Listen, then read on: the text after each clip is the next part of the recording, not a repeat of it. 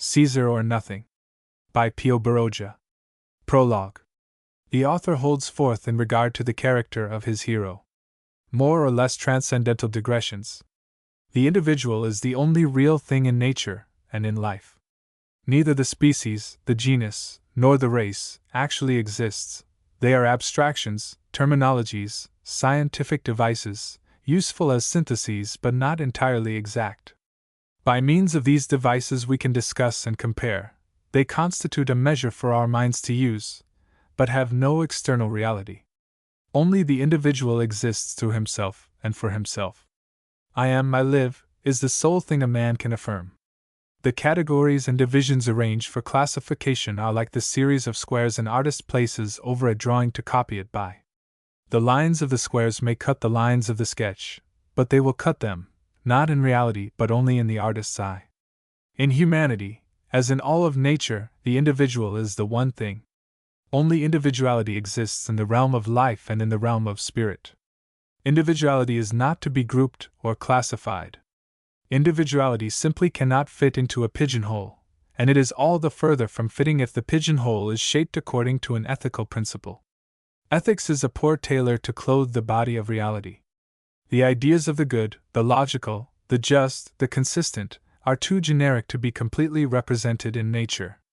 The individual is not logical, or good, or just, nor is he any other distinct thing, and this through the force of his own fatal actions, through the influence of the deviation in the earth's axis, or for whatsoever other equally amusing cause.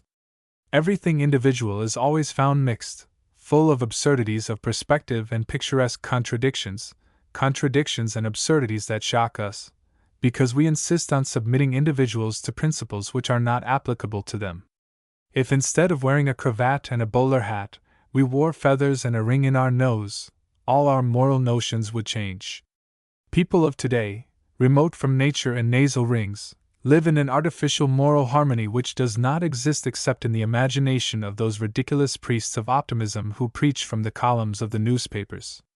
This imaginary harmony makes us abhor the contradictions, the incongruities of individuality. At least it forces us not to understand them. Only when the individual discord ceases, when the attributes of an exceptional being are lost, when the mold is spoiled and becomes vulgarized and takes on a common character, does it obtain the appreciation of the multitude. This is logical. The dull must sympathize with the dull. The vulgar and usual have to identify themselves with the vulgar and usual. From a human point of view, perfection in society would be something able to safeguard the general interests and at the same time to understand individuality. It would give the individual the advantages of work in common and also the most absolute liberty. It would multiply the results of his labor and would also permit him some privacy. This would be equitable and satisfactory. Our society does not know how to do either of these things. It defends certain persons against the masses, because it has injustice and privilege as its working system. It does not understand individuality, because individuality consists in being original, and the original is always a disturbing and revolutionary element. A perfect democracy would be one which, disregarding hazards of birth, would standardize as far as possible the means of livelihood, of education, and even the manner of living, and would leave free the intelligence, the will, and the conscience, so that they might take their proper places, some higher than others. Modern democracy, on the contrary, tends to level all mentalities, and to impede the predominance of capacity, shading everything with an atmosphere of vulgarity. At the same time, it aids some private interests to take their places higher than other private interests. A great part of the collective antipathy for individuality proceeds from fear. Especially in our southern countries, strong individualities have usually been unquiet and tumultuous. The superior mob, like the lower ones, does not wish the seeds of Caesars or of Bonapartes to flourish in our territories. These mobs pant for a spiritual leveling, for there is no more distinction between one man and another than a colored button on the lapel or a title on the calling card.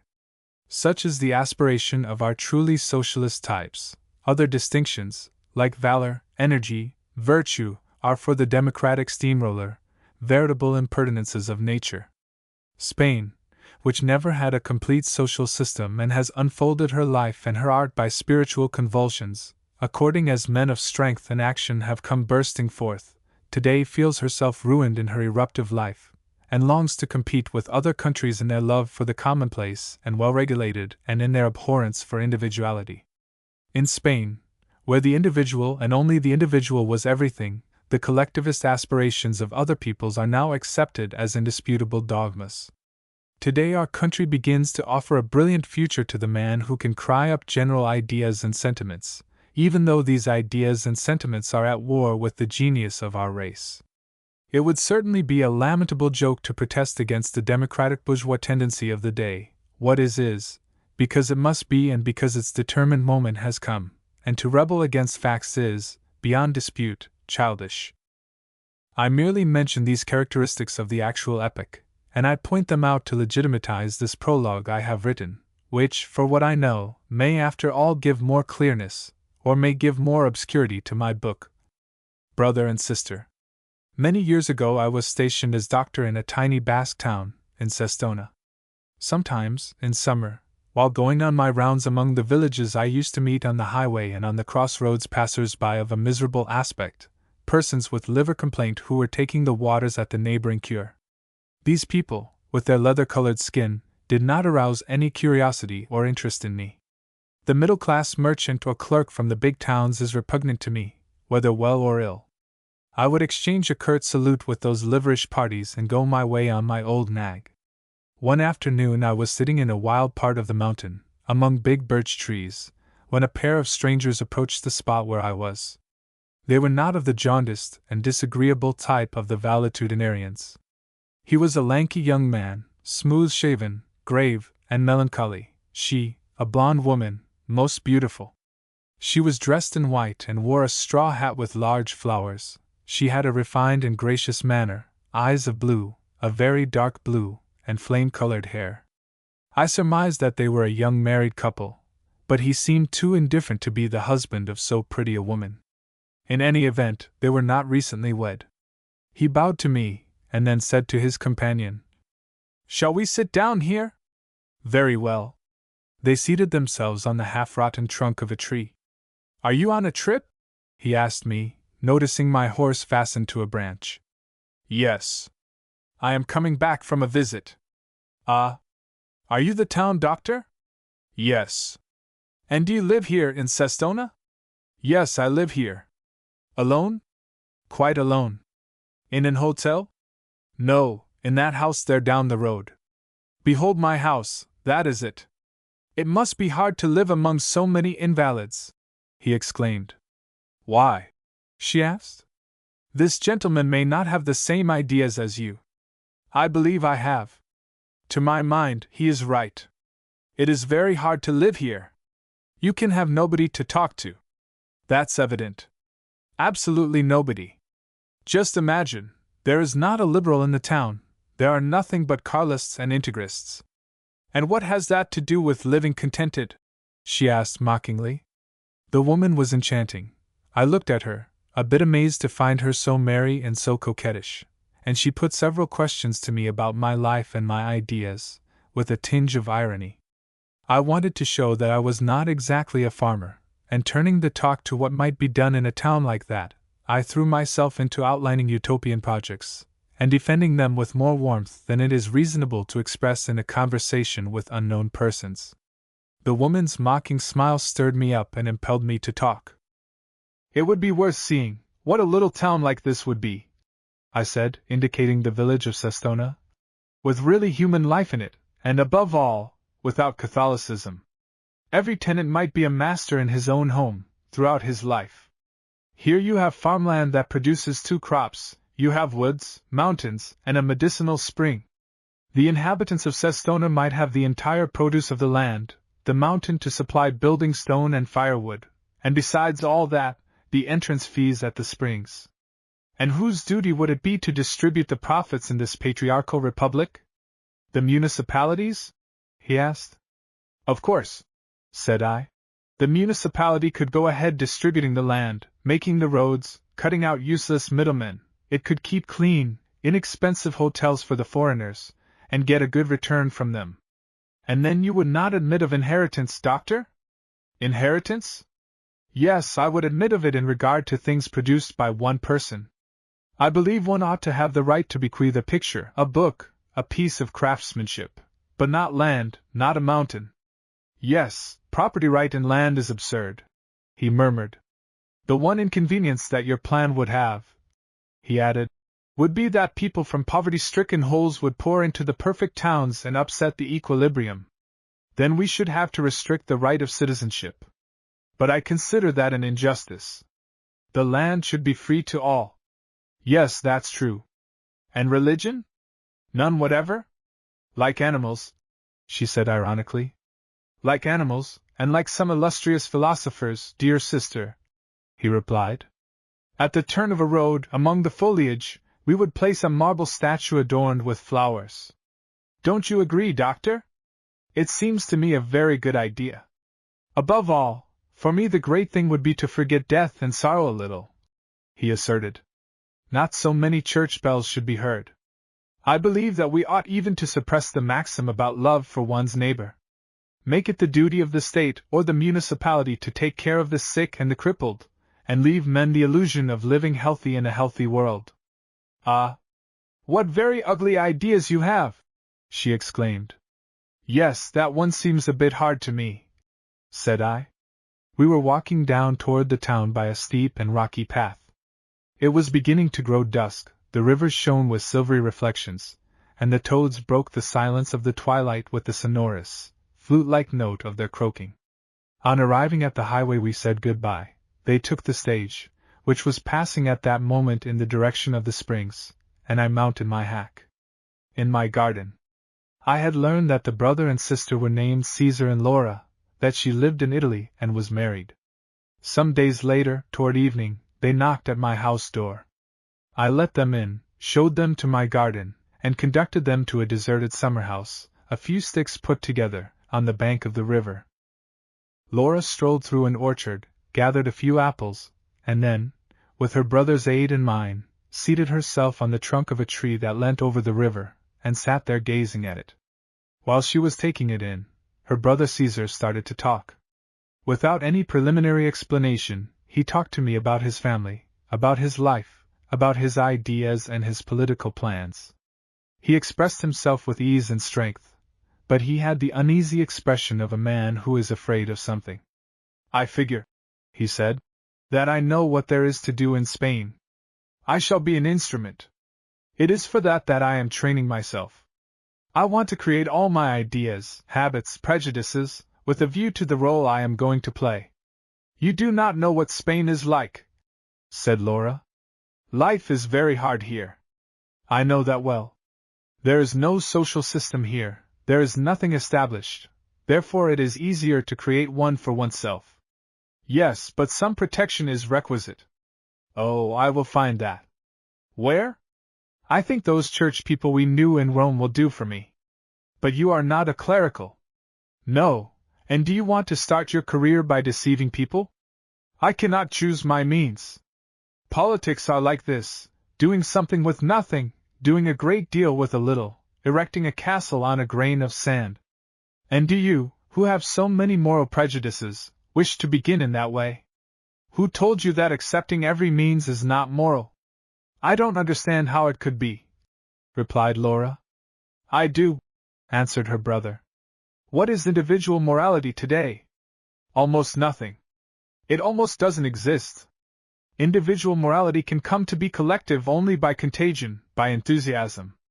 And such things do not happen nowadays. Every one has his own morality.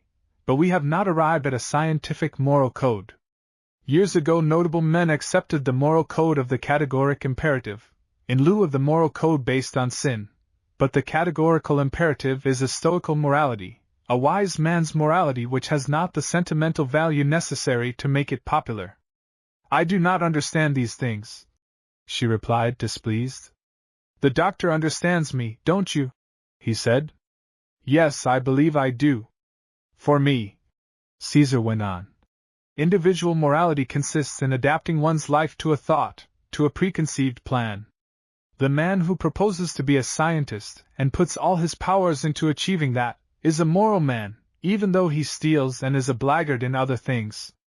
Then for you, I argued, morality is might, tenacity, immorality is weakness, cowardice. Yes, it comes to that. The man capable of feeling himself the instrument of an idea always seems to me moral. Bismarck, for instance, was a moral man. It is a forceful point of view, said I. Which, as I see, you do not share, he exclaimed. As things are today, no. For me the idea of morality is attached to the idea of pity rather than to the idea of force. But I comprehend that pity is destructive. I believe that you and Caesar, Laura burst forth, by force of wishing to see things clear, see them more vaguely than other people. I can see all this quite simply. It appears to me that we call every person moral who behaves well, and on the contrary, one that does wicked deeds is called immoral and is punished. But you prejudge the question, exclaimed Caesar. You take it as settled beforehand. You say, good and evil exist. And don't they exist? I don't know. So that if they gave you the task of judging mankind, you would see no difference between Don Juan Tenorio and Saint Francis of Assisi? Perhaps it was the saint who had the more pleasure, who was the more vicious. How atrocious! No, because the pleasure one has is the criterion, not the manner of getting it. As for me, what is called a life of pleasure bores me. And judging from the little I know of it, it does me too, said I. I see life in general, he continued, as something dark, gloomy, and unattractive. Then you gentlemen do not place the devil in this life, since this life seems unattractive to you. Where do you find him? Nowhere, I think, replied Caesar. The devil is a stupid invention. At twilight. The twilight was beginning. It is chilly here by the river, I said. Let us go to the house. We went up by a sloping path between pear trees, and reached the vestibule of the house. From afar we heard the sound of the stagecoach bells. A headlight gleamed, and we saw it pass by and afterwards disappear among the trees. What a mistake to ask more of life than it can give! Suddenly exclaimed Laura. The sky, the sun, conversation, love, the fields, works of art. Think of looking on all these as a bore, from which one desires to escape through some violent occupation, so as to have the satisfaction of not noticing that one is alive. Because noticing that one is alive is disagreeable, replied her brother. And why? The idea! Why? Because life is not an idle, not by a good deal. We live by killing, destroying everything there is around us. We get to be something by ridding ourselves of our enemies. We are in a constant struggle. I don't see this struggle. Formerly, when men were savages, perhaps. But now, just the same. The one difference is that the material struggle, with the muscles, has been changed to an intellectual one, a social one. Nowadays it is evident, a man does not have to hunt the bull or the wild boar in the prairies. He finds their dead bodies at the butcher's. Neither does the modern citizen have to knock his rival down to overcome him. Nowadays the enemy is conquered at the desk, in the factory, in the editor's office, in the laboratory. The struggle is just as infuriated and violent as it was in the depths of the forests, only it is colder and more courteous in form. I don't believe it. You won't convince me. Laura plucked a branch of white blossoms from a wild rose bush and put it into her bosom. Well, Caesar, let us go to the hotel, she said. It is very late. I will escort you a little way, I suggested. We went out on the highway. The night was palpitating as it filled itself with stars. Laura hummed Neapolitan songs. We walked along a little while without speaking, gazing at Jupiter, who shone resplendent. And you have the conviction that you will succeed? I suddenly asked Caesar.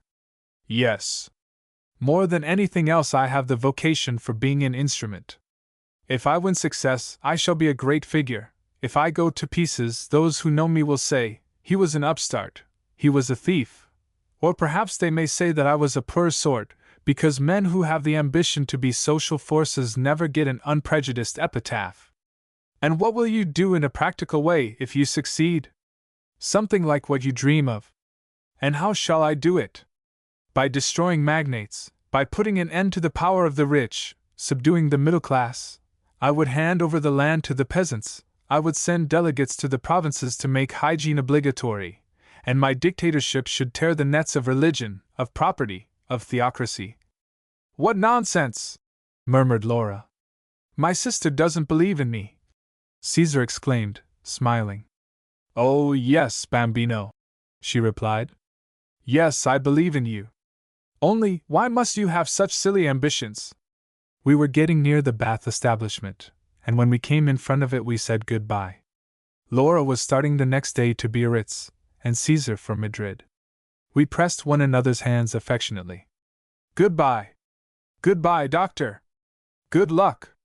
They went along toward the establishment, and I returned home by the highway, envying the energy of that man, who was getting himself ready to fight for an ideal. And I thought with melancholy of the monotonous life of the little town. Part 1. Rome. The Paris Ventimiglia Express. Marseilles. The fast Paris Ventimiglia train, one of the grand European expresses, had stopped a moment at Marseilles. It was about 7 in the morning of a winter day. The huge cars, with their beveled glass windows, dripped water from all parts. The locomotive puffed, resting from its run, and the bellows between car and car, like great accordions, had black drops slipping down their corrugations. The rails shone, they crossed over one another, and fled into the distance until lost to sight. The train windows were shut. Silence reigned in the station. From time to time there resounded a violent hammering on the axles. A curtain here or there was raised, and behind the misted glass the disheveled head of a woman appeared. In the dining car a waiter went about preparing the tables for breakfast. 2 or 3 gentlemen, wrapped in their ulsters, their caps pulled down, were seated at the tables by the windows and kept yawning. At one of the little tables at the end Laura and Caesar had installed themselves. Did you sleep, sister? He asked. Yes. I did. Splendidly. And you? I didn't. I can't sleep on the train. That's evident. I look so bad, eh? And Caesar examined himself in one of the car mirrors. I certainly am absurdly pale. The weather is just as horrible as ever, she added. They had left a Paris frozen and dark. During the whole night the cold had been most intense. One hadn't been able to put a head outside the car. Snow and a furious wind had had their own violent way. When we reach the Mediterranean, it will change, Laura had said. It had not. They were on the edge of the sea and the cold continued intense and the weather dark. How beautiful! The train began its journey again. The houses of Marseilles could be seen through the morning haze. The Mediterranean appeared, greenish, whitish, and fields covered with hoarfrost. What horrid weather! Exclaimed Laura, shuddering. I dislike the cold more and more all the time. The dining car waiter came and filled their cups with café au lait. Laura drew off her gloves and took one of the hot cups between her white hands. Oh, this is comforting, she said. Caesar began to sip the boiling liquid. I don't see how you can stand it. It's scalding. That's the way to get warm, replied Caesar, undisturbed. Laura began to take her coffee by spoonfuls. Just then there come into the dining car a tall blonde gentleman and a young, charming lady, each smarter than the other. The man bowed to Laura with much formality. Who is he? Asked Caesar.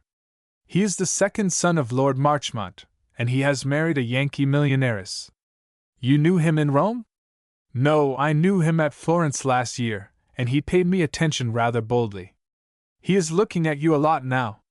He is capable of thinking that I am off on an adventure with you. Possibly. She is a magnificent woman. Right you are. She is a marvel. She is almost too pretty. She shows no character, she has no air of breeding. There doesn't seem to be any great congeniality between them. No, they don't get on very well.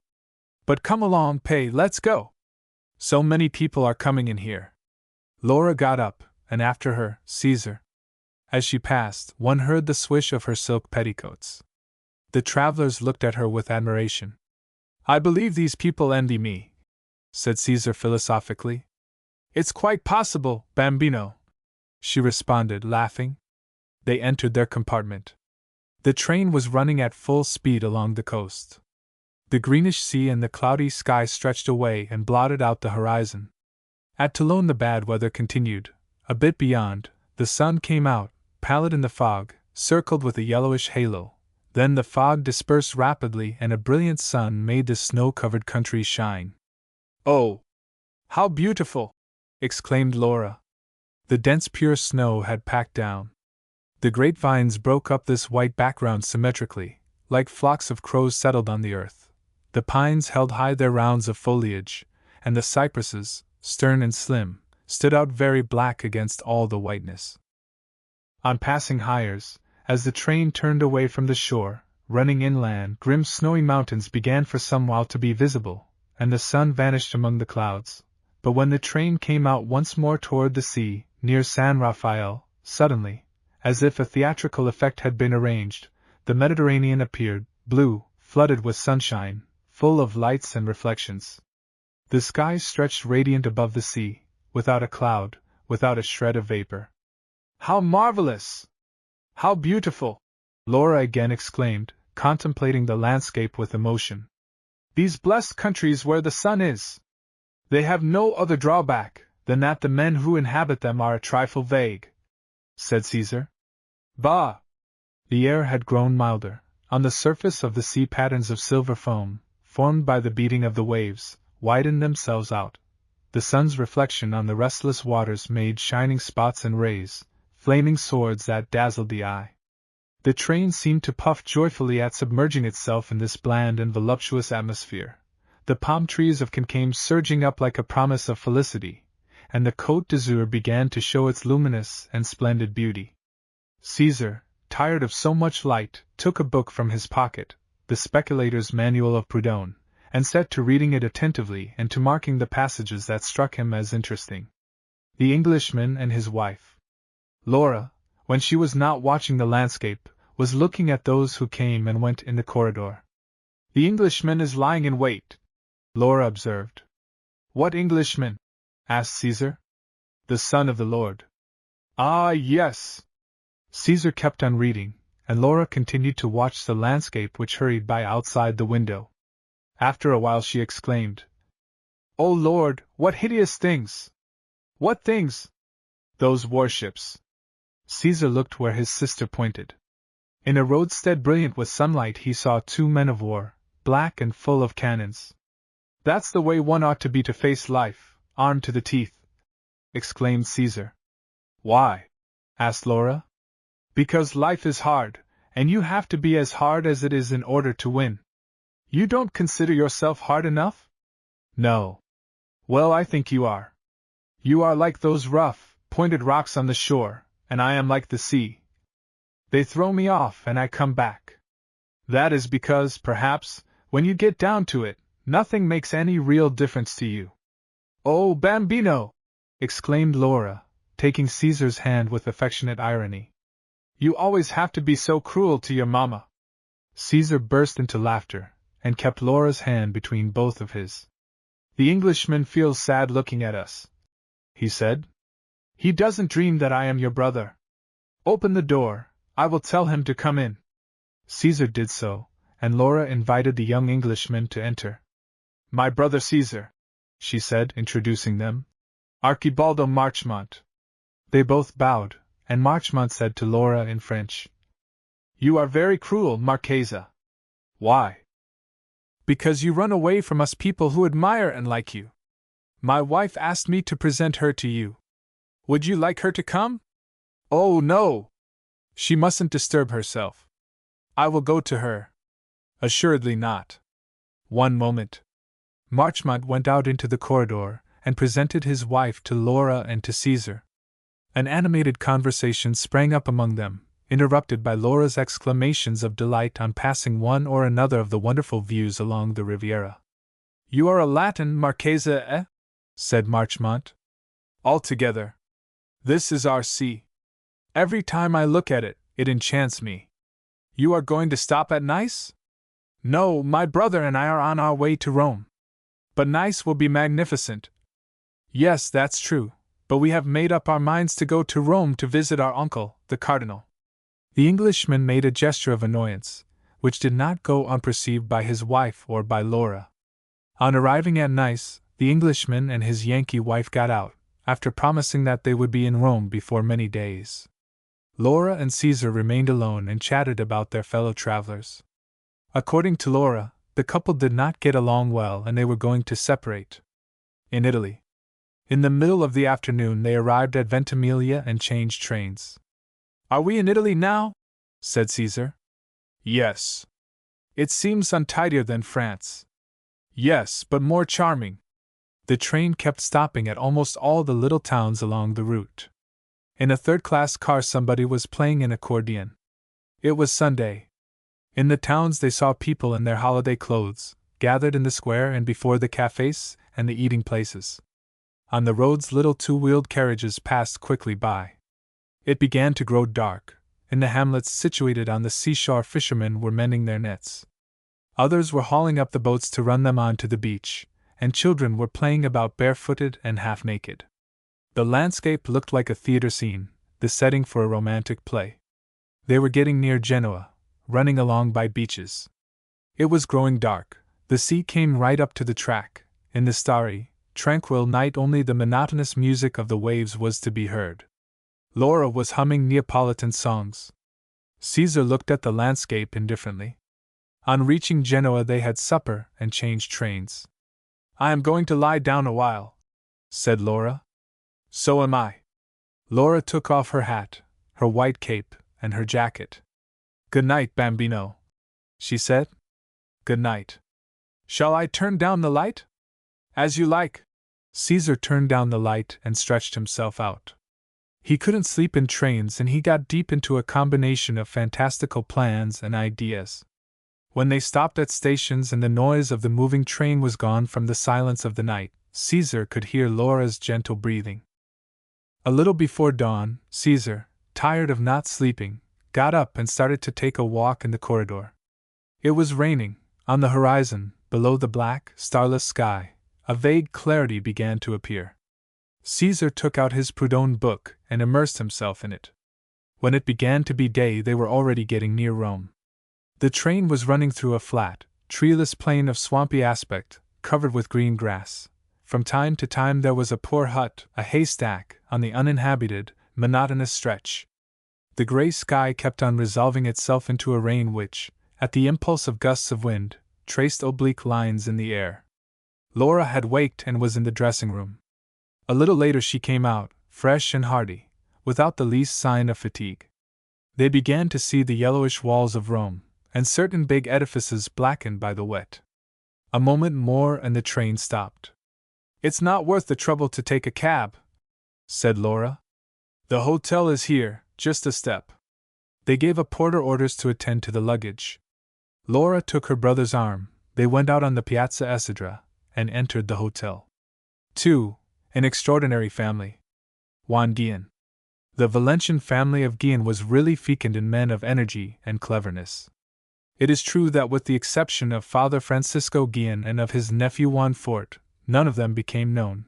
But in spite of the fact that the members of this family lived in obscurity in a humble sphere, they performed deeds of unheard of valor, daring, and impertinence. Juan Guillen, the first of the Guillens whose memory is preserved, was a highwayman of Villanueva. What motives for vengeance Juan Guillen had against the Pero family is not known. The old folk of the period, 2 or 3 who are still alive, always say that these Peros devoted themselves to usury, and there is some talk of a certain sister of Juan Guillen's, ruined by one of the Peros, whom they made disappear from the town. Whatever the motive was, the fact is that one day Pero, the father, and his eldest son were found, full of bullet holes, in an orange orchard. Juan Guillen was arrested. In court he affirmed his innocence with great tenacity, but after he had been sentenced to 10 years' imprisonment, he said that there were still 2 Peros left to kill, whom he would put off until he got out of prison. As it turned out, Guillen was set free after 6 years and returned to Villanueva. The 2 threatened Peros did their utmost to keep away from the revengeful Guillen, but it did not work. Juan Guillen killed one of the Peros while he was watering the flowers in the balcony of his house. The other took refuge in a remote farmhouse rented to peasants in his confidence. This man, who was very crafty, always took great precautions about all the people that came there, and never forgot to close the doors and windows at night. One morning he was found in bed with his head shot to pieces by a blunderbuss. No doubt death overtook him while he slept. It was said that Gian had gotten down the chimney, and going close to where Pero lay asleep, had fired the blunderbuss right against him. Then he had gone tranquilly out by the door, without anybody's daring to stop him. These two last deaths did not cause Gian any trouble with the law. All the witnesses in the suit testified in his favor. When the trial was over, Gian arranged to stay and live tranquilly in Villanueva. There was a highwayman in the town, who levied small sums on the farms for cleaning young sneak thieves out of the country, and for escorting rich persons when they traveled. Gian requested him to give up his job, and he did not offer the least resistance. Juan Gian married a peasant girl, bought a truck garden and a wine cave, had several children, and was one of the most respectable highwaymen in the district. He was the terror of the country, particularly to evildoers. For him there were neither scruples nor perils. Might was always right, his only limitation his blunderbuss. To live in a continual state of war seemed to him a natural condition. Half in earnest, half in jest, it is told of the truck gardeners of Valencia that the father always says to his wife or his daughter, when he is going to have an interview with somebody, "Bring me my pistol, sweetheart, I am going out to talk to a man." To Gian it seemed indispensable that he should carry his blunderbuss when discussing an affair with anybody. Juan's energy did not diminish with age. He kept on being as barbarous and brutal as when he was young. His barbarity did not prevent his being very fine and polite, because he was under the conviction that his life was a well-nigh exemplary life. Tender-hearted Vicenta. Of the highwayman's children, the eldest son studied for the priesthood, and the youngest daughter, Vicenta, got ruined. "I should prefer to have her a man and in the penitentiary," Gian used to say. Which was not at all strange, because for the highwayman the penitentiary was like a school of determination and manhood. Vicenta, the highwayman's youngest daughter, was a blonde girl, noisy and restless, of a violent character that was proof against advice, reprimands, and beatings. Vicenta had various beaux, all gentlemen, in spite of her father's opposition and his cane.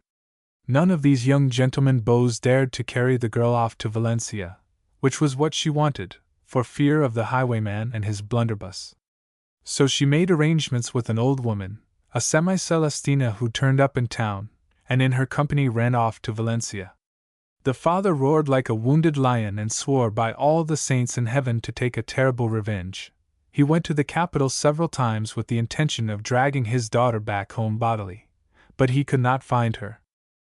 Vicenta Gian, who was known in Valencia, for what reason is not evident, as the tender-hearted, had her ups and her downs, rich lovers and poor, and was distinguished by her boldness and her spirit of adventure. It was said of her that she had taken part, dressed as a man, in several popular disturbances. The monk. While the tender-hearted was leading a life of scandal, her brother, Francisco, was studying in the college of the Escalapians in the village, and afterwards entered the seminary at Tortosa. He did not distinguish himself there by his intelligence or by his good conduct, but by force of time and recommendations he succeeded in getting ordained and saying Mass at Villanueva. His father's restless blood boiled in him. He was a rowdy, brutal, and quarrelsome. As life in the village was uncomfortable for him, he went to America, ready to change his profession. He could not have found wide prospects among the laity, for after a few months he took the vows, and 10 or 12 years later he returned to Spain, the superior of his order, and went to a monastery in the province of Castellan. Francisco Gian had changed his name, and was now called Fray José de Calasanz de Villanueva. If Fray José de Calasanz, on his return from America, had not learned much theology, at any rate he had learned more about life than in the early years of his priesthood, and had turned into a cunning hypocrite. His passions were of extraordinary violence, and despite his ability in concealing them, he could not altogether hide his underlying barbarity. His name figured several times, in a scandalous manner, along with the name of a certain farmer's wife, who was a bit weak in the head. These pieces of gossip, though they gave him a bad reputation with the town people, did not prevent him from advancing in his career, for pretty soon, and no one quite knew for what reason, he was found to have acquired importance and to wield influence of decisive weight, not only in the order, but among the whole clerical element of the city.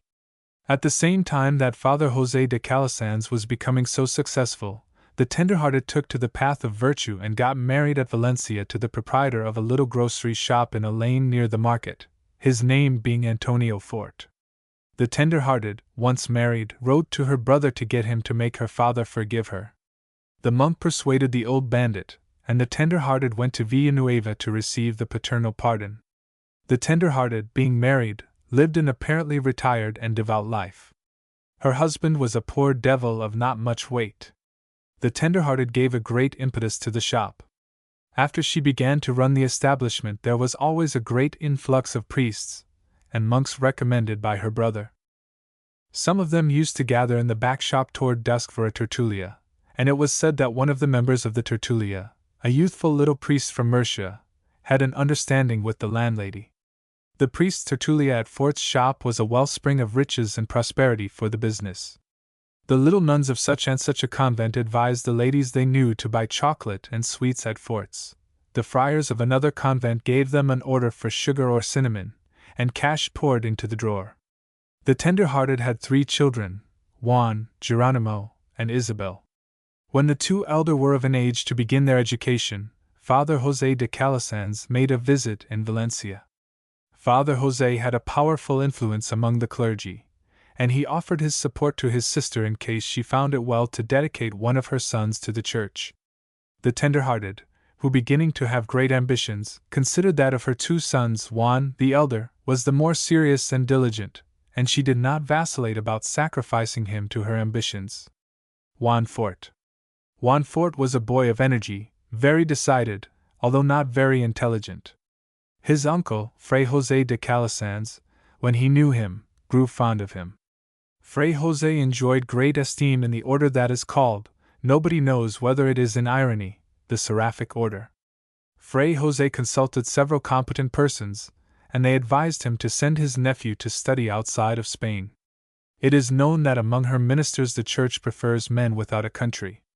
Catholicism means universality, and the real Catholic has no other country than his religion, no other capital but Rome. Juan Fort, snatched from among his comrades and from the bosom of his family, went weeping in his uncle's company to France, and entered the convent of Mont-de-Marsan to pursue his studies. In this convent he made his monastic novitiate, and like all the individuals of that order, changed his name, being called from then on, Father Vicente de Valencia. From Mont-de-Marsan he passed to Toulouse, and when 2 years were up, he made a short stay in the monastery where his uncle was prior, and went to Rome.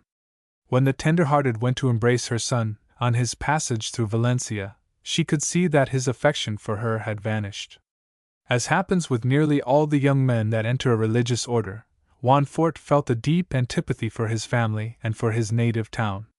The young Father Vicente de Valencia entered the convent of Araceli at Rome, and continued his studies there.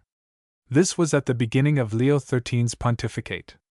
At that epoch certain naive elements in the Eternal City tried to initiate anti-Jesuit politics inside the Church. Liberals and ultramontanists struggled in the darkness, in the periodicals, and in the universities. It was a phenomenon of this struggle, which seems paradoxical, that the partisans of tradition were the most liberal, and the partisans of modernism the ultramontanists. The lesser clergy and certain cardinals felt vaguely liberal, and were searching for that something Christian, which, as people say, still remains in Catholicism. On the other hand, the congregations, and above all the Jesuits, gave the note of radical ultramontanism. The sons of Loyola had solved the culinary problem of making a meat stew without meat. The Jesuits were making their company the most anti-Christian of the societies in the silent partnership. In Rome the prime defender of ultramontanism had been the Abbé Pironi, an eloquent professor, whom the pressure of the traditional theologians obliged to read, before giving a lecture, a chapter of St. Thomas on the point in question. Pironi, after offering, with gnashing of teeth, this tribute to tradition, used to say proudly, "And now, let us forget these old saws and get along." Father Vicente de Valencia enrolled himself among the supporters of the Pironian ultramontanism, and became, as was natural, considering his character, a furious authoritarian. This somber man, whose vocation was repugnant to him, who had not the least religious feeling, who could perhaps have been a good soldier, took a long time to make himself perfectly at home in monastic life, struggled against the chains that chafed him, rebelled inwardly, and at last, not only did not succeed in breaking his fetters, but even considered them his one happiness. Little by little he dominated his rebelliousness, and he made himself a great worker and a tireless intriguer. The fruits of his will were great, greater than those of his intellect. Father Vicente wrote a theological treatise in Latin, rather uncouth, so the intellectuals said, and which had the sole distinction of representing the most rabid of reactionary tendencies. The theological commentaries of Father Vicente de Valencia did not attract the attention of the men who followed the sport of occupying themselves with such things, whether or no. The presses did not groan printing criticisms of the book, but the Society of Jesus took note of the author and assisted Fort with all its power. A fanatic and a man of mediocre intelligence, that monk might perhaps be a considerable force in the hands of the Society. A short while after the publication of his commentaries, Father Vicente accompanied the general of his order on a canonical visit to the monasteries in Spain, France, and Italy. Later he was appointed successively Visitor General for Spain, consultor of the monastic province of Valencia, definer of the order, and a voting councillor in the government of the order. The news of these honors reached the Fort family in vague form. The haughty monk gave no account of his successes. He considered himself to be without a country, and without a family. The cardinal's nephew and niece. The tender-hearted died without having the consolation of seeing her son again. Geronimo Fort, the youngest child, became head of the shop. Isabel married a soldier, Carlos Moncada, with whom she went to live in Madrid. Isabel Fort lived there a long time without remembering her monk brother, until she learned, to her great surprise, that they had made him a cardinal. Father Vicente left off calling himself that and changed into Cardinal Fort. The darkness that surrounded him turned to light, and his figure stood out strongly. Cardinale Forte, they called him in Rome. He was known to be one of the persons that guided the Vatican Camarilla, and one of those who impelled Leo XIII to rectify the slightly liberal policy of the first years of his pontificate. Cardinal Fort filled high posts. He was a consultor in the congregation of bishops and regulars, afterwards in that of rites and in that of the Holy Office, and on special occasions was confessor to Leo XIII. Certainly having a cardinal in the family is something that makes a showing, and Isabel, as soon as she knew it, wrote by the advice of the family, to her brother, so as to renew relations with him. The cardinal replied, expressing interest in her husband and her children. Isabel sent him their pictures, and phrases of affection were cordially interchanged. After that they kept on writing to each other, and in one letter the cardinal invited Isabel to come to Rome. She hesitated, but her husband convinced her that she ought to accept the invitation. They all of them went, and the cardinal received them very affectionately. Juan Fort was living at that time in a monastery, like the other monks. He enjoyed an enormous influence in Rome and in Spain. Isabel wanted her husband promoted, and the cardinal obtained that in a moment. Then Fort talked to his sister of the propriety of dedicating Caesar to the church. He would enter the College of Nobles, then he would pass to the nunciature, and in a short while he would be a potentate. Dona Isabel told this to her husband, but the idea didn't please him. They talked among themselves, they discussed it, and the small boy, then 12 years old, settled the question himself, saying that he would kill himself rather than be a priest or a monk, because he was a Republican. The cardinal was not enthusiastic over this rebellious youngster who dared to speak out what he, in his childhood, would not have been bold enough to insinuate. But if Caesar did not appeal to him, on the other hand he was very much taken with Laura's beauty and charm. The Moncada family returned to Spain after spending some months in Rome. 2 years later Dona Isabel's husband died, and she, recalling the offers of her brother, the cardinal, left Caesar in an Esculapian college in Madrid, and went to Rome, taking Laura with her. The cardinal, in the meanwhile, had changed his position and his domicile. He was now living in the Palazzo Altemps in the Via Ds. Apollinare, and leading a more sumptuous life. They reproached him in Rome for his exclusiveness, and at the same time for his tendency to ostentation. They said that if he was silent about himself, it was not through modesty, but because that is the best method to arrive at being a candidate for the tiara. They added that he was very fond of showing himself in his red robes, and in fine carriages, and this ostentatious taste was explained among the Italians by saying, "It's simple enough, he is Spanish." Publicly it was said that he was a great theologian, but privately he was considered a strong man, although of mediocre intelligence. "A fort is always strong," they said of him, making a pun on his name. "He is one of the Spanish eminences who rule the Pope," a great English periodical stated, referring to him. On receiving his sister and his niece, the Cardinal put all his influence with the Black Party in place so that they should be accepted by the aristocratic society of Rome. He achieved that without much difficulty. Laura and her mother were naturally distinguished and tactful, and they succeeded in forming a circle. The Cardinal felt proud of his family, and accompanying the two women gave him occasion for visiting many people. Roman slander calumniated Fort, assuming him to be having a love affair with his niece. Juan Fort showed an affection for Laura which seemed unheard of by those that knew him. The Cardinal was a man of exuberant pride, and he knew how to control himself. He felt a great fondness for Laura, but if there was anything more in this fondness than tranquil fatherly affection, if there was any passion, only he knew it, the fire lurked very deep in his overshaded soul. Laura made, socially speaking, a good marriage. She married the Marquis of Vaccarone, a babbling Neapolitan, insubstantial and light. In a short while, seeing that they were not congenial, she arranged for an amicable separation and the two lived independent. 3. Caesar Moncada. At the Esculapians. Caesar studied in Madrid in an Esculapian college in the Calle de Hortaleza, where he was an intern all the time he was taking his bachelor's degree. His mother had gone to live in Valencia, after marrying Laura off, and Caesar passed his vacations with her at a country place in a neighboring village. Several times a year Caesar received letters and photographs from his sister, and one winter Laura came to Valencia. She retained a great fondness for Caesar. He was fond of her too, although he did not show it, because his character was little inclined to affectionate expansion. At college Caesar showed himself to be a somewhat strange and absurd youth. As he was slight and of a sickly appearance, the teachers treated him with a certain consideration. One day a teacher noticed that Caesar creaked when he moved, as if his clothes were starched. "What are you wearing?" he asked him. "Nothing." "Nothing, indeed!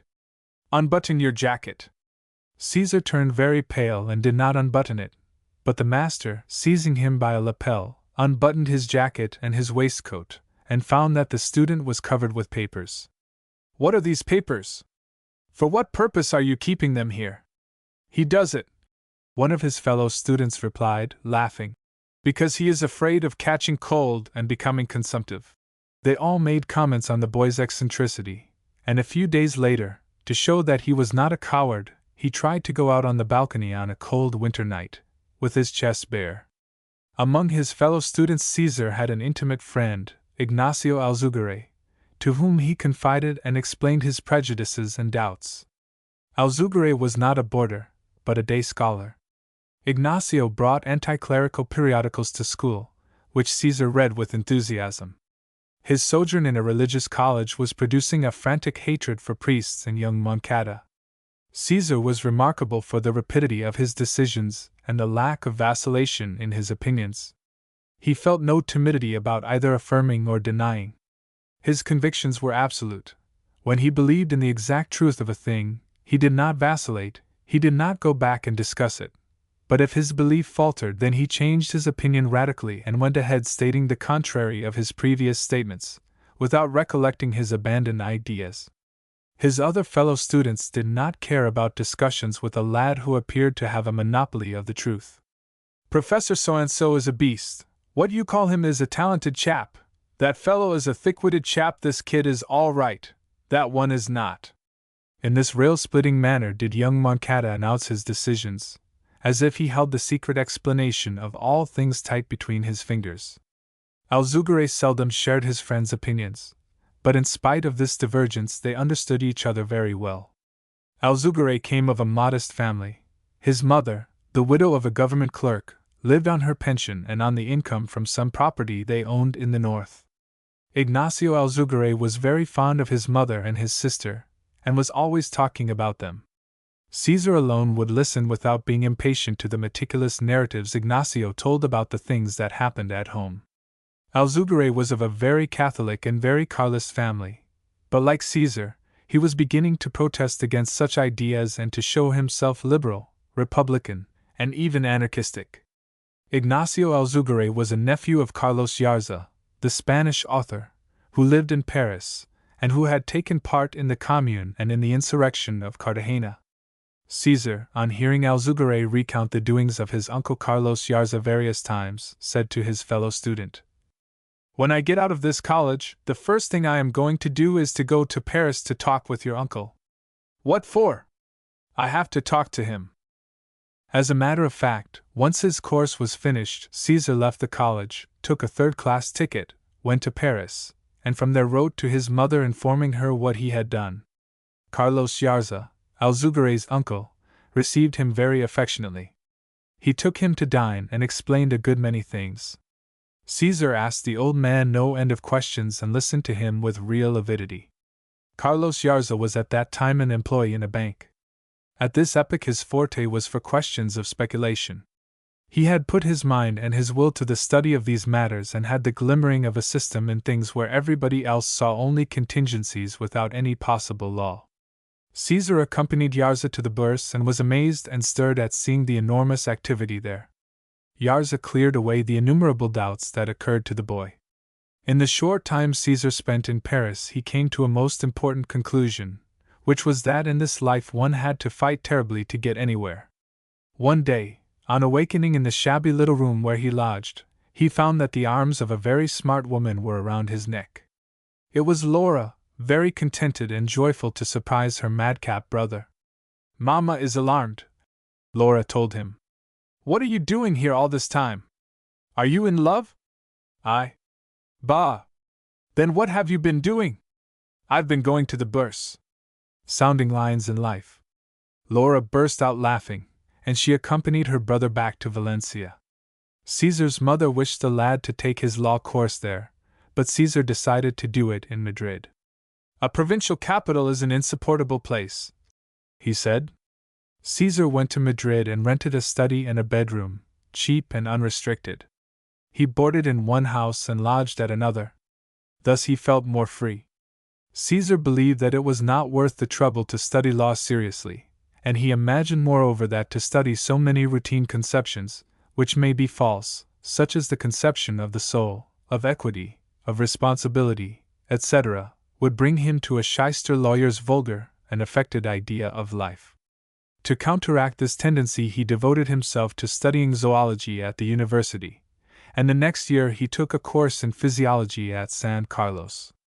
At the same time he did not neglect the stock exchange. His great pride was to acquaint himself thoroughly with the details of the speculations made and to talk in the crowds. As a student he was mediocre. He learned the secret of passing examinations well with the minimum of effort, and practiced it. He found that by knowing only a couple of things under each heading of the program, it was enough for him to answer and to pass well.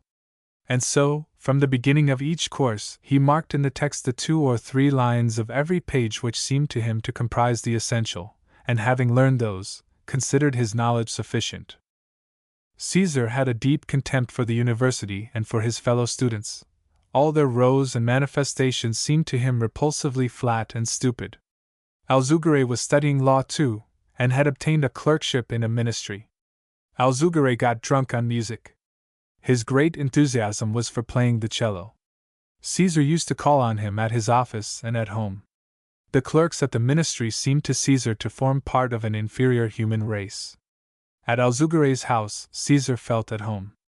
Ignacio's mother, a lady with white hair, was always making stockings, and after dinner she recited the rosary with the maid.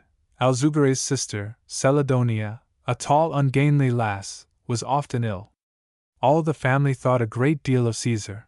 His advice was followed at that house, and one of the operations on change that he recommended making was some foreign bonds that Ignacio's mother was holding at the time of the Cuban War, gave everybody in the house an extraordinary idea of young Moncada's financial talents. Caesar kept his balance among his separate activities. One set of studies complemented others. This diversity of points of view kept him from taking the false and one-sided position that those who preoccupy themselves with one branch of knowledge exclusively get into. The one-sided position is most useful to a specialist, to a man who expects to remain satisfied in the place where chance has put him, but it is useless for one who proposes to enter life with his blood afire.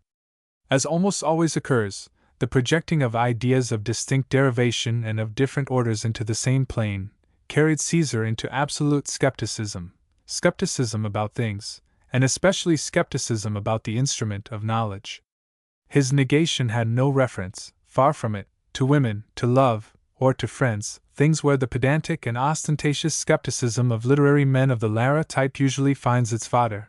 His nihilism was much more the confusion and discomposure of one that explores a region well or badly, and finds no landmarks there, no paths, and returns with the belief that even the compass is not exact in what it shows.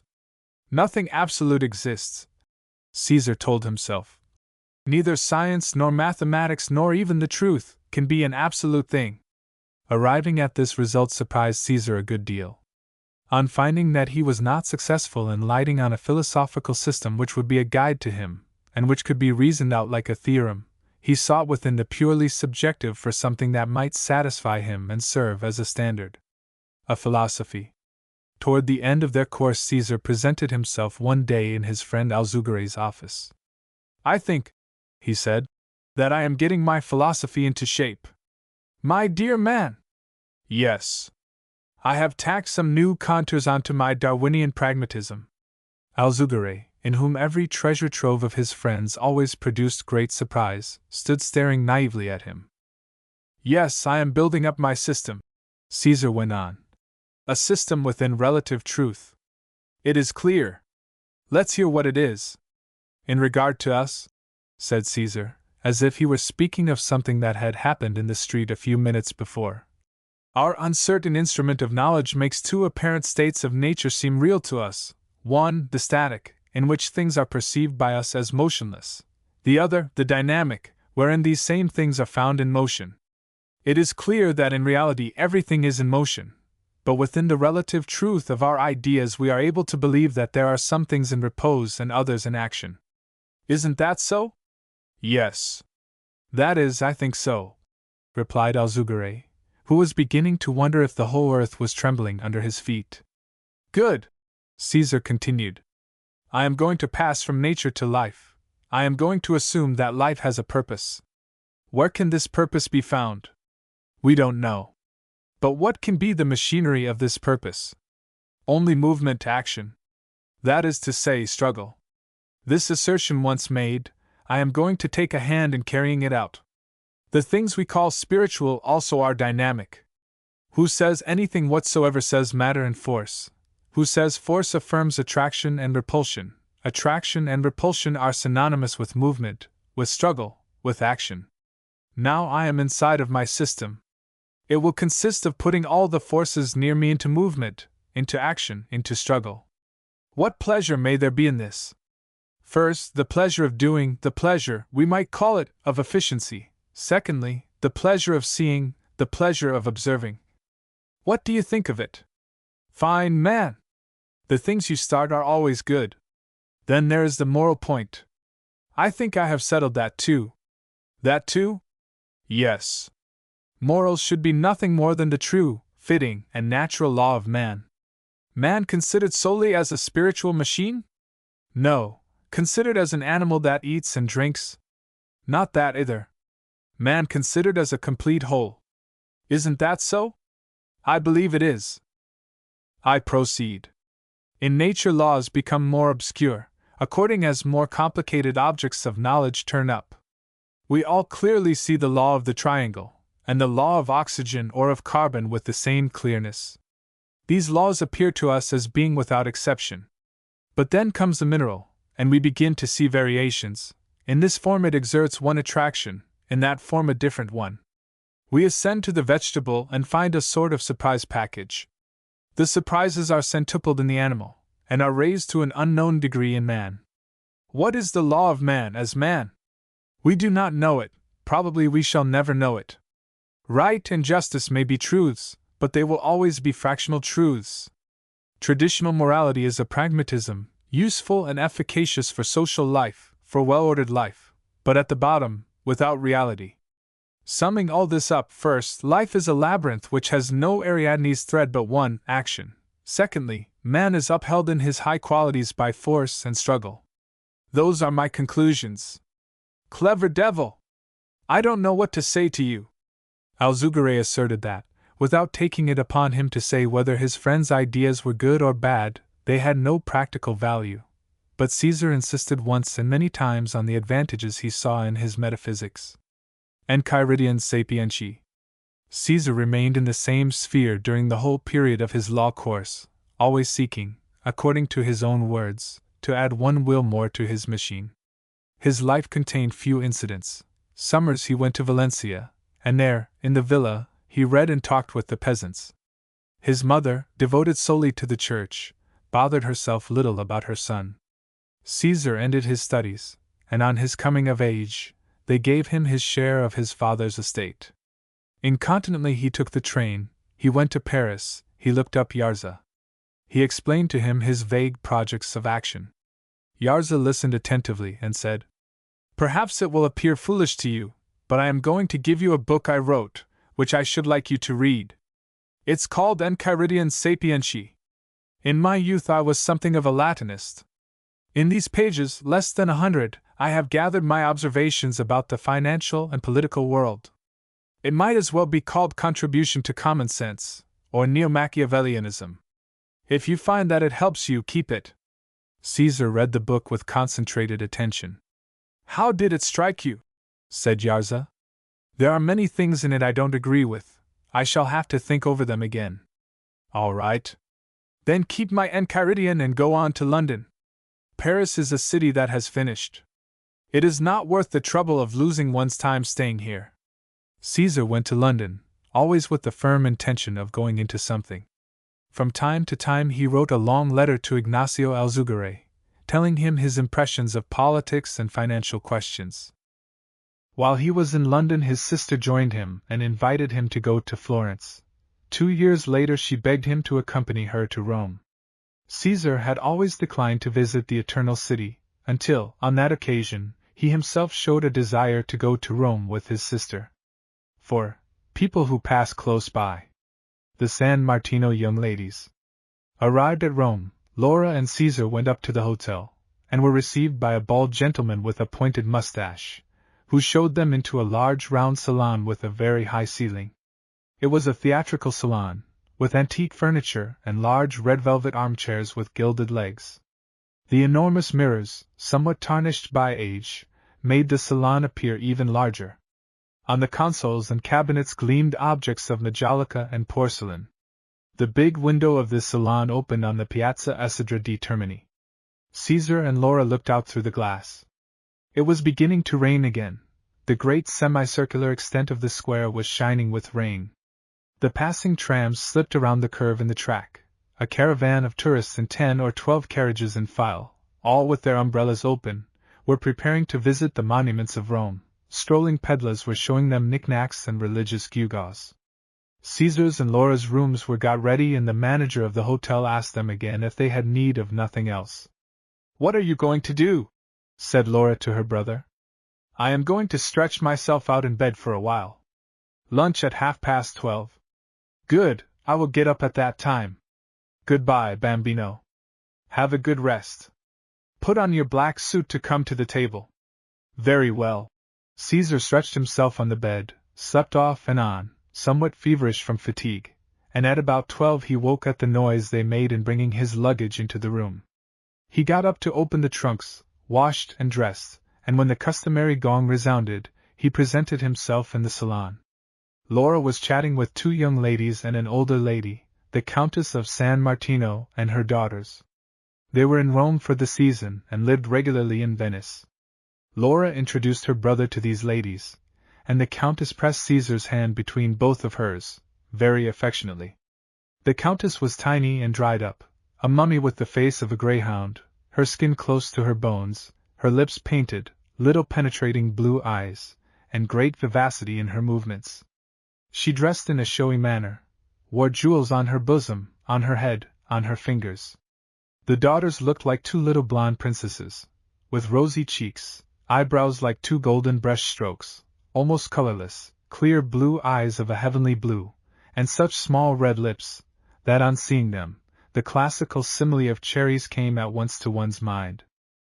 The Countess of San Martino asked Caesar like a shot if he was married and if he hadn't a sweetheart.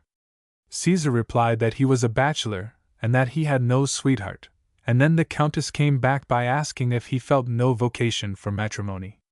"No, I believe I don't," responded Caesar. The two young women smiled, and their mother said, with truly diverting familiarity, that men were becoming impossible. Afterwards she added that she was anxious for her daughters to marry.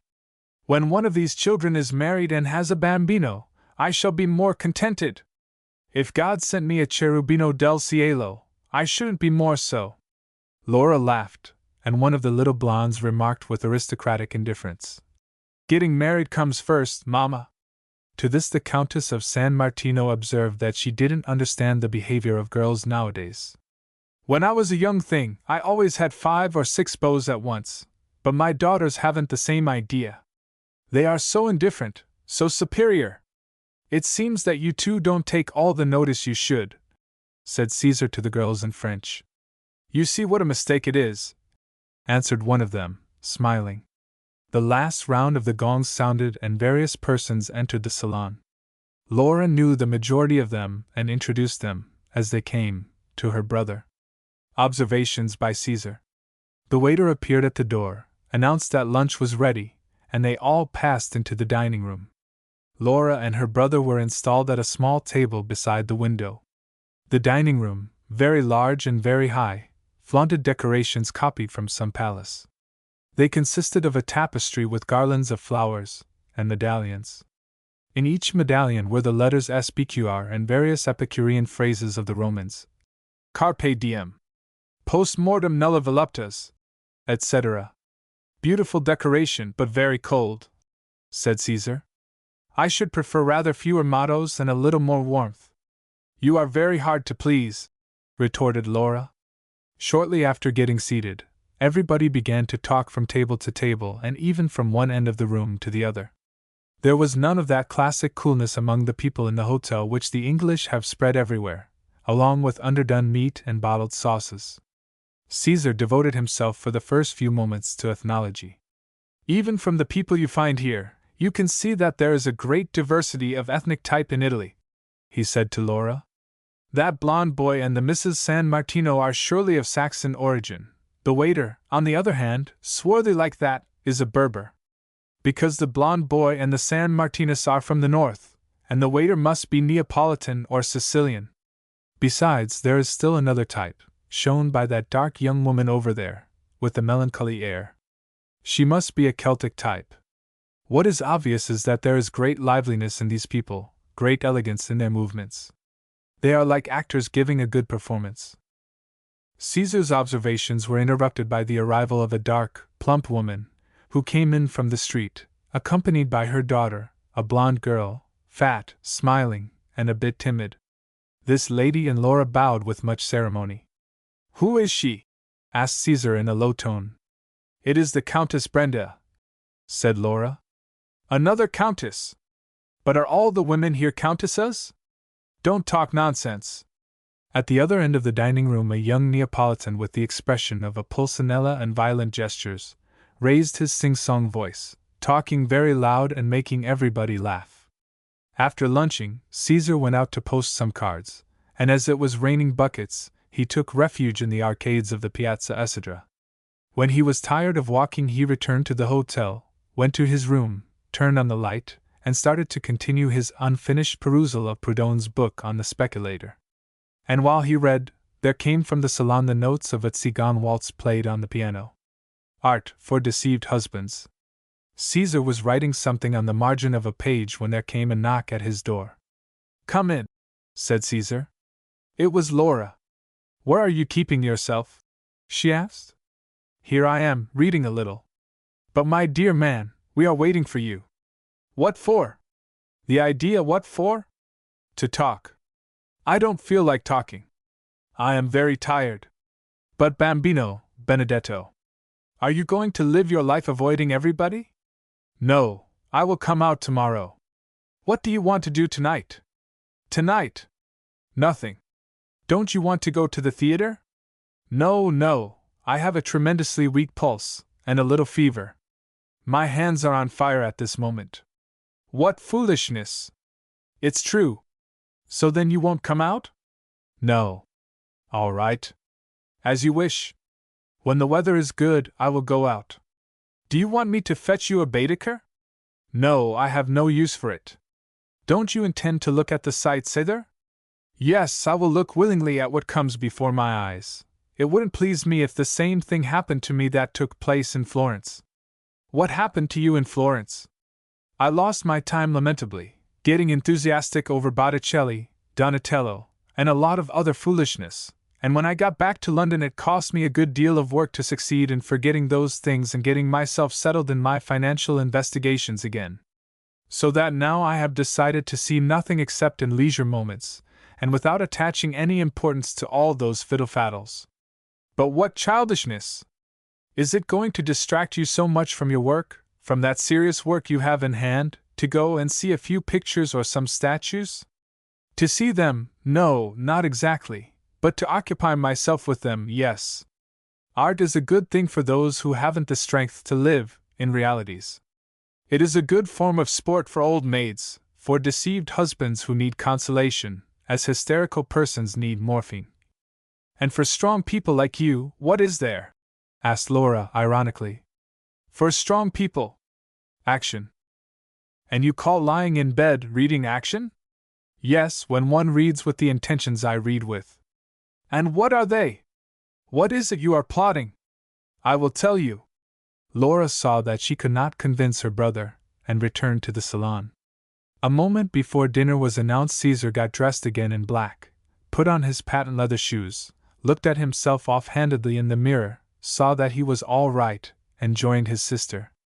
The Abbe Preciosi? The big birds in Rome. The next day Caesar awoke at 9, jumped out of bed, and went to breakfast. Laura had left word that she would not eat at home. Caesar took an umbrella and went out into the street. The weather was very dark, but it held off from rain. Caesar took the Via Nazionale toward the center of town. Among the crowd, some foreigners with red guidebooks in their hands were walking with long strides to see the sights of Rome, which the code of worldly snobbishness considers it indispensable to admire. Caesar had no settled goal. On a plan of the city, hung in a newspaper kiosk, he found the situation of the Piazza Esidra, the hotel and the adjacent streets, and continued slowly ahead. How many people there must be who are excited and have an irregular pulse on arriving for the first time in one of these historic towns, thought Caesar. I, for my part, was in that situation the first time I clearly understood the mechanism of the London Exchange. Caesar continued down the Via Nazionale and stopped in a small square with a little garden and a palm. Bounding the square on one side arose a greenish wall, and above this wall, which was adorned with statues, stretched a high garden with magnificent trees, and among them a great stone pine. A beautiful garden to walk in, said Caesar.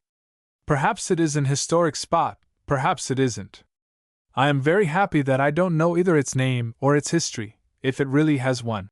From the same point in the Via Nazionale, a street with flights of steps could be seen to the left, and below a white stone column. Nothing doing. I don't know what that is either, thought Caesar. The truth is that one is terribly ignorant. To make matters even, what a well of knowledge about questions of finance there is in my cranium! Caesar continued on to the Piazza Venezia, contemplated the palace of the Austrian embassy, yellow, battlement, and stopped under a big white umbrella, stuck up to protect the switchman of the tramway. Here, at least, the weight of tradition or history is not noticeable. I don't believe this canvas is a piece of Brutus's tunic, or of Pompey's campaign tent. I feel at home here, This canvas modernizes me. The square was very animated at that moment. Groups of seminarians were passing in robes of black, red, blue, violet, and sashes of contrasting colors. Monks of all sorts were crossing, smooth-shaven, bearded, in black, white, brown. Foreign priests were conversing in groups, wearing little disheveled hats adorned with a tassel, horrible nuns with mustaches and black moles, and sweet little white nuns, with a coquettish air. The clerical fauna was admirably represented. A Capuchin friar, long-bearded and dirty, with the air of a footpad, and an umbrella by way of a blunderbuss or musket under his arm, was talking to a sister of charity.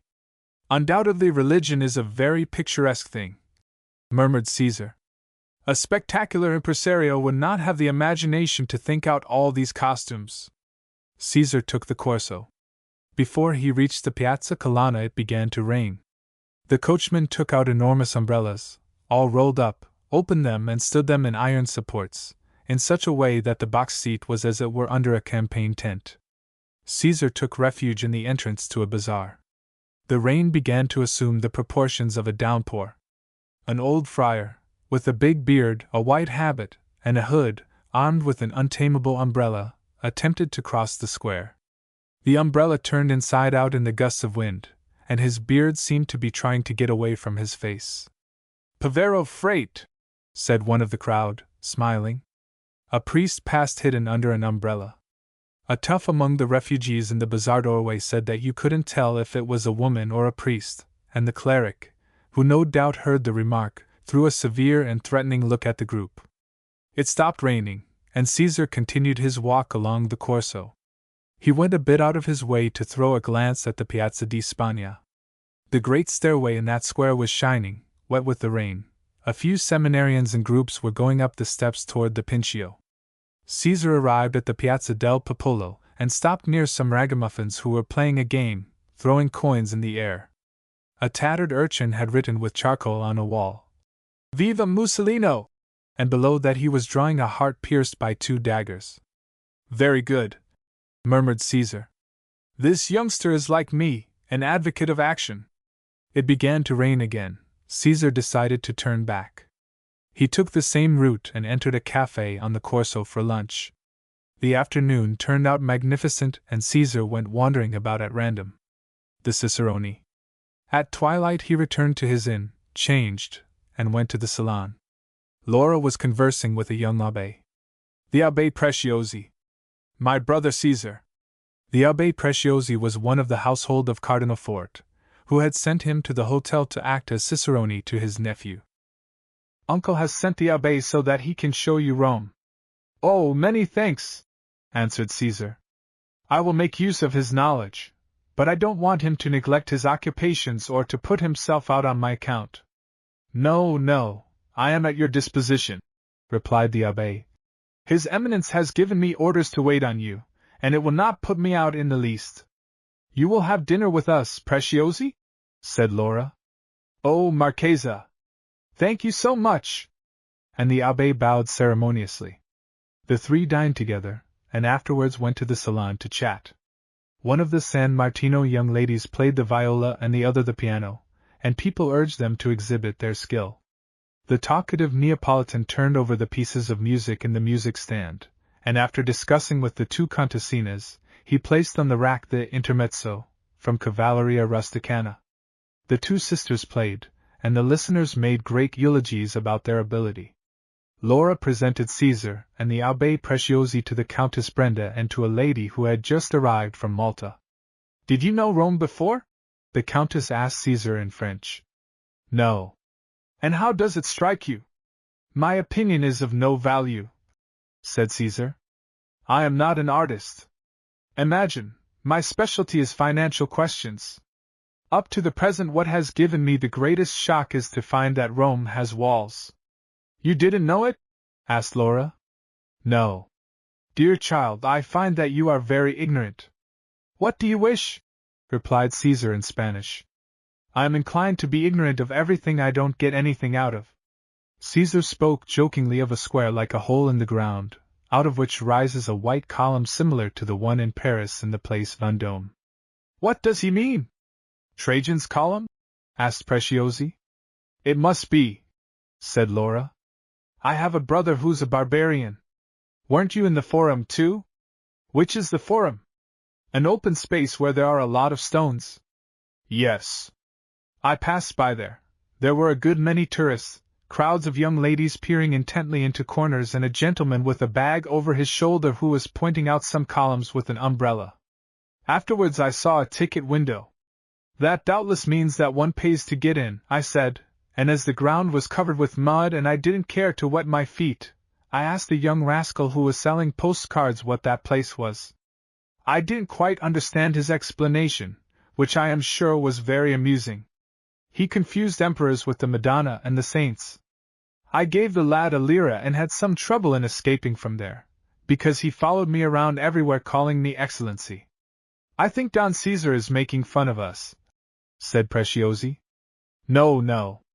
But really, how did Rome strike you on the whole? Asked the abbé. Well, I find it like a mixture of a monumental great city and a provincial capital. That is possible, responded the abbé.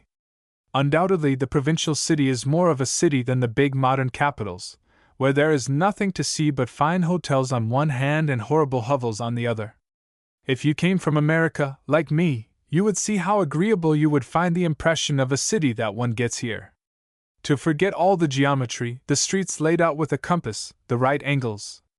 Probably so. The abbé seemed to have an interest in gaining Caesar's friendship. Caesar said to him that, if he wished, they could go to his room to chat and smoke. The abbé accepted with gusto, and Caesar, being a suspicious person, wondered if the cardinal might have sent the abbé to find out what sort of man he was. Then he considered that his ideas must be of no importance whatsoever to his uncle. But on the chance, he set himself to throwing the abbé off the scent, talking volubly and emitting contradictory opinions about everything. After chattering a long while and devoting himself to free paradox, Caesar thought that for the first session he had not done altogether badly. Preciosi took leave, promising to come back the next day. If he reports our conversation to my uncle, the man won't know what to think of me, reflected Caesar on going to bed. It would not be too much to expect, if His Eminence became interested and sent to fetch me. But I don't believe he will.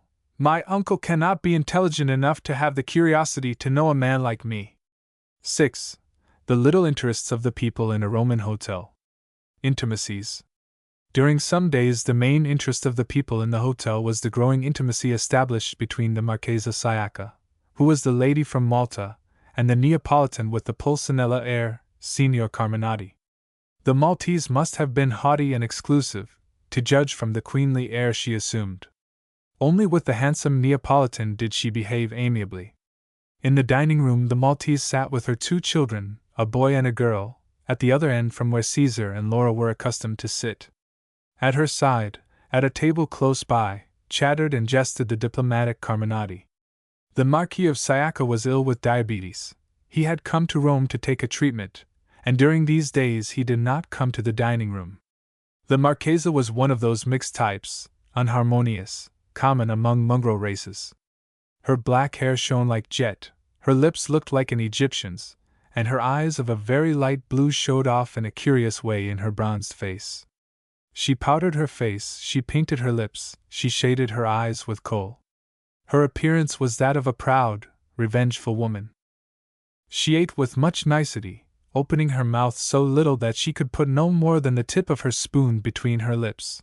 With her children she talked English and Italian in equal perfection, and when she heard young Carminati's facetious remarks she laughed with marked impudence. Signor Carminati was tall, with a black mustache, a hooked nose, well-formed languid eyes, lively and somewhat clownish gestures. He was at the same time sad and merry, melancholy and smiling. He changed his expression every moment.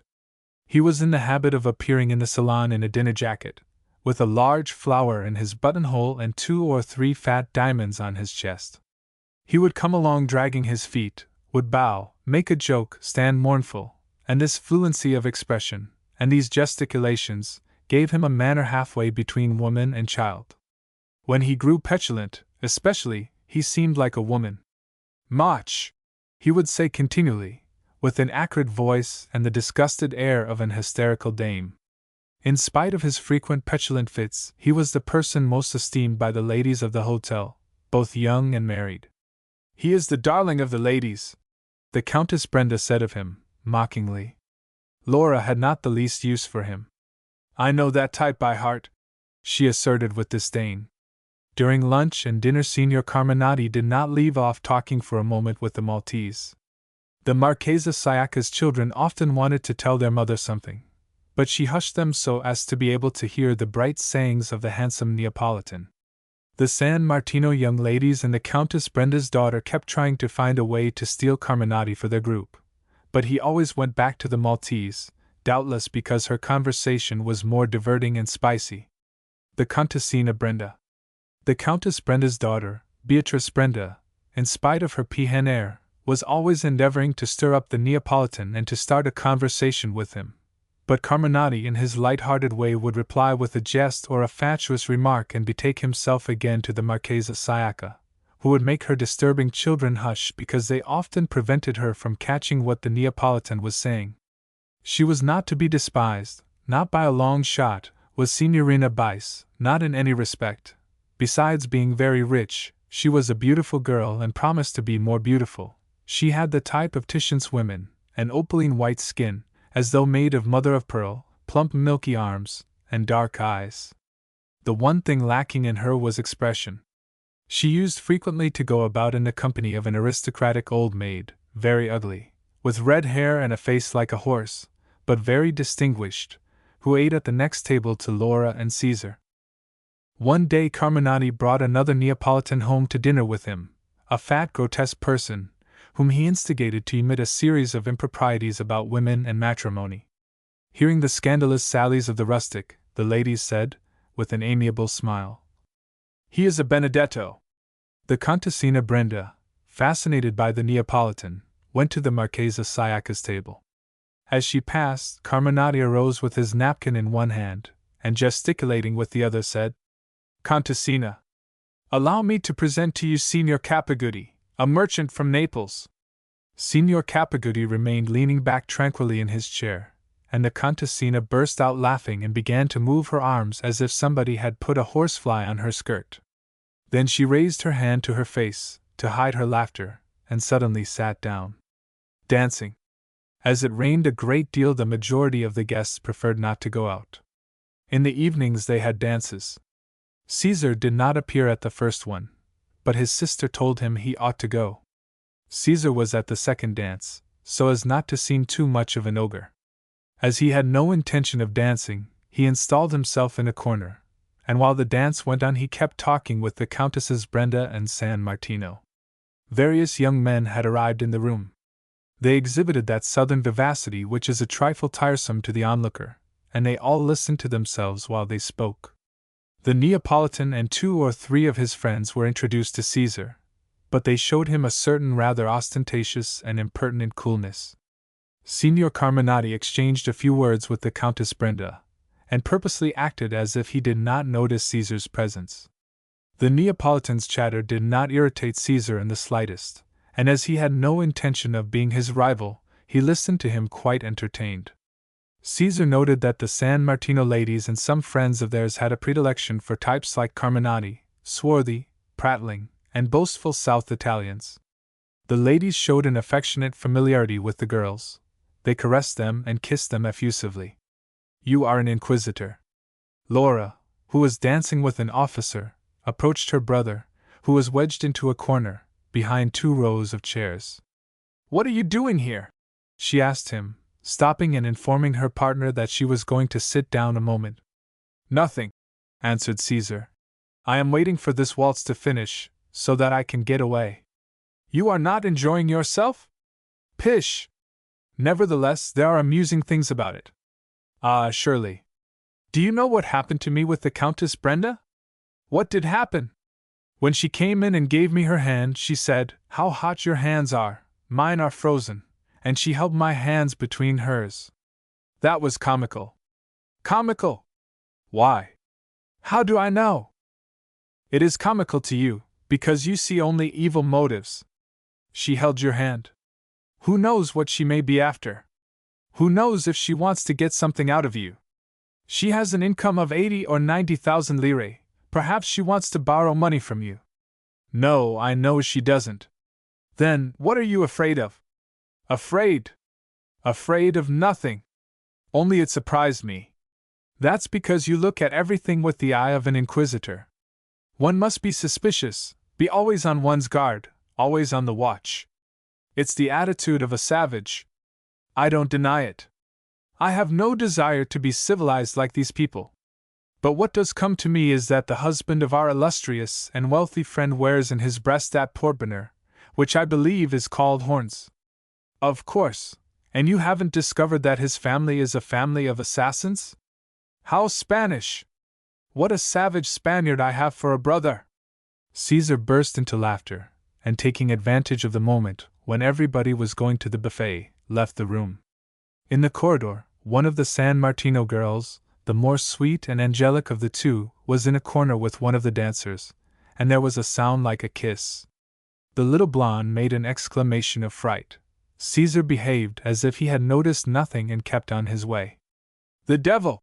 exclaimed Caesar. "That angelic little princess hides in corners with one of these briganti. And their mother has the face to say that they don't know how to bait a hook. I don't know what more she could wish. Although it is possible that this is the educational scheme of the future for marriageable girls."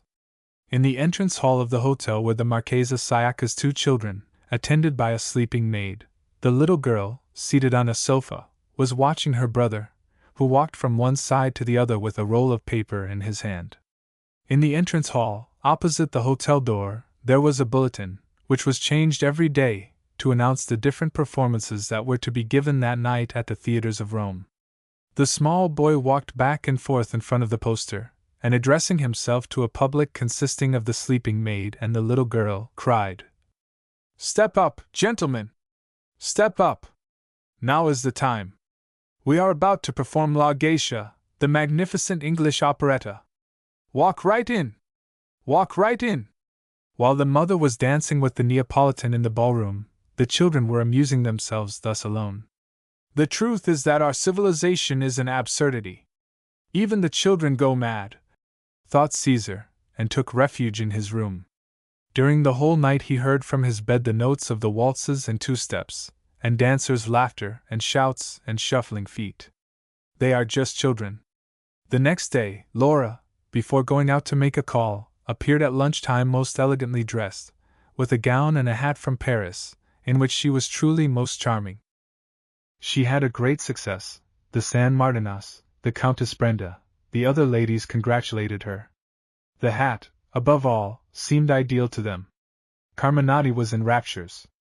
"E bello, bellissimo," he said, with great enthusiasm, and all the ladies agreed that it was bellissimo, lengthening the S, and nodding their heads with a gesture of admiration. "And you don't say anything to me, bambino?" Laura inquired of Caesar. "I say you are all right. And nothing more? If you want me to pay you a compliment, I will tell you that you are pretty enough to make incest legitimate." "What a barbarian!" murmured Laura, half laughing, half blushing. "What has he been saying to you?" 2 or 3 people inquired. Laura translated his words into Italian, and Carminati found them admirable. "Very appropriate! Very witty!" he exclaimed, laughing, and gave Caesar a friendly slap on the shoulder. The Marchesa Sciacca looked at Laura several times with reflective glances and a rancorous smile. "The truth is that these southern people are just children," thought Caesar mockingly. "What an inveterate preoccupation they have in the beautiful." The Neapolitan was one of those most preoccupied with aesthetics. Caesar had a room opposite Signor Carminati's, and the first few days he had thought it was a woman's room. Toilet flasks, sprays, boxes of powder. The room looked like a perfumery shop. "It is curious," Caesar used to think, "how these people from famous historic towns can combine powder and the mafia, a popanax and daggers." Almost every night after dinner there was an improvised dance in the salon. Somebody played the languorous waltzes of the Tzigane orchestras on the piano. The Maltese and Carminati used to sing romantic songs, of the kind whose words and music seemed to be always the same, and in which there invariably is question of panting, refulgent, love, and other suggestive words. One Sunday evening, when it was raining, Caesar stayed in the hotel. In the Salon Carminati was doing sleight of hand to entertain the ladies. Afterwards the Neapolitan was seen pursuing the Marchesa Siaca and the two San Martino girls in the corridors. They shrieked shrilly when he grabbed them around the waist. The devil of a Neapolitan was an expert at sleight of hand. 7. The confidences of the Abbé Preciosi. Natural varieties of noses and expressions. Caesar admitted before his conscience that he had no plans, or the slightest idea what direction to take. The cardinal, no doubt, did not feel any desire to know him. Caesar often proceeded by more or less absurd hypotheses. Suppose, he would think, that I had an idea, a concrete ambition. In that case it would behoove me to be reserved on such and such topics and to hint these and those ideas to people. Let's do it that way, even though it be only for sport. Preciosi was the only person who was able to give him any light in his investigations, because the guests at the hotel, most of them, on account of their position, thought of nothing but amusing themselves and of giving themselves airs. Caesar discovered that Preciosi was ambitious, but besides lacking an opening, he had not the necessary vigor and imagination to do anything. The abbé spoke a macaronic Spanish, which he had learned in South America, and which provoked Caesar's laughter. He was constantly saying, "My friend," and he mingled Gallicisms with a lot of coarse expressions of Indian or mulatto origin, and with Italian words. Preciosi's dialect was a gibberish worthy of Babel. The first day they went out together, the abbé wanted to show him divers of Rome's picturesque spots. He led him behind the Quirinal, through the Via della Panetteria and the Via del Lavator, where there is a fruit market, to the Trevi fountain. "It is beautiful, eh?" said the abbé. "Yes. What I don't understand," replied Caesar, "is why, in a town where there is so much water, the hotel wash basins are so small." Preciosi shrugged his shoulders. "What types you have in Rome!" Caesar went on. "What a variety of noses and expressions!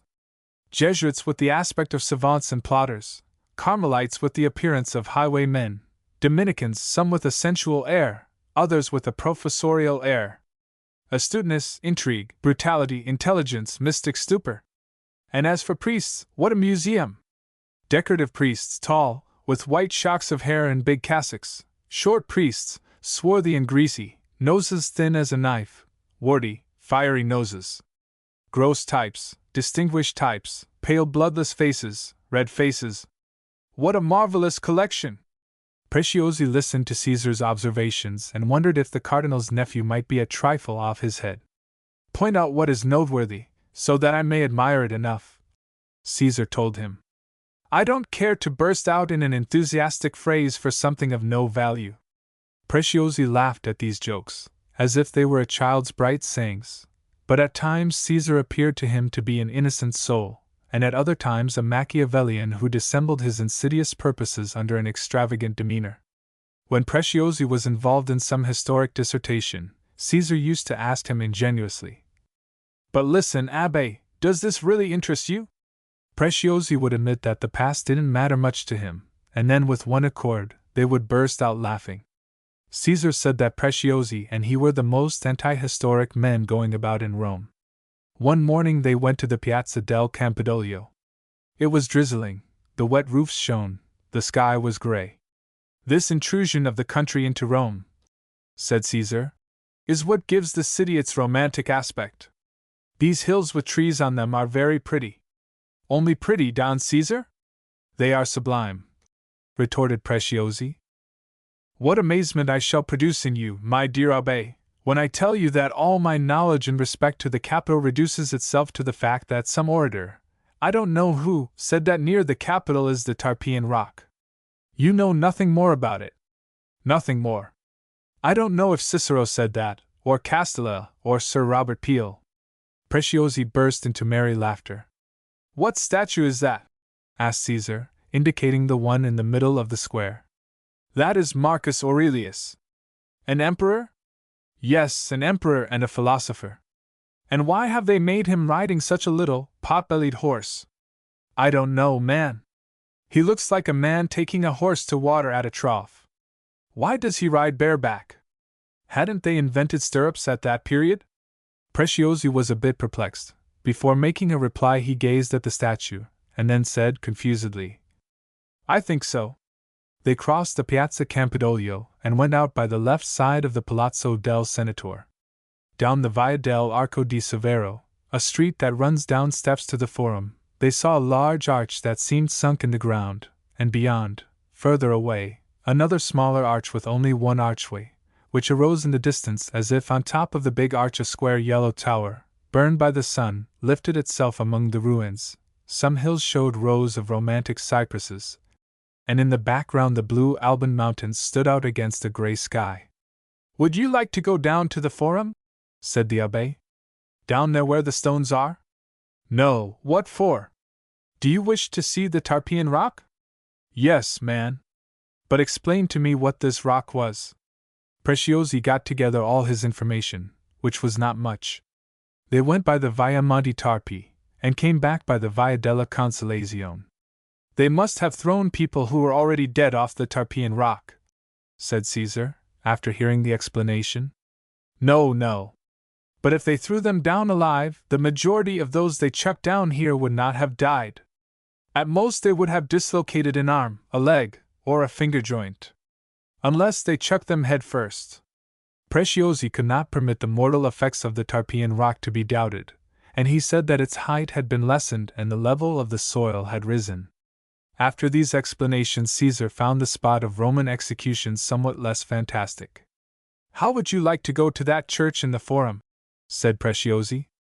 I was going to propose that we should go to the hotel. It must be lunchtime. Come along. The church and cooking. Caesar had marsala and asti brought for the abbé, who was a gourmet. While Preciosi ate and drank with all his jaws, Caesar devoted himself to teasing him. The waiter had brought some cream puffs and informed them that that was a dish everyone ate that day. Laura and Preciosi praised the puffs, and Caesar said, What an admirable religion ours is! For each day the Church has a saint and a special dish. The truth is that the Catholic Church is very wise. It has broken all relations with science, but it remains in harmony with cooking. As Preciosi was a moment ago saying with great exactitude, this close relation that exists between the church and the kitchen is moving. I said that to you? Asked Preciosi. What a falsehood! Don't pay any attention, said Laura. Yes, my dear abbé, retorted Caesar. And I even believe that you added confidentially that sometimes the Pope in the Vatican gardens, imitating Francis I after the Battle of Pavia, is wont to say sadly to the Secretary of State, all is lost, save faith and good cooking. What a buff one! What a buff one! Exclaimed Preciosi, with his mouth full. You are giving a proof of irreligion which is in bad taste, said Laura. Only janitors talk like that. On such questions I am an honorary janitor. That's all right, but you ought to realize that there are religious people here, like the abbé. Preciosi? Why, he's a Voltairean. Oh, my friend, exclaimed Preciosi, emptying a glass of wine. Voltairianism, continued Caesar. There is nobody here who has faith, nobody who makes the little sacrifice of not eating on Fridays in Lent. Here we are, destroying with our own teeth one of the most beautiful works of the Church. You will both ask me what that work is. No, we will not ask you anything, said Laura, waving a hand in the air. Well, it is that admirable alimentary harmony sustained by the Church. During the whole year we are authorized to eat terrestrial animals, and in Lent aquatic ones only. Promiscuous as we are undoing the equilibrium between the maritime and the land forces. We are attacking the peaceful rotation of meat and fish. He is a child, said Preciosi. We must leave him alone. Yes, but that will not impede my Spaniard's heart, my cardinal's nephew's heart from bleeding grievously. Shall we go to the café, abbé? Yes, let us go. The marvelous bird of Rome. They left the hotel and entered a café in the Piazza Esidra. Preciosi made a vague move to pay, but Caesar would not permit him to. What do you wish to do? Said the abbé. Whatever you like. I have to go to the Altemps Palace a moment. To see my uncle? Yes, then, if you feel like it, we can take a long walk. Very good.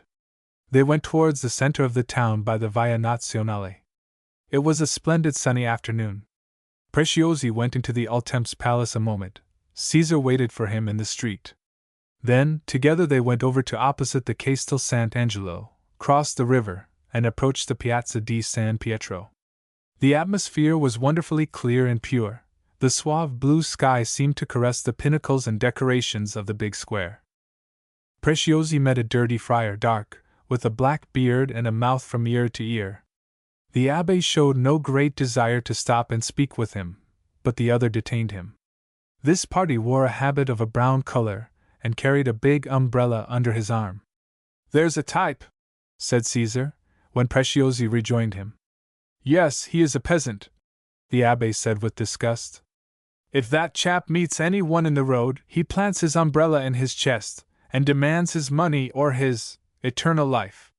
Yes, he is a disagreeable man, agreed Preziosi.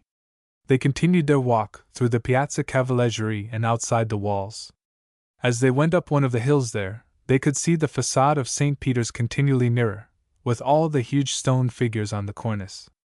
The fact is that poor Christ plays a sad role there in the middle, said Caesar. Oh! My friend, exclaimed the abbé in protest. A plebeian Jew in the midst of so many princes of the church. Doesn't it strike you as an absurdity? No, not absurd at all. The truth is that this religion of yours is Jewish meat with a Roman sauce. And yours? What is yours? Mine? I have not got past fetishism. I worship the golden calf.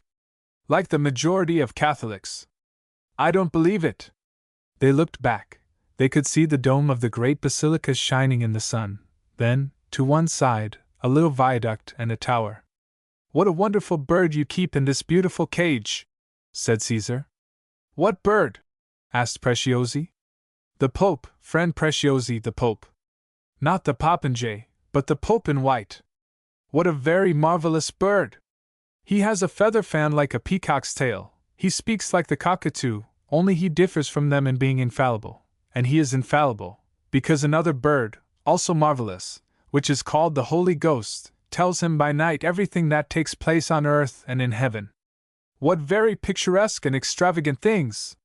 For you who have no faith, everything must be extravagant. Caesar and Preziosi went on encircling the walls and reading the various marble tablets set into them, and ascended to the Janiculum, to the terrace where Garibaldi's statue stands. Poor Tindaro. But are you anti-Catholic, seriously? Asked Preziosi. But do you believe any one can be a Catholic seriously? Said Caesar. I can, yes, otherwise I shouldn't be a priest. But are you a priest because you believe, or do you make believe that you believe because you are a priest? You are a child. I suppose you hate the Jesuits, like all liberals. And I suppose you hate Masons, like all Catholics. No. No more do I hate Jesuits. What is worse, I read the life of St. Ignatius Loyola at school, and he seemed to me a great man. Well, I should think so.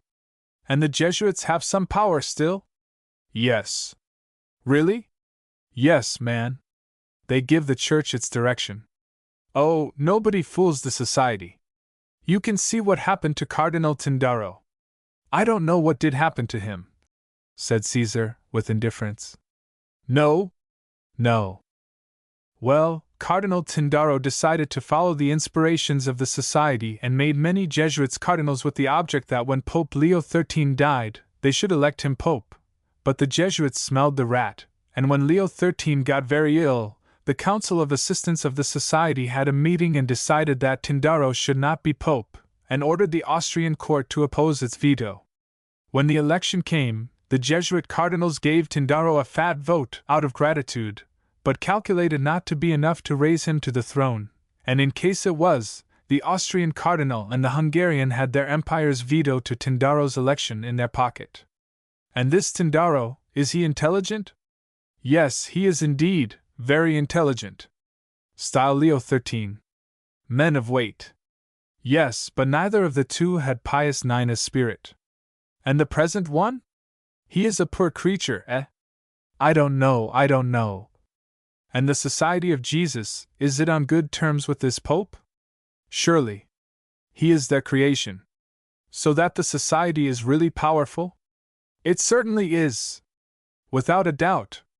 It has a pleasant rule, and obedience, and knowledge, and money. It has money too, eh? Has it money? More than enough.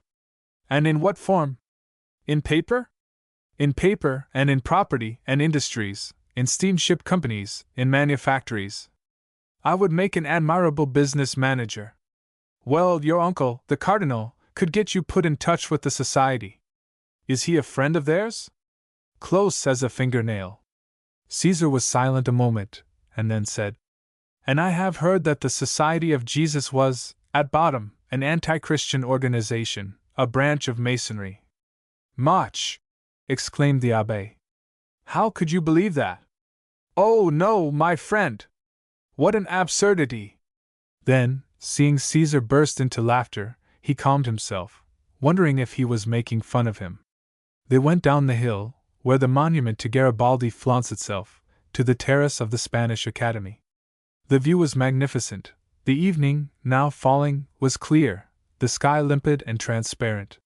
From that height the houses of Rome were spread out silent, with an air of solemnity, of immobility, of calm. It appeared a flat town. One did not notice its slopes and its hills. It gave the impression of a city in stone set under a glass globe. The sky itself, pure and diaphanous, augmented the sensation of withdrawal and quietude. Not a cloud on the horizon, not a spot of smoke in the air, silence and repose everywhere. The dome of St. Peter's had the color of a cloud, the shrubberies on the Pincio were reddened by the sun, and the Alban hills disclosed the little white towns and the smiling villas on their declivities. Preziosi pointed out domes and towers. Caesar did not hear him, and he was thinking, with a certain terror, We shall die, and these stones will continue to shine in the sunlight of other winter evenings. The Vatican family? Making an effort with himself, he threw off this painful idea, and turning to Preziosi asked, So you believe that I might have made a nice career in the church? You! I certainly do think so, exclaimed Preziosi. With a cardinal for uncle, che carriera you could have made. But are there enough different jobs in the church? From the Pope to the canons and the papal guards, you ought to see all the hierarchies we have at the Vatican. First the Pope, then the cardinals and bishops' orders, next, the cardinals and priests' orders, then the cardinals and deacons' orders, the secretaries, the composteria of the Holy College of Cardinals, the patriarchs, archbishops, bishops, and the pontifical family. Whose family is that? The Pope's? No, it is called that, as who should say, the general staff of the Vatican.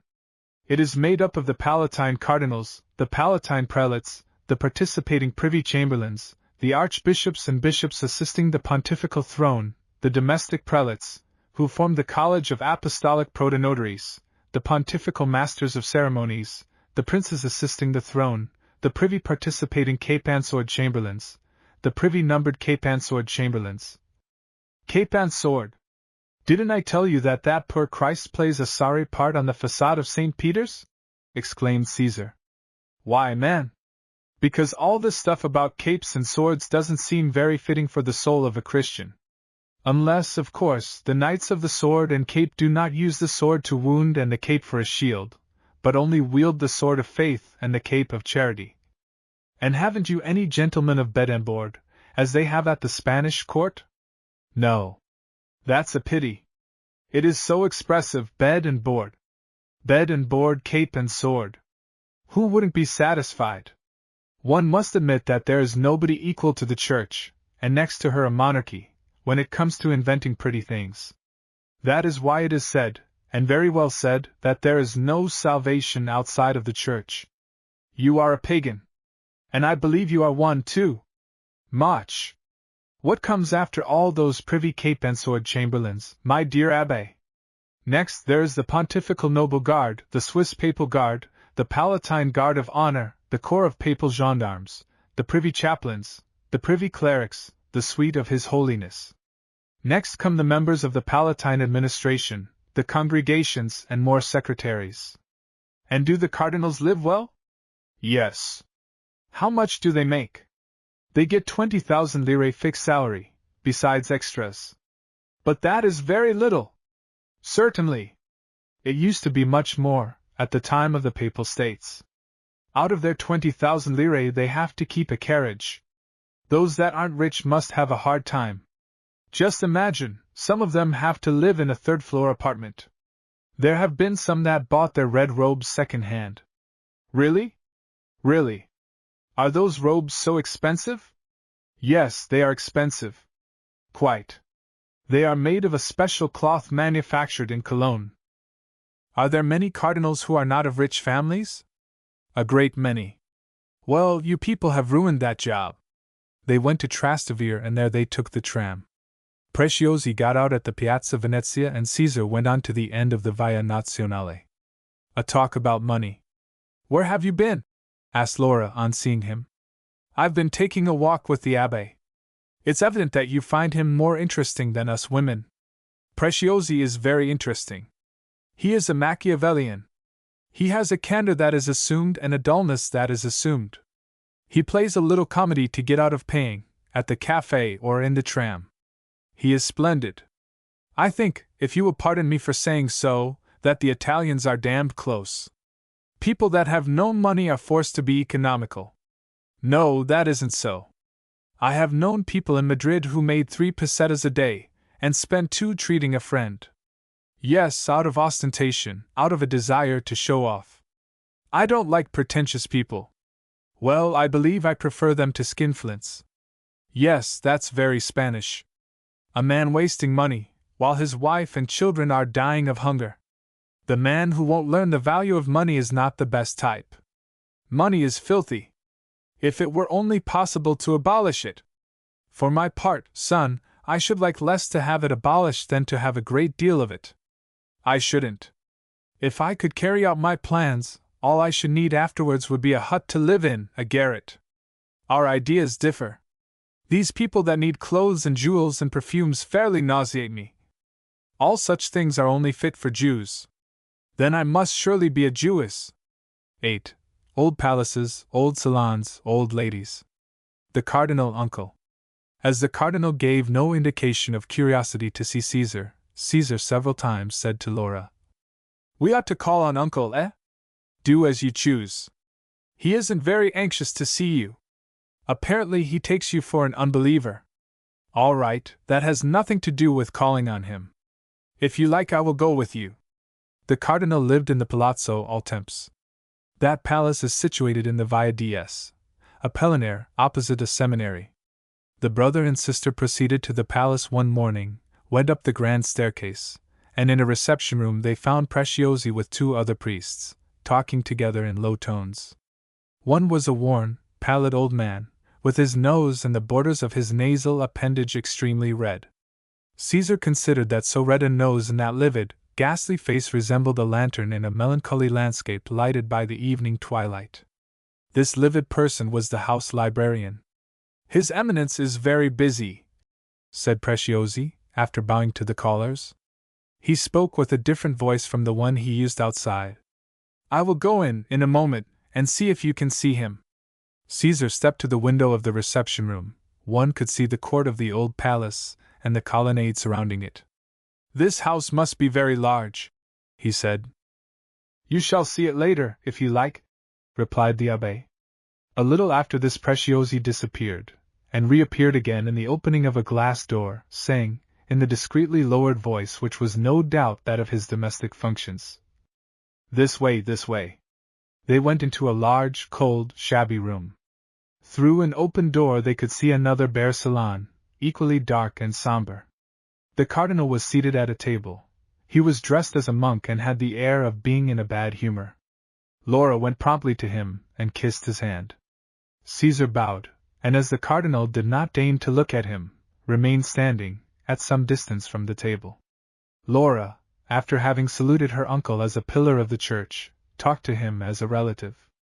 The Cardinal cast a rapid glance at Caesar, and then, scowling somewhat less, asked him if his mother was well and if he expected to be long in Rome. Caesar, vexed by this frigid reception, answered shortly in a few cold words, that all of them were well.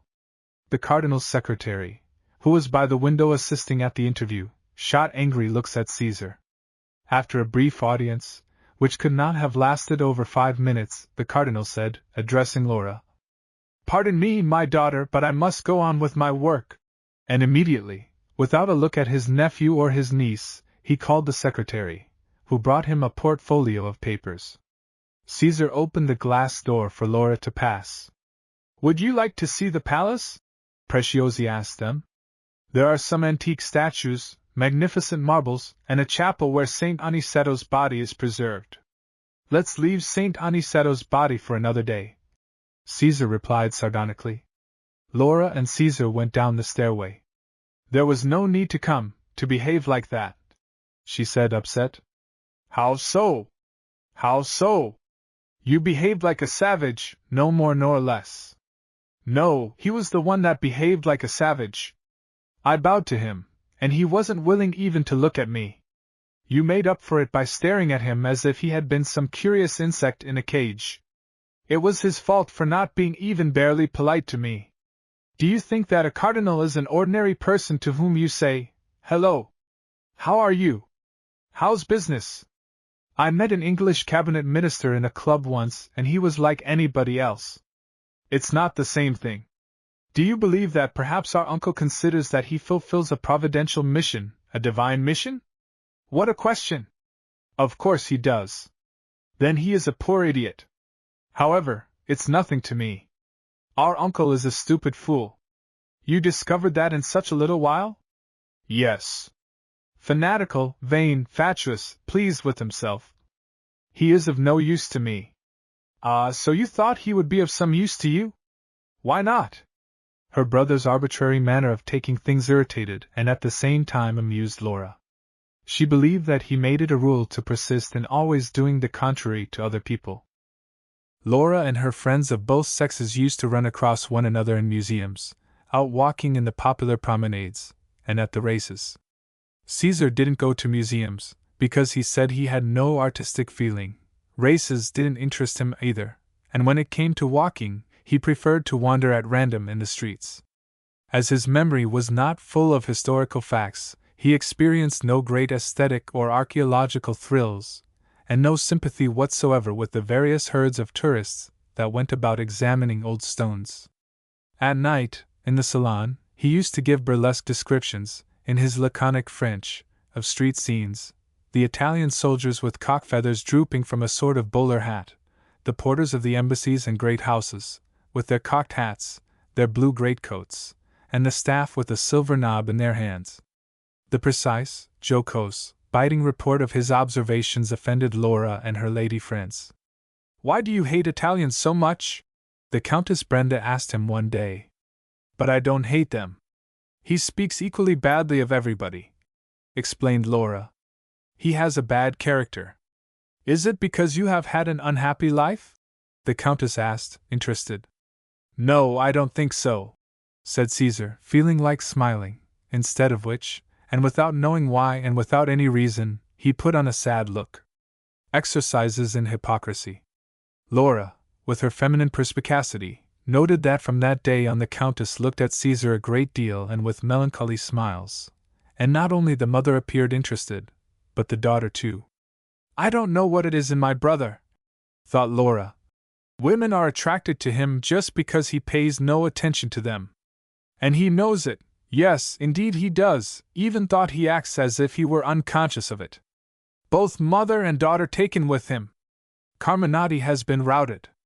The Countess quickly discovered a great liking for Laura, and as they both had friends in good Roman society, they made calls together. Laura was astonished enough to hear Caesar say that if there was no objection, he would go with them. "But the majority of our friends are old ladies, devout old ladies." "All the better." "All right. But if you come, it is on condition that you say nothing that would shock them." "Surely." Caesar accompanied the Countess Brenda and his sister to various aristocratic houses, and at every one he heard the same conversation, about the king, the pope, the cardinals, and how few or how many people there were in the hotels. These topics, together with slanders, constituted the favorite motive for conversation in the great world. Caesar conversed with the somewhat flaccid old ladies, Castani-moles, as Preciosi called them, with perfect hypocrisy.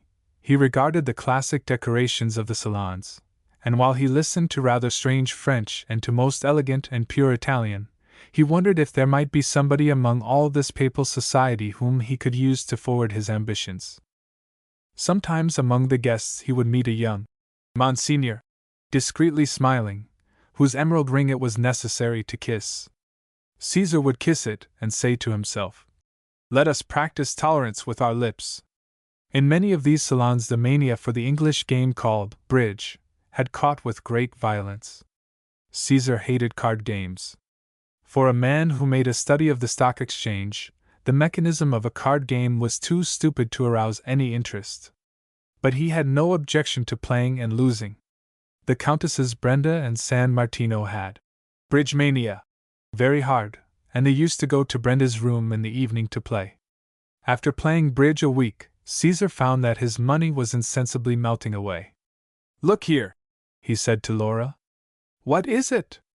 "You have got to teach me bridge. I don't know how to play, because I have no head for such things and I forget what cards have been played, but they gave me a little book on the game. I will lend it to you if you like." "Yes, give me it." Caesar read the book, learned the intricacies of the game, and the next few evenings he acquitted himself so well that the Countess of San Martino marched off to her room with burning cheeks and almost in tears. "What a cad you are!" Laura said to him at lunch some days later, laughing. "You are fleecing those women. It's their own fault. Why did they take advantage of my innocence? They have decided to go and play in Carminati's room without telling you. I'm glad of it. Do you know, Bambino, I have to go away for a few days." "Where?" "To Naples." "Come with me." "No, I have things to do here." "I will take you to the station." "Ah, you rascal! You are a Don Juan." "No, dear sister. I am a financier. I can see your victims from here. But I shall put them on their guard. You are a bloodthirsty hyena. You like to collect hearts the way the Redskins did scalps." "You mean coupons." "No, hearts. You like to pretend to be simple, because you are wicked. I will tell the Countess Brenda and her daughter." "What are you going to tell them?" "That you are wicked, that you have a hyena's heart, that you want to ruin them."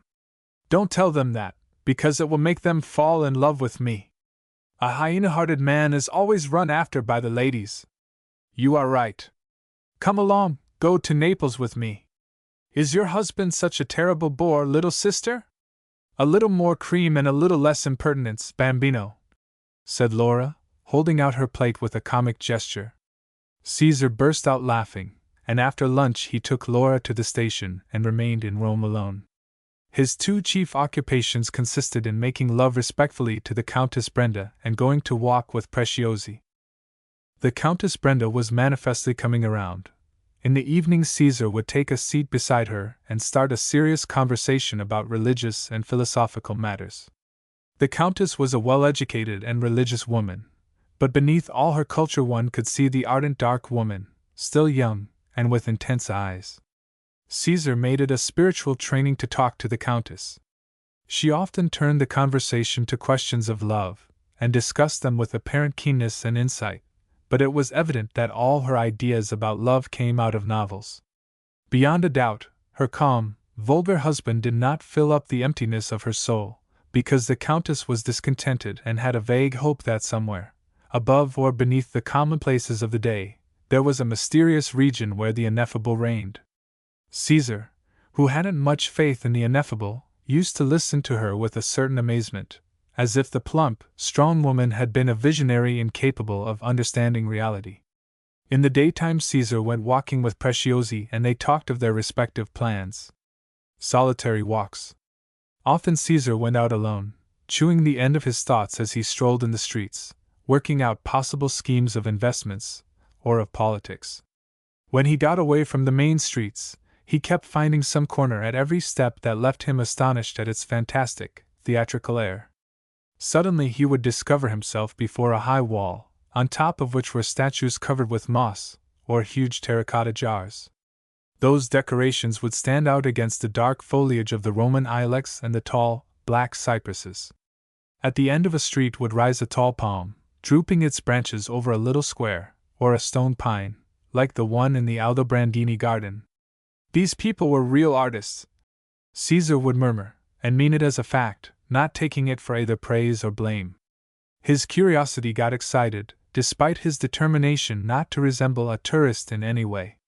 The low windows of a palace would let him see lofty ceilings with great stretches of painting, or decorated with medallions and legends. A balcony would display a thick curtain of ivy that hid the railings. Here he would read a Latin inscription cut in a marble tablet. There he would come upon a black lane between two old houses, with a battered lantern at its entrance.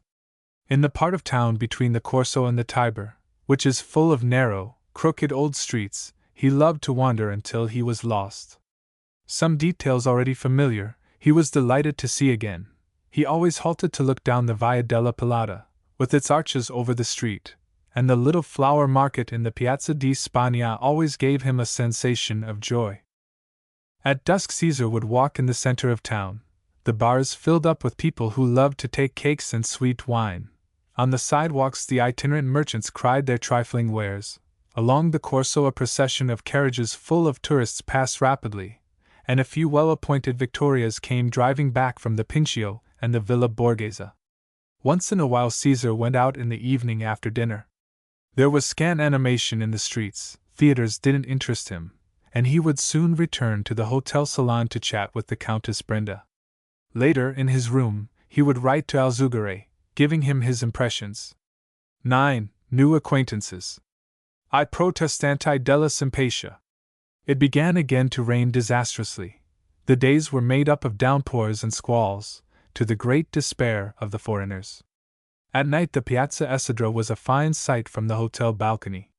The arc lights reflected their glow in the lakes of rain beneath them, and the great jet of the fountain in the center took on tones of blue and mother-of-pearl, where the rays of the electric light pierced through it. In the hotel parlor one dance followed another.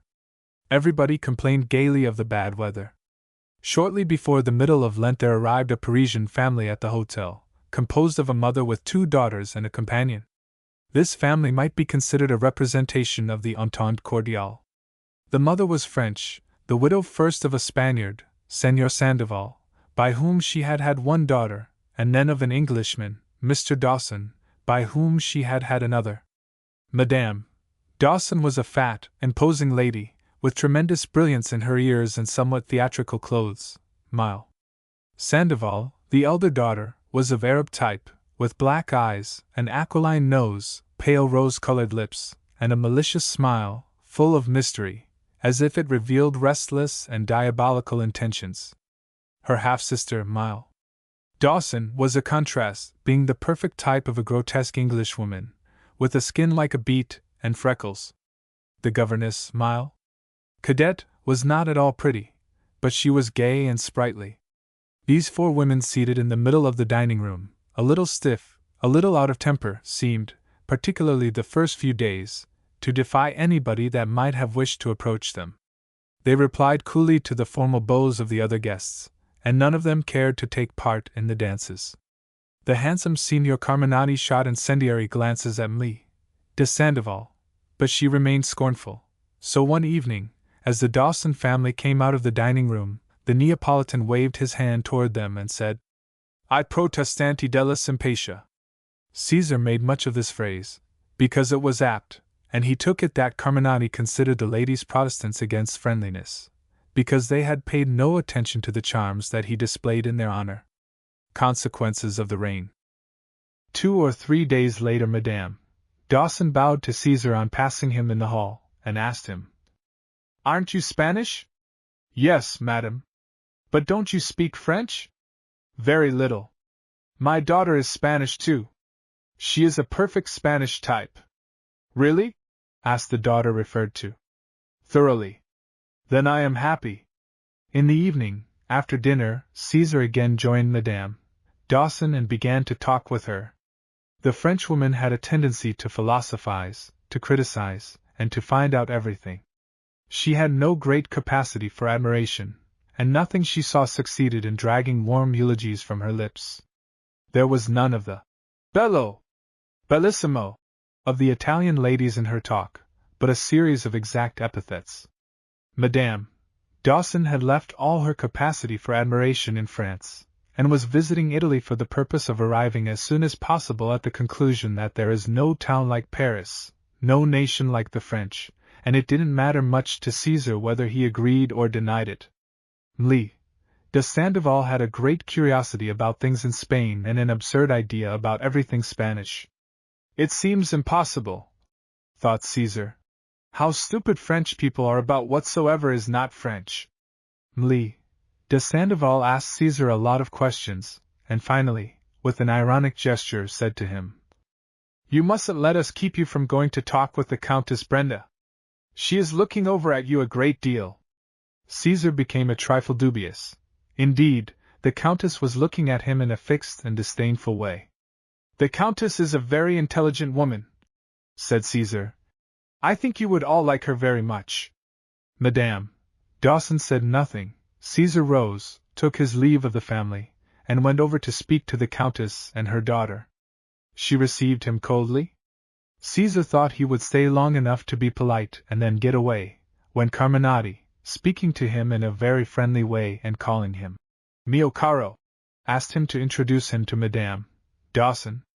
He did so, and when he had left the handsome Neapolitan leaning back in a chair beside the French ladies, he made the excuse that he had a letter to write, and said good night. "I see that you are an ogre," said Mlle de Sandoval. "Do you want me for anything?" "No, no, you may go when you choose." Caesar repaired to his room. "I don't mind those people," he said, "but if they think I am a man made for entertaining ladies, they are very clever." The next day Madame Dawson talked with Caesar very affably, and Mlle de Sandoval made a few ironical remarks about his savage ways. Of all the family Caesar conceived that Mlle Cadet was the most intelligent.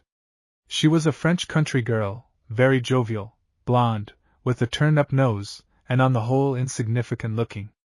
When she spoke, her voice had certain falsetto inflections that were very comical. Mlle Cadet was on to everything the moment it happened. Caesar asked her jokingly about the people in the hotel, and he was thunderstruck to find that she had discovered in 3 or 4 days who all the guests were, and where they came from. Mlle Cadet also told him that Carminati had sent an ardent declaration of love to the Sandoval girl the first day he saw her. "The devil!" exclaimed Caesar. "What an inflammable Neapolitan it is! And what did she reply?" "What would she reply?" "Nothing. As you are already familiar with everything going on here," said Caesar, "I am going to ask you a question. What is the noise in the court every night?" "I am always thinking of asking somebody." "Why, it is charging the accumulator of the lift," replied Mlle Cadet. "You have relieved me from a terrible doubt which worried me." "I have never heard a noise," said Mlle de Sandoval, breaking into the conversation. "That's because your room is on the square," Caesar answered. "And the noise is in the court, on the poor side of the house." "Pshaw! There is no reason to complain," remarked Mlle Cadet, "if they give us a serenade." "Do you consider yourself poor?" Mlle de Sandoval asked Caesar, disdainfully. "Yes, I consider myself poor, because I am." During the following days Madame Dawson and her daughters were introduced to the rest of the people in the hotel, and became intimate with them. The Contessina, Brenda and the San Martino girls made friends with the French girls, and the Neapolitan and his gentleman friends flitted among them all. The Countess Brenda at first behaved somewhat stiff with Madame Dawson and her daughters, but later she little by little submitted and permitted them to be her friends. She introduced the French ladies to the other ladies in the hotel, but doubtless her aristocratic ideas would not allow her to consider Mlle Cadet a person worthy to be introduced, for whenever she got to her she acted as if she didn't know her. The governess, noticing this repeated contempt, would blush at it, and once she murmured, addressing Caesar with tears ready to escape from her eyes, "That's a nice thing to do! Just because I am poor, I don't think they ought to despise me. Don't pay any attention, said Caesar quite aloud. These middle-class people are often very rude. Mli. De Sandoval gave Caesar a look half startled and half reproving, and he explained, smiling. I was telling Mli, Cadet, a funny story. Madame Dawson and her daughters soon became friends with the most distinguished persons in the hotel. Only the Marchesa Sayaka, the Maltese, avoided them as if they inspired her with profound contempt. In a few days the Countess Brenda and Caesar's friendship passed beyond the bonds of friendship, but in the course of time it cooled off again. Influence of the inclination of the Earth's axis on what is called love. One evening, when the Countess Brenda's daughter had left Rome to go with her father to a villa they owned in the north, the Countess and Caesar had a long conversation in the salon. They were alone, a great tenor was singing at the Costanzi, and the whole hotel was at the theater. The Countess chatted with Caesar, she reclining in a chaise longue, and he seated in a low chair. That evening the Countess was feeling in a provocative humor, and she made fun of Caesar's mode of life and his ideas, not with the phrases and the manners of a great lady, but with the boldness and spice of a woman of the people. The angle that the Earth's axis makes with the trajectory of the ecliptic, and which produces those absurd phenomena that we Spaniards call seasons, determined at that period the arrival of spring, and spring had no doubt shaken the Countess Brenda's nerves. Spring gave cooling inflections to the lady's voice and made her express herself with warmth and with a shamelessly libertine air. No doubt the core of her personality was joyful, provoking, and somewhat licentious. Her eyes flashed, and on her lips there was a sensual expression of challenge and mockery. Caesar that evening, without knowing why, was dull at expressing himself, and depressed. Some of the Countess's questions left him in a stupid unreadiness. Poor child, I am sorry for you, she suddenly said. Why? Because you are so weak, you have such an air of exhaustion. What do you do to make you like this? I am sure you ought to be given some sort of iron tonic, like the anemic girls. Do you really think I am so weak? Asked Caesar. Isn't it written all over you? Well, anyway, I am stronger than you, Countess. In a discussion, perhaps. But otherwise, you have no strength except in your brains. And in my hands? Give me your hand. The Countess gave him her hand and Caesar pressed it tighter and tighter. You are strong after all, she said. That is nothing. You wait. And Caesar squeezed the Countess's hand until he made her give a sharp scream. A servant entered the salon. It's nothing, said the Countess, getting up. I seem to have turned my foot. I will take you to your room, exclaimed Caesar, offering her his arm. No, no, thanks very much. Yes. It has to be. Then, all right, she murmured and added, Now you frighten me. Bah, you will get over that. And Caesar went into her room with her. The next day Caesar appeared in the salon looking as if he had been buried and dug up. What is the matter, Madame? Dawson and her daughters asked him. Nothing, only I had a headache and I took a big dose of antipyrin. The relations of the Brenda lady and Caesar soon cooled. Their temperaments were incompatible. There was no harmony between their imaginations or between their skins. In reality, the Countess, with all her romanticism, did not care for long and compromising liaisons, but for hotel adventures, which leave neither vivid memories nor deep imprints. Caesar noted that despite her lyricism and her sentimental talk, there was a great deal of firmness in this plump woman, and a lack of sensitiveness. Moreover, this woman, so little aristocratic in intimacy, had much vanity about stupid things and a great passion for jewelry. But what contributed most to making Caesar feel a profound hatred for her was his discovering what good health she enjoyed. This good health seemed offensive to Caesar, above all when he compared it to his own, to his weak nerves and his restless brain. From considering her a spiritual and delicate lady he passed to considering her a powerful mare, which deserved no more than a whip and spurs. The love affair contributed to upsetting Caesar and making him more sarcastic and biting. This spiritual ulceration of Caesar's profoundly astonished Mli, Cadet. One day a Roman aristocrat, nothing less than a prince, came to call on Madame Dawson.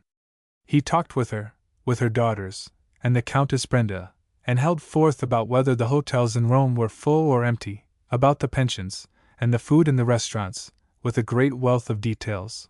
Afterwards he lamented that Madame Dawson, as a relative of his, even though a very distant one, should have gone to a ricevimento at the French embassy, and he boasted of belonging to the black party in Rome. When he was gone, Mli, Cadet, came over to Caesar, who was sunk in an armchair gazing at the ceiling, and asked him, "What did you think of the prince?" "What prince?" "The gentleman who was here talking a moment ago." "Ah, was he a prince?" "Yes. As he talked about nothing but hotels, I took him to be the proprietor of one." Mli, Cadet, told Madame Dawson what Caesar had said, and she and her daughters were amused at his error. A ball. A little later than the real day, they got up a ball at the hotel in celebration of the French holiday Micharim. When Caesar was asked if he thought of going to the ball, he said no, but Mli de Sandoval warned him that if he didn't go she would never speak to him again, and Madame Dawson and the governess threatened him with like excommunication. "But you know, these balls are very amusing," said Madame Dawson. "Do you think so?" "I do, and so do you. Besides, an observer like you," added Mli, Cadet, "can devote himself to taking notes." "And why do you conclude that I am an observer?" asked Caesar. "The idea!" "Because it is evident. And an observer with very evil intentions," insisted Mli de Sandoval. "You credit me with qualities I haven't got."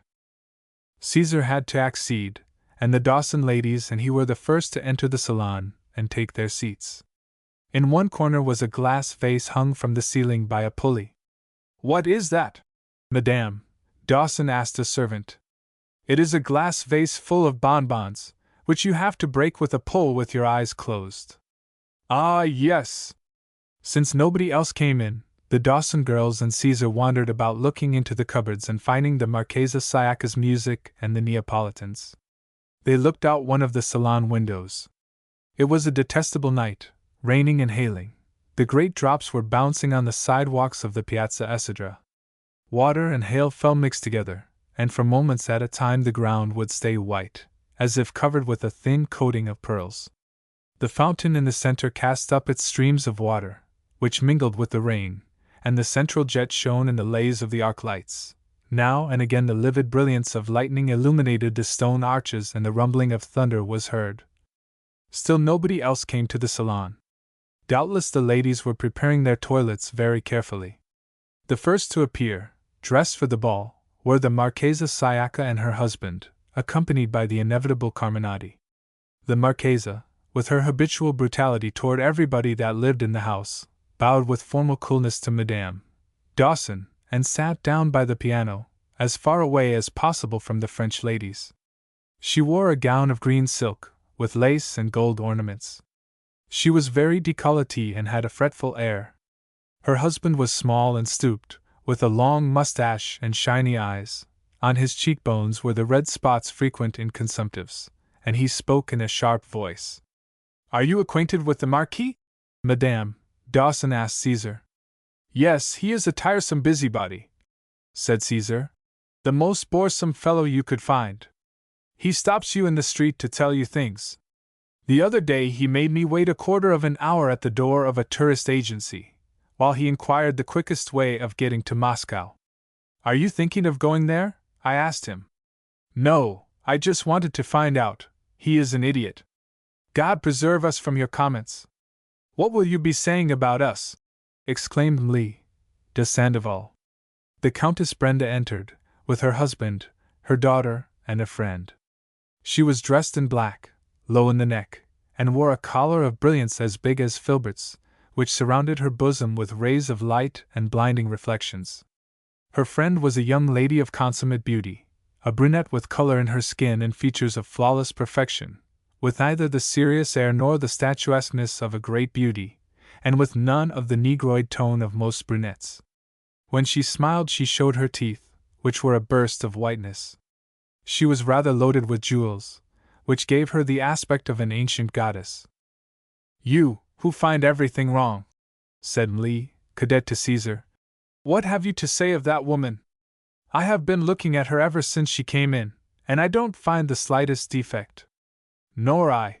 It is a face which gives no indication that the least shadow of sorrow has ever crossed it. It is beauty as serene as a landscape or as the sea when calm. Moreover, that very perfection robs it of character. It seems to be less a human face than a symbol of an apathetic being and an apathetic beauty. We have found her defect, said Mli, cadet.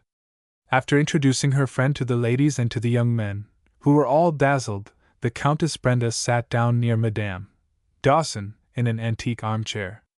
She was imposing. You look like a queen holding audience, Mli, de Sandoval said to her. Your beloved is like an actual monument. Mli, cadet murmured jokingly, aside to Caesar.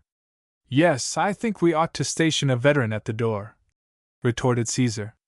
A veteran? No, for mercy's sake. Poor lady! A warrior in active service, one on whom all the anti-Pyrrhon in the world would make no impression. Mli, cadet replied maliciously. Caesar smiled at the allusion. Sileno Macaroni. Among the people there was one gentler man that attracted Mli, cadet's special attention. He was apart from any group, but he knew everybody that arrived. This gentleman was fat, smiling, smooth-shaven, with a round, chubby, rosy face and the body of a Silenus. When he spoke he arched and lowered his eyebrows alternately, rolled his eyes, gesticulated with his fat, soft hands, and smiled and showed his teeth. His way of greeting people was splendid. Come estie, Marchesa? He would say. Cavalier! Commendator! La Contessina vie bene? Oh! Egregio! And the good gentleman would spread his arms, and close them, and look as if he wanted to embrace the whole of humanity to his abdomen, covered with a white waistcoat. Who can that gentleman be? Mli, cadet asked various times. That is Signor Sileno Macaroni, said Caesar, commander of the Order of the Mighty Belly, Knight of the Round Buttocks, and of other distinguished orders. He is a singer, said the Countess Brenda to Mli, de Sandoval in a low tone. He is a singer, repeated Mli, de Sandoval to her governess in a similar tone. Sileno Macaroni is a singer, said Mli, cadet, with equal mysteriousness, addressing Caesar. But is our friend Macaroni going to sing? Asked Caesar. The question was passed from one person to another, and it was discovered that Macaroni was going to sing. As a matter of fact, the fat Silenus did sing, and everybody was startled to hear a high tenor voice issue from within that voluminous human being. The fat Silenus had the misfortune to sing false in the midst of his bravest trills, and the poor soul was overcome, despite the applause. Poor Macaroni, said Caesar. His high tenor heart must be broken to bits. He is going, put in Mli, cadet. What a shame! Sileno vanished and the pianist began to play waltzes. The world as a zoological garden. Carminati was the first on the floor with his partner, who was the Marchesa Sciacca. The Maltese lady danced with an abandon and a feline languor that imposed respect. One of the San Martino girls, dressed in white, like a vaporous fairy, danced with an officer in a blue uniform, a slim, distinguished person with languid eyes and rosy cheeks, who caused a veritable sensation among the ladies. The other San Martino, in pale pink, was on a sofa chatting with a man of the cutthroat type, of jaundiced complexion, with bright eyes and a mustache so long as almost to touch his eyebrows.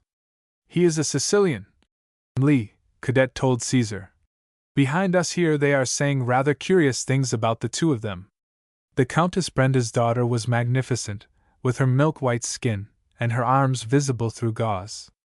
Despite her beauty she didn't count many admirers, she was too insipid, and the majority of the young men turned with greater enthusiasm to the married women and to those of a very provocative type. Mli, de Sandoval, the most sought after of all, didn't wish to dance. My daughter is really very stiff, Madame Dawson remarked. Spanish women are like that. Yes, they often are, said Caesar. Among all these Italians, who were rather theatrical and ridiculous, insincere and exaggerated, but who had great pliancy and great agility in their movements and their expression. There was one German family, consisting of several persons, a married couple with sons and daughters who seemed to be all made from one piece, cut from the same block. While the rest were busy with the little incidents of the ball, they were talking about the baths of Caracalla, the aqueducts, the Colosseum. The father, the mother, and the children repeated their lesson in Roman archaeology, which they had learned splendidly. "What very absurd people they are," murmured Caesar, watching them. "Why?" said Mli de Sandoval.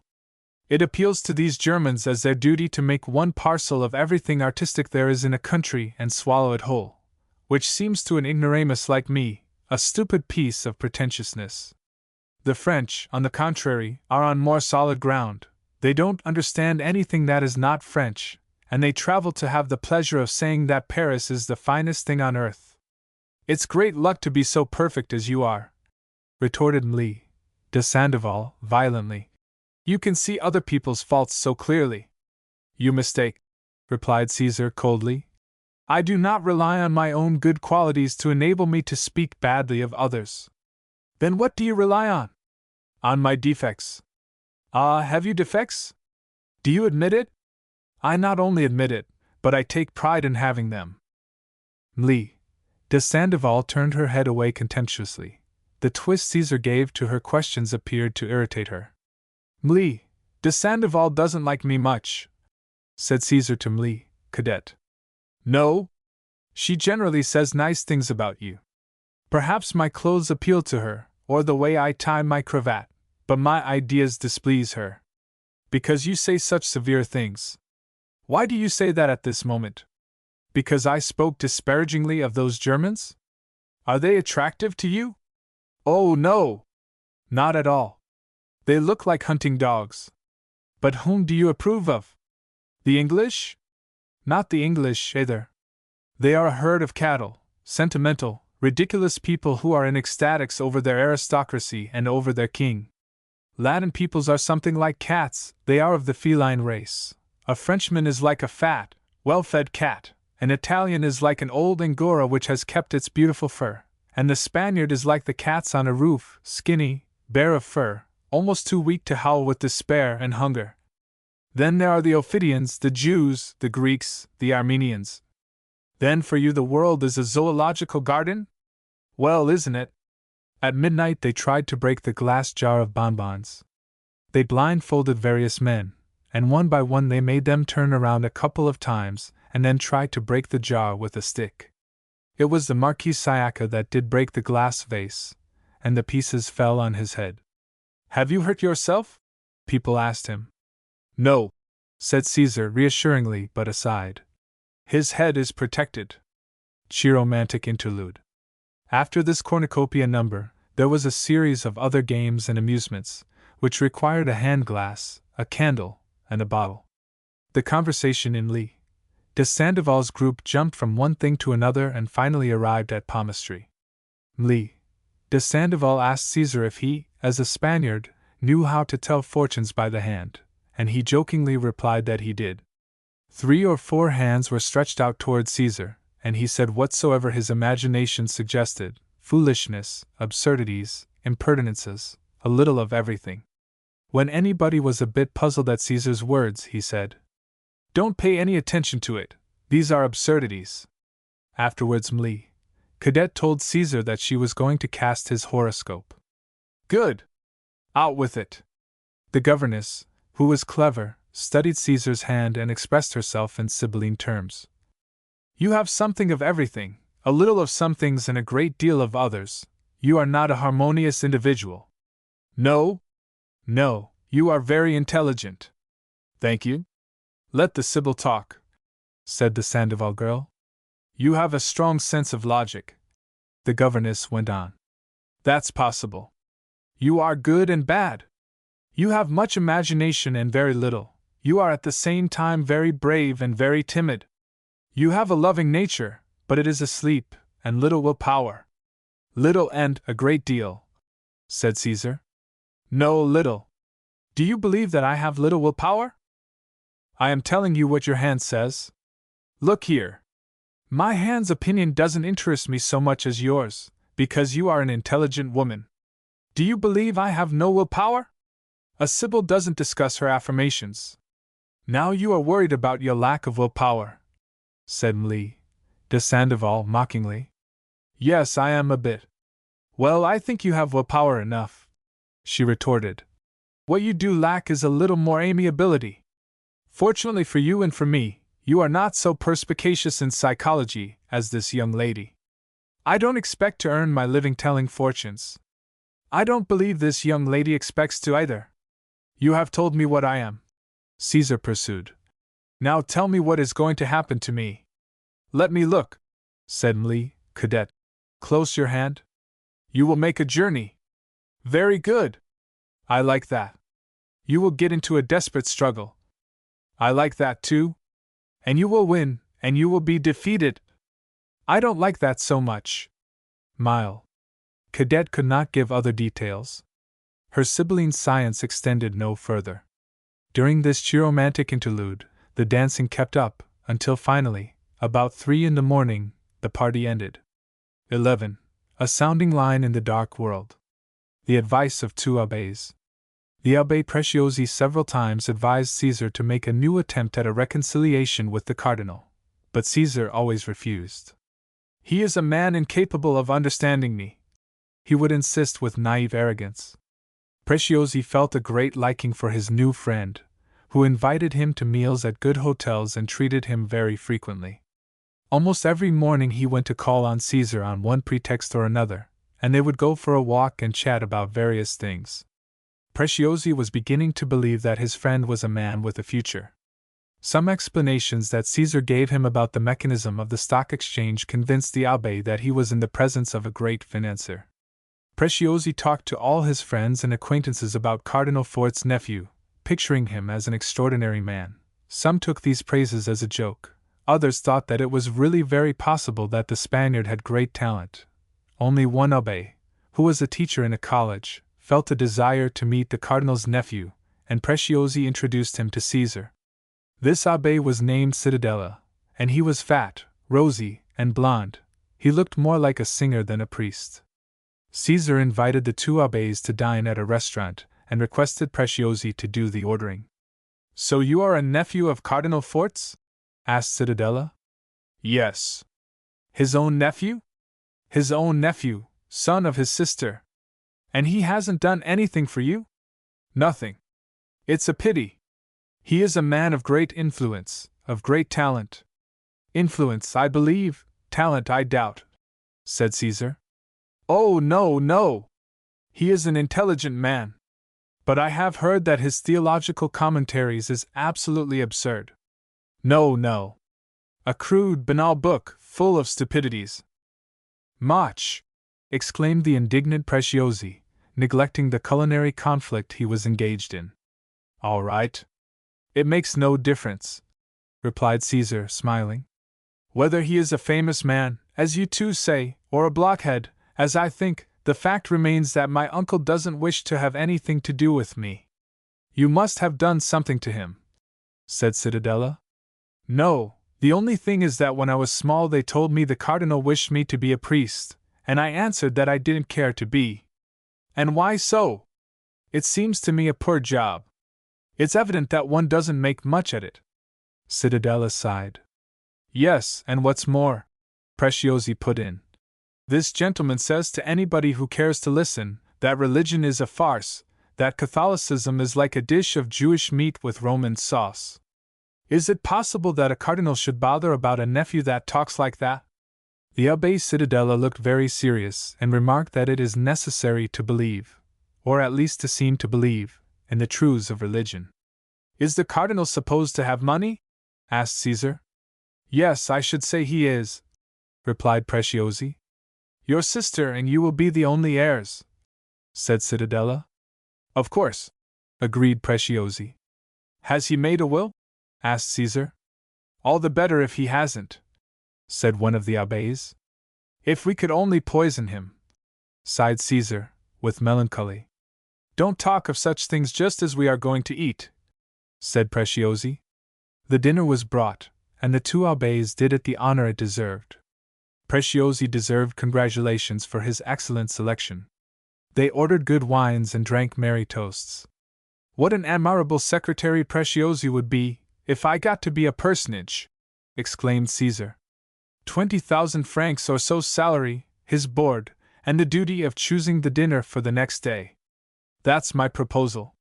The abbé blushed with pleasure, emptied his glass of wine, and murmured, "If it depended on me." "The fact is that the way things are arranged today is no good," said Caesar. 100 years ago, by the mere fact of being a cardinal's nephew, I should have been somebody.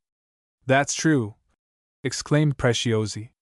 "And as I should have no scruples, and neither would you two, we would have plunged into life strenuously, and sacked Rome, and the whole world would be ours." "You talk like a Caesar Borgia," said Preciosi, aroused. "You are a true Spaniard." "Today one must have something to stand on," said Cittadella coldly. "Friend Cittadella," retorted Caesar, "I, as you see me here, am the man who knows the most about financial matters in all Spain, and I believe I shall soon get to where I can say, in all Europe. I put my knowledge at the service of whoever pays me. I am like one of your old condottieri, a mercenary general. I am ready to win battles for the Jewish bank, or against the Jewish bank, for the church or against the church. For the church is better. Against the church we cannot assist you," said Preciosi. "I will try first for the church. To whom can you recommend me first?" The two abbés said nothing, and drank in silence.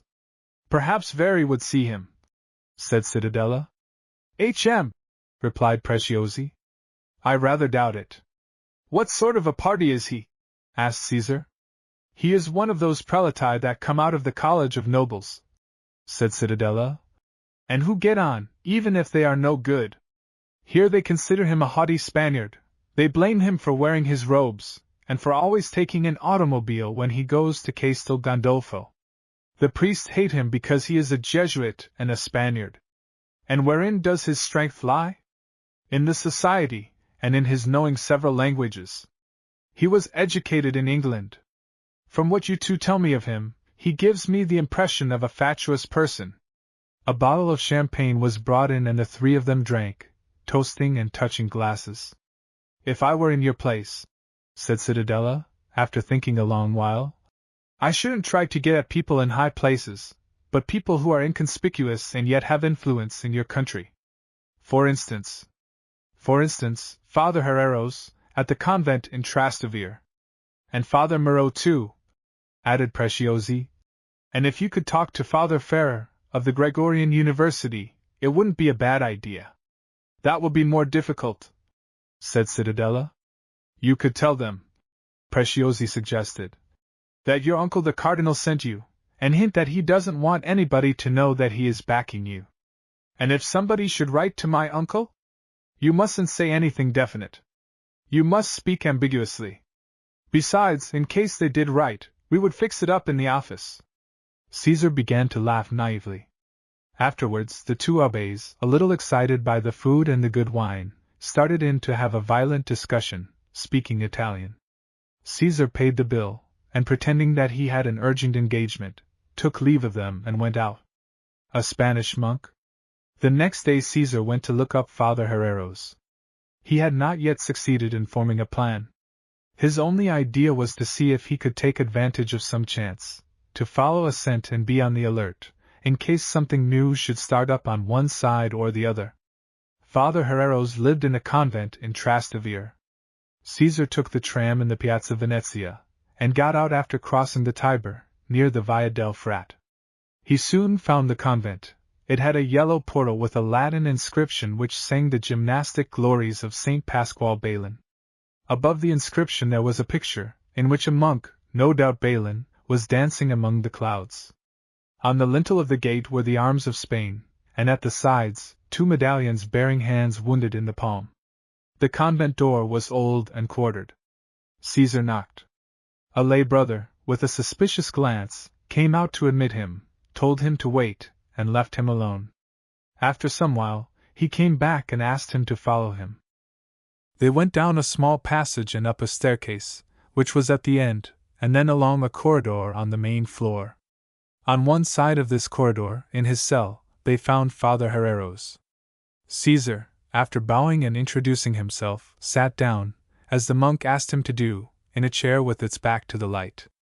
Caesar began to explain why he had come, and as he had prepared what he was going to say, he employed his attention, while speaking, on the cage and the kind of big bird which were before his eyes. Father Herreros had a big rough head, black heavy eyebrows, a short nose, an enormous mouth, yellow teeth, and gray hair. He wore a chocolate-colored robe, open enough to show his whole neck down to his chest. The movement of the good monk's lips was that of a man who wished to pass for keen and insinuating. His robe was dirty, and he doubtless had the habit of leaving cigarette stubs on the table. The cell had one window, and in front of it a bookcase. Caesar made an effort to read the titles. They were almost all Latin books, the kind that nobody reads. Father Herreros began to ask Caesar questions. In his brain, he was doubtless wondering why Cardinal Fort's nephew should come to him. After many useless words, they got to the concrete point that Caesar wanted to take up, Father Herreros's acquaintance in Spain, and the monk said that he knew a very rich widow who had property in Toledo. When Caesar went to Madrid, he would give him a letter of recommendation to her. "I cannot keep you any longer now, because a Mexican lady is waiting for me," said Father Herreros. Caesar arose, and after shaking the monk's fat hand, he left the convent. He returned to Rome on foot, crossing the river again, and looking at the Tiberine island, and arrived without hurrying at the hotel. He wrote to his friend Azugare, requesting him to discover, by the indications he gave him, who the rich widow that had property in Toledo could be. The licentiate Moreau. The next day Caesar decided to pursue his investigations, and went to see Father Moreau. Father Moreau lived in a college in the Via Monserrato. Caesar inspected the map of Rome, looking for that street, and found that it is located in the vicinity of the Campo de' Fiori, and took his way thither. The spring day was magnificent, the sky was blue, without a cloud, the tiled roofs of some of the palaces were decorated with borders of plants and flowers. In the street, dry and flooded with sunshine, a water carrier in a cart full of fat, green bottles, passed by, singing and cracking his whip. Caesar crossed the Campo de' Fiori, a very lively, plebeian square, full of canvas awnings with open stalls of fruit under them. In the middle stood the statue of Giordano Bruno, with a crown of flowers around its neck.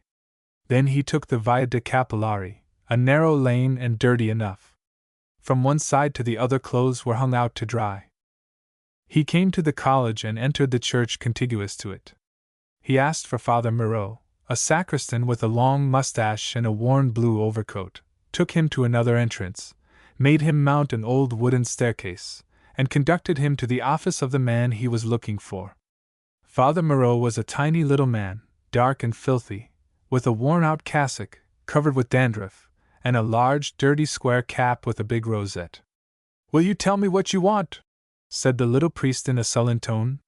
Caesar introduced himself, and explained in a few words who he was and what he proposed. Father Moreau, without asking him to sit down, answered rapidly, saying that he had no acquaintance with matters of finance or speculation. Caesar felt a shudder of anger at the rudeness with which he was treated by this draggled little priest, and felt a vehement desire to take him by the neck and twist it, like a chicken's. Despite his anger, he did not change expression, and he asked the priest smilingly if he knew who could give him advice about those questions. "You can see Father Ferrer at the Gregorian University, or Father Medea. He is an encyclopedist. It was he who wrote the theological portion of the encyclical Pascendi, the one about modernism. He is a man of very great learning. He will do." "Many thanks." And Caesar turned toward the door. "Excuse me for not having asked you to sit down, but—" "No matter," Caesar replied rapidly, and he went out to the stairs. In view of the poor result of his efforts, he decided to go to the Gregorian University. He was told it was in the Via del Seminario, and supposed it must be the large edifice with little windowed bridges over 2 streets. That edifice was the Collegio Romano. The Gregorian University was in the same street, but further on, opposite the post office department. Father Farah could not receive him, because he was holding a class, and after they had gone up and come down and taken Caesar's card for Father Mendia, they told him he was out. Caesar concluded that it was not so easy to find a crack through which one could get information of what was going on in the clerical world. I see that the Church gives them all a defensive instinct which they make good use of. They are really only poor devils, but they have a great organization, and it cannot be easy to get one's fingers through the meshes of their net. 12. A meeting on the Pincio. A walk in the Villa Borghese. At the beginning of Holy Week, Laura returned to the hotel, at lunchtime. And your husband? Caesar asked her. He didn't want to come. Rome bores him. He is giving all his attention to taking care of the heart disease he says he has. Is it serious? I think not. Every time I see him I find him with a new disease and a new diet. One time it is vegetarian, another nothing but meat, another time he says one should eat only grapes, or nothing but bread. Then I see that he belongs to the illustrious brotherhood of the insane. You are not far from joining that brotherhood yourself. Dear sister, I am one of the few sane men that go stumbling around this insane asylum let loose we call the earth. What you say about men is the truth, even though you are not an exception. Really, the more I have to do with men, the more convinced I am that any one of them who is not crazy is stupid or vain or proud. How much more intelligent, discreet, logical we women are! Don't tell me. You are marvels, modest, kindly toward your rivals, so little given to humiliating your neighbors, male or female. Yes, yes, but we are not so conceited or such play actors as you are. A woman may think herself pretty and amiable and sweet, and not be so. That is true, but on the other hand, every man thinks himself braver than the Cid, even if he is afraid of a fly, and more talented than Seneca, even if he is a dolt. To sum up, men are a calamity. Just so. And women spend their lives fishing for these calamities. They need them. There are inferior things which still are necessary. And there are superior things which are good for nothing. Will you come and take a drive with me, philosopher brother? Where? Let's go to the Villa Borghese. The carriage will be here in a moment. All right. Let us go there. A two-horse Victoria with rubber tires was waiting at the door, and Laura and Caesar got in.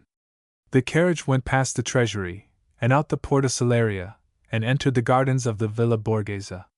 The morning had been rainy, the ground was damp, the wind waved the treetops gently and caused a murmur like the tide. The carriage rolled slowly along the avenues. Laura was very gay and chatty. Caesar listened to her as one listens to a bird warbling. Many times while listening he thought, what is there inside this head? What is the master idea of her life? Has she really any idea about life, or has she none? After several rounds they crossed the viaduct that unites the Villa Borghese with the Pincio Gardens.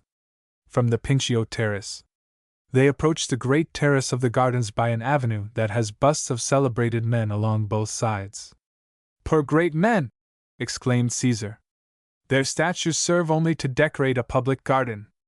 They had their lives, replied Laura gaily. Now we have ours. Laura ordered the coachman to stop a moment.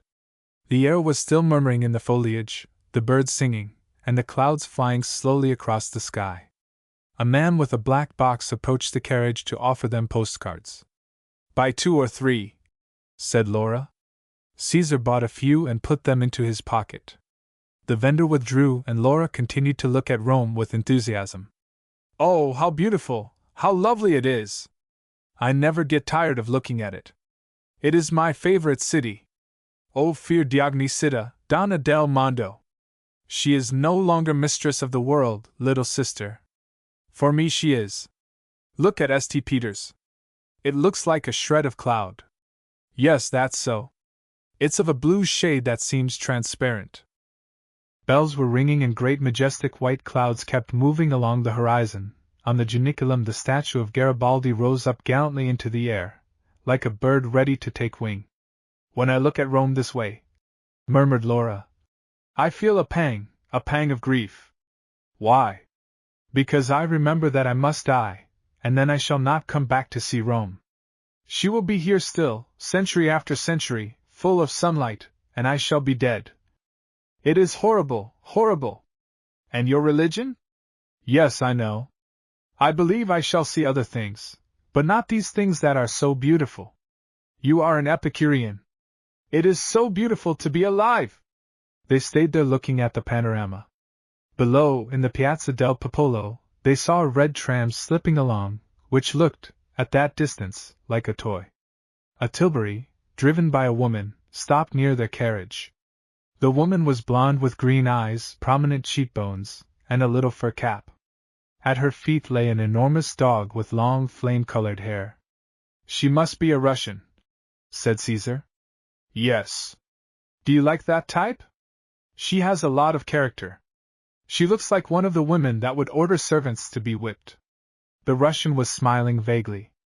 Laura told the coachman to drive on. They made a few rounds in the avenues of the Pincio. The music was beginning. A few carriages, and groups of soldiers and seminarians, crowded around the bandstand. Laura didn't care for brass bands, they were too noisy for her, and she gave the coachman orders to drive to the Corso. Meeting Marchmont. They passed in front of the Villa Medici, and when they got near the Piazza della Trinita de' Monti they met a man on horseback, who, on seeing them, immediately approached the carriage. It was Archibald Marchmont, who had just arrived in Rome. I thought you had forgotten us, said Laura. I forget you, Marchesa. Never. You say you came to Rome. From Nice I had to return to London, because my father was seriously ill with an attack of gout. He is well again. Yes, thank you. You are coming back from a drive? Yes. Don't you want to come and have tea with my wife and me? Where? At the Hotel Excelsior. We are staying there. Will you come? All right. Laura accepted, and they went to the Via Veneto with the Englishman riding beside them. They went into the hotel and passed through to the hall, full of people. Marchmont sent word to his wife by a servant to come down. Laura and Caesar seated themselves with the Englishman. This hotel is unbearable, exclaimed Marchmont. There is nothing here but Americans. Your wife, however, must like that, said Caesar. No, Susanna is more European every day, and she doesn't care for the shrieking elegance of her compatriots. Besides, her father is here, and that makes her feel less American. It is an odd form of filial enthusiasm, remarked Caesar. It doesn't shock me. I almost think it's the rule, replied Marchmont. At home I could see that my brothers and sisters hated one another cordially, and that every member of the family wanted to get away from the others. You two who are so fond of each other are a very rare instance. Is it frequent in Spain that brothers and sisters like one another? Yes, there are instances of it, answered Caesar, laughing. Mrs. Marchmont arrived, accompanied by an old man who evidently was her father, and two other men. Susanna was most smart. She greeted Laura and Caesar very affably, and presented her father, Mr. Russell. Then she presented an English author, tall, skinny, with blue eyes, a white beard, and hair like a halo, and then a young Englishman from the embassy, a very distinguished person named Kennedy, who was a Catholic. Tea. After the introductions they passed into the dining room, which was most impressive. It was an exhibition of very smart women, some of them ideally beautiful, and idle men. All about them resounded a nasal English of the American sort. Susanna Marchmont served the tea and did the honors to her guests. They all talked French, excepting Mr. Russell, who once in a long while uttered some categorical monosyllable in his own language. Mr. Russell was not of the classic Yankee type. He looked like a vulgar Englishman. He was a serious man, with a short mustache, gray-headed, with 3 or 4 gold teeth. What to Caesar seemed wonderful in this gentleman was his economy of words. There was not one useless expression in his vocabulary, and not the slightest redundancy. Whatever partook of merit, prestige, or nobility was condensed, for him, to the idea of value. Whatever partook of arrangement, cleanliness, order, was condensed to the word comfort, so that Mr. Russell, with a very few words, had everything specified. To Susanna, imbued with her preoccupation in supreme chic, her father no doubt did not seem a completely decorative father, but he gave Caesar the impression of a forceful man. Near them, at a table close by, was a little blond man, with a hooked nose and a scanty imperial, in company with a fat lady. They bowed to Marchmont and his wife. "That gentleman looks like a Jew," said Caesar. "He is," replied Marchmont. "That is Senor Pereira, a rich Jew, of Portuguese origin, I think." "How quickly you saw it!" exclaimed Susanna.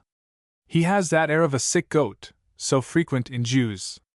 "His wife has nothing sickly about her, or thin either," remarked Laura. "No," said Caesar. "His wife represents another biblical type, one of the fat kind of somebody's dream, which foretold abundance and a good harvest." The Englishman, Kennedy, had also little liking for Jews. "I do not hate a Jew as anti-Christian," said Caesar, "but as super-Christian. Nor do I hate the race, but the tendency they have never to be producers, but always middlemen, and because they incarnate so well for our era the love of money, and of joy and pleasure." The English author was a great partisan of Jews, and he asserted that they were more distinguished in science and the arts than any other race. The Jewish question was dropped in an instant, when they saw a smart lady come in accompanied by a pale man with a black shock of hair and an uneasy eye. "That is the Hungarian violinist Kolozsvár," said Susanna. "Kolozsvár, Kolozsvár," they heard everybody saying. "Is he a great virtuoso?" Caesar asked Kennedy. "No, I think not," answered Kennedy. "It seems that this Hungarian's speciality is playing the waltzes and folk songs of his own country, which is certainly not anything great, but his successes are not obtained with the violin, but among the women. The ladies in London fight for him.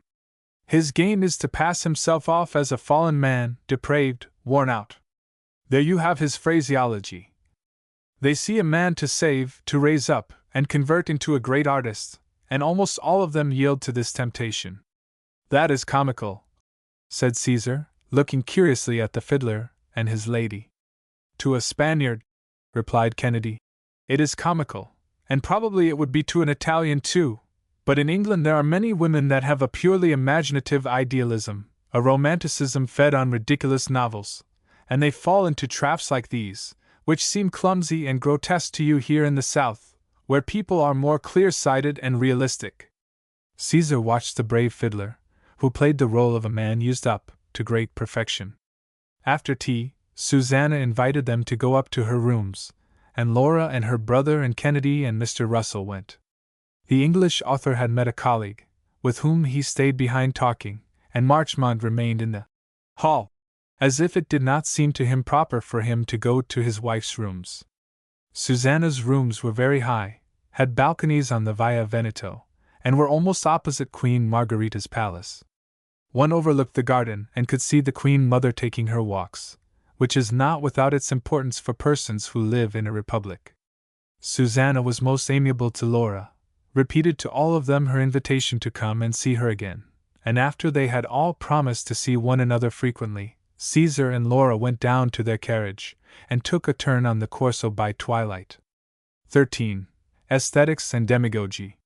Susanna and the Youngsters. From this meeting on, Caesar noticed that Marchmont paid court to Laura with much persistence. A light-hearted, coquettish woman, it pleased Laura to be pursued by a person like this Englishman, young, distinguished, and rich, but she was not prepared to yield. Her bringing up, her class feelings impelled her to consider adultery a heinous thing. Nor was divorce a solution for her, since accepting it would oblige her to cease being a Catholic and to quarrel irrevocably with the Cardinal. Marchmont showed no discretion in the way he paid court to Laura. He cared nothing about his wife, and talked of her with profound contempt. Laura found herself besieged by the Englishman.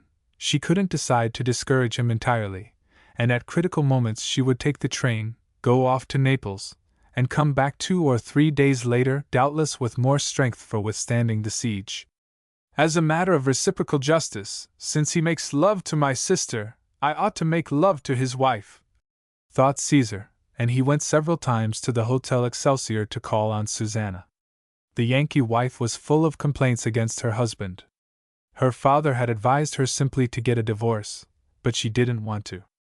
She found such a solution lacking in distinction, and no doubt she considered the advice of an author in her own country very true, who had given this triple injunction to the students of a woman's college. Do not drink, that is, do not drink too much, do not smoke, that is, do not smoke too much, and do not get married, that is, do not get married too much. It did not seem quite right to Susanna to get married too much.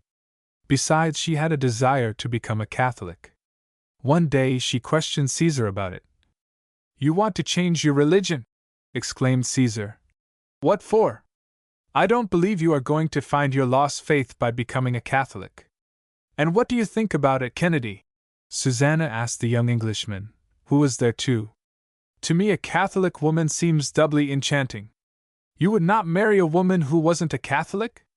"No, indeed," the Englishman proclaimed. Caesar and Kennedy disagreed about everything. Susanna discussed her plans, and constantly referred to Paul Bourget's novel Cosmopolis, which had obviously influenced her in her inclination for Catholicism. "Are there many Jewish ladies who aspire to be baptized and become Catholics, as Bourget says?" asked Susanna. "Bah!" exclaimed Caesar. "You do not believe that either?" "No, it strikes me as a piece of naivety in this good soul of a novelist. To become a Catholic, I don't believe requires more than some few pesetas." "You are detestable, as a cardinal's nephew." "I mean that I don't perceive that there are any obstacles to prevent anybody from becoming a Catholic, as there are to prevent his becoming rich." "What a high ambition, to aspire to be a Catholic! While nobody anywhere does anything but laugh at Catholics, and it has become an axiom, a Catholic country is a country bound for certain ruin." Kennedy burst out laughing. Susanna said that she had no real faith, but that she did have a great enthusiasm for churches and for choirs, for the smell of incense and religious music. "Spain is the place for all that," said Kennedy. "Here in Italy the church ceremonies are too gay." "Not so in Spain. At Toledo, at Burgos, there is an austerity in the cathedrals, an unworldliness." "Yes," said Caesar. "Unhappily we have nothing left there but ceremonies. At the same time, the people are dying of hunger." They discussed whether it is better to live in a decorative, aesthetic sphere, or in a more humble and practical one, and Susanna and Kennedy stood up for the superiority of an aesthetic life. As they left the hotel, Caesar said to Kennedy, "Allow me a question. Have you any intentions concerning Mrs. Marchmont?" "Why do you ask?" "Simply because I shouldn't go to see her often, so as not to be in the way." "Thank you ever so much. But I have no intentions in relation to her. She is too beautiful and too rich a woman for a modest employee like me to fix his eyes on." "Bah! A modest diplomat! That is absurd. It is merely that you don't take to her." "No, it's because she is a queen. There ought to be some defect in her face to make her human." "Yes, that's true. She is too much of a prize beauty. That is the defect in the Yankee women, they have no character. The weight of tradition might be fatal to industry and modern life, but it is the one thing that creates the spirituality of the old countries. Beyond contradiction, American women have intelligence, beauty, energy, attractive flashes, but they lack that particular thing created by centuries, character. At times they have very charming impulses. Have you heard the story about Prince Torlonia's wife?" "No." "Well, Torlonia's present wife was an American girl worth millions, who came with letters to the prince. He took her about Rome, and at the end of some days he said to her, supposing that the beautiful American had the intention of marrying, 'I will introduce some young nobleman to you,' and she answered, 'Don't introduce anybody to me, because you please me more than anybody,' and she married him. It was a pretty impulse. Yes, Americans do things like that on the spur of the moment. But if you saw a Spanish woman behave that way, it would seem wrong to you." Chattering amicably, they came to the Piazza Esidra. "Would you care to have lunch with me?" said Kennedy. "Just what I was going to propose to you. I eat alone."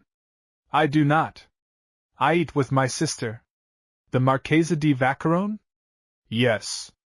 "Then you must pardon me if I accept your invitation, for I am very anxious to meet her." "Then come along." Ruskin and the Philistines. They reached the hotel and Caesar introduced his friend to Laura. He is an admirer of yours. A respectful admirer, from a distance, explained Kennedy. But are there admirers of that sort? Asked Laura, laughing. Here you have one, said the Englishman.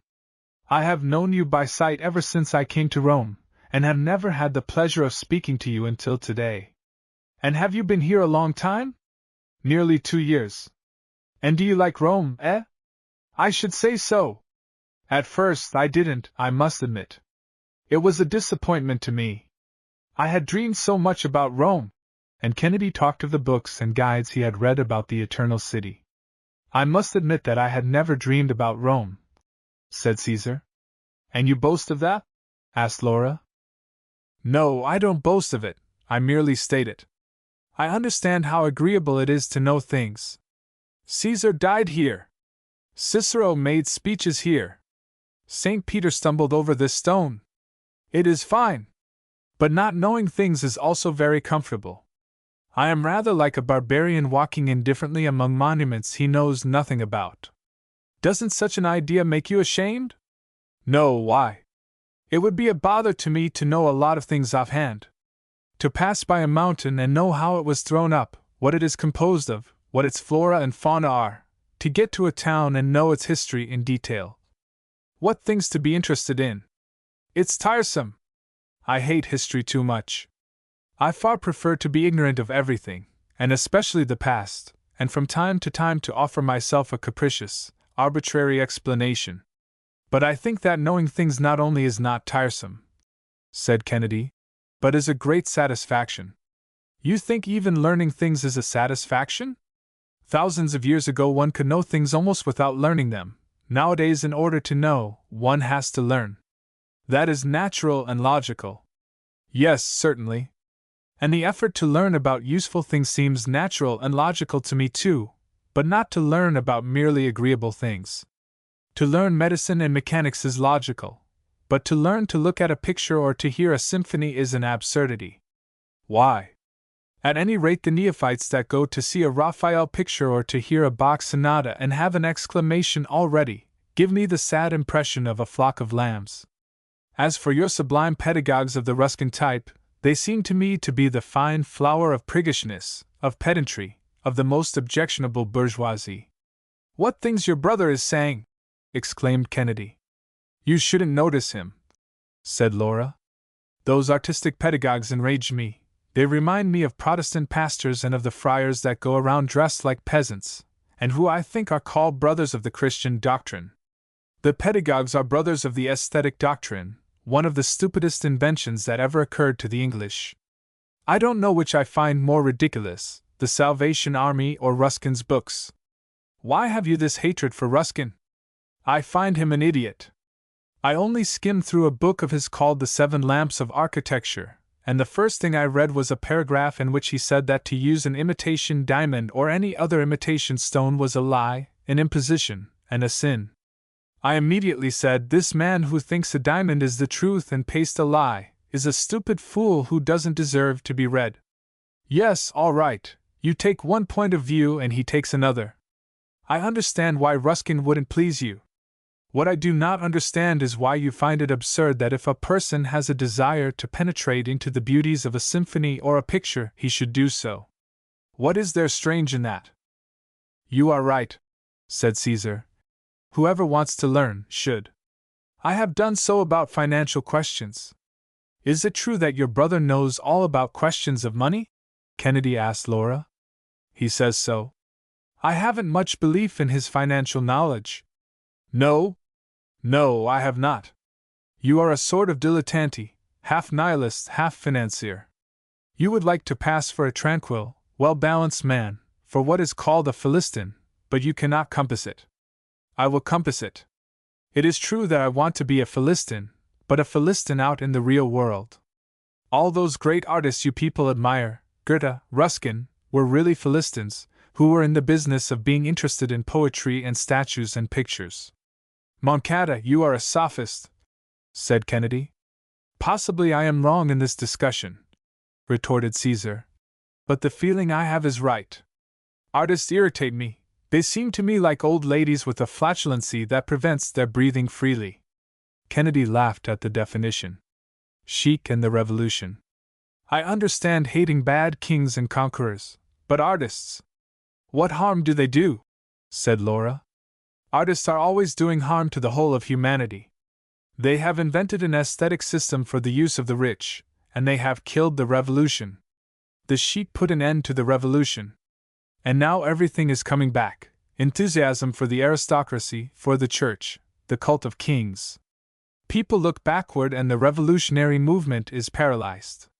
The people that irritate me most are those aesthetes of the Ruskin school, for whom everything is religious. Having money, buying jewels, blowing one's nose, everything is religious. Vulgar creatures, lackeys that they are. My brother is a demagogue, said Laura ironically. Yes, added Kennedy. He doesn't like categories. But each thing has its value whether he likes it or not. I do not deny different values, or even categories. There are things of great value in life, some natural, like youth, beauty, strength, others more artificial, like money, social position, but this idea of distinction, of aristocratic fineness, is a farce. It is a literary legend in the same style as the one current in novels, which tells us that the aristocrats of old families closed their doors to rich Americans, or like that other story Mrs. Marchmont was talking to us of, about the Jewish ladies who were crazy to become Catholics. I don't see what you are trying to prove by all this, said Laura. I am trying to prove that all there is underneath distinguished society is money, for which reason it doesn't matter if it is destroyed. The cleverest and finest man, if he has no money, will die of hunger in a corner. Smart society, which thinks itself superior, will never receive him, because being really superior and intelligent is of no value on the market. On the other hand, when it is a question of some very rich brute, he will succeed in being accepted in fate by the aristocrats, because money has a real value, a quotable value, or I'd better say, it is the only thing that has a quotable value. What you are saying isn't true. A man doesn't go with the best people merely because he is rich. No, certainly, not immediately. There is a preparatory process. He begins by robbing people in some miserable little shop, and feels himself democratic. Then he robs in a bank, and at that period he feels that he is a liberal and begins to experience vaguely aristocratic ideas. If business goes splendidly, the aristocratic ideas get crystallized. Then he can come to Rome and go into ecstasies over all the humbugs of Catholicism, and after that, one is authorized to acknowledge that the religion of our fathers is a beautiful religion, and one finishes by giving a tip to the Pope, and another to Cardinal Very, so that they will make him Prince of the Ecumenical Council or Marquis of the Holy Crusade. What very stupid and false ideas! Exclaimed Laura. Really, I appreciate having a brother who talks in such a vulgar way. You are an aristocrat and the truth doesn't please you. But such are the facts. I can see the chief of the Bureau of Papal Titles. What fun he must have thinking up the most appropriate title for a magnate of Yankee tinned beef or for an illustrious Andean general. How magnificent it would be to gather all the bishops in partibus infidelium and all the people with papal titles in one drawing room. The Bishop of Nicaea discussing with the Marquis of the Holy Roman Empire, the Marchioness of Easter Sunday flirting with the Bishop of Chaon, while the Patriarchs of Thebes, Damascus, and Trebizond played bridge with the sausage manufacturer, Mr. Smiles, the poor king, or with the illustrious General Perez, the hero of Guachinanguito. What a moving spectacle it would be! You are a clown, said Laura. He is a Finnish satirist, added Kennedy. Caesar's plan. After lunch, Laura, Kennedy, and Caesar went into the salon, and Laura introduced the Englishman to the San Martino girls and the Countess Brenda. They stayed there chatting until 4 o'clock, at which time the San Martinos got ready to go out in a motor car, and Laura, with the Countess and her daughter, in a carriage. Caesar and Kennedy went into the street together. You are awfully well fixed here, said Kennedy, with no Americans, no Germans, or any other barbarians. Yes, this hotel is a hive of petty aristocrats. Your sister was telling me that you might pick out a very rich wife here, among the girls. Yes, my sister would like me to live here, in a foreign country, in cow-like tranquility, looking at pictures and statues, and traveling pointlessly. That wouldn't be living for me. I am not a society man. I require excitement, danger. Though I warn you that I am not in the least courageous. You're not? Not at all. Not now. At moments I believe I could control myself and take a trench without wavering. But you have some fixed plan, haven't you? Yes, I expect to go back to Spain and work there. At what? In politics. Are you patriotic? Yes, up to a certain point. I have no transcendental idea of patriotism at all. Patriotism, as I interpret it, is a matter of curiosity. I believe that there is strength in Spain.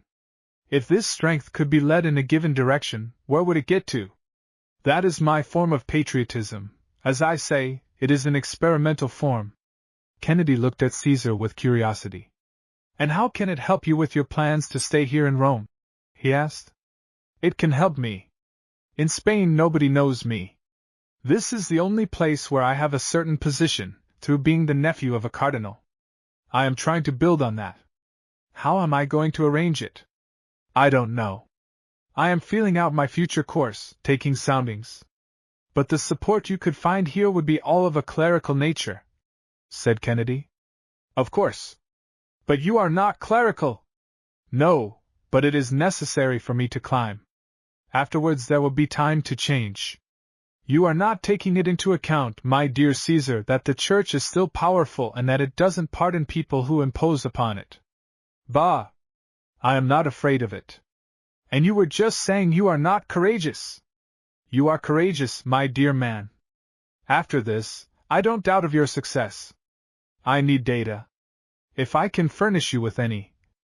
Wouldn't it be disagreeable for you to help a man who is your enemy, so far as ideas go? No, because I am beginning to have some curiosity too, as to whether you will succeed in doing something. If I can be of any use, let me know. I will let you know. Caesar and Kennedy took a walk about the streets, and at twilight they took leave of each other affectionately. 14. New attempts, new rambles. Cardinal Spada. I have arranged 2 interesting conferences for you, said Kennedy, a few days later. My dear man! Yes, one with Cardinal Spada, the other with the Abbé Tardieu. I have spoken to them both about you. Splendid! What kind of people are they? Cardinal Spada is a very intelligent man and a very amiable one. At heart he is a liberal and fond of the French. As to the Abbé Tardieu, he is a very influential priest at the Church of San Luigi. After lunch they went direct to a solitary street in the old part of Rome. At the door of the big, sad palace where Cardinal Spada lived, a porter with a cocked hat, a grey greatcoat, and a staff with a silver knob, was watching the few passers-by. They went in by the broad entryway, as far as a dark colonnaded court, paved with big flags which had grass between them. In the middle of the court a fountain shot up a little way and fell into a stone basin covered with moss. Kennedy and Caesar mounted the wide monumental stairway. On the first floor a handsome glassed-in gallery ran around the court. The whole house had an air of solemnity and sadness. They entered the cardinal's office, which was a large, sad, severe room. Monsignor Spada was a vigorous man, despite his age. He looked frank and intelligent, but one guessed that there was a hidden bitterness and desolation in him. He wore a black cassock with red edges and buttons. Kennedy went close and was about to kneel to the cardinal, but he prevented him. Caesar explained his ideas to the cardinal with modesty. He felt that this man was worthy of all his respect. Monsignor Spada listened attentively, and then said that he understood nothing about financial matters, but that on principle he was in favor of having the administration of all the Church's property kept entirely at home, as in the time of Pius IX. Leo XIII had preferred to replace this paternal method by a trained bureaucracy, but the Church had not gained anything by it, and they had lost credit through unfortunate negotiations, buying land and taking mortgages. Caesar realized that it was useless to attempt to convince a man of the intelligence and austerity of the cardinal, and he listened to him respectfully. Monsignor Spada conversed amiably. He escorted them as far as the door, and shook hands when they said good-bye. The Abbé Tardieu. Then they went to see the Abbé Tardieu. The Abbé lived in the Piazza Navona.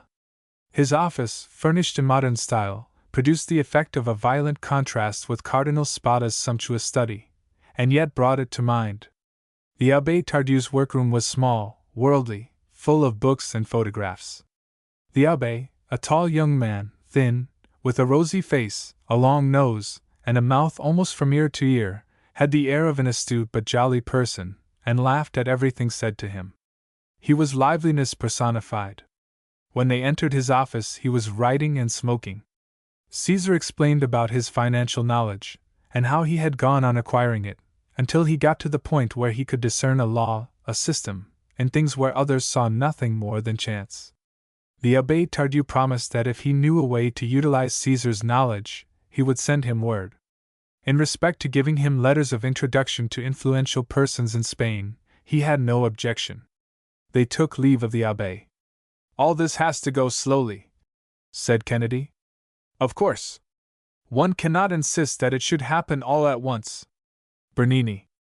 "If you have nothing to do, let's take a walk," said the Englishman. "If you like. Have you noticed the fountains in this square?" "No. They are worth looking at." Caesar contemplated the central obelisk. It is set on top of a rock hollowed out like a cavern, in the mouth of which a lion is seen. Afterwards they looked at the fountains at the ends of the square. "The sculptures are by Bernini," explained Kennedy. "Bernini belonged to an epoch that has been very much abused by the critics, but nowadays he is much praised.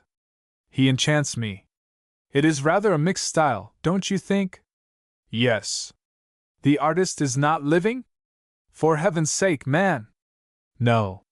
"Well, if he were alive today, they would employ him to make those gewgaws some people present to leading ladies and to the deputies of their district. He would be the king of the manufacturers of ornate barometers." It is undeniable that Bernini had a Baroque taste. He gives the impression of a rather pretentious and affected person. "Yes, he does. He was an exuberant, luxuriant Neapolitan, but when he chose he could produce marvels. Haven't you seen his Saint Teresa?" "No." "Then you must see it. Let's take a carriage." They drove to the Piazza San Bernardo, a little square containing 3 churches and a fountain, and went into Santa Maria della Vittoria. Kennedy went straight toward the high altar, and stopped to the left of it. In an altar of the transept is to be seen a group carved in marble, representing the ecstasy of Saint Teresa. Caesar gazed at it absorbed. The saint is an attractive young girl, falling backward in a sensual spasm. Her eyes are closed, her mouth open, and her jaw a bit dislocated.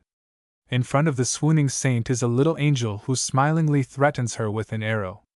"Well, what do you think of it?" said Kennedy. "It is wonderful," exclaimed Caesar. "But it is a bedroom scene, only the lover has slipped away." "Yes, that is true. It really is pretty. You seem to see the pallor of the saint's face, the circles under her eyes, the relaxation of all her muscles. Then the angel is a little joker who stands there smiling at the ecstasy of the saint." "Yes, that's true," said Kennedy. "It is all the more admirable for the very reason that it is tender, sensual, and charming, all at once." "However, this sort of thing is not healthy," murmured Caesar. "This kind of vision depletes your life force. One wants to find the same things represented in works of art that one ought to look for in life, even if they are not to be found in life." "Good! Here enters the moralist." "You talk like an Englishman," exclaimed Kennedy. "Let us go along." "Where?" "I have to stop in at the French embassy a moment, then we can go where you like." Corners of Rome. They went back to the carriage, and having crossed through the center of Rome, got out in front of the Farnese Palace. "I will be out inside of 10 minutes," said Kennedy. The Farnese Palace aroused great admiration in Caesar. He had never passed it before. By one of the fountains in the piazza, he stood gazing at the huge square edifice, which seemed to him like a die cut from an immense block of stone. "This really gives me an impression of grandeur and force," he said to himself. "What a splendid palace! It looks like an ancient knight in full armor, looking indifferently at everything, sure of his own worth." Caesar walked from one end of the piazza to the other, absorbed in the majestic pile of stone. Kennedy surprised him in his contemplation. "Now will you say that you are a good Philistine? Ah, well, this palace is magnificent. Here are grandeur, strength, overwhelming force.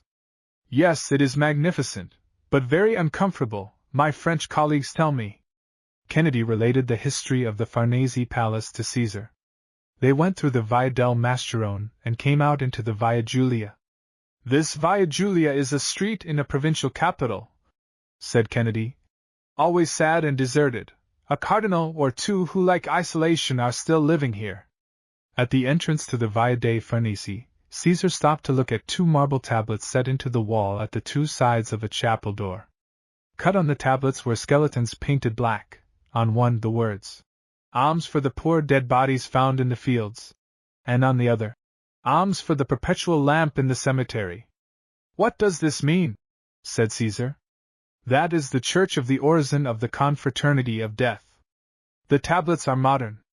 They passed by the Mascherone again, and went rambling on until they reached the synagogue and the theatre of Marcellus. They went through narrow streets without sidewalks. They passed across tiny squares, and it seemed like a dead city, or like the outskirts of a village. In certain streets towered high dark palaces of blackish stone. These mysterious palaces looked uninhabited.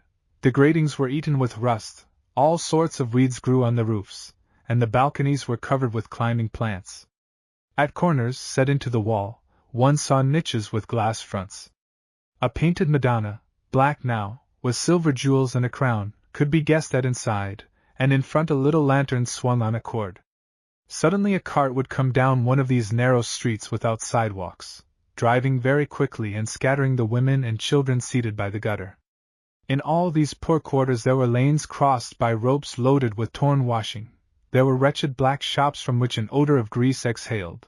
There were narrow streets with mounds of garbage in the middle. In the very palaces, now shorn of their grandeur, appeared the same decoration of rags waving in the breeze. In the theatre of Marcellus one's gaze got lost in the depths of black caves, where smiths stood out against flames. This mixture of sumptuousness and squalor, of beauty and ugliness, was reflected in the people. Young and most beautiful women were side by side with fat, filthy old ones covered with rags, their eyes gloomy, and of a type that recalled old African Jewesses. What can be read on walls? Caesar and Kennedy went on toward the Temple of Vesta and followed the river bank until the Tiber embankment ended. Here the banks were green and the river clearer and more poetic. To the left rose the Aventine with its villas. In the harbor 2 or 3 tugs were tied up, and here and there along the pier stood a crane. Evening was falling and the sky was filling with pink clouds. They sat down a while on the side of the road, and Caesar entertained himself deciphering the inscriptions written in charcoal on a mud wall. "Do you go in for modern epigraphy?" asked Kennedy. "Yes. It is one of the things I take pleasure in reading, in the towns I go to, the advertisements in the newspapers and the writings on the wall. It's a good kind of curiosity. Yes, I believe one learns more about the real life in a town from such inscriptions than from the guide and textbooks." "That's possible. And what conclusions have you drawn from your observations?" "They are not of much value. I haven't constructed a science of wall inscriptions, as that fake Lambroso would have done. But you will construct it surely, when you have lighted on the underlying system. You think my epigraphical science is on the same level as my financial science. What a mistake! All right. But tell me what you have discovered about different towns. London, for instance, I have found, is childish in its inscriptions and somewhat clownish. When some sentimental foolishness doesn't occur to a Londoner of the people, some brutality or rough joke occurs to him. "You are very kind," said Kennedy, laughing. "Paris has a vulgar, cruel taste. In the Frenchmen of the people you find the tiger alternating with the monkey. There the dominant note on the walls is the patriotic note, insults to politicians, calling them assassins and thieves, and also sentiments of revenge expressed by an amort de Pan, or amort Duval. Moreover, there is a great enthusiasm for the guillotine." "And Madrid?" "Madrid is at heart a rude, moral town with little imagination, and the epigraphs on the walls and benches are primitive." "And in Rome what do you find?" Here one finds a mixture of pornography, romanticism, and politics. A heart pierced by an arrow and poetic phrases alternate with some enormous piece of filthiness and with hurrahs for anarchy or for the popery. Well done, said Kennedy. I can see that the branch of epigraphy you practice amounts to something. It should be systematized and given a name. What do you think we should name it? Wallography? Very good. And one of these fine days we can systematize it. Now we might go and get dinner. They took a tram which was coming back from St. Paul's beyond the walls, and returned to the heart of the city. The monk with the red nose. The next day Caesar was finishing dressing when the servant told him that a gentleman was waiting for him. Who is it? Asked Caesar. It's a monk. Caesar went to the salon and there found a tall monk with an evil face, a red nose, and a worn habit. Caesar recalled having seen him, but didn't know where. What can I do for you? Asked Caesar. I come from His Eminence, Cardinal Fort. I must speak with you. Let's go into the dining room. We shall be alone there. It would be better to talk in your room. No, there is no one here. Besides, I have to eat breakfast. Will you join me? No, thanks, said the monk. Caesar remembered having seen that face in the Altemps palace. He was doubtless one of the domestic monks who had been with the Abbé Preciosi. The waiter came bringing Caesar's breakfast. Will you tell me what it is? Said Caesar to the ecclesiastic, while he filled his cup. The monk waited until the waiter was gone, and then said in a hard voice, His Eminence the Cardinal sent me to bid you not to present yourself anywhere again, giving his name. What? What does this mean? Asked Caesar calmly. It means that His Eminence has found out about your intrigues and machinations. Intrigues? What intrigues were those? You know perfectly well. And His Eminence forbids you to continue in that direction. His Eminence forbids me to pay calls? And for what reason? Because you have used his name to introduce yourself into certain places. It is not true. You have told people you went to that you are Cardinal Fort's nephew. And I am not? Asked Caesar, after taking a swallow of coffee. You are trying to make use of the relationship, we don't know with what end in view. I am trying to make use of my relationship to Cardinal Fort? Why shouldn't I? You admit it? Yes, I admit it. People are such imbeciles that they think it is an honor to have a cardinal in the family. I take advantage of this stupid idea, although I do not share it, because for me a cardinal is merely an object of curiosity, an object for an archaeological museum. Caesar paused, because the monk's countenance was growing dark. In the twilight of his pallid face, his nose looked like a comet portending some public calamity. Poor wretch! Murmured the monk. You do not know what you are saying. You are blaspheming. You are offending God. Do you really believe that God has any relation to my uncle?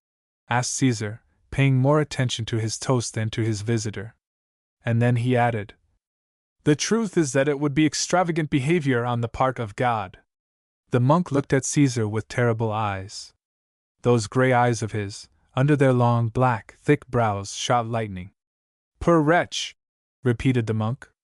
You ought to have more respect for things above you. Caesar arose. You are bothering me and preventing me from drinking my coffee, he said, with exquisite politeness, and touched the bell. Be careful! Exclaimed the monk, seizing Caesar's arm with violence. Don't you touch me again, said Caesar, pulling away violently, his face pale and his eyes flashing. If you do, I have a revolver here with 5 chambers, and I shall take pleasure in emptying them one by one, taking that lighthouse you carry about for a nose as my target. Fire it if you dare. Fortunately, the waiter had come in on hearing the bell. Do you wish anything, sir? He asked. Yes, please escort this clerical gentleman to the door, and tell him on the way not to come back here. Days later Caesar found out that there had been a great disturbance at the Altemps Palace in consequence of the calls he had made. Preciosi had been punished and sent away from Rome, and the various Spanish monasteries and colleges warned not to receive Caesar. 15. Giovanni Battista, pagan. My dear Caesar, said Kennedy, I believe it will be very difficult for you to find what you want by looking for it. You ought to leave it a little to chance. Abandon myself to events as they arrive? All right, it seems a good idea. Then if you find something practicable, utilize it. Kennedy took his friend to a statue shop where he used to pass some of his hours. The shop was in a lane near the Forum, and its stock was in antiques, majolicas, and plaster casts of pagan gods. The shop was dark and rather gloomy, with a small court at the back covered with vines. The proprietor was an old man, with a mustache, an imperial, and a shock of white hair. His name was Giovanni Battista Lanza. He professed revolutionary ideas and had great enthusiasm about Mazzini. He expressed himself in an ironical and malicious manner. Signora Vittoria, his wife, was a grumbling old woman, rather devoted to wine. She spoke like a Roman of the lowest class, was olive-colored and wrinkled, and of her former beauty there remained only her very black eyes and hair that was still black. The daughter, Simonetta, a girl who resembled her father, blonde, with the build of a goddess, was the one that waited on customers and kept the accounts. Simonetta, being the manager, divided up the profits. The elder son was head of the workshop and he made the most money. Then came 2 workmen from outside, and then the father who still got his day's wages, out of consideration for his age, and finally the younger son, 12 or 14 years old, who was an apprentice. Simonetta gave her mother what was indispensable for household expenses and managed the rest herself. Kennedy retailed this information the first day they went to Giovanni Battista Lanza's house. Caesar could see Simonetta keeping the books, while the small brother, in a white blouse that came to his heels, was chasing a dog, holding a pipe in his hand by the thick part, as if it were a pistol, the dog barking and hanging on to the blouse, the small boy shrieking and laughing, when Signora Vittoria came bawling out. Kennedy presented Simonetta to his friend Caesar, and she smiled and gave her hand. "Is Signore Giovanni Battista here?" Kennedy asked Signora Vittoria. "Yes, he is in the court," she answered in her gloomy way. "Is something wrong with your mamma?" said Kennedy to Simonetta. "Nothing." They went into the court and Giovanni Battista arose, very dignified, and bowed to Caesar. The elder son and the 2 workmen in white blouses and paper caps were busy with water and wires, cleaning a plaster mold they had just emptied. The mold was a big has-relief of the Way of the Cross. Giovanni Battista permitted himself various jocose remarks about the Way of the Cross, which his son and the other 2 workmen heard with great indifference. But while he was still emptying his store of anti-Christian irony, the voice of Signora Vittoria was heard, crying domineeringly, "Giovanni Battista!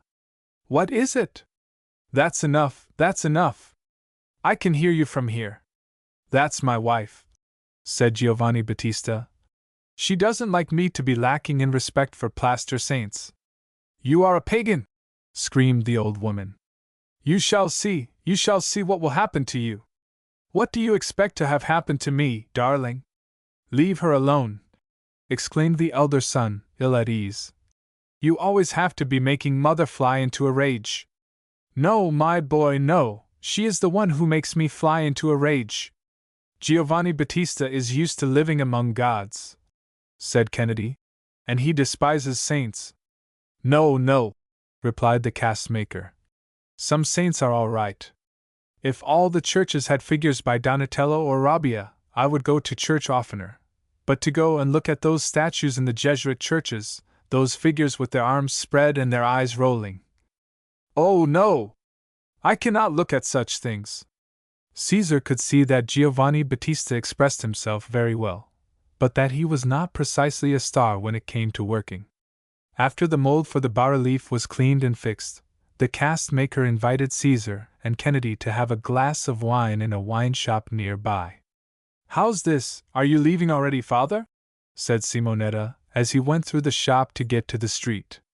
I'm coming back right away." Superstitions. The 3 of them went to a rather dirty tavern in the same lane, and settled themselves by the window. This post was a good point of observation for that narrow street, so crowded and so picturesque. Workmen went by, and itinerant vendors, women with kerchiefs, half headdress and half muffler, and with black eyes and expressive faces. Opposite was a booth of colored candies, dried figs strung on a reed, and various kinds of sweets. A winecart passed, and Kennedy made Caesar observe how decorative it was with its big arm seat in the middle and its hood above, like a prompter's box. Giovanni Battista ordered a flask of wine for the three of them. While he chatted and drank, friends of his came to greet them. They were men with beards, long hair, and soft hats of the Garibaldi and Verdi type so abundant in Italy.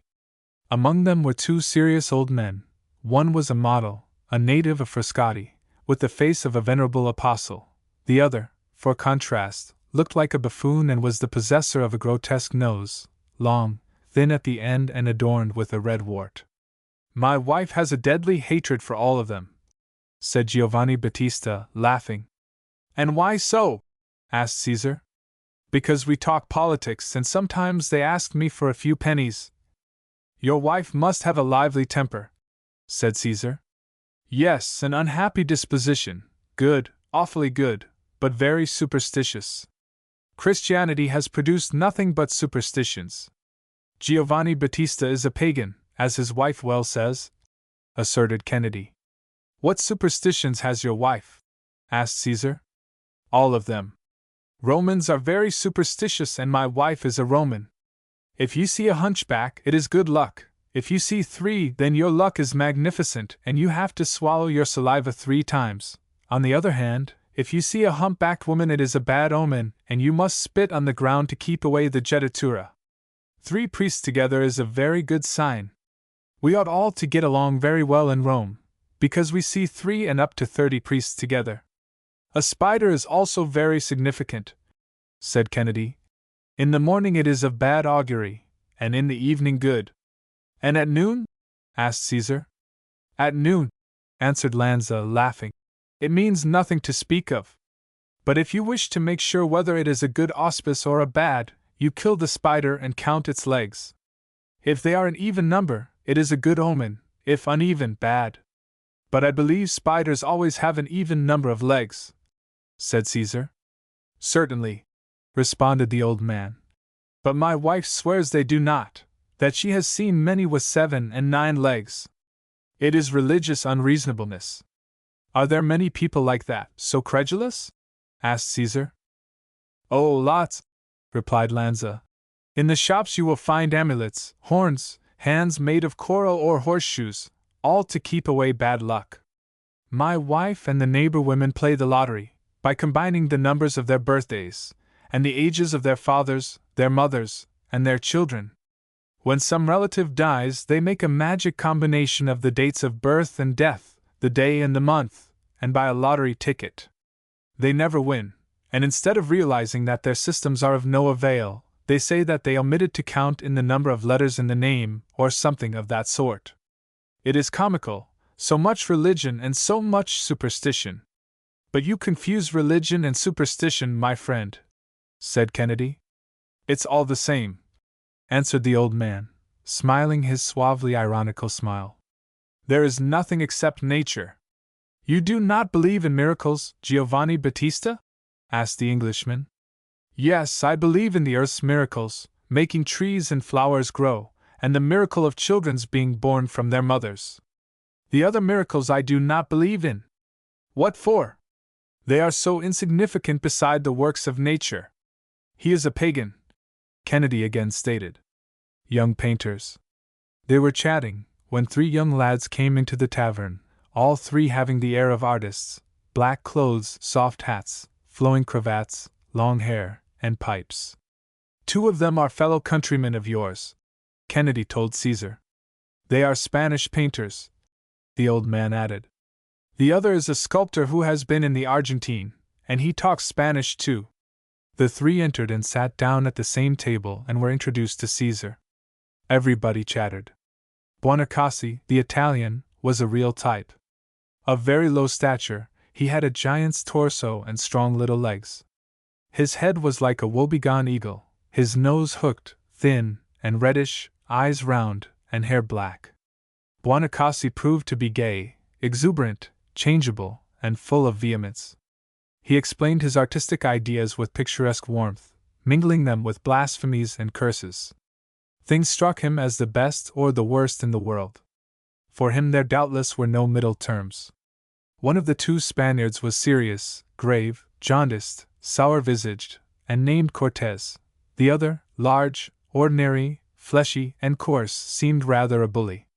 Giovanni Battista was not able to be long outside the workshop, no doubt because his conscience troubled him, and though with difficulty, he got up and left. Kennedy, Caesar, and the two Spaniards went toward the Piazza del Campidoglio, and Buonacassi marched off in the opposite direction. On reaching the Via Nazionale, Kennedy took his leave and Caesar remained with the two Spaniards. The red, fleshy one, who had the air of a bully, started in to make fun of the Italians, and to mimic their bows and salutes. Then he said that he had an engagement with a woman and made haste to take his leave. When he had gone, the grave Spaniard with the sour face said to Caesar, "That chap is like the dandies here, that's why he imitates them so well." Afterwards Cortez talked about his studies in painting. He didn't get on well, he had no money, and anyway Rome didn't please him at all. Everything seemed wrong to him, absurd, ridiculous. Caesar, after he had said goodbye to him, murmured, "The truth is that we Spaniards are impossible people." 16. The Portrait of a Pope. 2 or 3 days later Caesar met the Spaniard Cortez in the Piazza Colonna. They bowed. The thin, sour-looking painter was walking with a beardless young German, red and snub-nosed. This young man was a painter too, Cortez said. He wore a green hat with a cock's feather, a blue cape, thick eyeglasses, big boots, and had a certain air of being a blond Chinaman. "Would you like to come to the Doria Gallery with us?" asked Cortez. "What is there to see there?" "A stupendous portrait by Velázquez." "I warn you that I know nothing about pictures." "Nobody does," Cortez declared roundly. "Everybody says what he thinks." "Is the gallery near here?" "Yes, just a step." In company with Cortez and the German with the green hat with the cock's feather, Caesar went to the Piazza del Collegio Romano, where the Doria Palace is. They saw a lot of pictures which didn't seem any better to Caesar than those in the antique shops and the pawnbrokers, but which drew learned commentaries from the German. Then Cortez took them to a cabinet hung in green and lighted by a skylight. There was nothing to be seen in the cabinet except the portrait of the Pope. In order that people might look at it comfortably, a sofa had been installed facing it. "Is this the Velázquez portrait?" asked Caesar. "This is it." Caesar looked at it carefully. "That man had eaten and drunk well before his portrait was painted," said Caesar. "His face is congested." "It is extraordinary!" exclaimed Cortez. "It is something to see, the way this is done. What boldness! Everything is red, the cape, the cap, the curtains in the background. What a man!" The German aired his opinions in his own language, and took out a notebook and pencil and wrote some notes. "What sort of man was this?" asked Caesar, whom the technical side of painting did not preoccupy, as it did Cortez. "They say he was a dull man, who lived under a woman's domination." "The great thing is," murmured Caesar, "how the painter has left him here alive. It seems as if we had come in here to salute him, and he was waiting for us to speak. Those clear eyes are questioning us. It is curious." "Not curious," exclaimed Cortez, "but admirable. For me it is more curious than admirable. There is something brutal in this Pope, through his grey beard, which is so thin, you can see his projecting chin. The good gentleman was of a marked prognathism, a type of degeneration, indifference, intellectual torpor, and nevertheless he reached the top. Perhaps in the church it's the same as in water, only corks float." Legend and History. Caesar went out of the cabinet, leaving the German and Cortez seated on the sofa, absorbed in the picture. He looked at various paintings in the gallery, went back, and sat down, beside the artists. "This portrait," he said presently, "is like history by the side of legend. All the other paintings in the gallery are legend, folklore, as I believe one calls it. This one is history. That's what it is." "It is truth," agreed Cortez. "Yes, but there are people who do not like the truth, my friend. I tell you, this is a man of flesh, somewhat enigmatic, like nature herself, and with arteries in which blood flows. This is a man who breathes and digests, and not merely a pleasant abstraction. You, who understand such things, will tell me that the drawing is perfect, and the color such as it was in reality. But how about the person who doesn't ask for reality?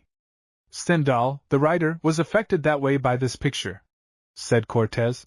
He was shocked at its being hung among masterpieces. He found it bad, no doubt. Very bad? Was this Stendhal English? No, French. Ah, then, you needn't be surprised. A Frenchman has no obligation to understand anything that's not French. Nevertheless, he was an intelligent man. Did he perhaps have a good deal of veneration? No, he boasted of not having any. Doubtless he did have without suspecting it. With a man who had no veneration, what difference would it make whether there was one bad thing among a lot of good ones? The German with the green hat, who understood something of the conversation, was indignant at Caesar's irreverent ideas. He asked him if he understood Latin, and Caesar told him no, and then, in a strange gibberish, half Latin and half Italian, he let loose a series of facts, dates, and numbers. Then he asserted that all artistic things of great merit were German: Greece, Rome, Gothic architecture, the Italian Renaissance, Leonardo da Vinci, Velasquez, all German. The snub-nosed young person, with his cape and his green hat with its cock feather, did not let a mouse escape from his German mouse-trap. The data of the befeathered German were too much for Caesar, and he took his leave of the painters. The 17th, evil days. Accompanied by Kennedy, Caesar called repeatedly on the most auspicious members of the French clerical element living in Rome, and found persons more cultivated than among the rough Spanish monks. But, as was natural, nobody gave him any useful information offering the possibility of his putting his financial talents to the proof. Something must turn up, he used to say to himself, and at the least opening we will dive into the work. Caesar kept gathering notes about people who had connections in Spain with the Black Party in Rome. He called several times on Father Herreros, despite his uncle's prohibition, and succeeded in getting the monk to write to the Marchesa de Montenegro, asking if there were no means of making Caesar Moniata, Cardinal Fort's nephew, conservative deputy for her district.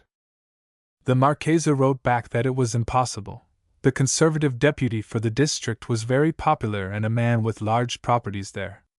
When Holy Week was over, Laura and the Countess Brenda and her daughter decided to spend a while at Florence, and invited Caesar to accompany them. But he was quite out of harmony with the Brenda lady, and said that he had to stay on in Rome. A few days later Madame Dawson and her daughters left, and the San Martinos and the Marchesa Siaca, and an avalanche of English people and Germans, armed with their red Baedekers, took the hotel by storm. Susanna Marchmont had gone to spend some days at Corfu.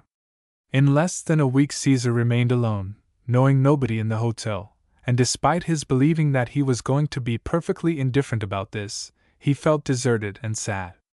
The influence of the springtime also affected him. The deep blue sky, cloudless, dense, dark, made him languish. Instead of entertaining himself with something or other, he did scarcely anything all day long but walk. Two absurd men I have continually near me in the hotel, wrote Caesar to Alzugare. Two absurd fellows, one is one of those stout red Germans with a square head, the other a fine slim Norwegian. The German, who is a captain in some service or other, is a restless man, always busy about what the devil I don't know. He is constantly carrying about trunks and boxes, with the aid of a sorrowful valet, dressed in black, who appears to detest his position.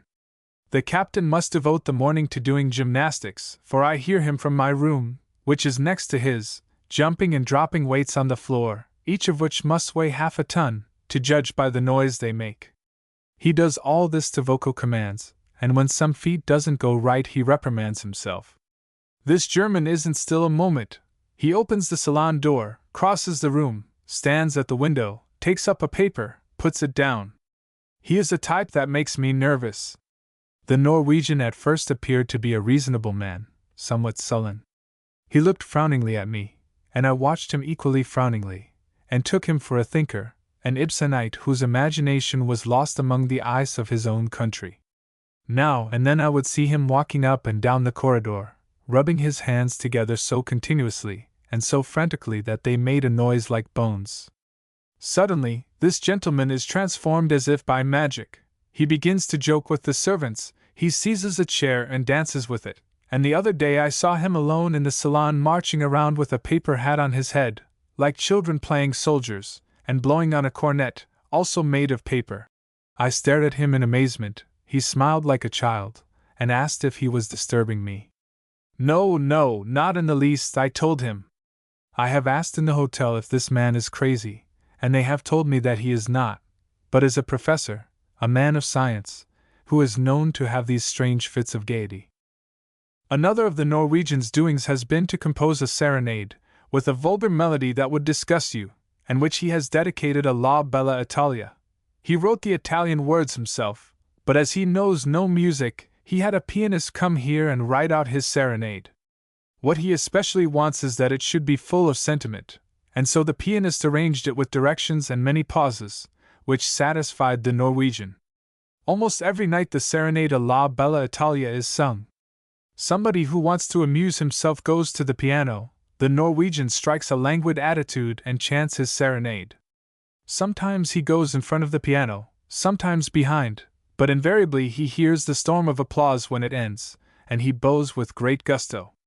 I don't know whether it's the other people who are laughing at him, or he who is laughing at the others. The other day he said to me in his macaronic Italian, "Mr. Spaniard, I have good eyesight, good hearing, a good sense of smell, and lots of sentiment." I didn't exactly understand what he meant me to think, and I didn't pay any attention to him.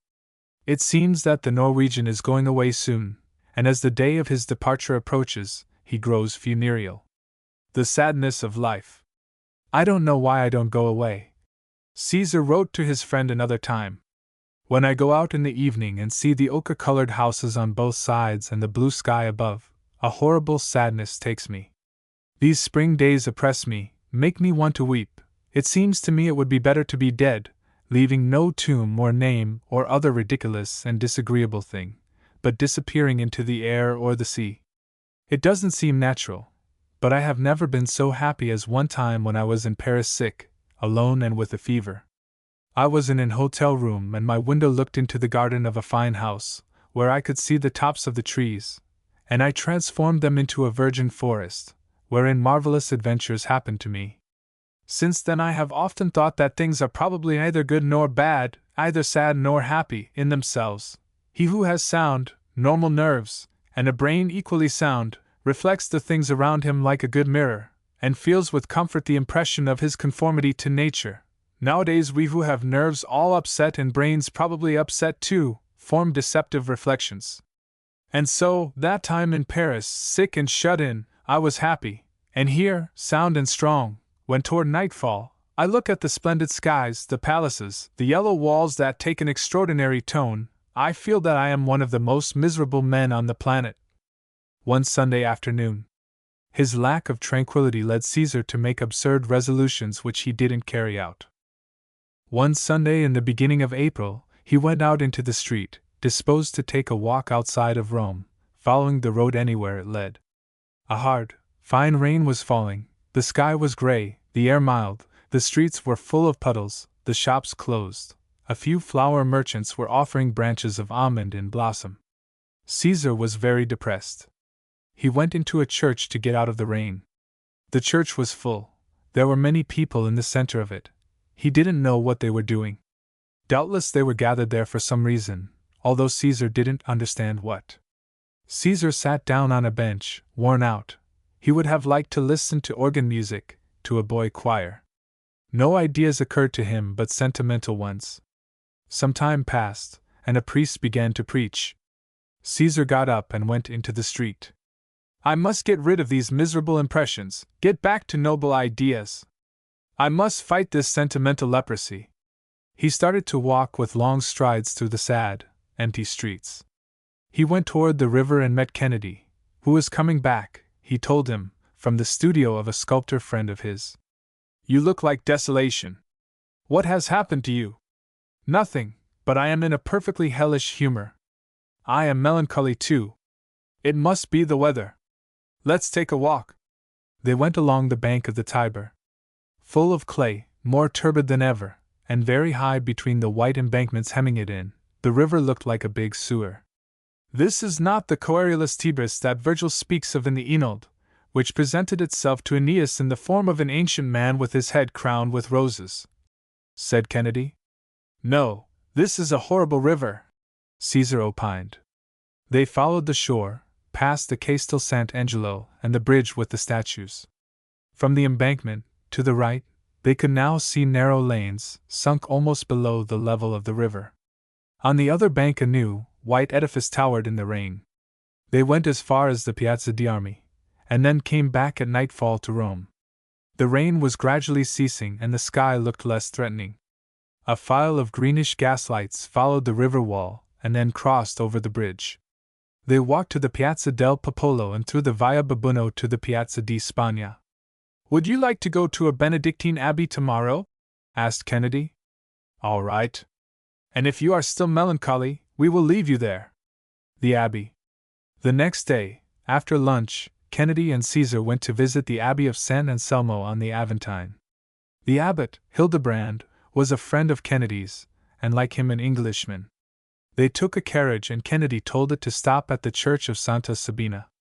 It is still too early to go to the abbey. Let us look at this church, which is the best preserved of all the old Roman ones. They entered the church, but it was so cold there that Caesar went out again directly and waited in the porch. There was a man there selling rosaries and photographs who spoke scarcely any Italian or French, but did speak Spanish. Probably he was a Jew. Caesar asked him where they manufactured those religious toys, and the peddler told him in Westphalia. Kennedy went to look at a picture by Sassoferrato, which is in one of the chapels, and meanwhile the rosary seller showed the church door to Caesar and explained the different bas-reliefs, cut in cypress wood by Greek artists of the V century, and representing scenes from the Old and New Testaments. Kennedy came back, they got into the carriage again, and they drove to the Benedictine Abbey. Is the abbot Hildebrandus here? Asked Kennedy. Out came the abbot, a man of about 50, with a gold cross on his breast. They exchanged a few friendly words, and the superior showed them the convent. The refectory was clean and very spacious, the long table of shining wood, the floor made of mosaic. The crypt held a statue, which Caesar assumed must be of Sant Anselmo. The church was severe, without ornaments, without pictures. It had a primitive air, with its columns of fine granite that looked like marble. A monk was playing the harmonium, and in the opaque veiled light, the thin music gave a strange impression of something quite outside this life. Afterwards they crossed a large court with palm trees. They went up to the second story, and down a corridor with cells, each of which had on the lintel the name of the patron saint of the respective monk. Each door had a card with the name of the occupant of the room. It looked more like a bathhouse than a monastery. The cells were comfortable inside, without any air of sadness. Each held a bed, a divan, and a small bookcase. By a window at the end of the passage, one could see, far away, the Alban hills, looking like a blue mountain range, half hidden in white haze, and nearby one could see the trees in the Protestant cemetery and the pyramid of Caius Cestius close to them. Caesar felt a sort of deep repugnance for the people shut up here, remote from life and protected from it by a lot of things. The man who is playing the harmonium in this church with its opaque light is a coward, he said to himself. One must live and struggle in the open air, among men, in the midst of their passions and hatreds, even though one's miserable nerves quiver and tremble. After showing them the monastery, the abbot Hildebrand took them to his study, where he worked at revising ancient translations of the Bible. He had photographic copies of all the Latin texts, and he was collating them with the original. They talked of the progress of the church, and the abbot commented with some contempt on the worldly success of the Jesuit churches, with their saints who serve as well to get husbands and rich wives as to bring winning numbers in the lottery. Before going out, they went to a window, at the other end of the corridor from where they had looked out before. Below them they could see the Tiber as far as the Ripa harbor, opposite, the heights of the Janiculum, and further, St. Peter's. When they went out, Kennedy said to Caesar, "What devilish effect has the abbey produced in you, that you are so much gayer than when we went in? It has confirmed me in my idea, which I had lost for a few days." What idea is that? That we must not defend ourselves in this life, but attack, always attack. And now you are contented at having found it again? Yes. Piranesi's garden. I am glad, because you have such a pitiable air when you are sad. Would you like to go to the Priory of Malta, which is only a step from here? Good. They went down in the carriage to the Priory of Malta. They knocked at the gate, and a woman came out who knew Kennedy, and who told them to wait a moment, and she would open the church. Here, said Kennedy, you have all that remains of the famous Order of St. John of Jerusalem. That anti-historic man Bonaparte rooted it out of Malta. The order attempted to establish itself in Catania, and afterwards at Ferrara, and finally took refuge here. Now it has no property left, and all that remains are its memories and its archives. That is how our descendants will see our Holy Mother the Church. In Chicago or Boston some traveler will find an abandoned chapel, and will ask, "What is this?" And they will tell him, "This is what remains of the Catholic Church." Don't talk like an James, said Kennedy. I don't know who James is, retorted Caesar. An atheistical druggist in Flaubert's novel, Madame Bovary. Haven't you read it? Yes, I have a vague idea that I have read it. A very heavy thing. Yes, I think I have read it. The woman opened the door and they went into the church. It was small, overcharged with ornaments. They saw the tomb of Bishop Spinelli and Giotto's Virgin, and then went into a hall gay with red flags with a white cross, on whose walls they could read the names of the Grand Masters of the Order of Malta. The majority of the names were French and Polish. 2 or 3 were Spanish, and among them that of Caesar Borgia. Your countryman and namesake was also a Grand Master of Malta, said Kennedy. So it seems, replied Caesar with indifference. I see that you speak with contempt of that extraordinary man. Is he not congenial to you? The fact is I don't know his history. Really? Yes, really. How strange. We must go tomorrow to the Borgia apartment in the Vatican. Good. They saw the model of an ancient galley which was in the same hall, and went out through the church into the garden planned by Piranesi. The woman showed them a very old palm, with a hole in it made by a hand grenade in the year 49. It had remained that way more than half a century, and it was only a few days since the trunk of the palm had broken. From the garden they went by a path between trees to the bastion of Paul III, a little terrace, from which they could see the Tiber at their feet, and opposite the panorama of Rome and its environs, in the light of a beautiful spring sunshine. 18. Caesar Borgia's motto. Aut Caesar aut nihil. The Borgias. The next day was one of the days for visiting the Borgia apartment. Caesar and Kennedy met in the Piazza di San Pietro, went into the Vatican Museum, and walked by a series of stairs and passageways to the Gallery of Inscriptions. Then they went down to a hall, at whose door there were guards dressed in slashed clothes, which were party-colored, red, yellow, and black. Some of them carried lances and others swords. Why are the guards here dressed differently? Asked Caesar. Because this belongs to the dominions of the Pope. And what kind of guards are these? These are pontifical Swiss guards. They look comic opera enough, said Caesar. My dear man, don't say that. This costume was designed by no one less than Michelangelo. All right. At that time they probably looked very well, but now they have a theatrical effect. It is because you have no veneration. If you were reverential, they would look wonderful to you. Very well, let us wait and see whether reverence will not spring up in me. Now you go on and explain what there is here. This first room, the Hall of Audience, or of the Popes, does not contain anything notable, as you see, said Kennedy. The 5 we are coming to later have been restored, but are still the same as at the time when your countryman Alexander VI was Pope.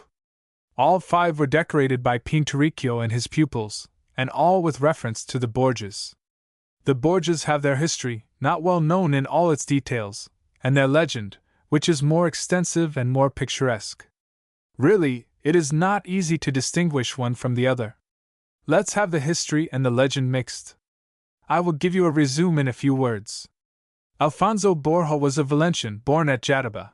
He was secretary to the king or Aragon, then Bishop of Valencia, later Cardinal, and lastly Pope, by the name of Calixtus III. While Calixtus lives, the Spaniards are all powerful in Rome. Calixtus protects his nephews, sons of his sister Isabel and a Valencian named Lanzal or Lenzal. These nephews drop their original name and take their mother's, Italianizing its spelling to Borgia. Their uncle, the Pope, appoints the elder, Don Pedro Luis, captain of the church, the second, Don Rodriguez. Don Rodriguez? Said Caesar.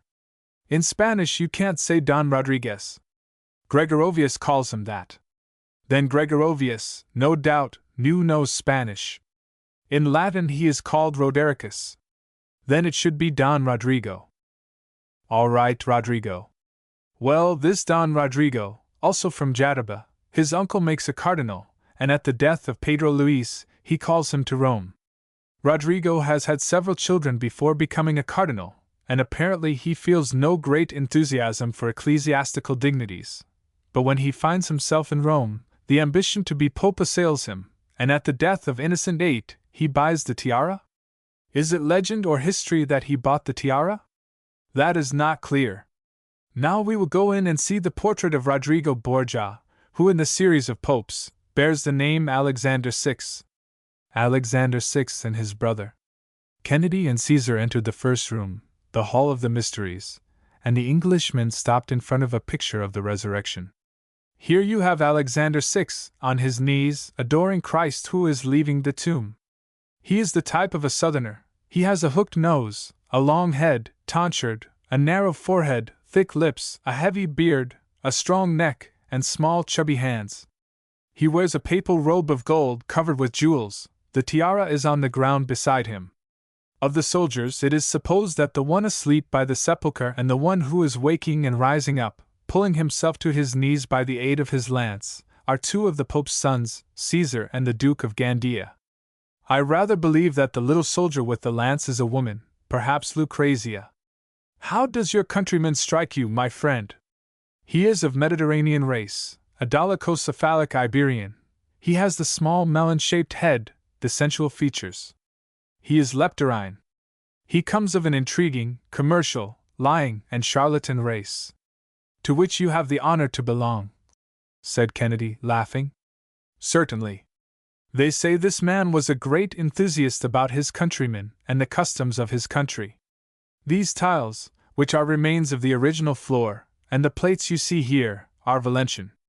A Spanish painter told me that several letters of Alexander Vise are preserved in the archives of the cathedral at Valencia, one among them asking to have tiles sent.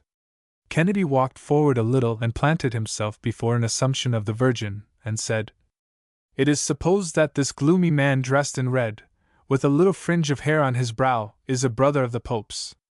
A bad type to encounter in the tribunal of the Inquisition," said Caesar.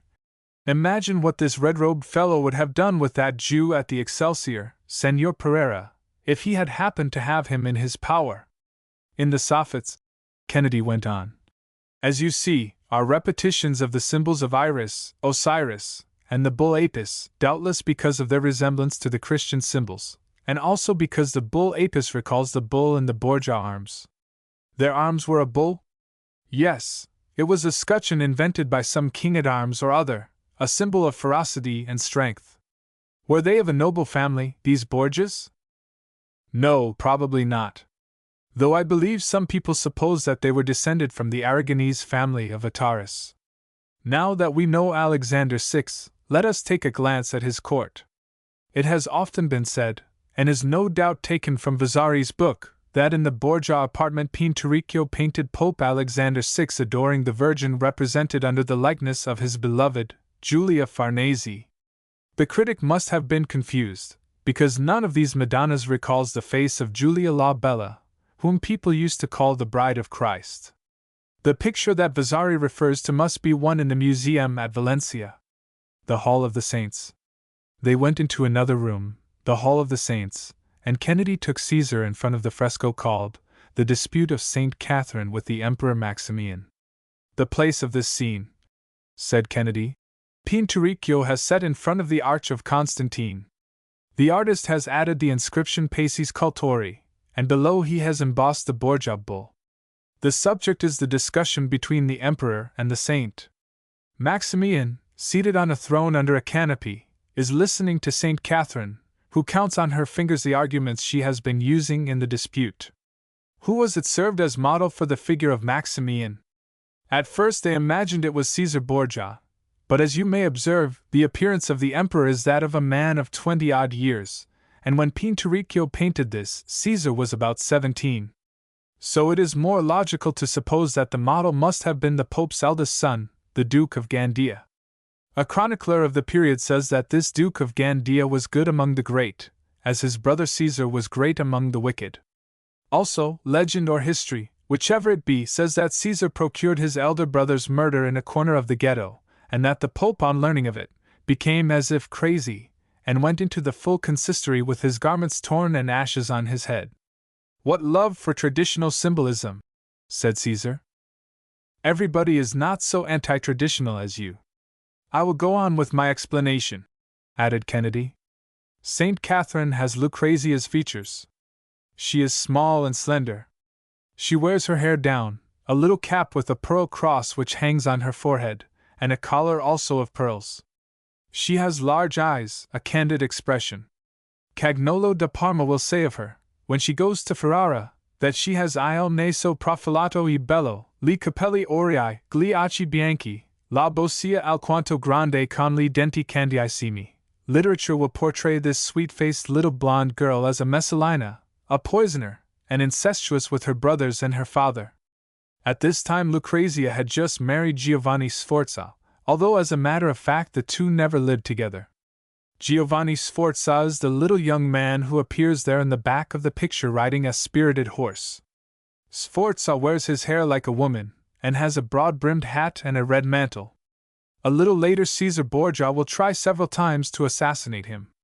"What for?" asked Caesar. No doubt he found him in the way. The man who is in the foreground, next to the emperor's throne, is Andrew Paleologos. Kennedy continued. He is the one wearing a pale purple cloak and looking so melancholy. It used to be supposed that he was Giovanni Borgia. Now they say that it is Paleologos, whom the death of the Emperor Constantine XIII, about this time, had caused to lose the crown of Byzance. Here at the right, riding a Barbary horse, is Prince Jem, second son of Muhammad II, whom Alexander VI kept as a hostage. Jem, as you see, has an expressive face, a prominent nose, lively eyes, a long pointed beard, a shock of hair, and a big turban. He rides Moorish fashion, with his stirrups very short, and wears a curved cutlass in his belt.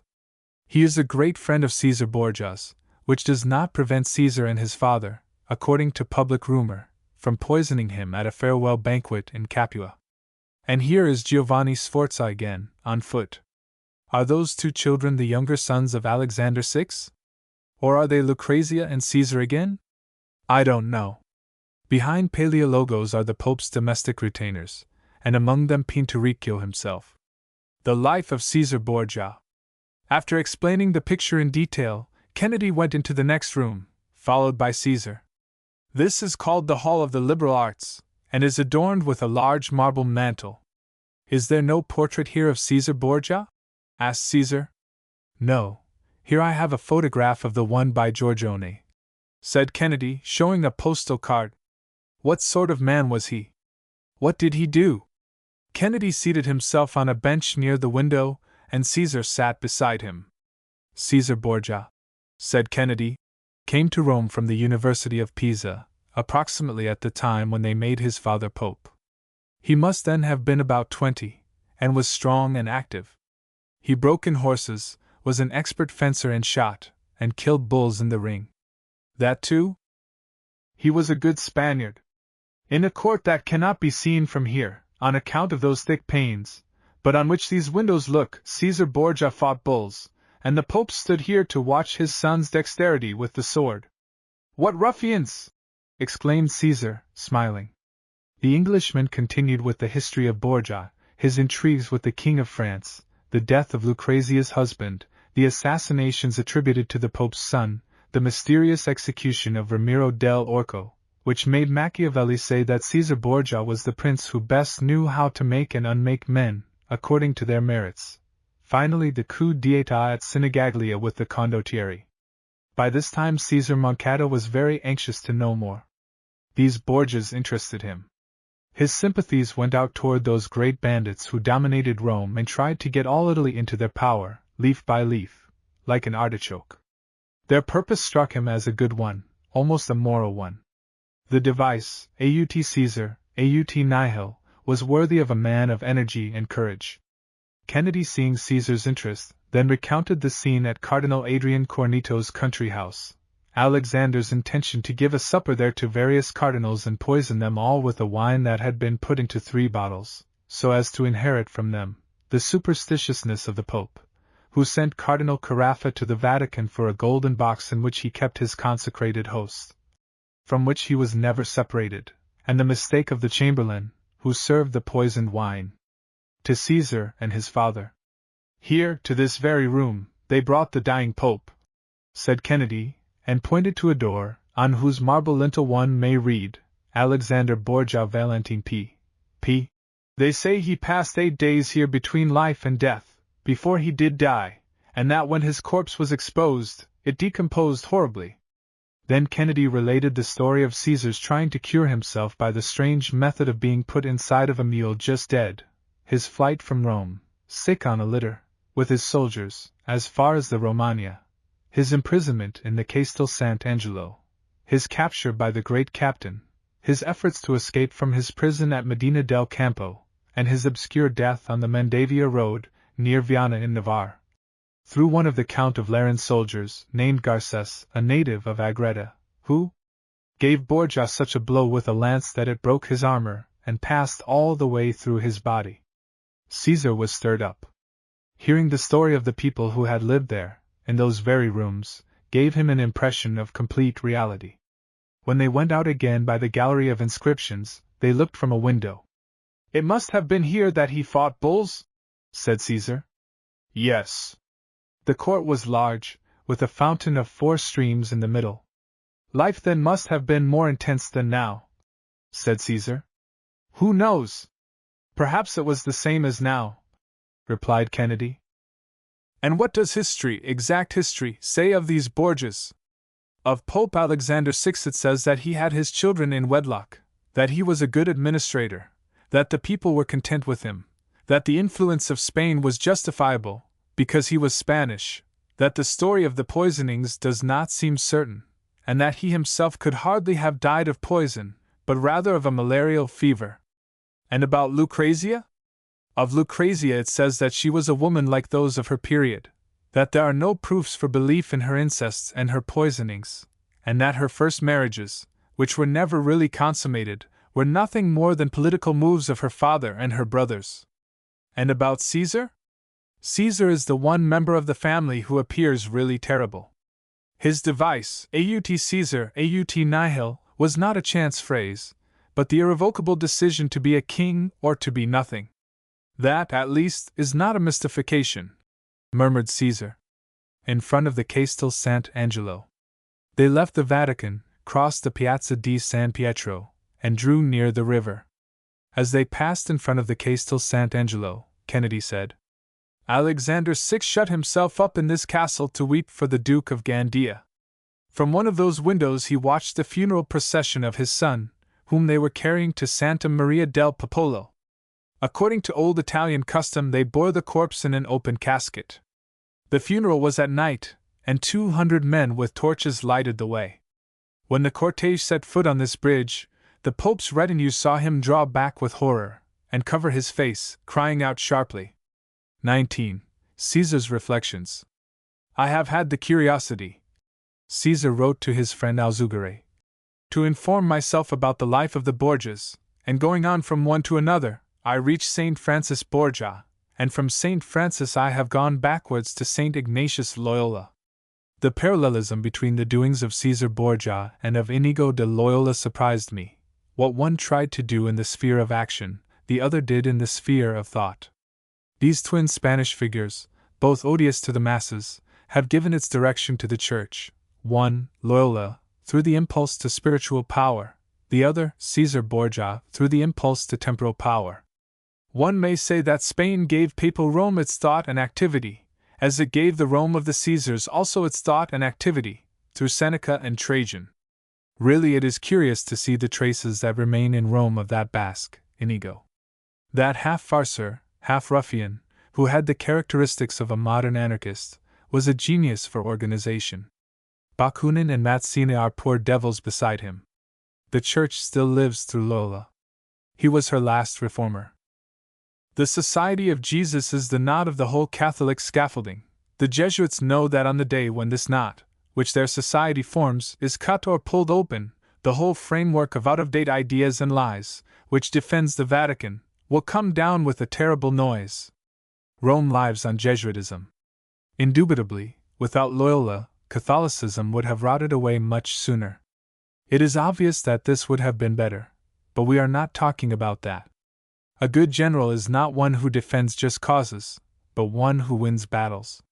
The Borgias, Luther, and St. Ignatius, between them, killed the predominance of the Latin race. The Borgias threw discredit on the free Renaissance life. Before the face of all nations, Luther removed the center of spiritual life and philosophy to Germany and England. St. Ignatius prevented Roman Catholicism from rotting away.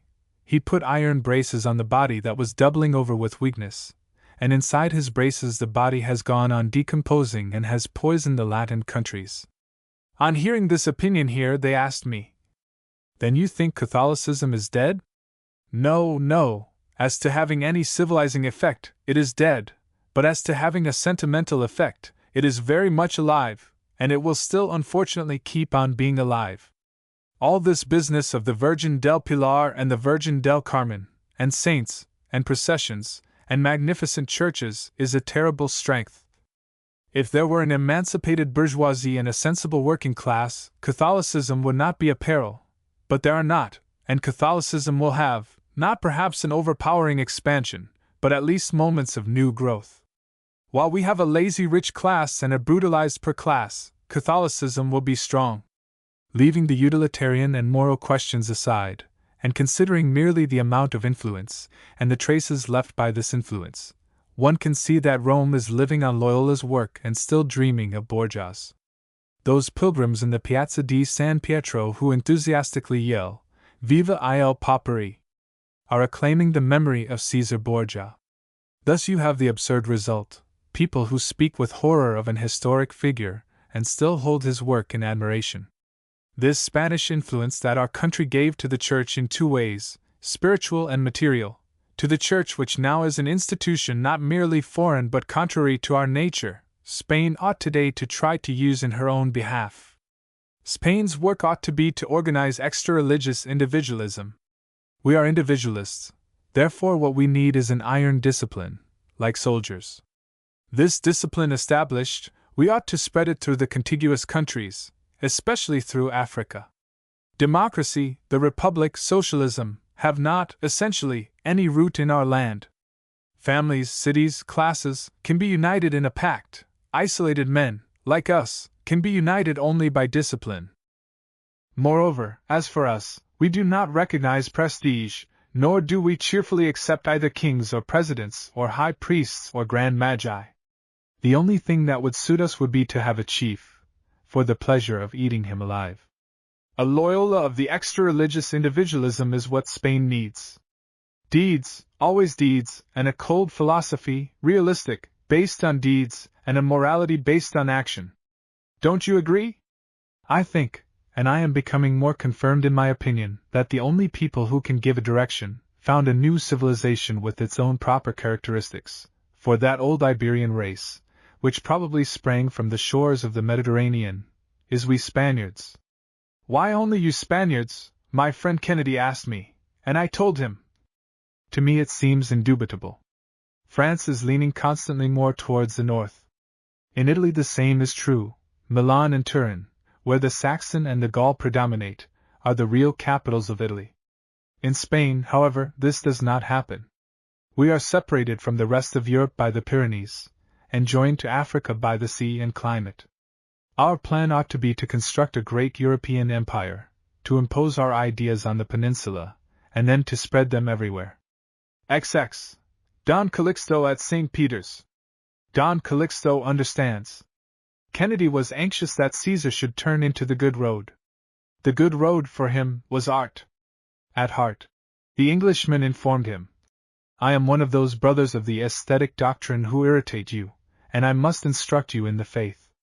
I am not opposed to your trying to instruct me. The two went several times to see museums, especially the Vatican Museum. One day, on leaving the Sistine Chapel, where they had had a long discussion on the merits of Michelangelo, Caesar met the painter Cortez, who came to speak to him. I am here with a gentleman from my town, who is a senator, said Cortez. A boresome old boy. Shall I introduce him? All right. He is an old fool who knows nothing about anything and talks about everything. Cortez presented Caesar to Don Calixto Garcia Guerrero, a man of some 50-odd, senator and boss of the province of Zamora. Don Calixto invited Caesar and Kennedy to dine with him. The Englishman expressed regrets, and Caesar said he would go. They took leave of Cortez and Don Calixto, and went out to the Piazza di San Pietro. I imagine you are going to be bored tomorrow dining with that old countryman of yours, said Kennedy.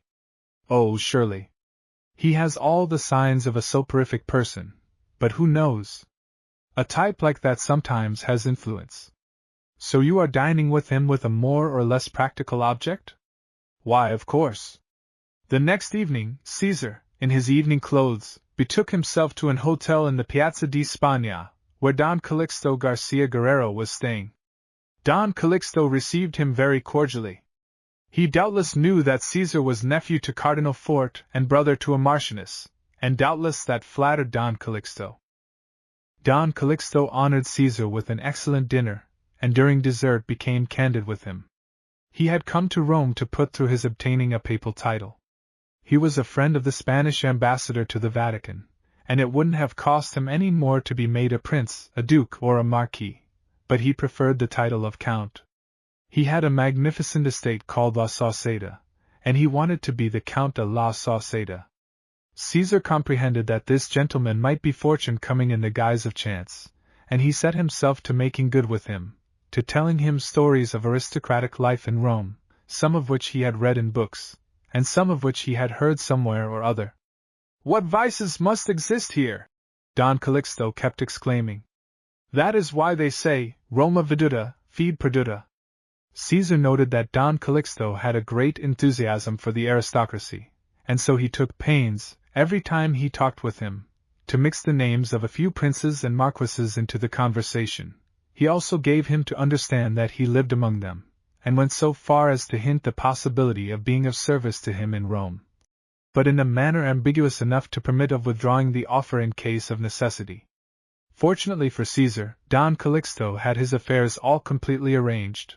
The one thing he desired was that Caesar, whom he supposed to be an expert on archaeological questions, should go about with him the 3 or 4 days he expected to remain in Rome.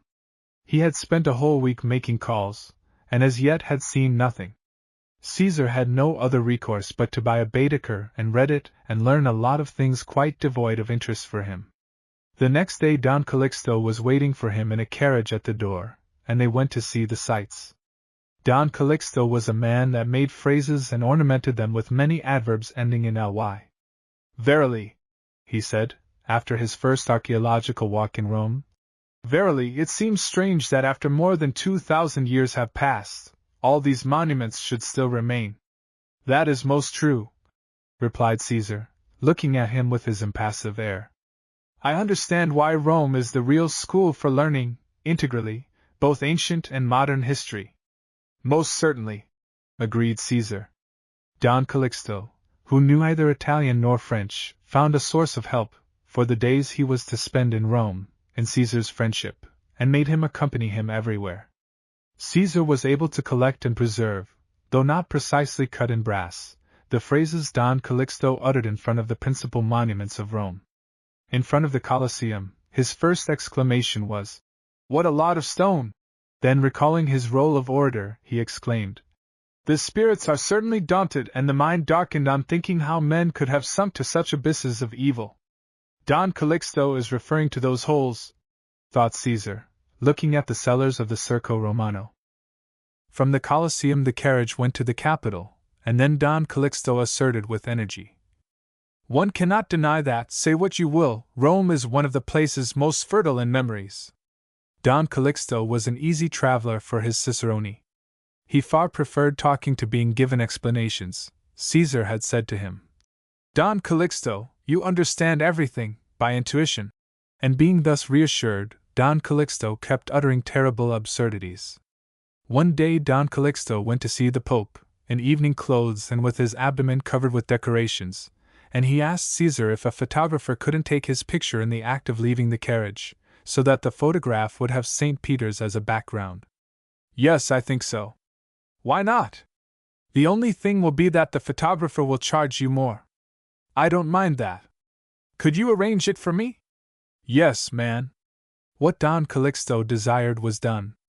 How did the Pope impress you? Caesar asked him as he came out. Very favorably indeed. He has a stupid face, hasn't he? No, man, not at all. He is like a nice country priest. His predecessor was no doubt more of a diplomat, more intelligent. Yes, the other seemed more of a rogue, said Caesar, laughing at the precautions Don Calixto took in giving his opinion. The proofs of the photographs came in the evening, and Don Calixto was enchanted with them. In one of them you could see the Swiss guard at the door, with his lance. It was splendid. Don Calixto would not permit Caesar to go to his hotel, but invited him for dinner, and after dinner told him he was so indebted that he would be delighted to do anything Caesar asked him. Why don't you make me a deputy? Said Caesar, laughing. Do you want to be one? Yes, man. Really? I should think so. But you would have to live in Madrid. Certainly. Would you leave here? Yes, why not? Then, not another word, we will say no more about it. When the time comes, you will write to me and say, Don Calixto, the moment has arrived for you to remember your promise. I want to be a deputy. Very good.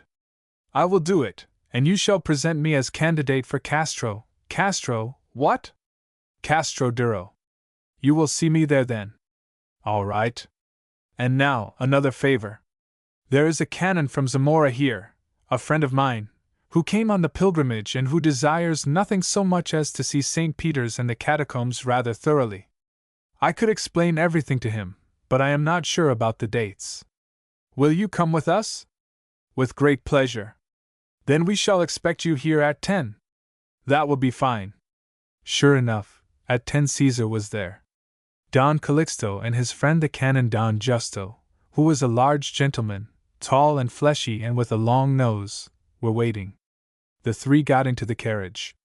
I hope this priest isn't going to be one of those library rats who know everything on earth, thought Caesar, but when he heard him make a couple of mistakes in grammar, he became tranquil. Theodora and Marozia. As they passed the Castel Sant'Angelo, Caesar began to tell the story of Theodora and her daughter Marozia, the two women who lived there and who, for 40-odd years, changed the popes as one changes cooks. You know the history of those women? Asked Caesar. I don't, said the canon. Nor I, added Don Calixto. Then I will tell it to you before we get to St. Peter's. Theodora, an influential lady, fell in love with a young priest of Ravenna, and had him elected pope by the name of John X. Her daughter Marozia, a young girl and a virgin, gave herself to Pope Sergius III, a capricious, fantastic man, who had once had the witty idea of digging up Pope Formosus and subjecting him, putrefied as he was, to the judgment of a synod.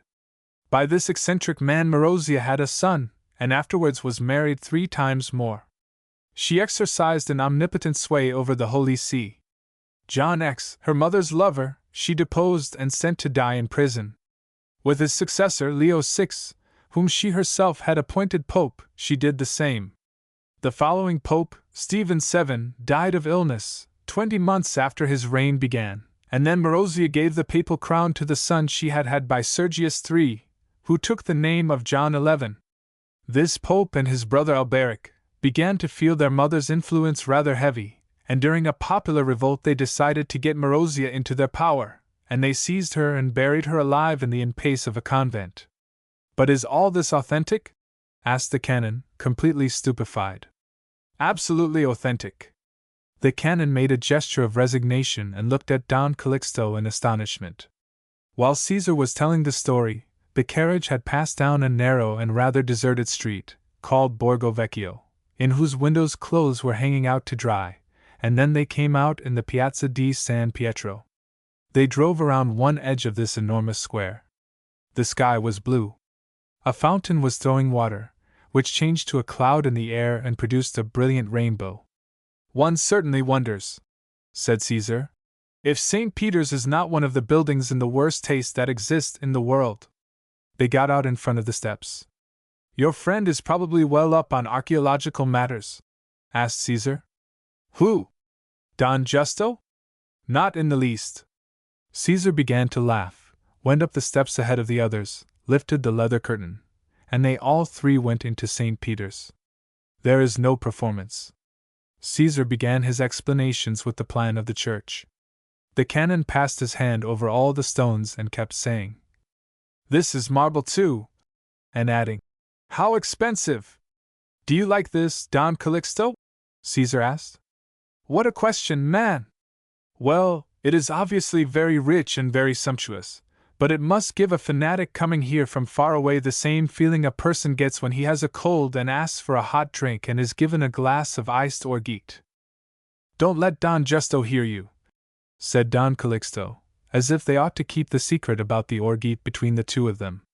They came to the statue of St. Peter, and Caesar told them it is the custom for strangers to kiss its foot. The canon piously did so, but Don Calixto, who was somewhat uneasy, rubbed the statue's worn foot surreptitiously with his handkerchief, and then kissed it. Caesar abstained from kissing it, because he said the kiss was efficacious principally for strangers. Then they went along, looking at the tombs of the popes.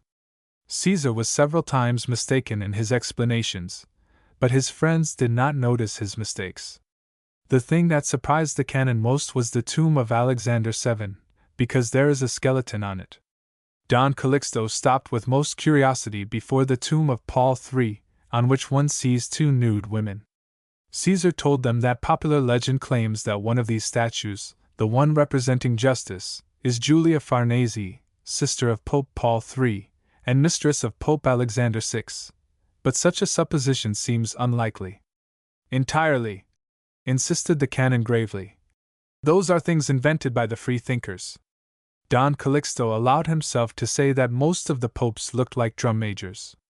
Don Justo continued appraising everything he saw like a contractor.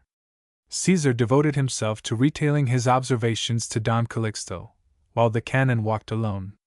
"I will inform you," he told him, "that on Saturday one may go up in the dome, but only decently dressed people. So a placard on that door informs us. If by any chance an apostle should re-arise and have a fancy to do a little gymnastics and see Rome from a height, as he would probably be dirty and badly dressed, he would get left, they wouldn't let him go up. And then he could say, 'Invent a religion like the Christian religion, so that after a while they won't let you go up in the dome.'" "Yes, certainly, certainly," replied Don Calixto. "They are absurd. But do not let the canon hear you. To be sure, all this does not look very religious, but it is magnificent. Yes, it is a beautiful stage setting, but there is no performance," said Caesar. "What do you mean by that?" asked Don Calixto. "That this is an empty place. It would have been well to build a temple as large and light as this in honor of science, which is humanity's great creation. These statues, instead of being stupid or warlike popes, ought to be the inventor of vaccination or of chloroform. Then one could understand the chilliness and the fairly menacing air that everything in the place wears. Let people have confidence in the truth and in work, that is good, but that a religion founded on mysteries, on obscurities, should build a bright, challenging, flippant temple, is ridiculous." "Yes, yes," said Don Calixto, always preoccupied in keeping the canon from hearing. "You talk like a modern man. I myself, down in my heart, you know. I believe you follow me, eh?" "Yes, man." "Well, I think that all this has no transcendency. That is to say, no, it has none. You may well say so, Don Calixto. But it did have it. That cannot be doubted, can it?" And a great deal. This is undeniable. It is a magnificent business concern. It was really a magnificent business concern, said Caesar. Think of monopolizing heaven and hell, selling the shares here on earth and paying the dividends in heaven. There's no guarantee trust company or pawnbroker that pays an interest like that. And at its height, how many branches it developed. Here, in this square, I have a friend, a Jewish dealer in rosaries, who tells me his trade is flourishing. In 3 weeks he has sold 150 kilos of rosaries blessed by the Pope, 200 kilos of medals, and about half a square kilometer of scapulars. What an exaggeration, said Don Calixto. No, it is the truth. He is glad that these things, which he considers accursed, sell, because after all, he is a liberal and a Jew. The only thing he does, if he can, to ease his conscience, is to get 10% profit on everything, and he says to himself, let the Catholics worry. What tales! If the canon should hear you! No, but all this is true. As my friend says, business is business. And he has made me take notice that when the Garibaldini come here, they spend the price of a few bottles of Chianti, and then they sleep in any dog kennel, and spend nothing more. On the contrary, the rich Catholics buy, and off go his kilos of rosaries and of medals, his tons of veils for visiting the Pope, his reams of indulgences for eating meat, and for eating fish and meat, and even for blowing your nose on pages of the Bible if you like. Do not be so disrespectful. When the canon had made sure of all the square meters of marble there are in St. Peter's, they went out into the square again. Caesar indicated the heap of irregular edifices that formed the Vatican. That ought to be the Pope's room, said Caesar, pointing to a window, at random. You must have been there, Don Calixto? I don't know. Really, he said, I haven't much idea where I was. Nor has he any idea how he went, thought Caesar, and added, that is the library, over there is the Secretary of State's apartment, there is where the Holy Office meets. And he said whatsoever occurred to him, perfectly tranquilly. They took their carriage, and as they passed a shop for objects of religion, Don Calixto said to the canon, what do you say to this, Don Justo? According to Don Caesar, the proprietors of the shops where they sell medals are Jews. Bah! That cannot be so, replied the canon roundly. Why not? Bah! Why should it shock you? Exclaimed Caesar. If they sold Jesus Christ alive, why are they not to sell him dead? Well, I am glad to know it, Don Justo burst forth. Because I was going to buy some medals for presents, and now I won't buy them. Don Calixto smiled, and Caesar understood that the good canon was taking advantage of the information to save a penny. 21. Don Calixto in the catacombs. Don Calixto and the canon were very anxious to visit the catacombs. Caesar knew that the visit is not entirely agreeable, and attempted to dissuade them from their intention. I don't know whether you gentlemen know that one has to spend the entire day there. Without lunch? Asked the canon. Yes.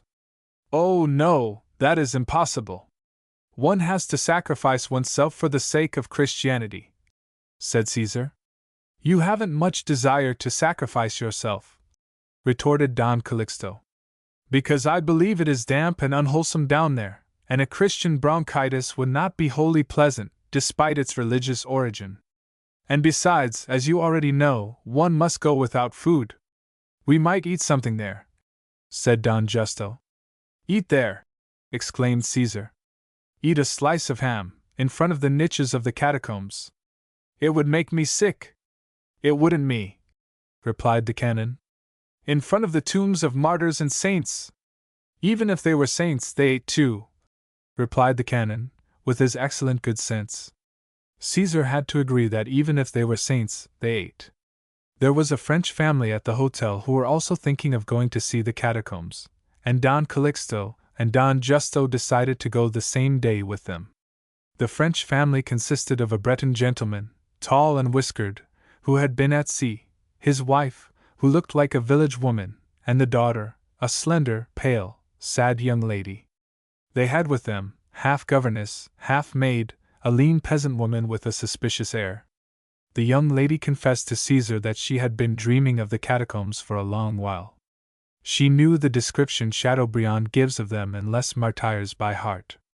The next day the French family in one landau, and Don Calixto with the canon and Caesar in another, went to see the catacombs. The French family had brought a fat, smiling abbé as cicerone. 5 persons couldn't get inside the landau, and the Breton gentleman had to sit by the driver. Don Calixto offered him a seat in his carriage, but the Breton, who must have been obstinate as a mule, said no, that from the driver's seat he enjoyed more of the panorama. They halted a moment, on the abbé's advice, at the baths of Caracalla, and went through them. The cicerone explained where the different bathing rooms had been and the size of the pools. Those cyclopean buildings, those high arches, those enormous walls, left Caesar overcome. One couldn't understand a thing like this except in a town which had a mania for the gigantic, the titanic. They left the baths and started along. They followed the Via di Porta San Sebastiano, between 2 walls. They left behind the imposing ruins of the baths of Caracalla and various establishments for archaeological reconstructions, and the carriage stopped at the gate of the catacombs. They went in, guided by the abbé, and arrived at a sort of office. They each paid a lira for a taper which a friar was handing out, and they joined a group of other people, without quite knowing what they expected next. In the group there were 2 German Dominicans, a tall one whose fiery red beard hung to his waist, and a slim one, with a nose like a knife. Irreverent cicerone.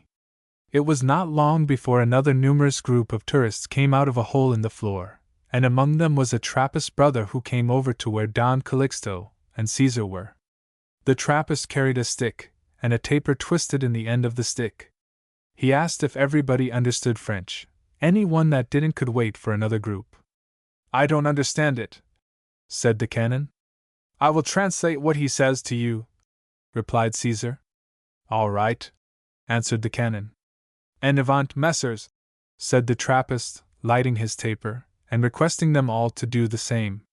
They went around giving one another a light, and with their little candles aflame they began to descend into the catacombs. They went in by a gallery as narrow as one in a mine, which once in a while broadened into bigger spaces. In certain spots there were openings in the roof.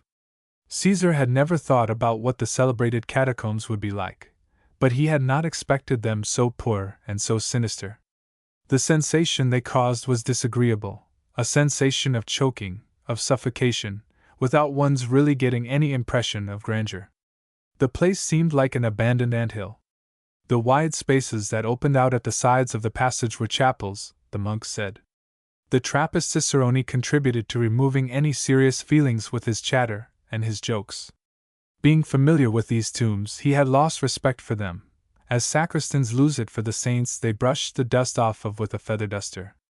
Moreover, he judged everything by an aesthetic criterion, completely devoid of respect. For him there were only sepulchres with artistic character, or without it, of a good or a poor period, and the latter sort he struck contemptuously with his stick. The Marine Breton was irritated, and asked Caesar several times, "Why is that permitted?" "I don't know," answered Caesar. The monk made extraordinary remarks. Explaining the life of the Christians in the earliest eras of Christianity, he said, "In this century the habits of the pontiffs were so lax that the Pope had to go out accompanied by 2 persons to ensure his modest behavior." "Oh," said a young Frenchman, in a tone of vexation. "Ah, c'est l'histoire," replied the monk.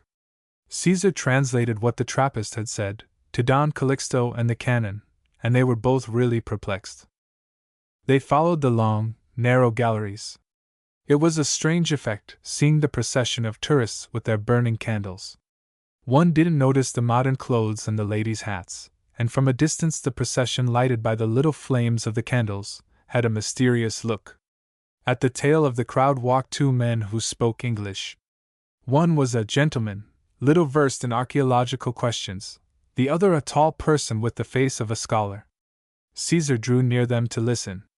The one was explaining to his companion everything they saw as they went along, the signification of the emblems cut in the tablets, and the funerary customs of the Christians. "Didn't they put crosses?" asked the unlearned gentleman. "No," said the other. "It is said that for the Romans the crux represented the gallows." Thus, the earliest representation of the crucified is a drawing in the Kirchnerian Museum, which shows a Christian kneeling before a man with a donkey's head, who is nailed to a cross. In Greek letters one reads, Alexamenes adores his God. They say this drawing comes from the palace of the Caesars, and it is considered to be a caricature of Christ, drawn by a Roman soldier on a wall. Didn't they put up images of Christ thither? No, you do not consider that they were at the height of the discussion as to whether Christ was ugly or beautiful. The tall gentleman got involved in a long dissertation as to what motives they had, some to insist that Christ's person was of great beauty, others to affirm that it was of terrible ugliness. Caesar would have liked to go on listening to what this gentleman said, but Don Justo joined him. The Trappist was in front of two mummies, explaining something, and he wanted Caesar to translate what he was saying. Caesar did this bit of interpreting for him.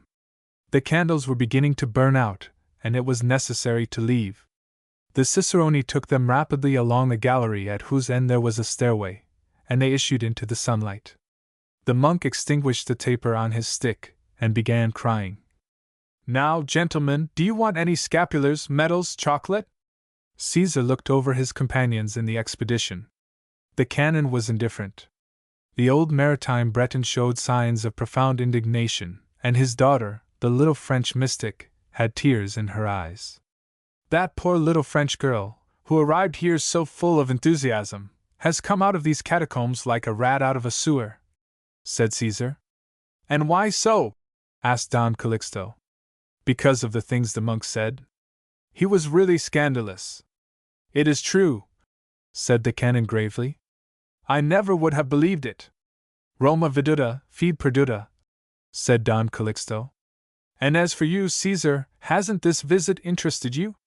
Yes, I have been interested in trying to keep from catching cold. Agro Romano. The landau that the Breton family was in took the Appian way, and Caesar and Don Calixto's carriage followed behind it. They passed the tomb of Cecilia Metella, and were able to look ahead along the old road, on whose sides one sees the remains of aqueducts, which at evening fall have a grandeur so imposing. Don Calixto and Don Justo were discussing a question of home politics. On them, magnificently indifferent, the broken sepulchres, the abandoned arches invaded by grass, the vestiges of a gigantic civilization, did not produce the least impression. The coachman pointed out Frascati on the slope of a mountain, Albano, Grotta Ferrata, and Tivoli. Caesar felt the grandeur of the landscape, the enormous sadness of the remnants of aqueducts, which had the color of rusty iron, beneath a sky of pink clouds. At dusk they turned back. Caesar felt a weight on his spirits. The walls of the baths of Caracalla looked threatening to him. Those great towering thick walls, broken, brick color, burned by the sun, gave him an impression of the strength of the past. There were no trees, no houses near them, as if those imposing ruins precluded any life round about. Only one humble almond tree held out its white flowers. Don Calixto and the canon continued chatting. 22. Sentimentality and Archaeology. Don Calixto and the canon went away to Spain. Caesar thought he was wasting time in Rome and that he ought to get out, but he remained. He kept wondering why Susanna Marchmont had left and never written him. Twice he asked about her at the Hotel Excelsior, and was told that she had not returned. One evening at the beginning of May, when he had managed to decide to pack up and go, he received a card from Susanna, telling him of her arrival and inviting him to have tea at the Ristorante del Castello dei Cesari. Caesar immediately left the hotel and took a cab, which carried him to the top of the Aventine Hill. He got out at the entrance to the garden of the Ristorante, went across it, and out on a large terrace. There were a number of Americans having tea, and in one group of them was Susanna. "How late you come," she said. "I have just received your card. And what did you do in Corfu? How did things go down there?" "Very well indeed. It is all wonderful. And I have been in Epirus and Albania too." Susanna related her impressions of those countries, with many details, which, surely, she had read in Baedeker. She was very smart, and prettier than ever. She said her husband must be in London. She had had no news from him for more than a month. "And how did you know I was still here?" Caesar asked her. Through Kennedy. He wrote to me. He is a good friend. He talked a lot about you in his letters. Caesar thought he noticed that Susanna talked with more enthusiasm than ordinarily. Perhaps distance had produced a similar effect on her to what wondering about her had on him. Caesar looked at her almost passionately. From the terrace one could see the tragic ruins of the palace of the Caesars. Broken arcades covered with grass, remains of walls still standing, the openings of arches and windows, and here and there a pointed cypress or a stone pine among the great devastated walls. Far away one could see the country, Frascati, and the blue mountains of the distance. As it was already late, the group of Susanna's American friends decided to return by carriage. "I am going to walk," said Susanna in a low tone. "Would you like to come with me?" "With great pleasure." They took leave of the others, went down the garden road, which was decorated on both sides with ancient statues and tablets, and issued on the Via di Santa Prisca, a street between two dark walls, with a lamp every once in a while. "What a sky!" she exclaimed. "It is splendid." It was of a blue with the luster of mother of pearl. In the zenith a stray star was imperceptibly shining. To the west floated golden and red clouds. They went down the steep street, alongside a garden wall. In some places, bunches of century plants showed their hard spikes, sharp as daggers, over the low walls. There was a great silence in this coming of night. Among the foliage of the trees they heard the piping of sparrows. From far away there came, from time to time, the puffing of a train. Desolation. They walked without speaking, mastered by the melancholy of their surroundings. Now and again, a peasant, tanned by the sun, with his little sack full of grass, came home from the fields, singing. Caesar and Susanna passed alongside of the Jewish cemetery, and stopped to look in through a grill. The wall hid the burning zone of twilight. A greenish blue reigned in the zenith. They went on again. A bell began to ring. Caesar was depressed. Susanna was silent. They crossed a street of new, dark houses. They passed by a little square with a melancholy church. The street they took was named for Saint Theodore. To the left, down the Via del Velebro, they saw an arch with many niches on the sides of the single opening. A band of black seminarians passed. "Poor creatures!" murmured Caesar. "Are you very sympathetic?" said Susanna, mockingly. "Yes, those chaps roused my pity."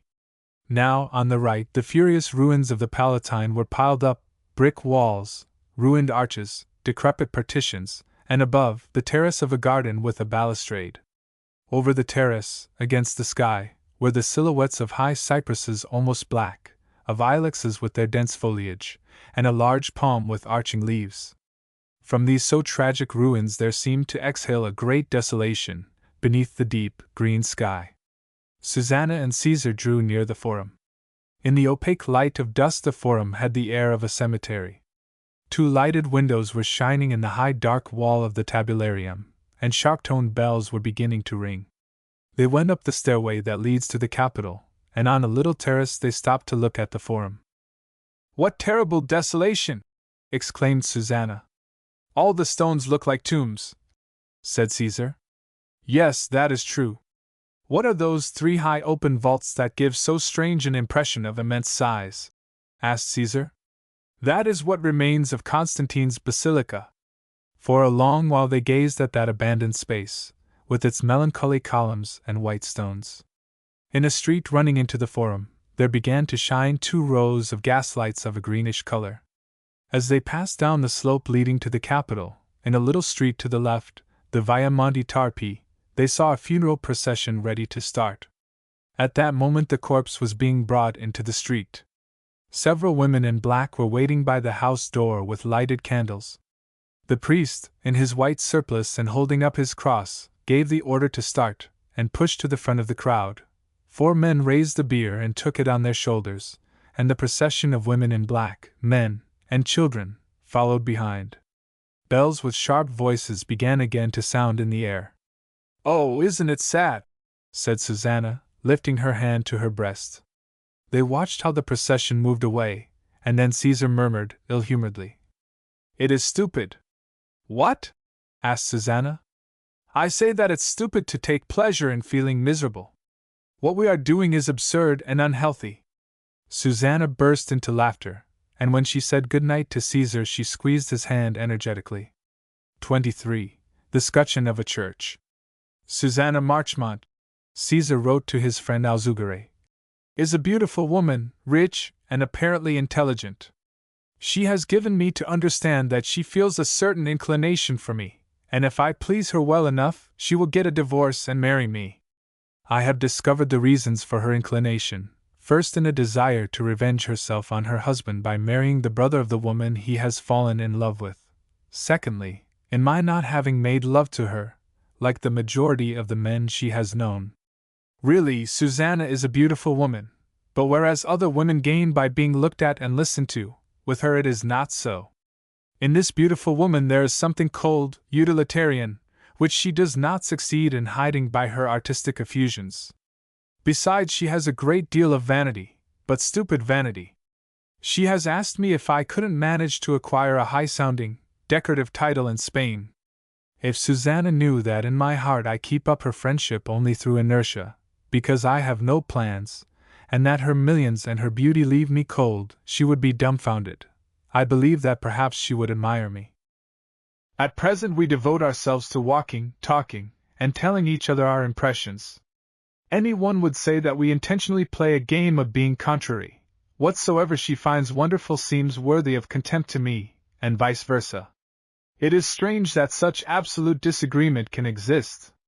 This Sunday afternoon we have been taking a long walk, half sentimental, half archaeological. I went to get her at her hotel.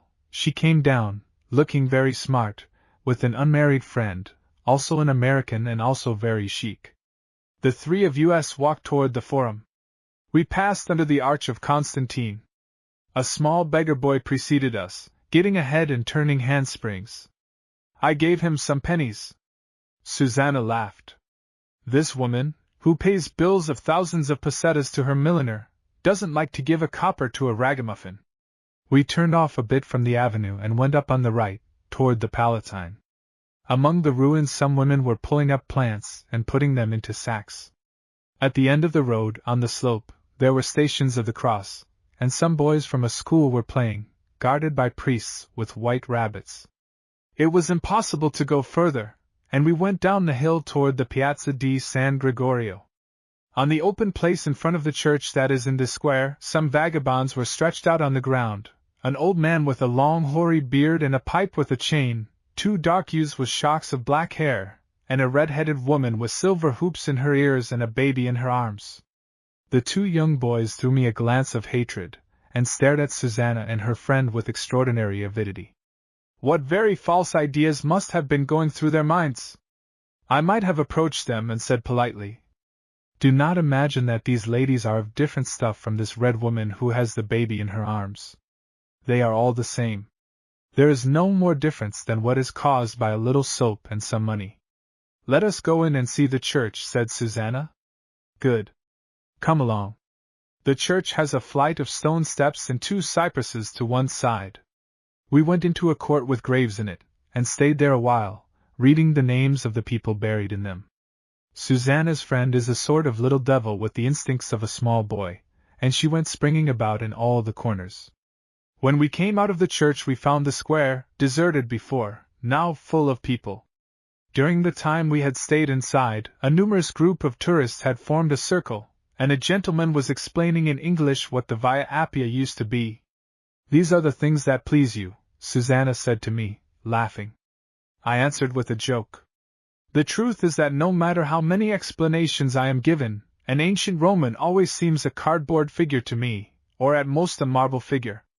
It is not possible to imagine how bored I used to be reading Les Martyrs of Chateaubriand and that famous Quo Vadis." From the Piazza di San Gregorio we took a steep street, the Via di Santi Giovanni e Paolo, which passes under an arch with several brick buttresses. We came out in a little square, in an angle of which there is an ancient arcaded tower, which has tiles set into the walls, some round and others the shape of a Greek cross. The modern portico of the church has columns and a grated door, which we found open. Over the door is a picture of St. John and St. Paul, On the sides of it 2 shields with the mitre and the keys. On one, set round about, are the Latin words, Omnium rerum est vicissitudo. On the other is written in Spanish, Mi corazón arde en mucha llama. Is it Spanish? Susanna asked me. Yes. What does it mean? I translated the phrase into English. My heart burns with a great flame, and Susanna repeated it several times, and begged me to write it in her card case. Her friend skimmed some pages in Baedeker and said, It seems that the house of 2 saints martyred by Julian the Apostate is preserved here. I assured them that that was an error. I happened to have been reading just a few days ago a book about Julian the Apostate, and it turns out that that emperor was an admirable man, good, generous, brave, full of virtues. But the Christians had reason for calumniating him, and they calumniated him. All Julian's persecutions of Christians are logical repressions of people that were disturbing public order, and the phrase, Vencisti, Galileo, is a pious fraud. Julian was a philosopher, he loved science, hygiene, cleanliness, peace, in a world of hysterical worshippers of corpses, who wanted to live in ignorance, filth, and prayer. But Christianity, always a religion of hallucinated persons, of mystifiers, has never vacillated in singing the praises of parricides like Constantine, and in calumniating the memory of great men like Julian. Susanna and her friend considered that the question of whether Julian has been calumniated by history, or not, was of no importance. The truth is that I feel the same way. From the Via di Santi Giovanni e Paolo we came out into a small square by a church, which has a little marble ship in front of its porch. We saw that his street is named after the Navicella, a royal idol. By the side of the church of the Navicella, we passed the Villa Mare, and Susanna wished to go in. What a beautiful property! What splendid terraces those in that garden are! What laurels! What lemon trees! What old statues! What heavy shade of pines and live oaks! Kennedy, who has an admirable knowledge of every corner of Rome, has told me that at the beginning of the 19th century the Villa Mare was the property of Godoy. King Charles IV and his wife were in Rome, living in the Barberini Palace, and they spent their days in the seclusion of the Villa Mare, and while the favorite and the queen, who had now become a harpy, walked in those poetical avenues, bordered with box and laurel, the good Bourbon, now an old man, walked behind them, his forehead ornamented like a fawn's, enchanted to watch them. I don't know whether he was playing the flute. Susanna's friend laughed at the thought of the good Charles IV, with his waistcoat and his long coat, and his satyr's excrescences, and his rural flute. But the allusion did not find favor with Susanna, whether because she thought of her husband's infidelities, or because she considered that if her father gets to be the shoe king, she will then have a certain spiritual relationship to the Bourbons. In the Villa Mate we saw an ediculo, which rises at the edge of a terrace, amidst climbing plants. There, as an inscription says, Saint Philip Neri talked to his disciples of things divine. From the terrace one can see the baths of Caracalla, and part of the Roman Campagna behind them. We came out of the Villa Mate and left the Piazza della Navicella and came down through a place where there is a wall with arches, under which some beggars have built huts out of gasoline cans. There's an eating place thereabouts called the Osteria di Porta Metronia. Susanna's friend consulted her book, and the result was that we found we were in the Vale of Egeria. From there we came out by a narrow road running along a wall, not a very high one, over which green laurel branches projected. We saw an obelisk at the end of the road, and the entablature of St. John the Lateran. The group of statues, reddish-brown, silhouetted against the sky, made a very strange effect. We started to go down by the Via di San Sisto Vecchio, which also runs along by a wall. At the bottom of the slope there is a mill, with a deep race. Susanna's friend said she would enjoy bathing there. We came out, at nightfall, almost opposite the baths of Caracalla. They ought to knock these ruins down altogether, I said. Why so? Asked Susanna. Because they appear to be standing here to demonstrate the uselessness of human energy. Susanna was very little interested as to whether human energy is useful or useless. I am, because my own energy forms a part of human energy, and for no other reason. We came back past the Forum, but today we did not come upon any funerals. To demand that somebody should die every day and his corpse be carried out at twilight to feed tourists' emotions would, I think, be demanding too much. When we reached her hotel, Susanna let her friend go up first, and as soon as we were alone, she looked at me expressively, placing one hand on her breast, and said to me, in nasal Spanish, "Mi corazón arde en mucha llama."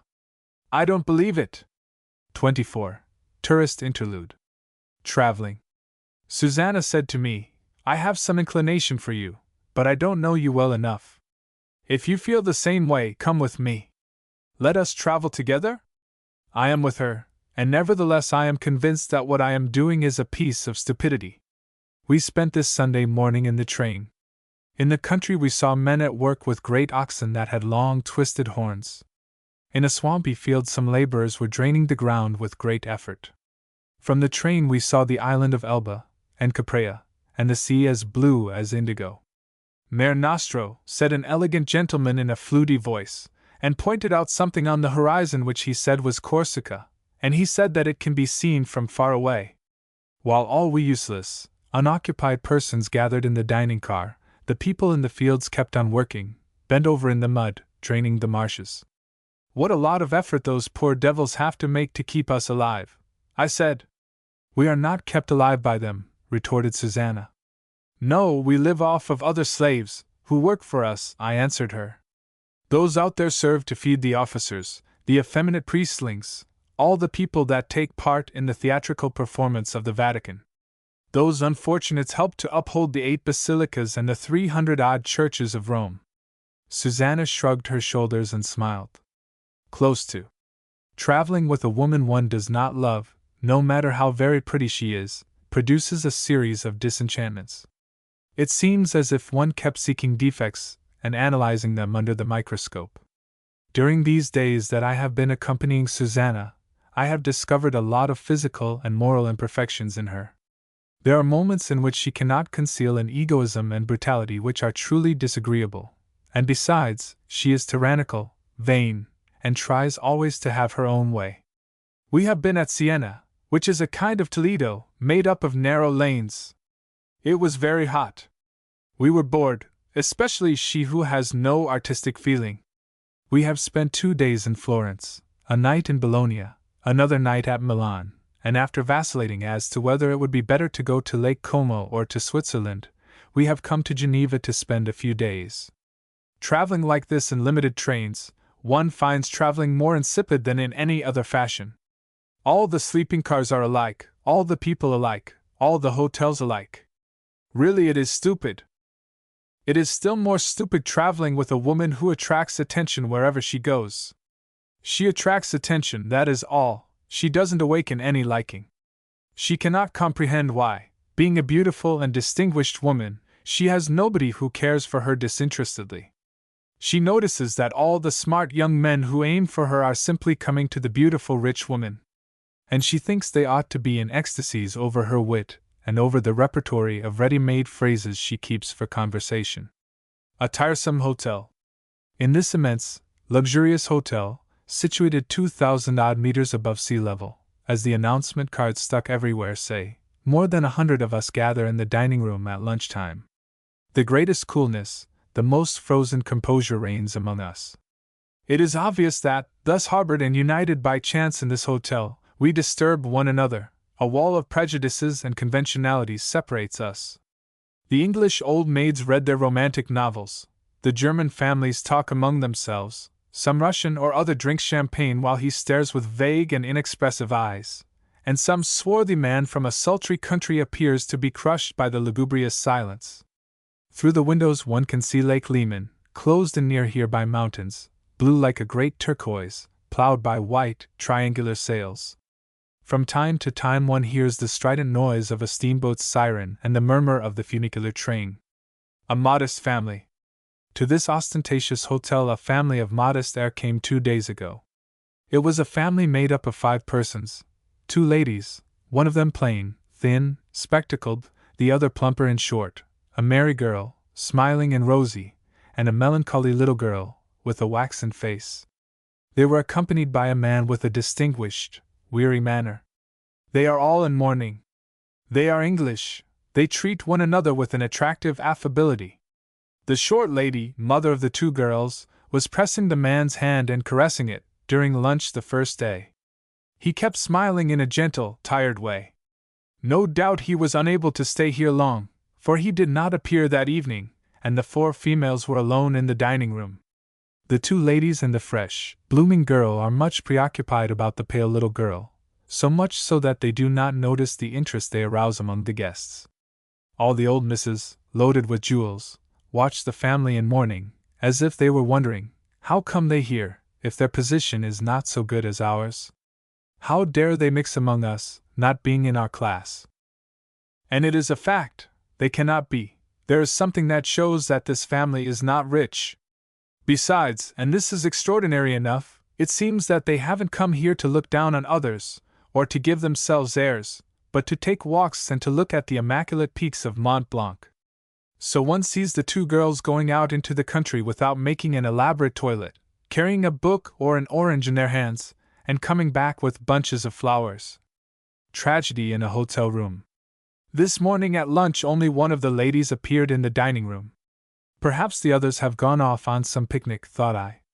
In the evening at dinner, the tall woman with the glasses and the larger of the two girls were at table. They didn't eat, and disquietude was painted on their faces. The girl had flushed cheeks and swollen eyes. What can be happening to them? I asked myself. At that juncture, in came the short lady, with 2 vials of medicine in her hand, and put them on the table. By what I could hear of the conversation, she had just come from Lausanne, where she had gone for the doctor. The melancholy little girl, the one with the waxen face, must be ill. No doubt the family have come to Switzerland for the sake of the child, who is probably delicate, and have made a sacrifice to do so. That explains their modest air, and the rapid departure of the man who brought them. The 3 women gazed sadly at one another. What can the poor child have? I remember nothing about her, except her hair parted in the middle, and the pallid color of her bloodless skin, and nevertheless it makes me sad to think that she is sick. I should like to offer myself to these women at this crisis. I should like to say to them, I am a humble person, without money, but if I could be useful to you in any way, I would do it with all my heart, and that is more than I would do for this gang covered with brilliants. The German who eats at the next table to the family understands what is happening, and he leaves off eating to look at them, and then looks at me with his blue eyes. At last he shrugs his shoulders, lowers his head, and empties a glass of wine at one gulp. The 3 women rise and go to their rooms. One hears them coming and going in the corridor, then a waiter takes their dinner upstairs. And while the family are desolate up there, down here in the hall the misses keep on looking at one another contemptuously, exhibiting rings that sparkle on their fingers, and which would keep hundreds of people alive. And while they are weeping upstairs, down here a blonde Yankee woman, with a large blue hat, a friend of Susanna's, who flirts with a youth from Chicago, is laughing heartily, showing a set of white teeth in which there shines a chip of gold. Susanna does not understand. I have spoken to Susanna about the poor English girl, who, they say, is dying, and she has bidden me not to tell her sad things. She cannot bear other people's suffering. She says she is more sensitive than others. How very comical! This fine lady, who thinks herself so witty and so sensitive, has an inner skin like a hippopotamus. She is covered with a magnificent egoism, which must be at least of galvanized steel. Her armor protects her against the action of other people's miseries and pains. This woman, so beautiful, is of a grotesque egotism. One understands her husband's despising her. I am leaving her with her millions and going away to Spain. Part 2. Castro Duro. Arrival. Caesar in action. During the night Caesar Moncada and Alzugare chatted in the train. Alzugare was praising this first quixotic sally of his friends. We are going to cross the Rubicon, Caesar, he said, as he got into the train. We shall see. Many times Alzugare had heard Caesar explain his plans, but he had no great confidence in their realization. Nor did this particular moment seem to him opportune for beginning the campaign. Everybody believed that the Liberal ministry was stronger than ever. People were still away for the summer. Nothing was doing. Nevertheless, Caesar insisted that the crisis was imminent, and that it was the precise moment for him to enter politics. With this object he was taking a letter from Alarcos, the leader of the Conservatives, to Don Calixto Garcia Guerrero. "Your Don Calixto will be at San Sebastian or at some water cure," said Alzugaray, taking his seat in the train. "It's all the same to me. I intend to follow him until I find him," answered Caesar. "And you are decided to run as a Conservative?" "Of course. I hope you won't be sorry later." "Pshaw! Later one jumps into the position that suits one.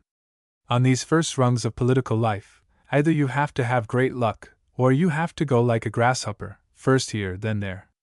That is the take-off, and when you are there all the ambitious mediocrities unite against you if you have any talent.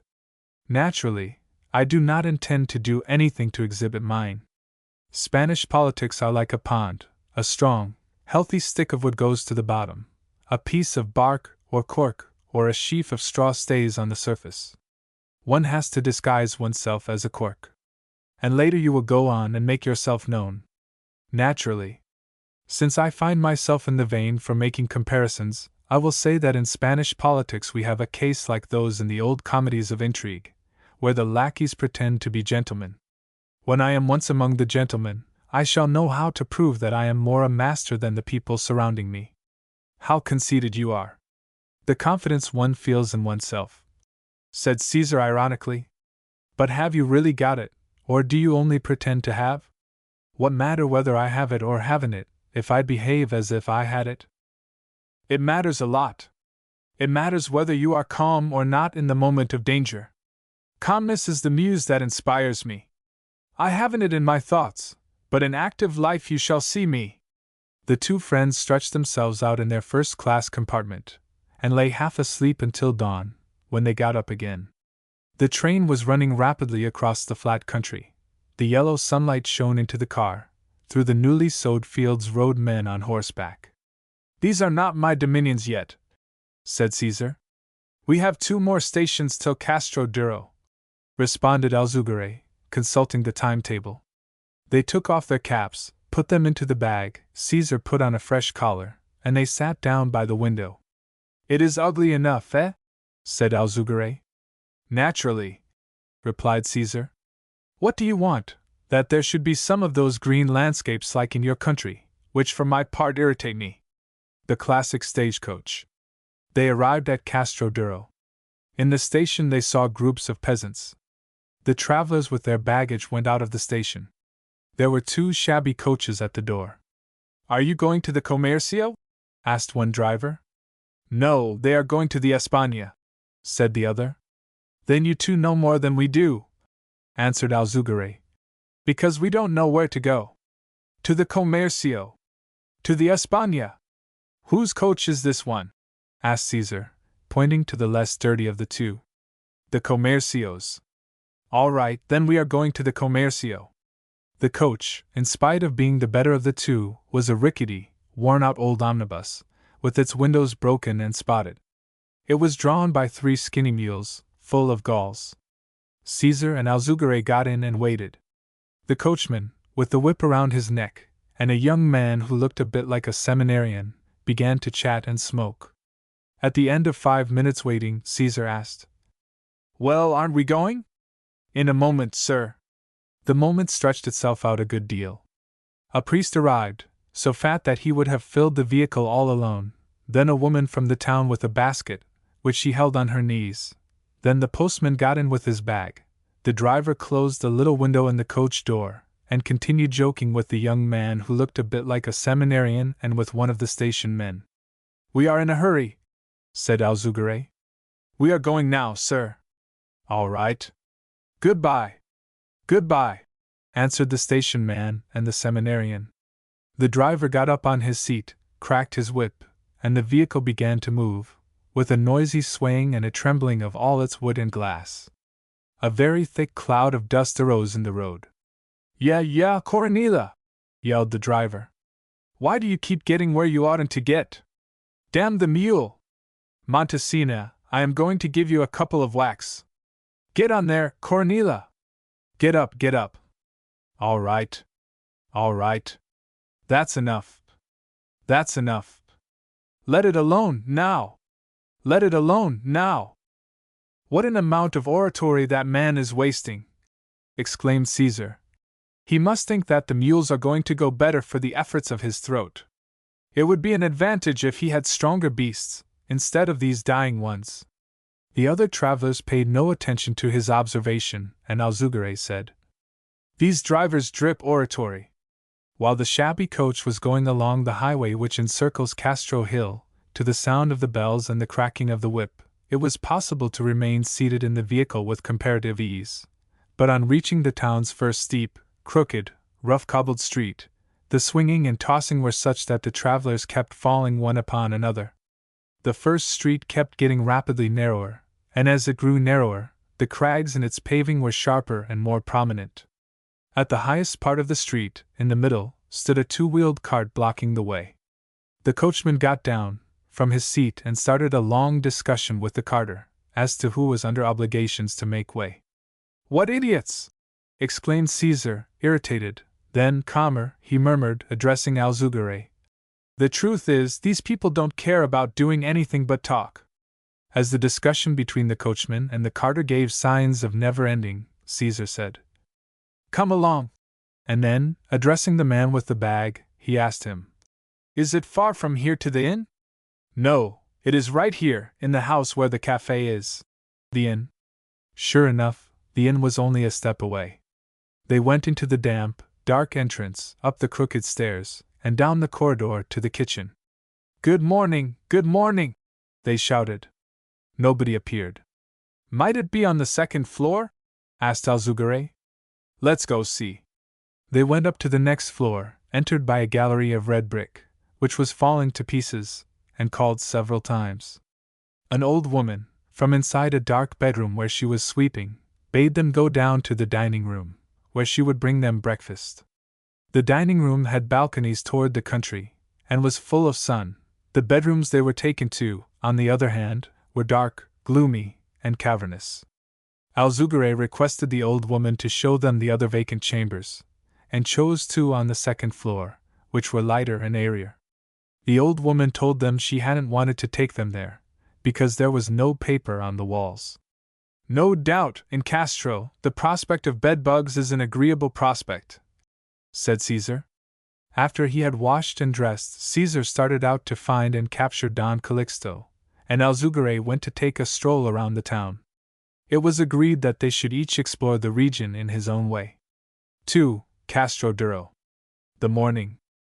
In these severe old Castilian towns there is 1 hour of ideal peace and serenity. That is the early morning. The cocks are still crowing, the sound of the church bells is scattered on the air, and the sun begins to penetrate into the streets in gusts of light. The morning is a flood of charity that falls upon the yellowish town. The sky is blue, the air limpid, pure, and diaphanous.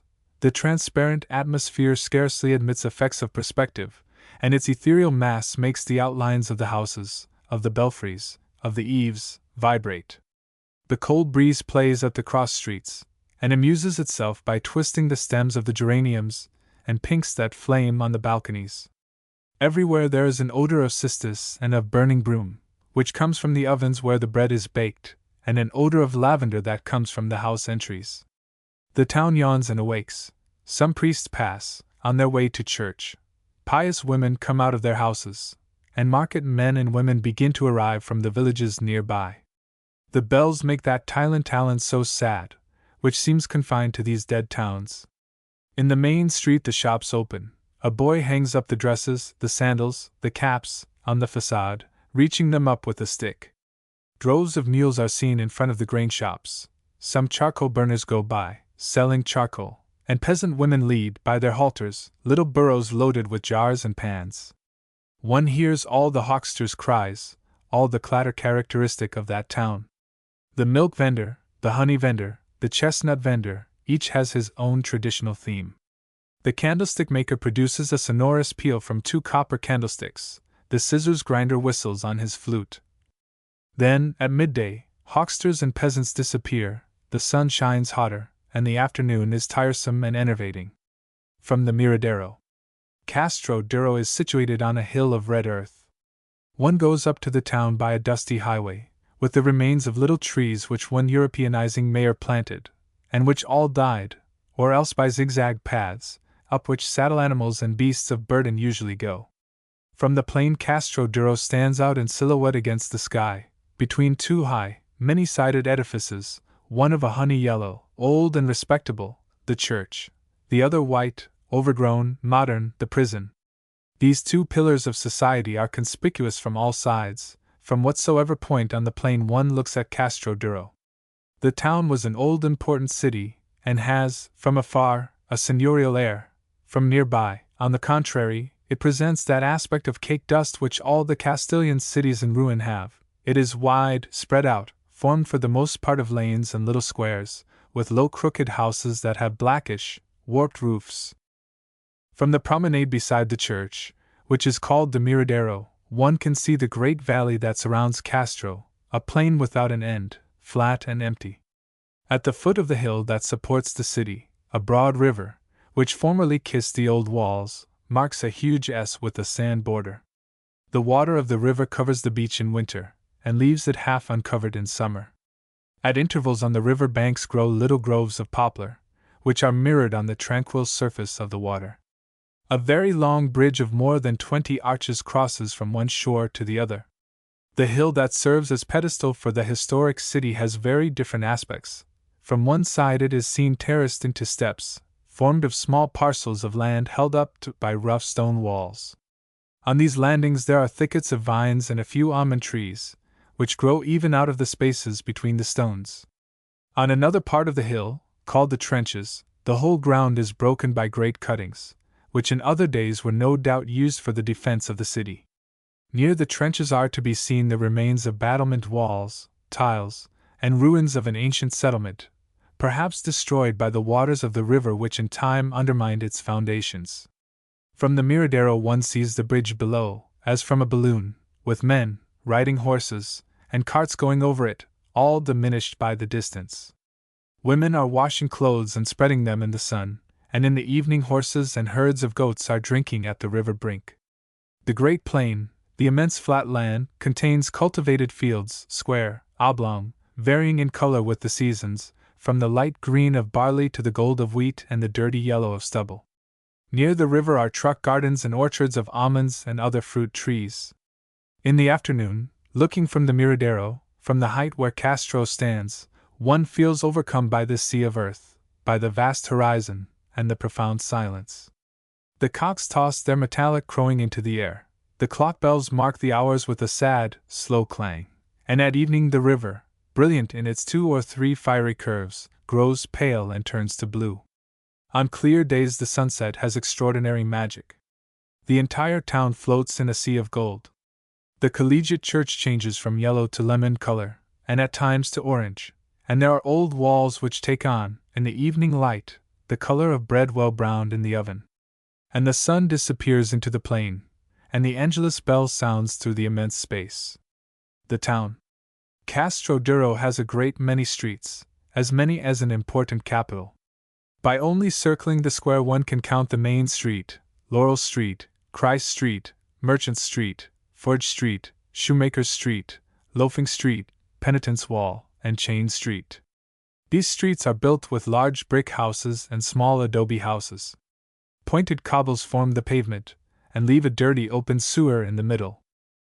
The large houses have 2 granite columns on their facades, on either side of the door, and these columns, as well as the stones of the threshold, take on a violet tinge from the lees of wine the inhabitants have the custom of putting on the sidewalks to dry. Many of the big houses in Castro boast a large scutcheon over the door, little crazy towers with iron weathercocks on the roof, and some of them a huge stork's nest. The streets remote from the center of town have no paving, and their houses are low, built of adobe, and continued by yards over whose mud walls appear the branches of fig trees. These houses lean forward or backward, and they have worn-out balconies, staircases which hold up through some prodigy of stability, and old grilles, crowned with a cross and embellished with big flowers of wrought iron. The 2 principal monuments of Castro Duro are the Great Church and the Palace. The Great Church is Romanesque, of a color between yellow and brown, gilded by the sun. It stands high, at one extremity of the hill, like a sentinel watching the valley. The solid old fabric has rows of crenels under the roof, which shows its warlike character. The principal dome and the smaller ones are ribbed, like almost all the Romanesque churches of Spain. The round apse exhibits ornamental half-columns, diverse rosettes, and a number of raised figures and Masonic symbols. In the interior of the church, the most notable thing to be seen is the Renaissance altarpiece and a Romanesque arch that gives entrance to the baptistry. The second archaeological monument of the town is the ancient palace of the Dukes of Castro Duro. The palace, a great structure of stone and now blackened brick, rises at the side of the town hall, and has, like it, an arcade on the square. In the central balcony there are monumental columns, and on top of them two giants of corroded stone, with large clubs, who appear to guard the scutcheon. One end of the building is made longer by a square tower. The palace wears the noble air given to old edifices by the large spread of wall containing windows very far apart, very small, and very much ornamented. From the inscriptions on its various escutcheons one can gather that it was erected by the Duke of Castro Duro and his wife, Dona Guiomar. In the rear of the palace, like a high belvedere built on the rampart, there appears a gallery formed of 10 round arches, supported on slender pilasters. Below the gallery are the remains of a garden, with ramps and terraces and a few old statues. The river comes almost to the foot of the gardens. Today the palace belongs to Don Calixto Garcia Guerrero, Count de la Sauceda. Don Calixto and his family have no necessity for the whole of this big palace to live in, and have been content to renovate the part fronting on the Calle Mayor. They have had new belvederes built in, and have given over the apartments looking on the square and the Calle del Cristo to the courts and the school. Another great building, which astonishes every one that stops over at Castro Duro, by its size, is the convent of La Merced. It has been half destroyed by a fire. In the groins there remain some large Renaissance brackets, and in one wing of the edifice, inhabited by the nuns, there are windows with jalousies and a rather lofty tower terminating in a weathercock and a cross. Life at Castro Duro is principally a town of farmers and carriers. Its municipal limits are very extensive. The plain surrounding it is fertile enough. In winter there are many foggy days, and then the flat land looks like a sea, in which hillocks and groves float like islands. Wine and cultivated fruits constitute the principal riches of Castro. The wine is sharp, badly made. There is one thick dark variety which always tastes of tar, and one light variety which they reinforce with alcohol, and which they call aloque. Autumn is the period of greatest animation in the town. The harvest gets stowed away, the vintage made, the sweet almonds are gathered and shelled in the porticos. Formerly in all the houses of rich and poor, the murk of the grapes was boiled in a still and a somewhat bitter brandy thus manufactured. Whether in consequence of the brandy, or of the unusual amount of money about, or of both, the fact is that at that period a great passion for gambling developed in Castro and more crimes were committed then than during all the rest of the year. The industrial processes in Castro are primitive. Everything is made by hand, and the Castrian people imagine that this establishes a superiority. In the environs of the town there are an electrical plant, a brickyard, various mills, and lime and plaster kilns. The town's commerce is more extended than its industries, although no more prosperous. In the square and in the Calle Mayor, under the arcades white goods are sold in woolens, and there are hat shops and silversmiths, one alongside the other. The shopkeepers hang their merchandise in the arches, the saddlers and harness makers decorate their entrances with headstalls and straps, and those that have no archway put up awnings. In the square there are continually stalls set up for earthenware jars and pitchers and for articles in tin. In the outlying streets there are inns, at whose doors 5 or 6 mules with their heads together are almost constantly to be seen. There are crockery stores containing brooms and every kind of jug and glazed pan. There are little shops and doorways holding big baskets full of grain. There are dark taverns, which are also eating houses, to which the peasants go to eat on market days, and whose signs are strings of dried pimentos and cayenne peppers or an elm branch. In the written signs there is a truly Castilian charm, chaste and serene. At the Riojano oven one reads, "Bread baked for all comers," and at the Campico inn it says, "Wine served by Faribas herself." The shops and the inns have picturesque names too. There is the sign of the Moor, and the sign of the Jew, and the sign of the Lion, and one of the robbers. The streets of Castro, especially those near the center, where the crowd is greater, are dirty and ill-smelling in summer. Clouds of flies hover about and settle on the pairs of blissfully sleeping oxen. The sun pours down his blinding brilliance. Not a soul passes, and only a few greyhounds, white and black, elegant and sad, rove about the streets. In all seasons, at twilight, a few young gentlemen promenade in the square. At 9 at night in the winter, and at 10 in summer, begins the reign of the watchmen with their dramatic and lamentable cry. Alzugare gave Caesar these details by degrees, while they were both seated in the hotel getting ready to dine. And the type? The ethnic type? What is it, according to you? Asked Caesar. A type rather thin than fat, supple, with an aquiline nose, black eyes. Yes, the Iberian type, said Caesar. That is how it struck me too. Tall, supple, dolichocephalic. It seems to me one can try to put something through in this town. 3. Caesar's labors. First steps. And what have you been doing all day? Tell me. I think, my dear Alzugare, said Caesar, that I can say, like my namesake Julius, Veni Vidi Vice. The devil! The first day? Yes. Show me. What happened? I left the house and entered the cafe downstairs.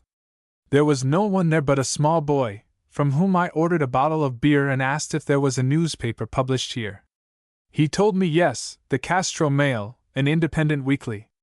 I bade him fetch me a copy, even an old one, and he brought me these two. I gave them a glance, and then, as if it didn't interest me much, I questioned the lad about Don Calixto. The first impression I obtained was that Don Calixto is the most influential person in the town. The second, that besides him, either with him or against him, there is a Señor Don Platón Perbenez, almost as influential as Don Calixto. Afterwards I read the 2 numbers of the Castro periodical attentively, and from this reading I gathered that there is a somewhat hazy question here about an asylum, where it seems some irregularities have been committed. There is a Republican book dealer, who is a member of the council, and on whom the Workmen's Club depends, and he has asked for information as to the facts from the municipality, and the followers of Don Calixto and of Don Platón oppose this suggestion as an attack on the good birth, the honor, and the reputation of such respectable personages.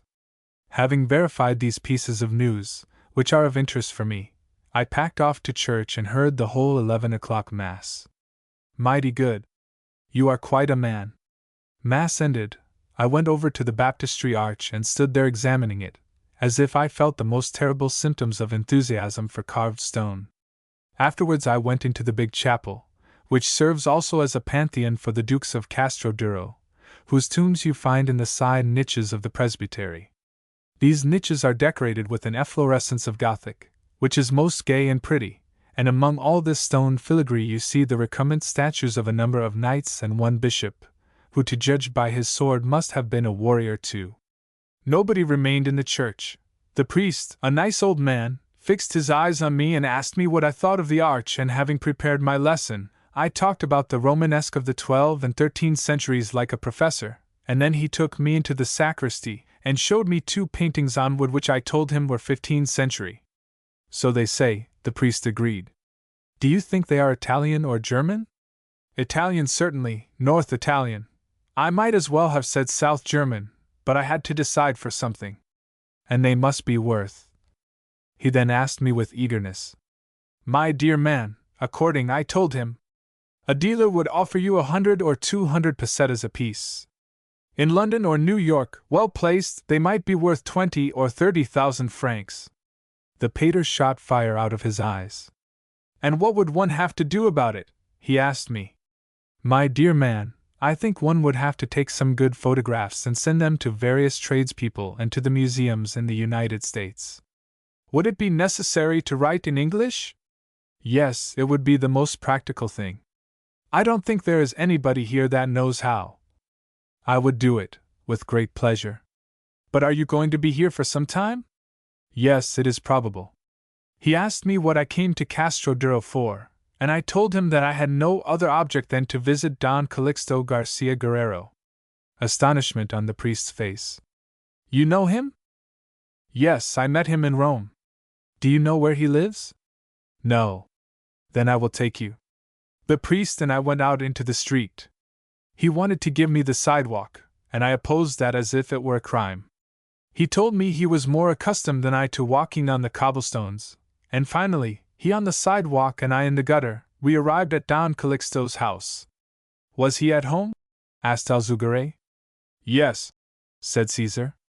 By the way, on the road there we bowed to the present deputy to the Cortes, he who will be my opponent in the approaching election, Señor Garcia Padilla. Dear man! What a coincidence! What sort is he? He is tall, with a reddish aquiline nose, a grayish mustache, full of cosmetic, a poor type. He is a liberal? Yes, he is a liberal, because Don Calixto is a conservative. In his heart, nothing. Good. Go on. Don Calixto at home. As I was saying, Don Calixto was at home, in a large room on the ground floor, which serves as his office. Don Calixto is a tall, supple man, with the blackest of hair which is beginning to turn white on the temples, and a white mustache. He is at the romantic age of illusions of hopes. How old is he? Asked Alzugaray. He isn't more than 54. Caesar replied, sarcastically.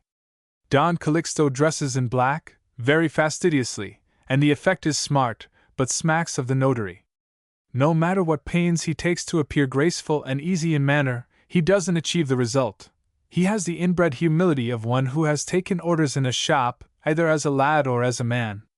Don Calixto received me with great amiability, but with a certain air of reserve, as if to say, in Rome I was a merry comrade to you, here I am a personage. We chatted about a lot of things, and before he could ask me what I wanted, I pulled out the letter and handed it to him. The old man put on his glasses, read attentively, and said, Very good, we will discuss it later. The priest of course thought that he was in the way, and he left. When we were alone, Don Calixto said, All right, Caesar, I am happy to see you. I see that you remember our conversation in Rome. You must have lunch with me and my family. With great pleasure. I'll go and tell them to put on another place. Don Calixto went out and left me alone. For a while I studied the boss's office.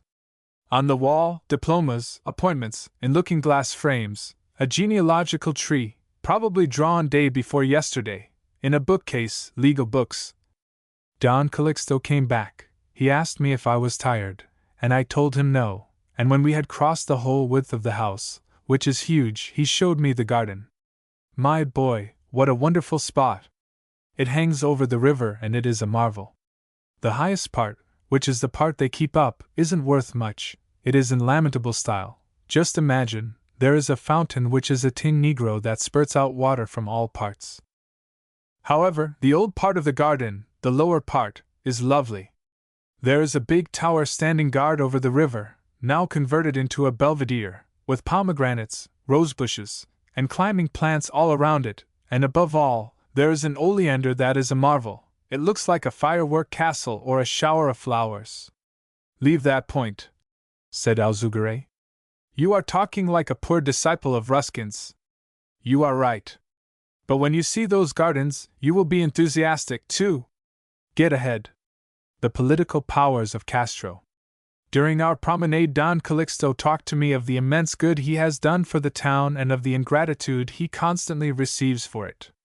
While I listened, I recalled a little periodical in Madrid which had no other object than to furnish bombs at reasonable prices, and which said, speaking of a manufacturer in Catalonia, Señor So-and-so is the most powerful boss in the province of Tarragona, and even at that there are those who dispute his bossdom.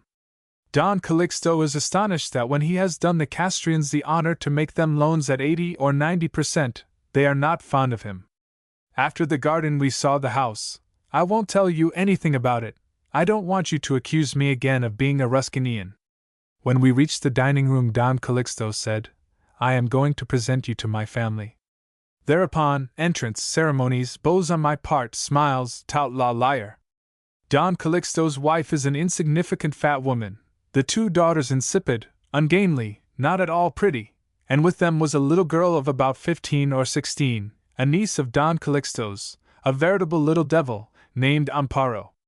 This Amparo is a tiny, flat-faced creature, with black eyes, and extraordinarily vivacious and mischievous. During dinner I succeeded in irritating the child. I talked gravely with Don Calixto and his wife and daughters about Madrid, about the theatrical companies that come to this town, about their acquaintances at the capital. The child interrupted us, bringing us the cat and putting a little bow on him, and then making him walk on the keyboard of the piano. At 1:30 we went to the dining room. Dinner was kilometers long, and the conversation turned on Rome and Paris. Don Calixto drank more and more, I too, and at the end of the meal there was a bit of toasting, from which my political intentions were made manifest. The elder daughter, whose name is Adela, asked me if I liked music. I told her yes, almost closing my eyes, as if deliriously, and we went into the drawing room. Without paying attention, I listened, during the horrors of digestion, to a number of sonatas, now and then saying, "Magnificent! How wonderful that is!" The father was enchanted, the mother enchanted, the sister likewise. The little girl was the one who stared at me with questioning black eyes. She must have been thinking, "What species of bird is this?" I believe the damned child realized that I was acting a comedy. About 4 the ladies and I went out into the garden. Don Calixto has the habit of taking an afternoon nap, and he left us. I succeeded in bringing myself to, in the open air. Don Calixto's wife showed me over an abandoned part of the house, in which there is an old kitchen as big as a cathedral, with a stone chimney like a high altar, with the arms of the Dukes of Castro. We chatted. I was very pleasant to the mother, courteous to the daughters, and coldly indifferent with the little niece. I was bored, after having exhausted all subjects of conversation, when Don Calixto reappeared and carried me off to his office. The conference was important. He explained the situation of the conservative forces of the district to me. These forces are represented, principally, by 3 men, Don Calixto, a Señor Don Platón, and a friar. Don Calixto represents the modern conservative tendency and is, let us say, the Canovas of the district. With him are the rich members of the casino, the superior judge, the doctors, the great proprietors, etc. Don Platón Parabanés, a silversmith in the Calle Mayor, represents the middle-class conservatives. His people are less showy, but more in earnest and better disciplined. This Platonian or Platonic party is made up of chandlers, silversmiths, small merchants, and the poor priests. The friar, who represents the third conservative nucleus, is Father Martin Laforza. Father Martin is prior of the Franciscan monastery, which was established here after the order was expelled from Filinas. Father Martin is an ultramontanist up to the eyes. He directs priests, friars, nuns, sisters, and is the absolute master of a town nearby called Siwans, where the women are very pious. Despite their piety, the reputation of those ladies cannot be very good, because there is a proverb, certainly not very gallant, "Don't get either a wife or a mule at Siwans, either a wife nor a mule nor a pig at Grinon." Opposed to these 3 conservative nuclei are the friends of the present deputy, who amount to no more than the official element, which is always on the ruling side, and a small guerrilla band that meets in the workingmen's casino, and is composed principally of a Republican bookseller, an apothecary who invents explosives, also Republican, an anarchist doctor, a free-thinking weaver, and an innkeeper whom they call Feribus, who is also a smuggler and a man with hair on his chest. Don Platón Parabanés. After having given me these data, Don Calixto told me that by counting on Señor Parabanés, the election was almost sure, and since the quicker things go the better, he proposed that we should go to see him, and I immediately agreed. Don Platón Parabanés has a silver shop fitted up in the old style, a small show window, full of rattles, Moorish anklets, necklaces, little crosses, etc., a narrow, dark shop, then a long passage, and at the rear, a workroom with a window on a court. As his assistant in the silver shop, Don Platón has a boy who is a nonsuch. I believe that if you took him to London and exhibited him, saying beforehand, "Bear in mind, gentlemen, that this is not a monkey or an anthropoid, but a man," you would rake in a mad amount of pounds sterling. We went into Don Platon's little shop, we asked the young macaco for him, and we passed on into the workshop. Senor Peribonez is a man of medium stature, dressed in black, with a trimmed white beard, gray eyes, and modest manners. He speaks coldly, thinks closely of what he is saying. He has a monotonous, slow voice, and nothing escapes him. Don Calixto presented me to him. The silversmith gave me his hand as if with a certain repugnance, and the boss explained who I was and what I was after. Don Platon said that he could not reply categorically without consulting with his friends and with Father Martin. The father has other candidates, one the Duke of Castro himself, and the other a rich farmer of the town. The Duke of Castro presents no other drawback than that he has been arrested in Paris for an insignificant swindle he has committed, but it seems that a rich Cuban wants to get him out of his difficulties on condition that he will marry his daughter. If he comes out of jail and gets married, then they will nominate him as deputy from here. I said to Don Platon, in case the worthy Duke does not come out of jail, would he have difficulties over my being his candidate? He replied that I am very young, and after many circumlocutions he said flatly that he doesn't know if I would be accepted or not as a candidate by his followers, but in case I were, the conditions precedent would be, first, that I would not interfere in any way in the affairs of the district, which would be ventilated in the town, as previously; secondly, that I should bear the costs of the election, which would amount approximately to some 10,000 pesetas. Don Calixto looked at me questioningly, and I smiled in a way to make it understood that I agreed, and after extracting a promise from Don Platon that he would give us a definite answer this week, we took leave of him and went to the casino. There I was introduced to the judge, an Andalusian who has a spotless reputation for venality, and to the mayor, who is a rich farmer, and the most important persons of the town being thus gathered at one table, we chatted about politics, women, and gambling. I told them a number of tales. I told them that I once lost $10,000 at Monte Carlo, playing with 2 Russian princes and a Yankee millionaires. I talked to them about the mysteries and crimes of gambling houses and of those great centers of pleasure, and I left them speechless.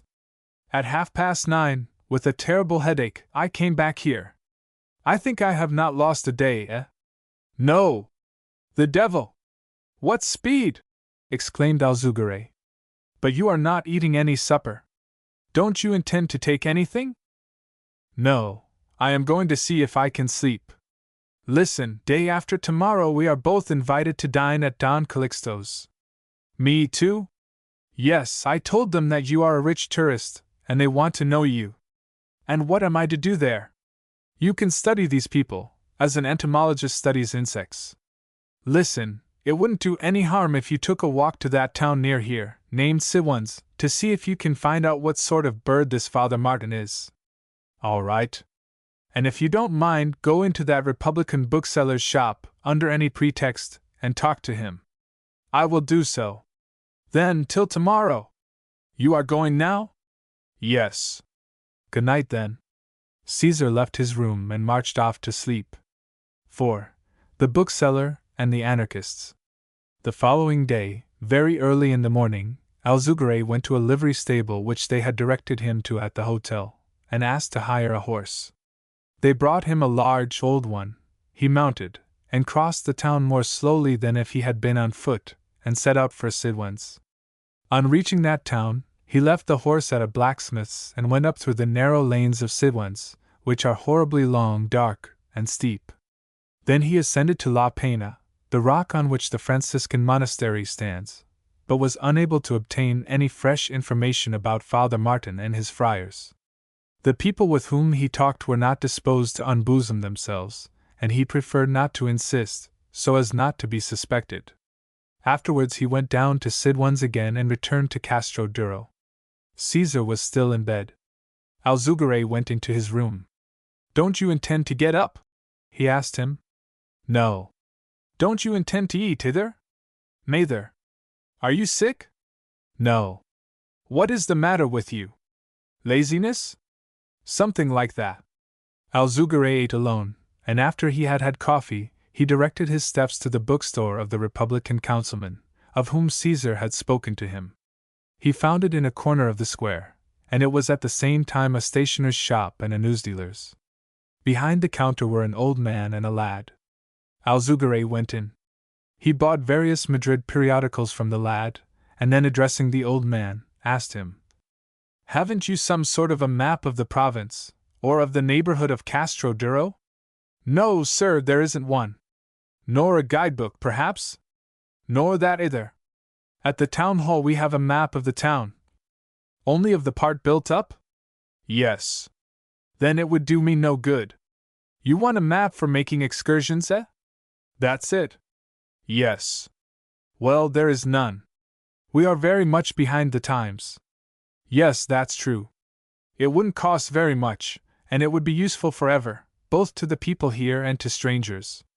"Just tell that to our town government," exclaimed the old bookseller.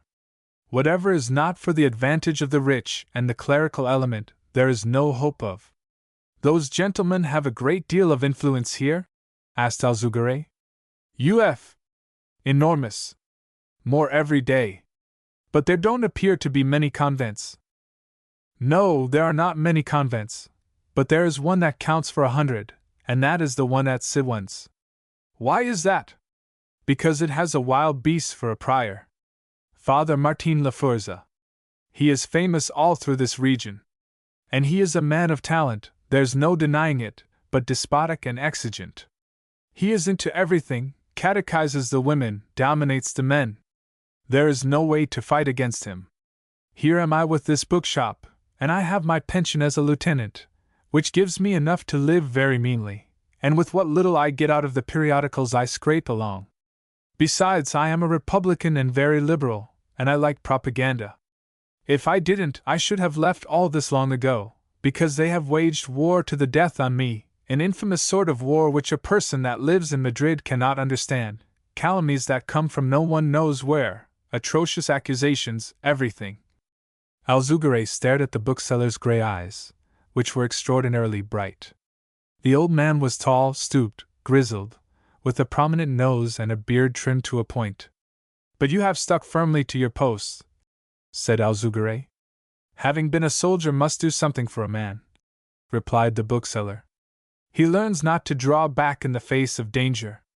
And this is my life. Now I am a counselor and I work at the town hall as much as I can, even though I know I shall accomplish nothing. Grafting goes on before my face, I know it exists, and yet it is impossible to find it. 6 months ago I informed the judge of irregularities committed in a sister's asylum, things I had proof of. The judge laid my information on the table, and things went on as if nothing had happened. Spain is in a bad way." "It is a pity!"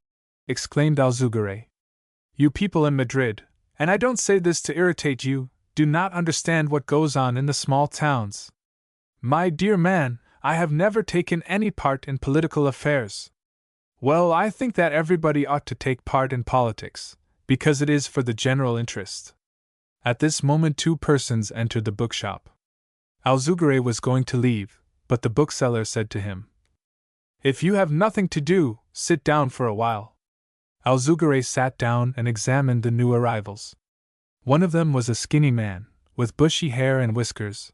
The other was a smooth-shaven party, short, cross-eyed, dressed in copper-colored cloth edged with broad black braid. "The rebel hasn't come?" asked the whiskered one. "No," replied the bookseller. "It didn't come out this week." "They must have reported it," said the whiskered one. "Yes, probably." "Has the doctor been in?" the shaven, little man with the black braid asked in his turn. "No." "All right. Let's go see if we can find him in the club. Salutations. Goodbye." "Who are those rascals?" asked Alzugaray, when they had gone out. "They are 2 anarchists that we have here, who accuse me of being a bourgeois, ha ha! The shaven one is the son of the landlady of an inn who is called Faribus, and they call him that too. He used to be a Federalist. They call the other one Whiskers, and he came here from Linares, not long ago. What do they do? Nothing. They sit in the club chatting, and nowadays the doctor we have here runs with them, Dr. Ortigosa, who is half mad. He will be in soon. Then you will see a type. He is a very bad-tempered man, and is always looking for an excuse to quarrel. But above all, He is an enemy of religion. He never says goodbye, but salutations or farewell. In the same way, he doesn't say Holy Week, but Clerical Week. His great pleasure is to find a temperament of a fiber like his own, then his eyes flash and he begins to swear. And if he is hit, he stands for it. He is an anarchist too? How do I know? He doesn't know himself. Formerly, for 4 or 5 months, he got out a weekly paper named The Protest, and sometimes he wrote about the canalization of the river, and again about the inhabitants of Mars. The bookseller and Alzugare chatted about many other things, and after some while the bookseller said, "Here is Dr. Ortigosa. He is coming in." The door opened and a slim individual appeared, worn and sickly, with a black beard and spectacles. His necktie was crooked, his suit dirty, and he had his hat in his hand. He stared impertinently at Alzugare, cast a glance at a newspaper, and set to shouting and talking ill of everything. "This is a town full of dumb beasts," he said from time to time, with the energy of exasperation. Then, supposing Alzugare to come from Madrid, he started to speak ill of the Madrileños. "They are a collection of fools," he said roundly, various times. "They know nothing, they understand nothing, and still they talk authoritatively about everything." Alzugare put up with the downpour as if it had no reference to him, looking over a newspaper, and when the doctor was in the thick of his discourse, Alzugare got up, shook hands with the bookseller, thanked him, and left the shop. The doctor looked at him over his glasses with fury, and began to walk up and down in the bookstore. Alzugare went to the hotel, arranging in his memory the data collected.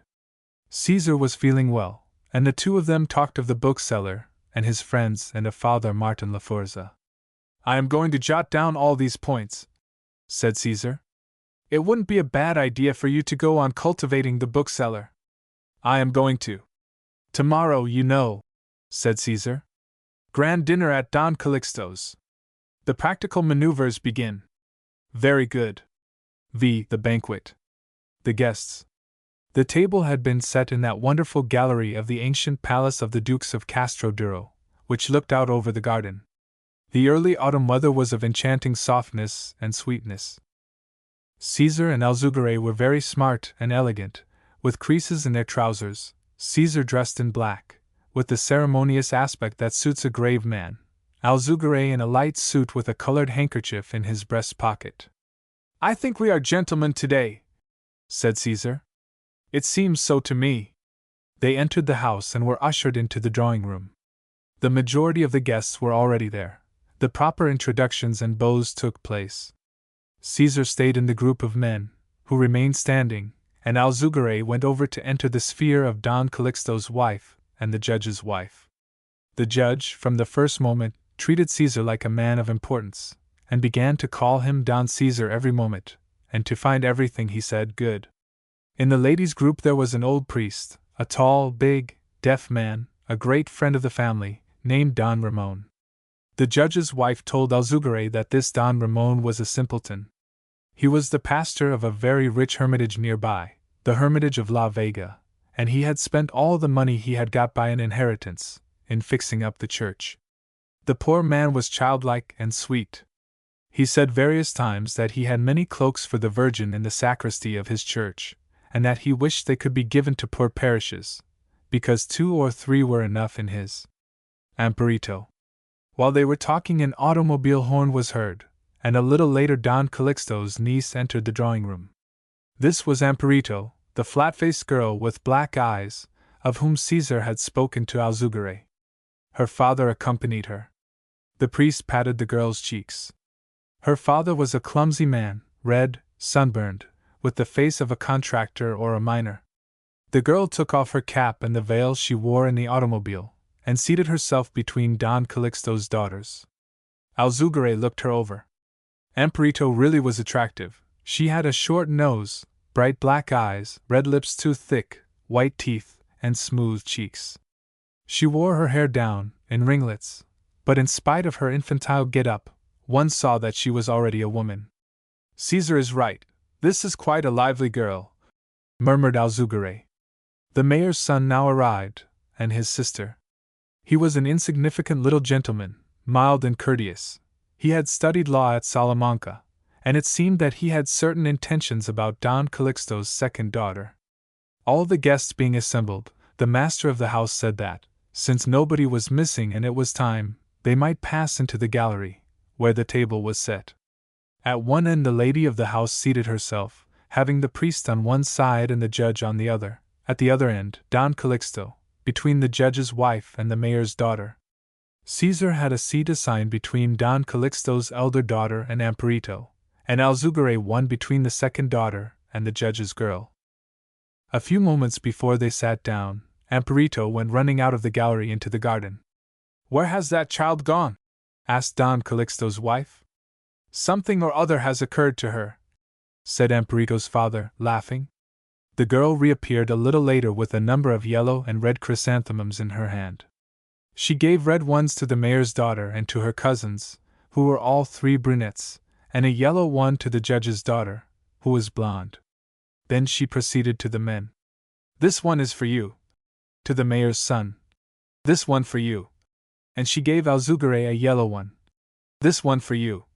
And she gave Caesar a red one. "And this one for me." And she put a similar flower in her bosom. "And the rest of us?" asked Don Calixto. "I don't give you chrysanthemums, because your wives would be jealous," replied Amparito. Man! Exclaimed the judge. "How does it strike you, Don Calixto, that these little girls know the human heart pretty well? These children do not know how to appreciate our merits," said Don Calixto. "Oh, yes, your merits are for your wives," replied Amparito. "I must inform you that my friend Caesar is married too," said Alzugare, laughing. "Pshaw!" she exclaimed, smiling and showing her white, strong teeth. "He hasn't the face of a married man." "Yes, he has got the face of a married man. Look at him hard. Very well, as his wife isn't here, she won't quarrel with me." Alzugare examined this girl. She had great vivacity. Any idea that occurred to her was reflected in her face in a manner so lively and charming that she was an interesting spectacle to watch. At first the conversation was of a languid and weary character. Don Calixto, the judge, and Caesar started in to exchange political reflections of crass vulgarity. Caesar was gallantly attentive to the wants of Don Calixto's elder daughter, and less gallantly so to his other neighbor Amparito, the mayor's son, despite the fact that his official mission was to court one of Don Calixto's girls, looked more at Amparito than at his intended, and Alzugare listened smilingly to the young person's sallies. Toward the middle of the meal the conversation grew brisker. The judge recounted, with much art, a mysterious crime that had occurred in a town in Andalusia among farming people, and he succeeded in keeping them all hanging to his lips. At the end of the recital, the conversation became general. The younger element talked together, and Caesar made comments about what the judge had told them, and defended the most immoral and absurd conclusions, as though they were conservative ideas. Caesar's observations were discussed by the men, and the judge and Don Calixto agreed that Caesar was a man of real talent, who would play a great role in Congress. "Please give me a little wine," said Amparito, holding her glass to Alzugare. "Your friend pays no attention to me. I have asked him for some wine twice, and nothing doing." Caesar acted as if he hadn't heard and kept on talking. Amparito took the glass, wet her lips in it, and looked at Alzugare maliciously. After eating and having coffee, as the two married ladies and the girls were inert from so long a meal, they arose, and Alzugare, the mayor's son, and Amparito's father followed them. Don Calixto, the judge, and Caesar remained at table. The priest had gone to sleep. A bottle of chartreuse was brought, and they started in drinking and smoking. Caesar's throat grew dry and he became nauseated from drinking, smoking, and talking. At 5 the judge took his leave, because he had to glance in at court. Don Calixto wanted to take his nap, and after he had escorted Caesar to the garden, he went away. The two married ladies were alone, because the young people had gone with Amparito's father on an excursion to the Devil's Threshold, a defile where the river flows between some red precipitous rocks full of clefts. Caesar joined the two ladies, and kept up a monotonous, dreary conversation about the ways of the great city. At twilight all the excursionists came back from their jaunt. One of the young ladies played something very noisy on the piano, and the judge's daughter was besought to recite one of Campoamor's poems. "It is a very pretty thing," said the judge's wife. "A girl who laments because her lover abandons her. Given the customs of Spain as they are, the girl would be in a house of prostitution," said Caesar in a low tone, ironically. "Shut up," replied Alzugare. The girl recited the poem, and Caesar asked Alzugare sarcastically if those verses were by the girl's father, because they sounded to him like the verses of a notary or a judge of the court of first instance. Then somebody suggested that they should have supper there. Caesar noticed that this plan did not appeal to the mistress of the house, and he said, "One should be moderate in all things. I am going home to bed." After this somewhat pedantic phrase, which to Don Calixto seemed a pearl, Caesar took leave of his new acquaintances with a great deal of ceremony and coolness. Alzugare said he would remain a while longer. When Caesar was bowing to Amparito, she asked him jokingly, "Is it your wife that keeps you in such good habits?" "My wife!" exclaimed Caesar, surprised. "Didn't your friend say?" "Ah, yes, it is she who makes me have such good habits." This said, he left the drawing-room and went quickly down the stairs. The cool night air made him shiver, and he went with a heavy, aching head to his hotel, and got to bed. He slept very profoundly, but not for more than an hour, and woke up sweaty and thirsty. His headache was gone. It was not yet past 11. He lighted the light, and sitting up in bed, set to thinking over the probabilities of success in his undertaking. Meanwhile he stared at the red chrysanthemum which was in the buttonhole of his coat, and remembered Amparito. "That child is a prodigy of coquetry and bad bringing up," he thought with vexation. "These emancipated small-town young ladies are more unattractive than any others. I prefer Don Calixto's daughter, who at least is naively and unobjectionably stupid. But this other one is unsupportable." Without knowing why, he felt more antipathy for the girl than was natural under the circumstances. He did not like to admit it to himself, but he felt the hostility which is produced in strong, self-willed characters by the presence of another person with a strong character proposing to exert itself. The two friends' comments. Caesar was thinking over the details of the visit, when Alzugare came home, and seeing a light in Caesar's room, went in there. Alzugare was quite lively. The two friends passed the persons met that day in ironic review, and in general they were agreed about everything, except about valuing Amparito's character. Caesar found her distasteful, pert and impertinent. To his friend, on the contrary, she had seemed very attractive, very amiable and very clever. "To me," said Caesar, "she appears one of these small-town lasses who have a flirtation with a student, then with a captain, and finally marry some rich brute, and get fat, and turn into old sows, and grow mustaches. In that I think you are fundamentally unjust," said Alzugare. "Amparito is not a small-town lass, for she lives in Madrid almost all year. Besides, that makes no difference. What I have not observed is her committing any folly or impertinence. Dear man, it all depends on how you look at it. To me her conduct seemed bad, to you it seems all right. You are an extremist, for I can assure you that you were actually rude to her." "Actually rude, I don't think, but I admit that I was cool and not very amiable." "And why were you?" "First, because it is politic of me, since Don Calixto's family do not care for Amparito, and secondly, because the little creature didn't please me either." "And why didn't she please you?" "For no reason at all. I am not partial to the Platyrrhine races." "What nonsense! And you wish to look at things clearly. A man that judges people by their noses. It seems to you little to go on. A brunette girl, brachycephalic and rather Platyrrhine. There is no more to say. And if she had been blonde, dolichocephalic, and long-nosed, she would have seemed all right to you. Her ethnic type would have seemed all right. Let's not discuss it. What's the use? But I feel that you are arbitrary to an extreme. If she knew of our discussion, the young thing couldn't complain, because if she has had a systematic detractor in me, she has found an enthusiastic defender in you. Yes, dear man, it is only at such long intervals that I see a person with ingenuousness and enthusiasm, that when I do meet one, I get a real joy from it. You are a sentimentalist. That's true, and you have become an inquisitor. Most certainly. I believe we agree on that and on all the rest. I think so. All right. Goodbye, said Alzugare ill-humoredly. Salutations, replied Caesar. 6. Uncle Chinaman. Sid ones? Caesar impatiently awaited Señor Parabén's reply, so that he might return to Madrid. He was fed up with Don Calixto's conversation and his wife's, and with the familiarity they had established with him. Alzugare, on the other hand, was entertained and content. Amparito's father showed a great liking for him and took him everywhere in his automobile.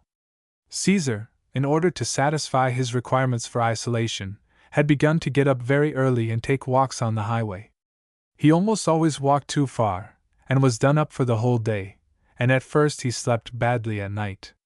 He wanted to see, one by one, the parts of his future realm, the scene where his initiative was to bear seed and his plans to be realized. A lot of ideas occurred to him: to build a bridge here, to take advantage there of the fall of the river and establish a big electric plant for industrial purposes. He would have liked to change everything he saw, in an instant. To think of these sleeping forces irritated him: the waterfall, lost without leaving its energy anywhere; the ravine, which might be transformed into an irrigation reservoir; the river, which was flowing gently without fertilizing the fields; the land around the hermitage, which might have been converted into a park, with a bright, gay schoolhouse. All these things that could be done and were not done seemed to him more real than the people with whom he talked and lived. One morning Caesar walked to Sidwin's. The sun shone strongly on the highway, and he reached the town choked and thirsty. The streets of Sidwin's were so narrow, so cold and damp, that Caesar shivered on entering the first one, and he turned back, and instead of going inside that polypus of dark clefts, he walked around it by the road. On a small house with an arbor, which was on a corner, he saw a sign saying, Café Espagnol, and went in. The Café Espagnol. The café was dark and completely empty, but at one end there was a balcony where the sun entered. Caesar crossed the café and sat down near the balcony. He called several times, and clapped his hands, and a girl appeared. What do you want? She asked. Something to drink. A bottle of beer. I will call Uncle Chinaman. The girl went out, and soon after a thick, chubby man came in, with a bottle of beer in his hand, the label of which he showed to Caesar, asking him if that was what he wanted. Yes, sir, that will do very well. The man opened the bottle with his corkscrew, put it on the table, and as he seemed to have a desire to enter into conversation, Caesar asked him, Why did the girl tell me that Uncle Chinaman would come? Who is the Chinaman? The Chinaman, or Uncle Chinaman as you like, I am. My dear man! Yes, we all have nicknames here. They called my father that, and they call me that. PSH. It makes no difference. Because if a person is cross about it, it's all the worse. A few days ago a muleteer from a town in the district arrived here, and went to the inn, and as he had no nickname, and they are very fond here in Sidwans of giving one to every living creature, they said to him, No matter how short a while you stay here, you will be given a nickname, and he answered contemptuously, Bah! Little fear. Soon after, as he was crossing the square, a girl said to him, Goodbye, little fear, and little fear it remained. As Uncle Chinaman seemed very communicative, Caesar asked him some questions about life in the town. Uncle Chinaman talked a great deal and with great clearness. According to him, the cause of all trouble in the town was cowardice. The 2 or 3 bosses of Castro and Father Martin ruled their party arbitrarily, and the rest of the people didn't dare breathe.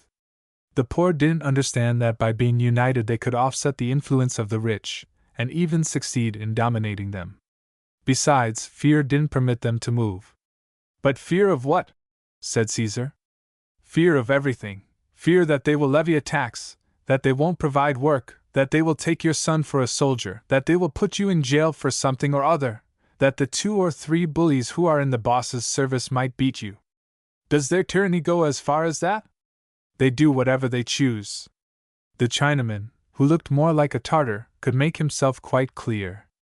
If it had not been that he used the wrong words and had an itch for unusual ones, he would have given the impression of being a most intelligent man.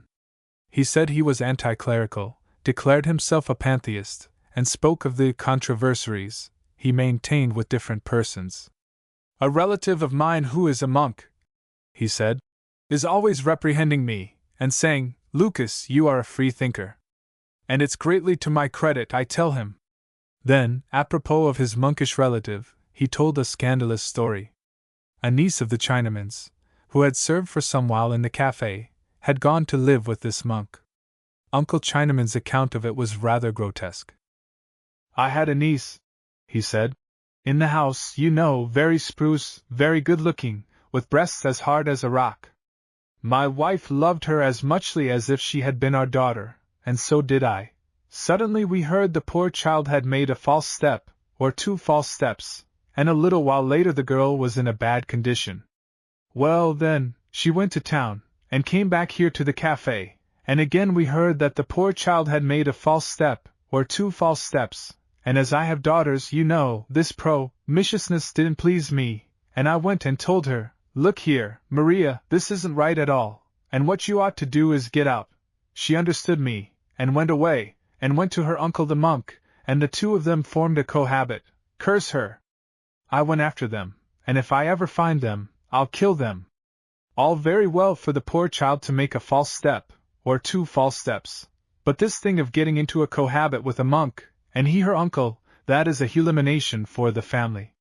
You may believe that we had to empty the cup down to the drugs. Father Martin." Caesar was listening to Uncle Chinaman with joy, when he saw 2 friars passing along the road below the balcony. "They are from the monastery of La Pena, I suppose," he said.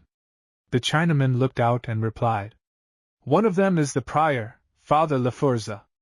The other is an intriguing young chap who has been here only a short while." "Man, I have to see them," said Caesar. "They are coming up the street now." Uncle Chinaman and Caesar went to the other end of the cafe, and waited for them to pass. The younger of the 2 friars had an air of mock humility, and was weakly looking, with a straggling yellowish beard and a crafty expression. Father Martin, on the contrary, looked like a pasha parading through his dominions. He was tall, stout, of an imposing aspect, with a grizzly blond beard, blue eyes, and a straight, well-shaped nose. The 2 friars came up the narrow, steep street, stopping to talk to the women that were sewing and embroidering in the arcades. Caesar and the Chinaman followed them with their eyes until the 2 friars turned a corner. Then Caesar left the cafe and walked back to Castro Duro. 7. A trying scene. Don Platón Parabona's reply was delayed longer than he had promised. No one knew whether the Duke of Castro Duro would get married or not get married, whether he would come out of prison or stay in. Caesar had nothing for it but to wait, although he was already fed up with his stay. Alzugare had a good time. He visited the surrounding towns in the company of Amparito and her father. Caesar, on the other hand, began to be bored. Accustomed to live with the independence of a savage, the social train of a town like Castro irritated him. His good opinion of people was in direct ratio to the indifference they felt for him. Amparito's father was one of those who showed most antipathy. Sometimes he invited him to go motoring, but only for politeness. Caesar used to reply to these invitations with a courteous refusal. Amparito, who was doubtless accustomed to seeing everybody in town fluttering about her, was wounded at this indifference, and took every chance to see Caesar, and then shot her wit at him and was sharply impertinent. The young creature was more intelligent than she had at first appeared, and she spoke very plainly. Caesar could not permit a young girl to make fun of him and combat his ideas for her own amusement. "Let's see, Moniata," Amparito said to him one day in the gallery at Don Calixto's. "What are your political plans?" "You wouldn't understand them," replied Caesar. "Why not? Do you think I am so stupid?" "No, it is merely that politics are not a matter for children." "Ah, but how old do you think I am?" she asked. "You must be 12 or 13. You are a malicious joker, Señor Moncada. You know that I am almost 17. "I don't." "How should I know it?" "Because I told your friend Alzugare." "All right, But I don't ask my friend what you have told him. It doesn't interest you? Very good. You are very polite. But your politics do interest me. Come on, tell me.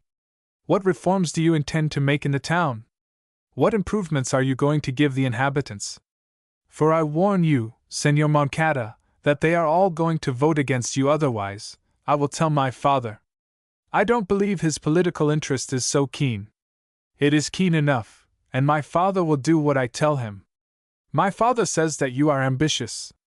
If I were, I should make love to you, because you are rich. And do you suppose I would respond? I don't know, but I should try it, as others do, and you can see that I don't try. Amparito bit her lips and said ironically, Are you reserving yourself for my cousin Adelaida? I am not reserving myself for anybody. We couldn't say that you are very amiable. That is true. I never have been. If you keep on like that when you are a deputy, what difference is it to you whether I am a deputy or not? Is it because you have some beau who wants the place? If it is, tell me. I will withdraw in his favor. You must see that I can do no more, said Caesar jokingly. And how you would hate me then, if you had to give up being a deputy on my account. No. You hate me already. No, you are mistaken. Yes. I believe if you could, you would strike me. No, the most I should do would be to shut you up in a dark room. You are an odious, antipathetic man. I thought I rather liked you, but I only hate you. You know already, Amparito, that I am a candidate for deputy, but not one for you. All right. All right. I don't wish to hear any more stupid remarks. The stupid remarks are those you are making. And Caesar, who was beginning to feel angry, rebuked Amparito too severely, for her coquetry, her bad intentions, and her desire to humiliate and mortify people without any reason. Amparito listened to him, pale and panting. And after all, said Caesar, all this is nothing to me. If I am in your family's way, or even in your way, I can go away from here, and all is ended. No, do not go away, murmured Amparito, raising her handkerchief to her eyes and beginning to weep bitterly. Caesar felt deeply grieved, all his anger disappeared, and he stood there, amazed, and not knowing what to do. Do not cry, exclaimed Caesar. What will they think of me? Come, don't cry. It is childish.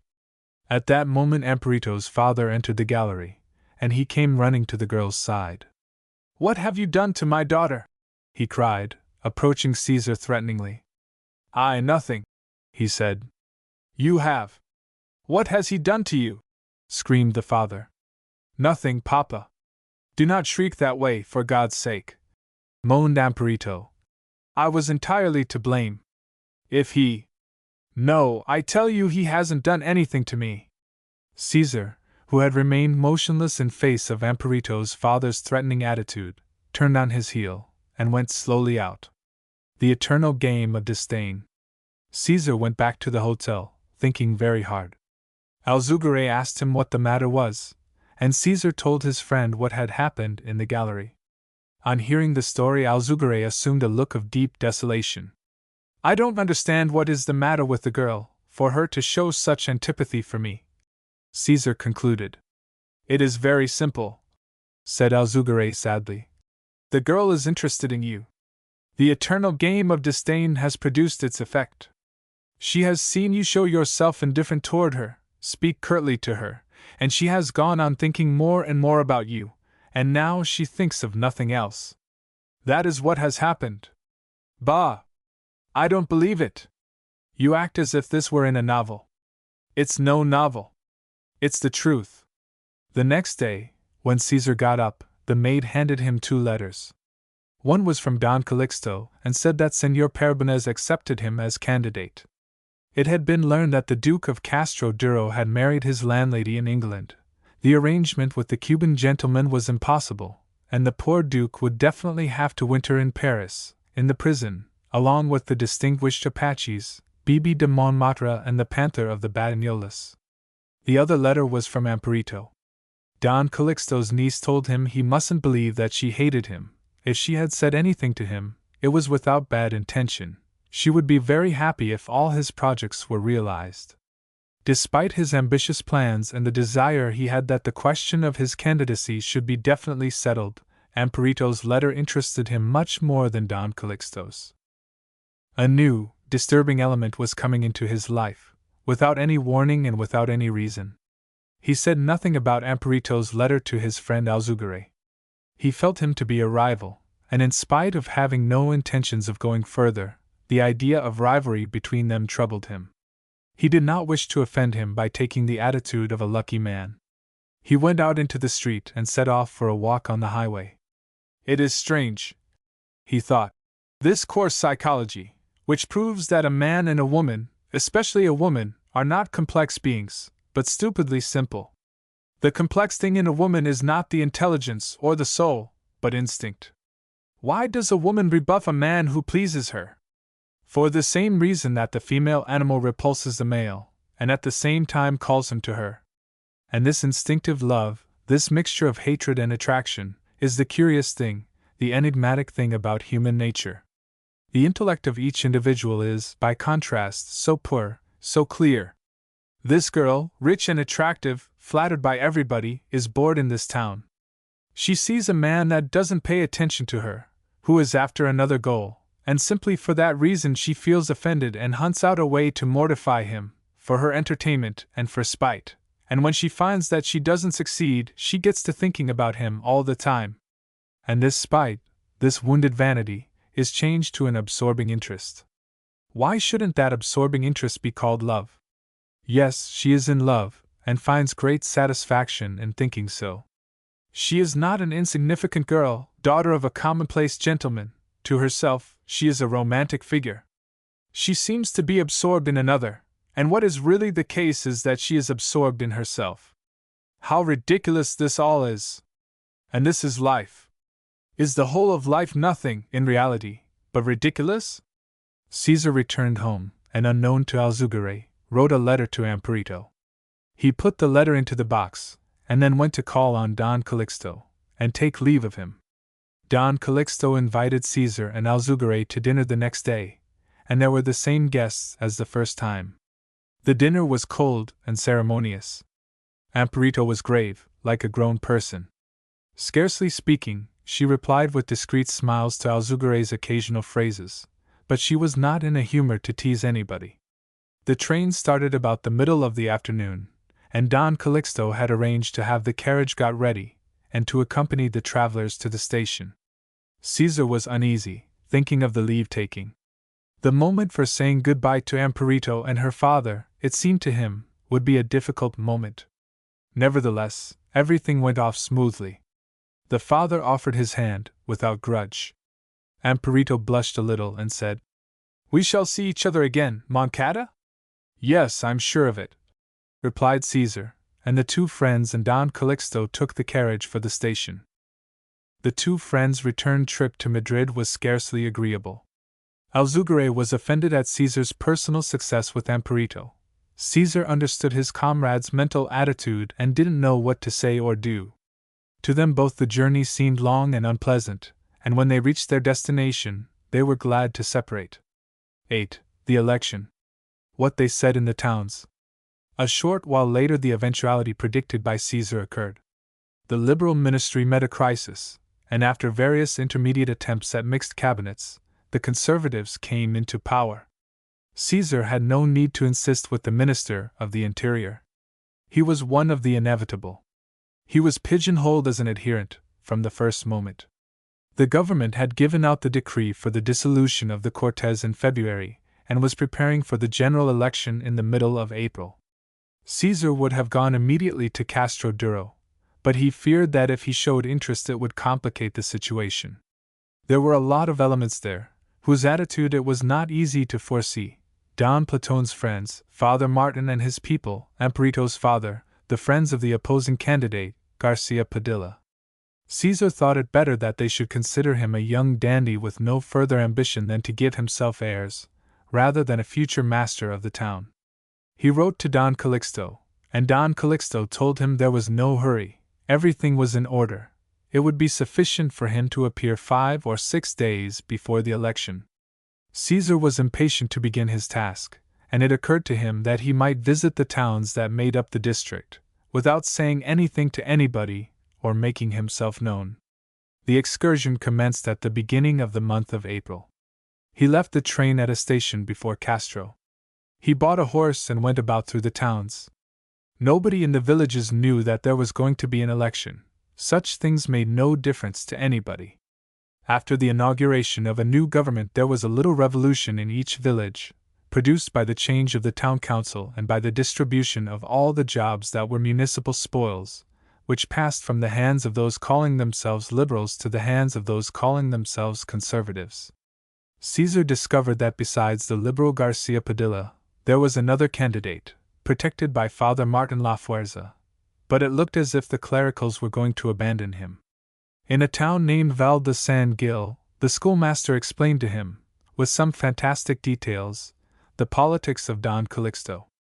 The schoolmaster was a liberal and a frank, brusque, intelligent man, but he formed his judgment of Don Calixto's politics on the prejudices of a Republican paper in Madrid, which was the only one he read. According to him, Señor Moncada, whom nobody knew, was nothing more than a figurehead for the Jesuits. Father Martin Lafuerza was getting possession of too much land in Castro, and wanted everything to belong to his monastery. The Jesuits had learned of this and were sending young Moncada to undo the Franciscan friars' combinations and establish the reign of the Loyalists. In another place, named Villavija, Caesar found that the 4 or 5 persons interested in Castrian politics were against him. It seemed that the conservative candidate they wanted was the one protected by Father Martin, who had promised them results greatly to their advantage. In general, the people in the towns were not up on politics. When Caesar asked them what they thought about the different questions that interest the country, they shrugged their shoulders. In the outlying hamlets they didn't know either who the king was or what his name was. The only way in which the trip was of service to the future candidate was by giving him an idea of how elections were carried on, by teaching him who carried the returns to Don Calixto, and showing him which of these people could be warranted to be honorable and which were rascals. Indifference in Castro. 3 days before the election, Caesar appeared in Castro and went to stay at Don Calixto's house. Nobody knew about his expedition in the environs. There were no preparations whatever. People said they were going to change deputies, but really this was of no great moment in the life of the town.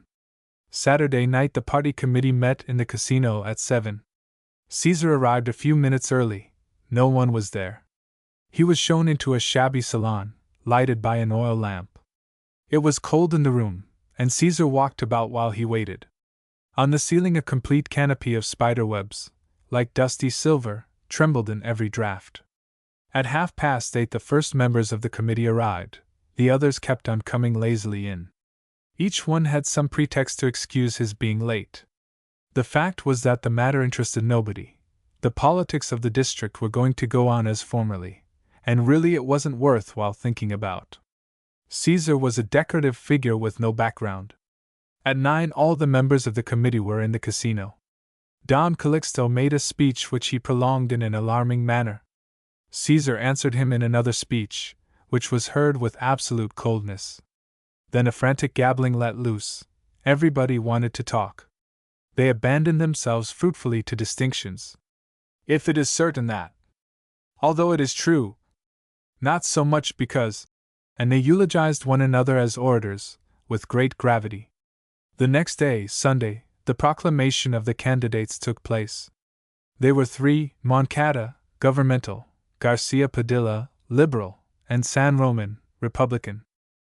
San Roman was the old Republican bookseller. It was sure beforehand that he couldn't win, but it suited Caesar that he should run, so that the Workmen's Club elements should not vote for the liberal candidate. 2 days before the election Caesar went to Siwan's and entered the Café Espagnol. He asked for Uncle Chinaman, and told him that he was the future deputy. Uncle Chinaman recognized the young man with whom he had talked some months previous in his café. He remembered him with pleasure, and received him with great demonstrations. "Man," Caesar said to him, "I want you to do me a favor. Only tell me. It is a question about the election." "Good. Let's hear what it is." There are several towns where Padilla's adherents are ready, after the count, to change the real returns for forged ones. Everything is prepared for it. As I have sent people to their voting places, they intend to make the change on the road, taking the returns from the messengers and giving them forged ones instead. I want 20 or 30 reliable men to send, 4x4, to accompany the messengers that come with the returns, or else to carry them themselves. All right, I will get them for you, said Uncle Chinaman. How much money do you need?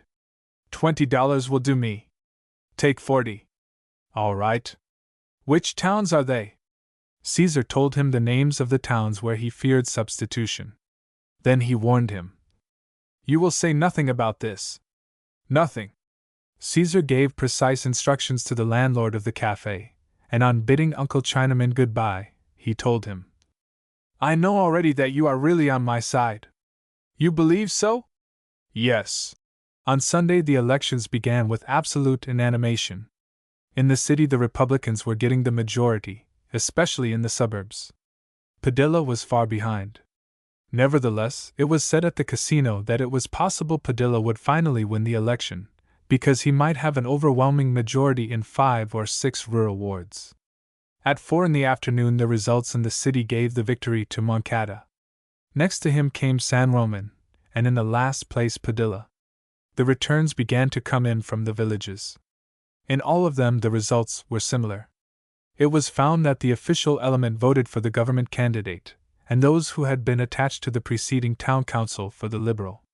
At 8 in the evening the returns arrived from the first village where Padilla expected a victory. The messenger, surrounded by 4 men from Siwans, was in a terrified condition. He handed over the returns and left.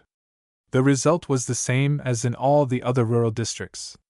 In one village alone, the presiding officer had been able to evade the vigilance of the guards sent by Caesar and Uncle Chinaman, and change the number of votes in the returns. But despite this, the election was won for Caesar. The next day the exact result of the election was known. It stood: Moncada, 3705. Garcia Padilla, 1823. San Roman, 750. When it was known that Caesar had played a trick on his enemies under their noses, he came into great estimation. The judge said, I believe you were all deceived. You supposed Don Caesar to be a sucking dove, and he is going to turn out to be a vulture for us. Caesar listened to felicitations and accepted congratulations smiling, and some days later returned to Madrid. 9. Caesar as deputy. Tripping them up. People who didn't know Caesar intimately used to ask one another, what purpose could Moncada have had in getting elected deputy? He never speaks, he takes no part in the big debates. His name appeared from time to time on some committee about treasury affairs, but that was all. His life was completely veiled. He was not seen at first nights, or in salons, or on the promenade. He was a man apparently forgotten, lost to Madrid life. Sometimes on coming out of the chamber he would see Amparito in an automobile. She would look for him with her eyes and smile. He would take his hat off ostentatiously, with a low bow. Among a very small number of persons Caesar had the reputation of an intelligent and dangerous man. They suspected him of great personal ambition. It would not have been logical to think that this cold, unexpansive man was, in his heart, a patriot who felt Spain's decadence deeply and was seeking the means to revive her. No pleasures, no middle-class satisfactions, he thought, but to live for a patriotic ideal, to shove Spain forward, and to form with the flesh of one's native land a great statue which should be her historic monument. That was his plan. In Congress Caesar kept silence, but he talked in the corridors, and his ironic, cold, dispassionate comments began to be quoted. He had formed relations with the Minister of the Treasury, a man who passed for famous and was a mediocrity, passed for honorable and was a rogue. Caesar was much in his company. The famous financier realized that Moncada knew far more than he did about monetary questions, and among his friends he admitted it, but he gave them to understand that Caesar was only a theorist, incapable of quick decision and action. Caesar's friendship was a convenience to the minister, and the minister's to Caesar. In his heart the minister hated Caesar, and Caesar felt a deep contempt for the famous financier. Nobody seeing them in a carriage talking affectionately together could have imagined that there existed such an amount of hatred and hostility between them.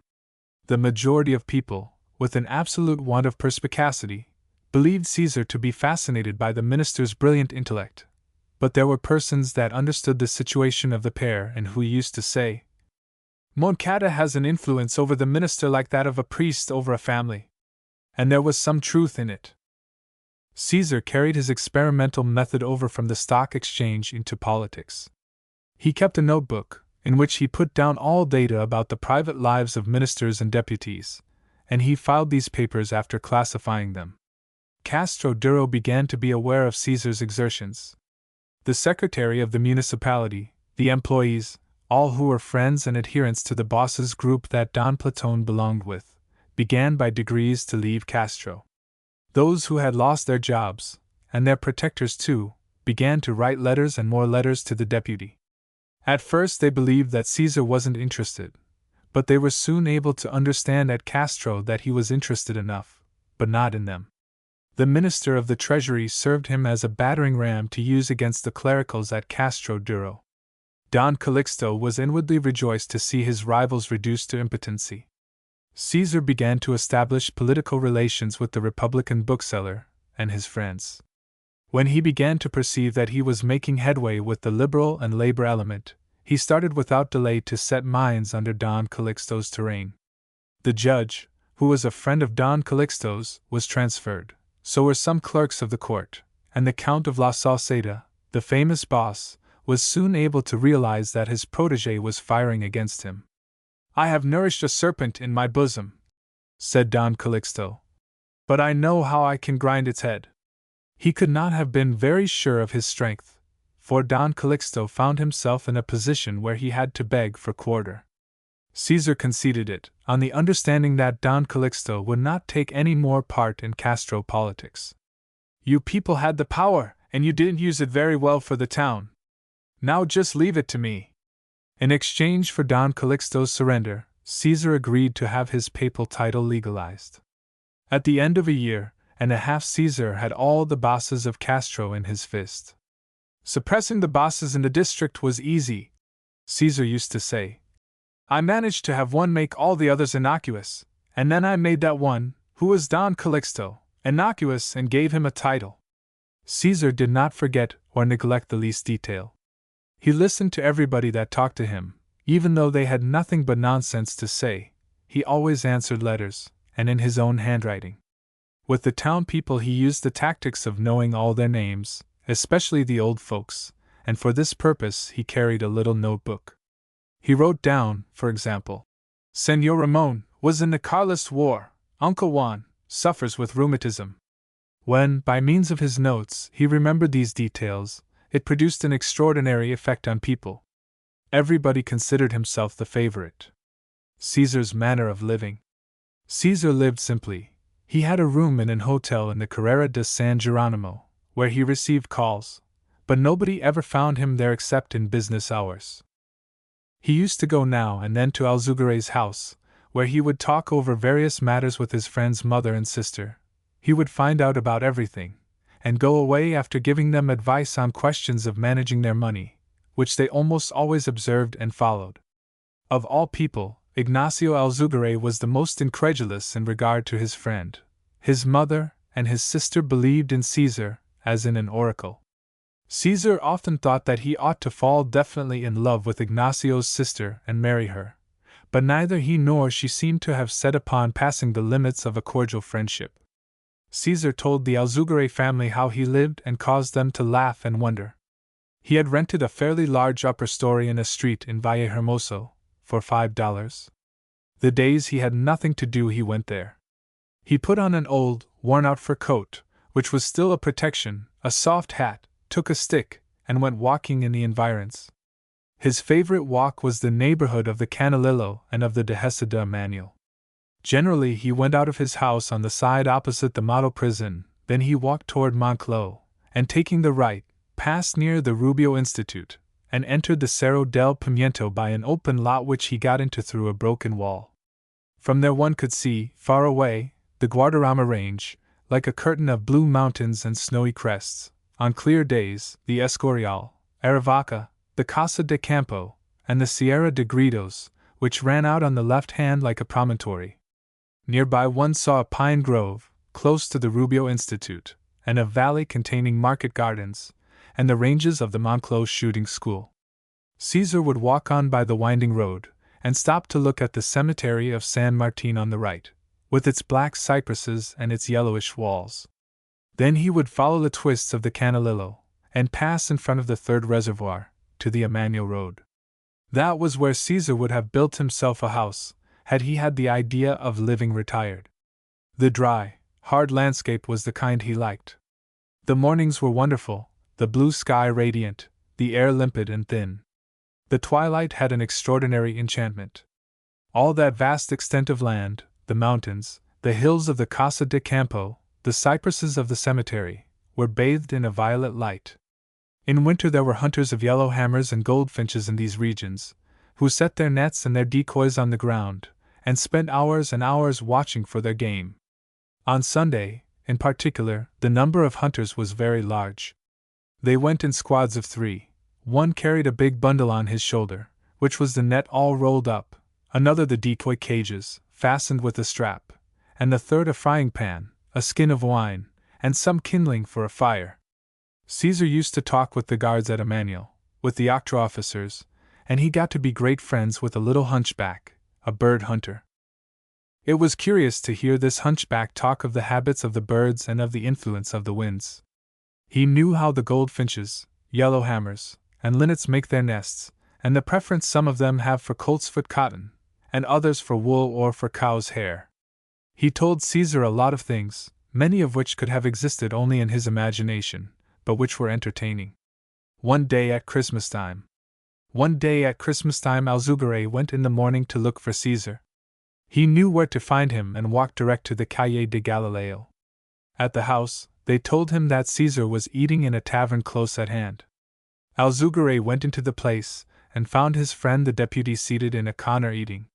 He had the appearance of a superior workman, an electrician, carver, or something of the sort. "If people find out you behave so extravagantly, they will think you are crazy," said Alzugare. "Shaw! Nobody comes here," replied Caesar. "The political world and this are separate worlds. This one belongs to the people who have to shoulder the load of everything, and the other is a world of villains, robbers, idiots, and fools.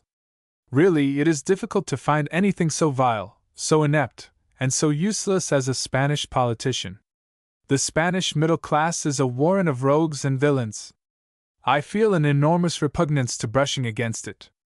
That is why I came here now and then to talk to these people, not because these are good, no, the first and the last of them are riff-raff, but at least they say what they mean and they blaspheme naively."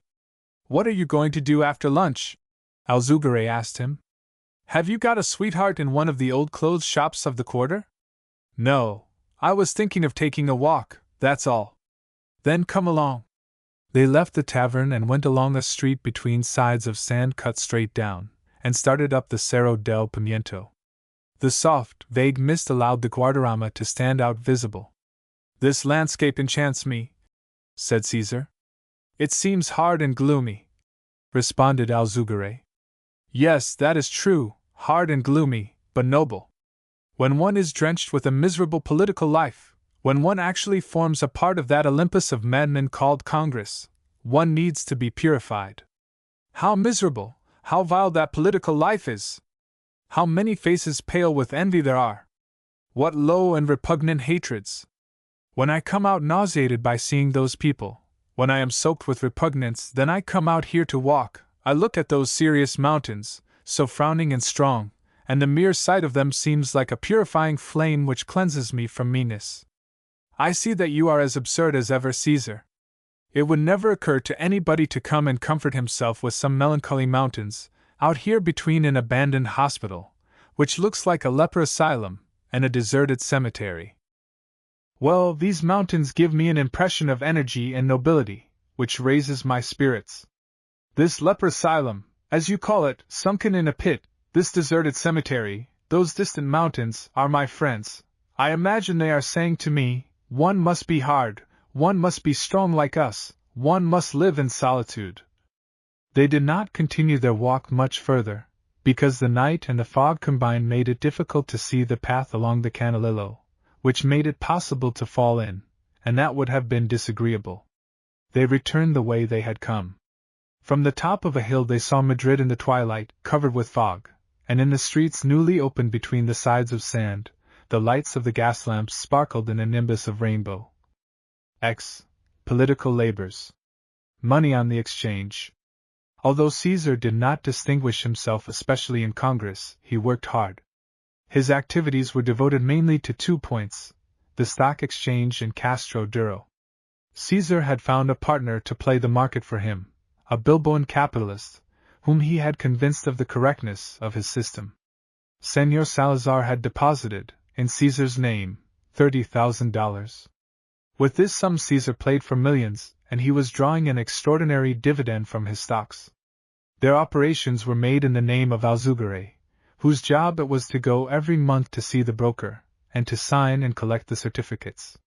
Caesar gave his orders by telephone, and Alzugare communicated them to the broker. Alzugare often went to see Caesar and said to him, "The broker came to my house terrified, to tell me that what we are going to do is an absurdity." "Let it alone," Caesar would say. "You know our agreement. You get 10% of the profits for giving the orders. Do not mix in any further." Often, on seeing the positive result of Caesar's speculations, Alzugare would ask him, "Do you find out at the ministry what is going to happen?" "Pshaw," Caesar would say. "The market is not a capricious thing, as you think. There are signs. I pay attention to a lot of facts, which give me indications, coupons, the amount shares advance, the calculation of probabilities, and I compare all these scientific data with empirical observations that are difficult to explain. In such a situation, events are what make the least difference to me. Is there going to be a revolution or a Carlist war? I am careless about it. But this is impossible," Alzugare used to say. "Excuse me for saying so, but I don't believe you. You have some secret, and that is what helps you." "How fantastic you all are!" Caesar would exclaim. "You refuse to believe in the rational, and still you believe in the miraculous." "No, I do not believe in the miraculous, but I cannot explain your methods." "That's clear. Am I to explain them to you, when you don't know the mechanism of the market? I am certain that you have never considered the mechanism of the rise produced by the reintegration of the coupon, or the way that rise is limited to double its value. Tell me, do you know what that means? No. Well then, how are you to understand anything? All right then, explain it to me. There's no difficulty. You know that the natural tendency of the market is to rise. To rise and to fall, interrupted Alzugare. No, only to rise. I don't see it. The general tendency of the market is to rise, because having to fall 80 centimos, the value of the coupon, every quarter, if the market didn't rise to offset that loss, shares would reach zero. I don't understand, said Alzugare. Imagine a man on a stairway. If you oblige him to go down one step every so often, in order to keep in the same place as before, he will necessarily have to go up again, because if he didn't do so, he would be constantly approaching the front door. Yes, surely. Well, this man on the stairway is the quotation, and the mechanical task of constantly making up for the quarterly loss is what is called the reintegration of the coupon. You do not convince me. Alzugare didn't like listening to these explanations. He had formed an opinion that had not much foundation, but he would not admit that Caesar, by reasoning, could arrive at the glimmering of an inductive and deductive method, where others saw no more than chance. Caesar begins his task. With the money he made on the market, Caesar was making himself the master of Castro Duro. He constantly assumed a more liberal attitude in the chamber, and was in a position to abandon the conservative majority, on any pretext. His plan of campaign at Castro Duro corresponded to this political position of his. He had rehabilitated the Workmen's Club and paid its debts. The club had been founded by the workmen of a thread factory, now shut. The number of members was very small, and the laborers and employees of the railway and some weavers were its principal support. On learning that it was about to be closed for lack of funds, Caesar promised to support it. He thought of endowing the club with a library and installing a school in the country. On seeing that the deputy was patronizing the club, a lot of laborers of all kinds joined it. A new governing board was named, of which Caesar was honorary president, and the Workmen's Club re-arose from its ashes. The Republicans and a little group of socialists, almost all weavers, were on Caesar's side and promised to vote for him in the coming election. Various Republicans who went to Madrid to call on Caesar told him he ought to come out as a Republican. They would vote for him with enthusiasm. "No, why should I?" Caesar used to answer. "Are we going to do any more at Castro by my being a Republican than when I am not one? Besides the fact that I should not be elected on that ticket, and should thus have no further influence, to me the forms of a government are indifferent. I don't even care whether it has a true ideal or a false one. What I do want is for the town to progress, whether by means of a dream or by means of a reality. A politician should seek for efficiency before asking anything else, and at present the Republican dream would not be efficient at Castro." Most of the Republicans did not go away very well satisfied with what Caesar had said, and after leaving him, they would say, "He is a very curious person, but he favors us and we'll have to follow him." The reopening of the Workmen's Club in Castro was the chance for an event. Caesar was in favor of inaugurating the club without any celebration, without attracting the attention of the clericals. But the members of the club, on the contrary, wished to give the reactionaries a dose to swallow, and Caesar could not but promise his participation in the inauguration. "Would you like to come to Castro?" Caesar said to Alzugare. "What are you going to do there?" "We are going to open a club." "Are you going to speak?" "Yes." "All right. Let's go, so that I can hear you." "Probably you will do it badly enough." "It's possible." "And what you say won't please anybody." "That's possible, too. But that makes no difference." "You will come?" "Yes." "Will there be picturesque speakers?" "There are some, but they are not going to speak. There is one, Uncle Chinaman, who is a marvel. In describing the actual condition of Spain, he once uttered this authoritative phrase: clericalism in the zenith, immorality in high places, the debt floating more every day. That's very good.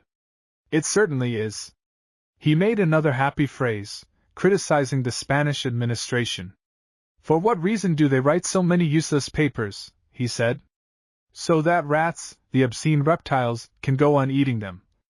That's very good too. He is a man without any education, but very intelligent. "So you are going to come?" "Yes." "Then we will meet at the station. Can one change or not?" They took the train at night, and they chatted as they went along in it. Caesar explained to Alzugare the difficulties he had had to overcome in order that the Workmen's Club could be reinstituted, and went on detailing his projects for the future. "Do you believe the town is going to be transformed?" asked Alzugare. "Yes, certainly," said Caesar, staring at his friend. "So then you, a Darwinist who hold it as a scientific doctrine that only the slow action of environment can transform species and individuals, believe that a poor worn-out, jog-trotting race is going to revive suddenly, in a few years? Can a Darwinist believe in a revolutionizing miracle? Previously, no, but now he can." "My dear fellow!" "How so?" "Haven't you read anything about the experiments of the Dutch botanist Hugo de Vries?" "No." "Well, his experiments have proved that there are certain vegetable species which, all at once, without any preparation, without anything to make you expect it, change type absolutely and take on other characters." "The devil! That really is extraordinary." Vries verified this rapid transformation first in a plant named Oenotheria lamarckiana, which, all of a sudden, with no influence from the environment, with nothing to justify it, at times changes and metamorphoses itself into a different plant. "But this transformation may be due to a disease," said Alzugare. "No, because the mutation, after taking place, persists from generation to generation, not with pathological characteristics, but with completely normal ones. It is most curious." These experiments have produced Neo-Darwinism. The Neo-Darwinists, with Hugo de Vries at their head, believe that species are not generally gradually transformed, but that they produce new forms in a sudden, brusque way, having children different from the fathers. And if such brusque variations can take place in a characteristic so fixed as physiological form, what may not happen in a thing so unstable as the manner of thinking? Thus, it is very possible that the men of the Italian Renaissance or the French Revolution were mentally distinct from their predecessors and their successors, and they may even have been organically distinct. But this overthrows the whole doctrine of evolution, said Alzugare. No, the only thing it has done is to distinguish two forms of change: one, the slow variation already verified by everybody, the other the brusque variation pointed out by Hugo de Vries. We see now that the impulses, which in politics are called evolution and revolution, are only reflections of nature's movements. So then, we may hope that Castro Duro will change into an Athens? Asked Alzugare. We may hope so, said Caesar. All right, let's hope sleeping. They ordered the porter to prepare 2 berths in the car, and they both lay down. The reception. In the morning Caesar went to the dressing room, and a short while later came back clean and dressed up as if he were at a ball. How spruce you are, Alzugare said to him. Yes, that's because they will come to receive me at the station. Honestly? Yes. Ha ha ha, laughed Alzugare. What are you laughing at? Asked Caesar, smiling. At your having arranged a reception and brought me along for a witness. No, man, no, said Caesar. I have arranged nothing. The workmen of the club will come down out of gratitude. Ah, that's it. Then there will be only a few. At this juncture the car door opened and a man in the dirty clothes of a mechanic appeared. Don Caesar Moncada? He inquired. What is it? Said Caesar. I belong to the Castro Workmen's Club and I have come to welcome you ahead of anybody else. And he held out his hand. Greetings. Greetings. Regards to the comrades, said Caesar, shaking his hand. Damn it, what enthusiasm, murmured Alzugare. The employee disappeared. On arriving at the station, Alzugare looked out the window and saw with astonishment that the platform was full of people. As the car entered the covered area of the station, noisy applause broke out. Caesar opened the door and took off his hat courteously. Hurrah for Moncada! Hurrah for the deputy from Castro! Hurrah for liberty! They heard the shouts. Caesar got out of the car, followed by Alzugare, and found himself surrounded by a lot of people. There were some workmen and peasants, but the majority were comfortable citizens. They all crowded around to grasp his hand. Surrounded by this multitude, they left the station. There Caesar took leave of all his acquaintances and got into a carriage with Alzugare, while hurrahs and applauses resounded. Eh? What did you think of the reception? Asked Caesar. Magnificent, my boy! You can't say I behaved like a demagogue. On the contrary, you were too distant. They know I am like that and it doesn't astonish them. Caesar had a rented house in Castro, and the two friends went to it. All morning and part of the afternoon committees kept coming from the villages, who wanted to talk with Caesar and consult him about the affairs of their respective municipalities. Inauguration of the club. In the evening the Workmen's Club was inaugurated. Nobody in Castro talked of anything else. The clerical element had advised all religious persons to stay away from the meeting.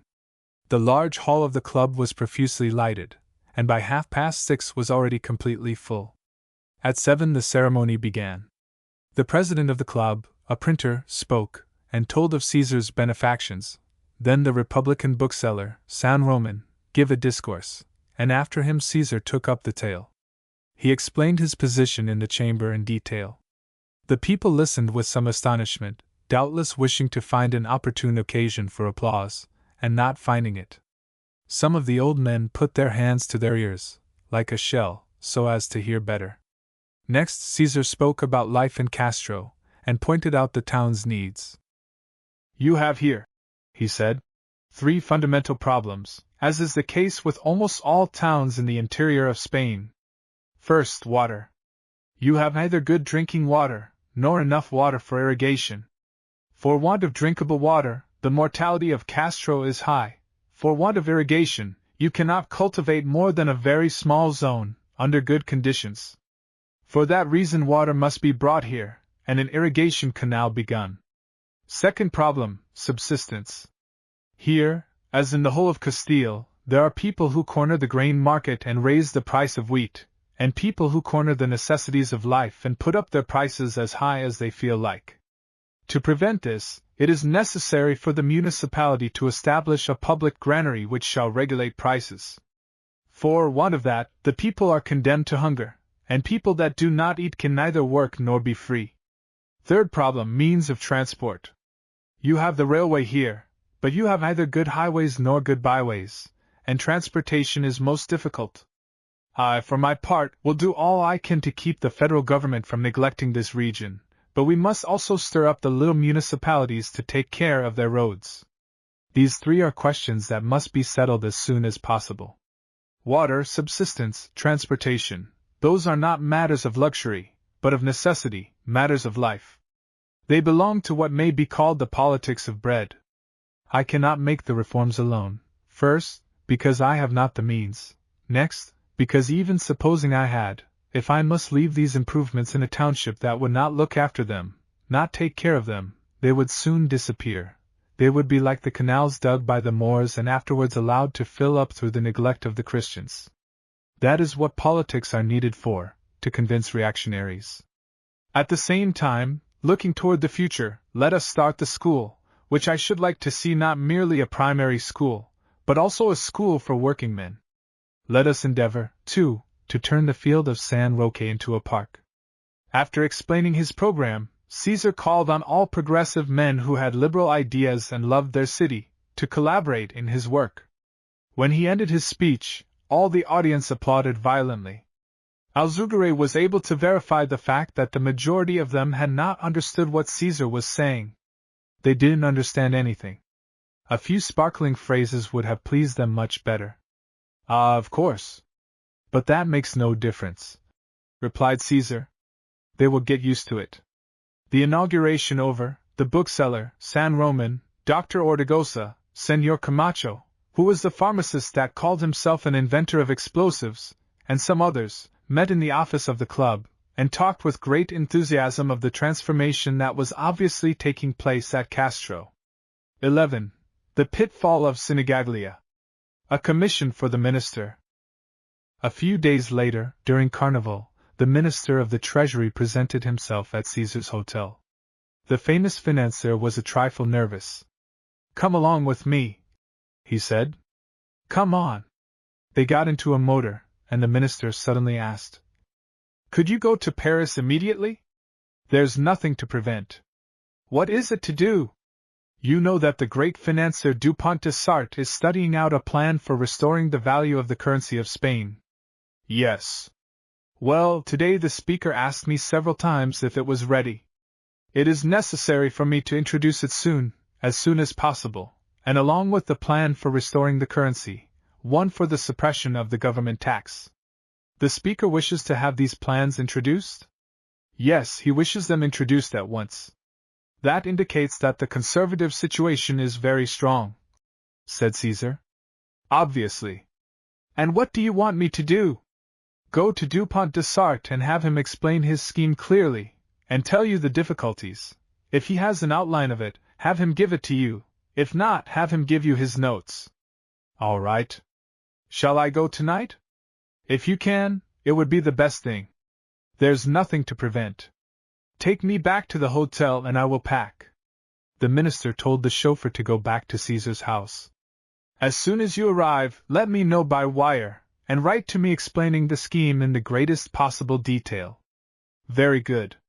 "You will need money. I don't know if I have any here," said the minister, feeling for his pocketbook. "I have enough for the trip," replied Caesar.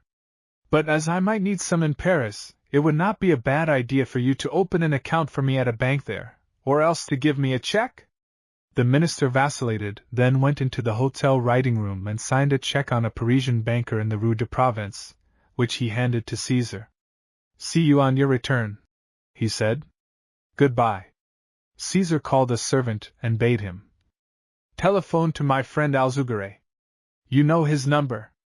Tell him to be here inside an hour. Very good, sir. This arranged, Caesar went to the main door and saw that the minister's motor was headed for downtown. Immediately he took a carriage and went to the chamber. The undersecretary of the speaker was a friend of his. Sometimes he gave him advice about playing the market. Caesar looked him up, and when he found him, said, "How are we getting on?" "All right, man," replied the undersecretary.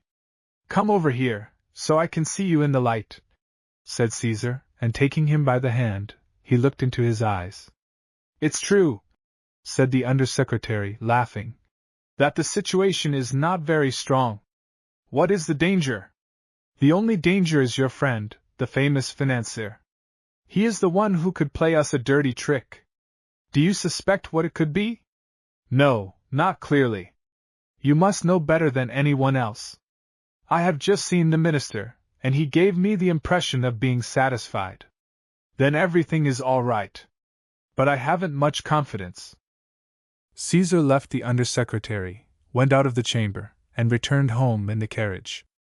Alzugare was waiting in the entry for him. Caesar called to him from the carriage.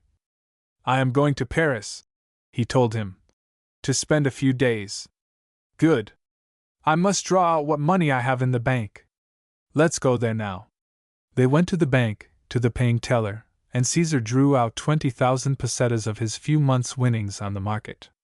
"You are not going to play at all this month?" asked Alzugare. "No, not this month." They left the bank. "I will wire you my address in Paris," said Caesar. "Very good. And nothing is to be done?" "No, that is to say, my partner and I are not going to play.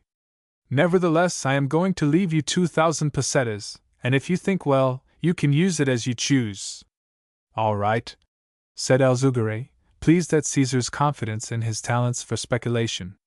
"In case I need any information which had best not be public," Caesar went on, "I will wire you in code. Do you know the Aran code?" "No." "I will give it to you directly at my house. If you receive a telegram from me from Paris, beginning with your name, Ignacio, do thus or so, you will know it is in the code. I follow you. What's up?" "An affair the minister is putting through, which we will not let him pull off without getting our share out of him. I will explain it to you when I come back." "How long do you expect to be there?" 2 weeks at most, but perhaps I'll come right back." Induction. On arriving at the train, Caesar bought all the evening papers. In one of them he found an article entitled, "The Projects of the Minister of Finance," and he read it carefully. The writer said that the Minister of Finance had never been so closely identified with the Conservative cabinet as at that moment, that he had plans for a number of projects for the salvation of the Spanish treasury, which he would briefly explain. "It's a witty joke," thought Caesar. He was too well acquainted with the market and monetary affairs in general, too well acquainted with the sterling worth of the famous financier not to understand the idea of his scheme. Caesar knew that the minister not only was not on good terms with his colleagues in the government, but was at swords' points with them, and was moreover disposed to give up his portfolio from one day to the next. Whence came this haste to launch the plan for the suppression of the government tax and restoring the value of the currency? Why did he send him, Caesar, on this errand, and not somebody in the department? His haste to launch the plan was easy to comprehend. The minister was about to give a decisive impulse to all stocks. The suppression of the affidavit and the restoring the value of the currency would shove up domestic paper in Spain and foreign stocks in France to extraordinary heights. Then a difficulty with the speaker, a moment of anger, such as was to be expected in a character like the minister's, would oblige him to offer his resignation.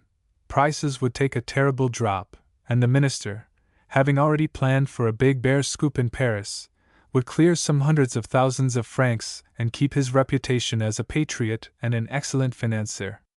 Why was he sending Caesar? No doubt because he suspected his secretary, whom he had probably given similar missions to previously. Caesar knew the minister well. He had described him in his notes in these words: "He is dark and brachycephalic, a man of tradition and good common sense, average intellect, astute, a good father and a good Catholic. He believes himself cleverer than he really is. His two leading passions are vanity and money. Caesar knew the minister, but the minister did not know Caesar. He imagined him to be a man of brilliant intellect, but incapable of grasping realities. After thinking a long while over the business, while he was undressing to go to bed in the sleeping car, Caesar said, "There is only one thing to find out. Who is the minister's broker in Paris, and who is his banker? With Yarza's assistance that is not going to be difficult for me to ascertain. When we know what broker he works through and what banker, the affair is finished." Having concluded thus, he got into his berth, put out the light, and lay there dozing. In Paris. On arriving at Paris next evening, he left his luggage in the hotel at the Quai d'Orsay station. He wired his address to the minister and to Alzugare, and went out at once to look for Carlos Yarza. He was unable to find him until very late at night. He explained to his friend what had brought him, and Yarza told him he was at his disposition. "When you need me, let me know." "Good." Caesar went off to bed, and the next morning he proceeded to the banking house in the Rue de Provence where he was to cash the check handed him by the Minister of the Treasury. He entered the bank and asked for the president. A clerk came out and Caesar explained to him that on arriving at his hotel he had missed a check for 3,000 francs from the Spanish Minister of Finance. He introduced himself as a deputy, as an intimate friend of the minister's, and behaved as if much vexed. The department manager told him that they could do no more than take the number, and not pay the check if anybody presented it for payment. "You don't handle the minister's business here?" asked Caesar. "No, only very rarely," said the manager. "You don't know who his regular banker is?"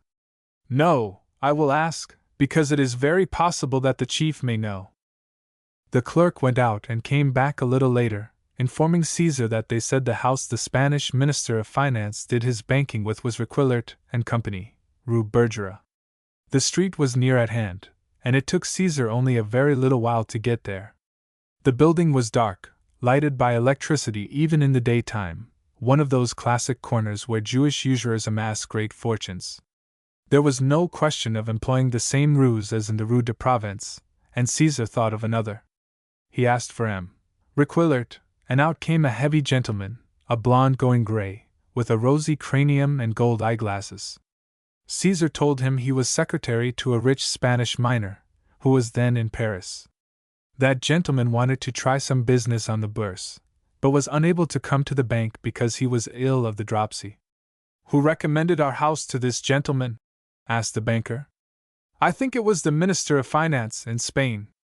"Ah, yes, very good, very good. And how are we to communicate with him? Through you?"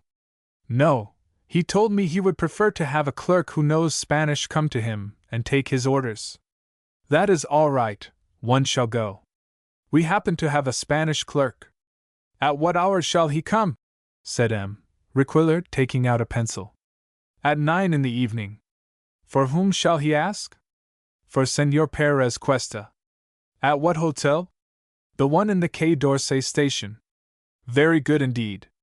Caesar bowed, and after he had sent Yarza a telephone message, making an appointment for after the Bourse at the Café Riche, he took an automobile and went to hunt for the great financier Dupont de Sarthe, who lived on the other bank of the Seine, near the Montparnasse station. He had a large, sumptuous office, with an enormous library. 2 secretaries were at work at small tables placed in front of the balconies, and the master wrote at a big ministerial table full of books. When Caesar introduced himself, the great economist rose, offered his hand, and in a sharp voice with a Parisian accent, asked what he desired. Caesar told him the minister's request, and the great economist became indignant.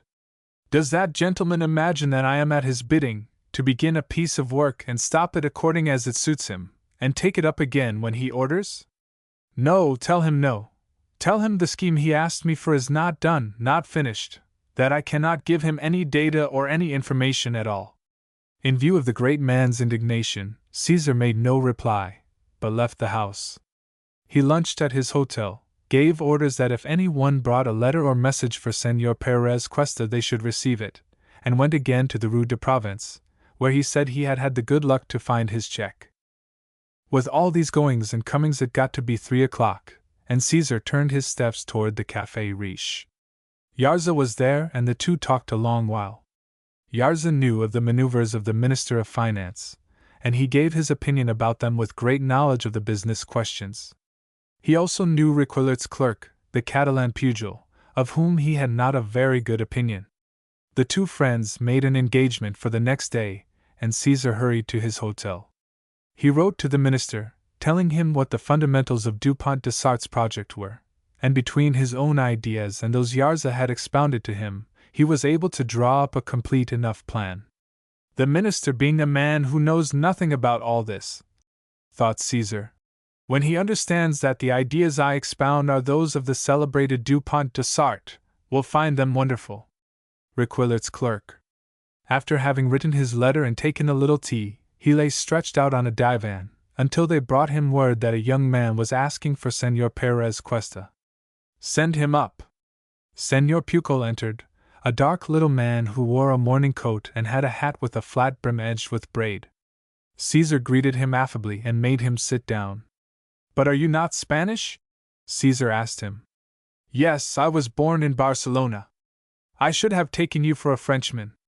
In dress and everything else, I am a complete Parisian. This poor man is full of vanity, thought Caesar. All the better. He immediately began to explain the affair. Look, he said, the whole matter is this. The Spanish Minister of Finance, my chief, has dealings on a large scale with the Requillert Bank, you know that, and so do I. But the Requillerts, besides charging an inflated commission, interfere in his buying and selling with so little cleverness, that whenever he buys it turns out that he bought for more than the market price of the security, and whenever he sells lower than the quotation. The minister does not wish to break off with the Requillerts. He can't, you meant to say, replied Pujol, in an insinuating manner. Since you know the situation, responded Caesar. Oughtn't I to? Since you know the whole situation, continued Caesar, I will say that he cannot indeed break off with the Requillerts, but the minister would like to do business with somebody else, without passing under the yoke of the chief. He ought to make arrangements with another broker here, said Pujol. Ah, certainly. I have brought some 20,000 francs with that object. Then there is no difficulty. But we need a go-between. The minister doesn't care to turn to the first banker at hand and explain all his combinations to him. That's where I come in. Good, but we must know beforehand how much you are to get. Your demands may be such that it would be better for him to stick to the Requillerts. Requillert gets 10% of the profits, besides a small commission as broker. I will take 5. It's a good deal. I will not accept less. The arrangement might cost me my career. Consult him. If I could consult him. The truth is that there may not be time. We will accept 5. What does the minister wish to speculate in? The same things as with Requillert? Foreign loans and northerns? Exactly. Just as before. All right. The investment, as you can see, is safe. Pujol continued. I would put my fortune in it if I had one. There are a lot of newspapers bought. All the financial reviews are predicting a rise. The clerk took out a folded review and handed it to Caesar, who read, We are assured that the plan of the Spanish Minister of Finance must make foreign securities rise considerably. Northerns will follow the same path, and there are indications that their rise will be very rapid and will cover several points. The field is going to be covered with corpses, said Caesar. Señor Pujol burst out laughing. Caesar invited him to dine with him, and gave him a sumptuous dinner with good wines. Pujol was absolutely vain, and he boasted of his triumphs on the Bourse. It was he who guided Requillert in the dealings he had with Spaniards, in which they had plucked various incautious persons. How much will the minister's operation amount to? Caesar asked him. Nobody can prevent his making 300,000, at the least. With the increase he has ordered you to make, it will come to 600,000. We will gobble up the 2 points it falls. I don't know if there may have been some new order while I was in the train coming to Paris, said Caesar. No, his operation is all arranged. replied Pupil, and he got out a notebook and consulted it. It will be like giving away bread. We are going to sell 10 millions of foreigns and 500 northerns on the 17th, the 18th, and the 20th. And the scoop will take place? Asked Caesar. On the 27th. So that on those days we shall sell just as much again? And we shall sell much dearer. They dropped that point and talked of other things. Senor Pupil was a literary man and was writing a symbolistic drama which he wanted to read to Caesar. At 12 they said good night. Pupil was to tell his chief that he had not been able to do any business with Senor Perez Cuesta. In respect to the other matter, they had an engagement for 10 the next morning at a cafe in the neighborhood of the Bourse. There were no great difficulties to overcome. They saw a broker named Muller. Caesar entrusted him with his 20,000 francs, and hinted that the speculation was being made for some rich people, who would have no objection to making up any loss, if he should exceed the 20,000 francs. The broker told him he could play whatsoever sum he wished. As Caesar had not entire confidence in Pupil, and did not care either to tell the broker that he was to begin only when the stocks fell, he brought Yarza into the deal. Pupil was to say to Yarza, "The minister has given the order to sell," and Yarza would first verify this. If he could verify it, then he would tell the broker. Sell. It might go as far as handling 20 millions of foreigns and up to 1,000 of northerns. In order to get all the ends well tied up, Caesar had to get from one place to another without a moment's rest. In Madrid. The trap being set, Caesar took the train, worn out and feverish. He arrived at Madrid, took a bath, and went to see the minister, and after the interview went to his house in the Calle de Galileo and spent 2 days in bed, alone in the completest silence. The third day Alzugaray arrived, anxious. "What's the matter? Are you sick?" he asked. "No. How did you know I was here?" "Your janitress came to my house to tell me you were in bed." "Well, there's nothing wrong with me, boy. You should know that there's a splendid chance to make some money today." "My dear fellow!" "Yes, and we haven't done anything in the market, except one miserable little operation." "And why do you think there is such a good chance?" "Because there is, because everybody can see it," said Alzugaray. "Prices are going to rise with this project of the Minister of Finances. They are going in for a big deal. Everybody has been indiscreet, without meaning to be, and people on the market are buying and buying. Everybody is sure of a rise, and we are doing nothing." "We are doing nothing," repeated Caesar. "But it is absurd." "What's the date?" "The 22nd. The evening of the 27th we will talk." "How mysterious you are, boy. I can't tell you any more now. If you have bought anything, sell it." "But why?" "I can't tell you." "All right, when you get on these Sibylline airs I say no more." "Another thing. Various gentlemen have come to tell me that they wanted to play the market. They have heard that it is about to go up." "Who were they?" "Among others, Amperito's father and Don Calixto Garcia Guerrero. If they wish to give security, tell our broker, and I will sell them anything they want to buy." "Really?" "Really. I have my reasons for doing it. This time we are all going to make, except you." "Dear Ignacio, I am at Sinigaglia." "What does that mean?" "If you have a moment free, read the history of the Borgias," murmured Caesar, turning over in bed. The next few days Caesar lived in constant intranquility. Yarza telegraphed him, saying that they had done the whole operation. On the 27th, in the afternoon, Caesar wandered toward the Calle de Alcala. Madrid wore its normal aspect. The newspaper boys were calling no extras. More worried than he liked, Caesar went for his walk by the Canalillo, and then shut himself in his house. In the evening he went out breathless and bought the newspapers. His first impression was one of panic. There was nothing. On reaching the 3rd page he uttered an exclamation and smiled. The Minister of Finance had just offered his resignation. The next morning Caesar went to the hotel in the Carrera de San Geronimo where he had a room, and in the afternoon to the Chamber. He telephoned to Alzugaray to come and see him after the exchange closed. Alzugaray arrived, looking pale, in company with Amperito's father, Don Calixto, and the broker. They were all wretched. The news was horrible. Domestics had fallen 2 points and were still falling. In Paris, the foreign loan had fallen more than 4. Northern was not falling but tumbling to the bottom of a precipice. Did you know that the minister was going to present his resignation? Asked the broker in despair. I know. How should I know it? Even the minister himself couldn't have known it yesterday. But I had scientific data for not believing in that rise. I am ruined, exclaimed the broker. I have lost my savings. Don Calixto and Amperito's father had also lost very large sums, which Caesar won, and they were disconsolate. When they were gone and only Alzugare remained, he said to Caesar, And you have played in Paris too, probably? Yes. On a fall? Certainly. You are a bandit.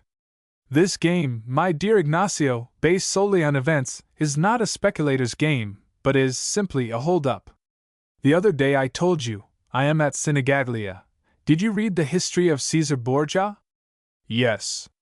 Well, what he did at Sinigaglia to the Condottieri, to Vitellozzo, Alvarato de Fermo, and his other 2 captain adventurers, I have done to the Minister of Finance, to Don Calixto, Amperito's father, and many others.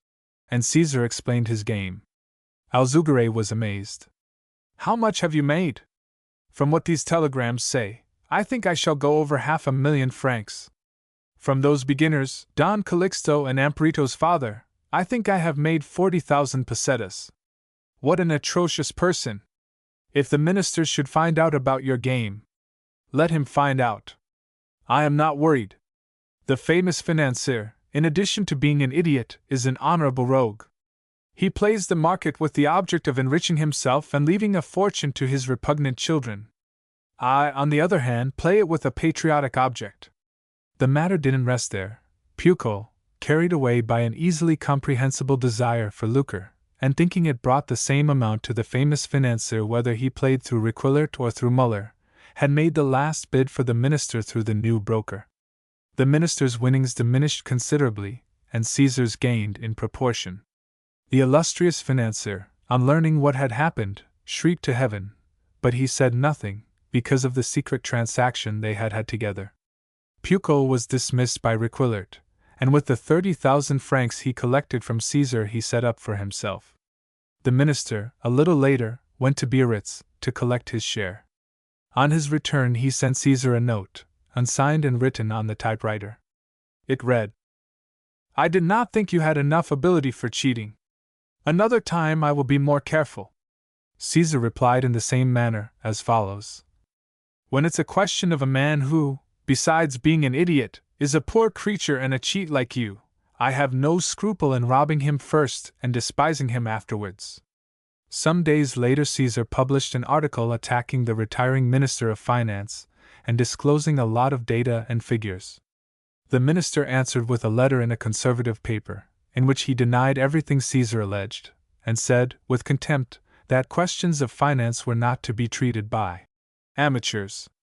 Caesar said that he considered himself insulted by the minister's words, whom, however, he admired as a financier, and a few months later he joined the Liberal Party and was received with open arms by its famous chief.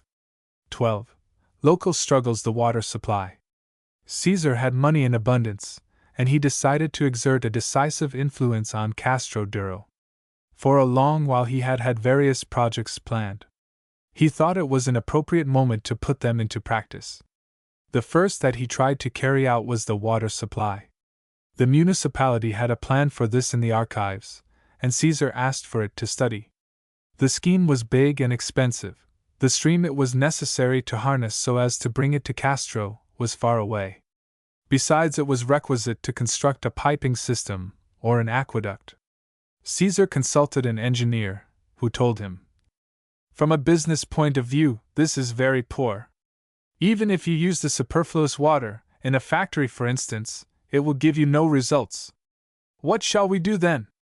The simplest thing would be to put in a pumping plant and pump up the river water. But it is infected water, full of impurities. It can be purified by filtering. That's not difficult. Caesar laid this plan before the municipality, and it was decided to carry it out, as the most practical and practicable. A company was formed to pump up the water, and work was begun. The stockholders were almost all rich people of Castro, and the company drew up its constitution in such a manner that the town got scarcely any benefit out of it. They were not going to install more than 2 public fountains inside the city limits, and those were to run only a few hours. Caesar tried to convince them that this was absurd, but nobody paid any attention to him. The library? A bit disappointed, he left the water pumping company to go its way, and devoted himself entirely to things that he could carry out alone. The first one he tried was establishing a circulating library of technical books on trades and agriculture, and of polite and scientific literature, in the Workmen's Club. "They will sell the books," everybody said. "They will get them all soiled, and tear out the leaves." Caesar had the volumes bound, and at the end of each he had 10 or 12 blank sheets put in case the reader wished to write notes. The experiment began. Predictions were not fulfilled. The books came back to the library untorn and unspotted and with some very ingenious notes in them. Lots of people took out books. The clerical element immediately protested. The priest said in the pulpit that to send any chance book to working people's houses without examining it first was to lead people into error. Dr. Ortigosa retorted that science did not need the approval of sacristans. As, in spite of the clerical element's advice, people kept on reading, there were various persons that took out books and filled them with obscene drawings and tore out illustrations. Dr. Ortigosa sent Caesar a letter informing him what was happening, and Caesar answered that he must limit the distribution of books to the members of the Workmen's Club and people that were known. He bade him replace the 6 or 7 books abused, and continued to send new ones. The ferment kept the city stirred up. There were no end of heated discussions. Lectures were given in the club, and Dr. Ortigosa's paper, The Protest, came to life again.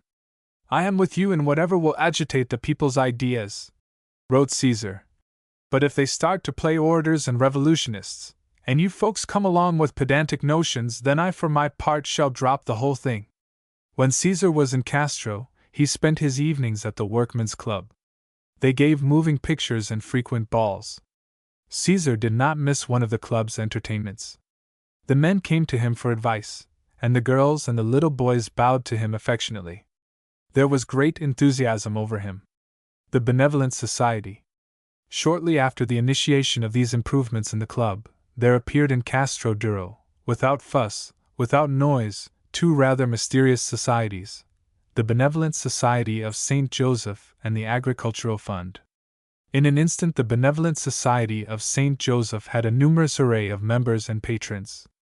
All the great landholders of the region, including Amperito's father, bound themselves to employ no laborers except those belonging to the Benevolent Society. In the neighboring villages the inhabitants joined en masse. At the same time as this important society, Father Martin and his friends founded the Castrian Agricultural Fund, whose purpose was to make loans, at a low rate of interest, to small proprietors. The 2 Catholic institutions set themselves up in rivalry to the workmen's institution. The town was divided. The Catholics were more numerous and richer, the liberals more determined and enthusiastic. The Catholics had given their upholders a resigned character. Moreover, the name Catholic applied to the members of the 2 clerical societies made those who did not belong to them admit with great tranquility that they were not Catholics. The clericals called their enemies Moncadists, and by implication schismatics, atheists, and anarchists. Inside the town there was a Moncadist majority. In the environs everybody was a Catholic and belonged to the Benevolent Society. Generally the Catholics were abused in word and deed by the Moncadists. The members of the Workmen's Club held those of the Benevolent Society for cowards and traitors. Doubtless Father Martin did not wish that his followers should be distinguished by Christian meekness, and he appointed a bully whom people called Driveler, one warden of the Benevolent Society. This one was a lad who lived without working. His mother and his sisters were dressmakers, and he bled them for money, and spent his life in taverns and gambling dens. Driveler began to insult members of the club, especially the boys, and to defy them, on any pretext. Dr. Ortigosa went to see Caesar and explained the situation. Driveler was a coward. He didn't venture beyond a few peaceable workmen, but if he had defied Feribus, or Panza, or any of the railway men that belonged to the club, they would have given him what he deserved. But in spite of Drivella's cowardice, he inspired terror among the young boys and apprentices. Dr. Ortigosa was in favor of getting another bully, who could undertake the job of cutting out Drivella's guts. "Whom are we to get?" asked Caesar. "We know somebody," said Ortigosa. "Who is it?" "El Montes." "What kind of a party is he?" "A bandit like the other, but braver." Bandits. El Montes had just come out of Ocana. He was a Manchegan, tall, strong, robust, and had been in the penitentiary several times. "And how do we manage El Montes?" asked Caesar. "We make him a servant at the Workmen's Club. He will corrupt the place." "Yes, that's true. Then at the right moment we shall send him to the Café del Comercio. They gamble at that café. He can go there and in 2 or 3 days call a halt on Drivella Juan." "Good. We must arrange for you to dismiss the new judge and put in some friend of yours, and one fine day we will get a quarrel started and we will put all Father Martin's friends in jail." "You two play atrocious politics," said Alzugare, who was listening to the conversation. "It's the only kind that will work," replied Ortigosa. "This is scientific politics. Ruffianism converted into philosophy. We are playing a game of chess with Father Martin, and we are going to see if we can't win it. But man, employing all these cutthroats—" "My dear friend," responded Caesar, "political situations include such things. With their heads they touch the noblest things, the safety of one's native land and the race. With their feet they touch the meanest things, plots, vices, crimes. A politician of today still has to mingle with reptiles, even though he be an honorable man. Besides, we need have no scruples," added Ortigosa. "The inhabitants of Castro are laboratory guinea pigs. We are going to experiment on them. We are going to see if they can stand the liberal serum." The two asylums. A little after these rivalries between the Benevolent Society and the Workmen's Club, which stirred up every one's passions to an extreme never before known at Castro Duro, another motive for agitation transpired. There were 2 asylums in the town, the Municipal Aid and the Asylum of the Little Sisters of the Poor. The Municipal Aid had its own property and was wisely organized. The old people were permitted to go out of the asylum, they had no uniform, and from time to time they were allowed to drink a glass of something. In the Little Sisters' home, on the contrary, discipline was most severe. All the inmates had to go dressed in a horrible uniform, which the poor hated, to be present, like a chorus, at the funerals of important persons, pray at every step, and besides all that, they were forbidden under pain of expulsion, to smoke or to drink anything. So the result was that there were abandoned old wretches, who, if they couldn't get a place in the aid, let themselves die in some corner, rather than put on the uniform of the Little Sisters' home, degrading in their eyes. That asylum had no income, because its Catholic managers had eaten it all up. In view of the institution's bad economic condition, it occurred to Father Martin to consolidate the two, to make one asylum of the municipal and the religious, and to put it under the strict rule of the religious one. What Father Martin wanted was that the Little Sisters should have a finger in the whole thing, and that the income of one institution should serve for both. Caesar threatened the mayor with dismissal if he accepted the arrangement, and insisted that the liberal councilmen should not permit the fusion, which was to the great advantage of the clerical party. As a matter of fact, the plan came to nothing, and Caesar treated the municipal aid to 2 barrels of wine and tobacco in abundance, which aroused great enthusiasm among the old people, who cheered for the deputy of their district. Caesar rode over the situation on horseback, but the clerical campaign strengthened at the same rate that popular sympathies went out toward him. In almost every sermon there were allusions to the immorality and the irreligion that reigned in the town. The support of the women was sought, and they were exhorted to influence their husbands, brothers, and sons to resign from the Workmen's Club. The old pulpit oratory began to seem mild, and on the Feast of the Virgin of the Rock, a young preacher launched out, in the church, into an eloquent, violent, and despotic sermon in which he threatened eternal suffering to those who belonged to heretical clubs and would not return to the loving bosom of the Church. The homily caused the greatest impression, and there were a few unhappy mortals who, some days later, were reported as dead or missing at the Workmen's Club. 13. Amparito in action. Laura at Castro. A time for new elections arrived, and Caesar stood for Castro Duro. Don Calixto, who had married his 2 daughters and was bored at not being allowed to pull the strings in the town, decided to move to Madrid. First he had thought of spending only some time at the capital, but later he decided to stay there, and he had his furniture sent down. People said that Don Calixto had no great affection for the old palace of the Dukes of Castro, and Caesar proposed that he should rent the house to him. Don Calixto hesitated. In Castro he would certainly have refused, but being in Madrid he accepted. His wife advised him that if he had any scruples he should ask more rent. They came to the agreement that Caesar should pay 3,000 pesetas a year for the part Don Calixto had formerly inhabited. This time Caesar had the election won, and there was not the slightest fight. He was the boss of Castro, a good boss, accepted by everybody, save the clericals. Caesar had money, and he wrote to his sister to come and see him at Castro in his seigneurial mansion. Laura arrived at Madrid in the autumn, and the two went to Castro together. Laura's appearance in the town created a great sensation. At first people said she was Caesar's wife. Others said she was an actress, until finally everybody understood that she was his sister. Laura really took undue advantage of her superiority. She was irresistibly amiable and bewitching with everybody. The majority of the men in Castro Duro talked of nothing but her, and the women hated her to the death. Being a marchioness, a cardinal's niece, and a deputy's sister, gave her, besides, a terrible social prestige. One person who clung to her, enchanted to have such a friend, was Amparito. She went to the palace in her motor at all hours, to see Laura and chat with her. In the afternoon the two of them used to walk in Amparito's father's property, where the laborers, who were threshing, received them like queens. What enchanted Laura was the wild garden at Don Calixto's house, with its pomegranates and laurels, its tower above the river, full of climbing plants and oleanders. "You ought to buy this house," she used to tell Caesar. "It would cost a good deal." "Pshaw! You could arrange that wonderfully. You would get married and live here like a prince." "Get married?"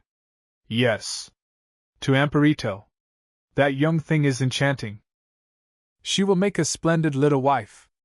Even for your respectability as a deputy, it would be fitting to marry. A bachelor politician has a poor look." Caesar paid no attention to these suggestions and continued to lead an unsocial life. He covered the environs on horseback, found out everything that was going on and settled it. In this he set himself an enormous task, which was not notable for results, but he hoped to succeed in conquering the district completely, and then to extend his sphere of action to others and yet others. After being a fortnight in Castro Duro, Laura went to Biarritz, as was her custom every year. Amparito and Caesar. Caesar was left alone. He had seen Amparito with his sister many times, but had scarcely ever exchanged more than a few words with her. One afternoon Caesar was in the gallery in an armchair, with his feet high. He felt melancholy and lazy, and was watching the clouds move across the sky. Soon he heard steps, and saw Amparito with an old servant who had been her nurse. Caesar jumped up. "What's the matter?" he exclaimed. "I came to get something Laura forgot," said Amparito. "She forgot something?" asked Caesar stupidly. "Yes," replied Amparito, and added, addressing the old woman, "Go see if there is a little glass box in Señorita Laura's room." The old woman went out, and Amparito, looking at Caesar, who was on his feet watching her nervously, said, "Do you still hate me?" "I?" exclaimed Caesar. "Yes, you do hate me." I have never hated you. Quite the contrary. Whenever you see me you get away, and just now you looked at me as if you were terrified. Have you such a grudge against me for a joke I played on you long ago?" "A grudge? No, it is because I have the impression, Amparito, that you want to upset my plans, to make game of me. Why do you? Do you think I try to amuse myself by worrying you?" "Yes." "No, that isn't true. You don't think so. Then why this constant inclination to distress me, to poke fun at me?" I never poked fun at you. Then I have made a mistake. I had come to think that you took some interest in me. And so I did. I did take an interest in you, and I keep on taking an interest in you. And why so? Because I see that you are unhappy, and you are alone. Ah. You are sorry for me. Now you are offended. Yes, I am sorry for you. Sorry? Yes, sorry. Because I see that you despise everybody and despise yourself, because you think people are bad, and that you are too, and to me this seems so sad that it makes me pity you deeply. Caesar began to walk up and down the gallery, trembling a little. I don't see why you say this to me, he murmured. I am a morbid man, with an ulcerated, wounded spirit. I know that. But why say it to me? Do you take pleasure in humiliating me? No, Caesar, said Amparito, drawing near him. You don't believe that I take pleasure in humiliating you. No, you know well that I do not.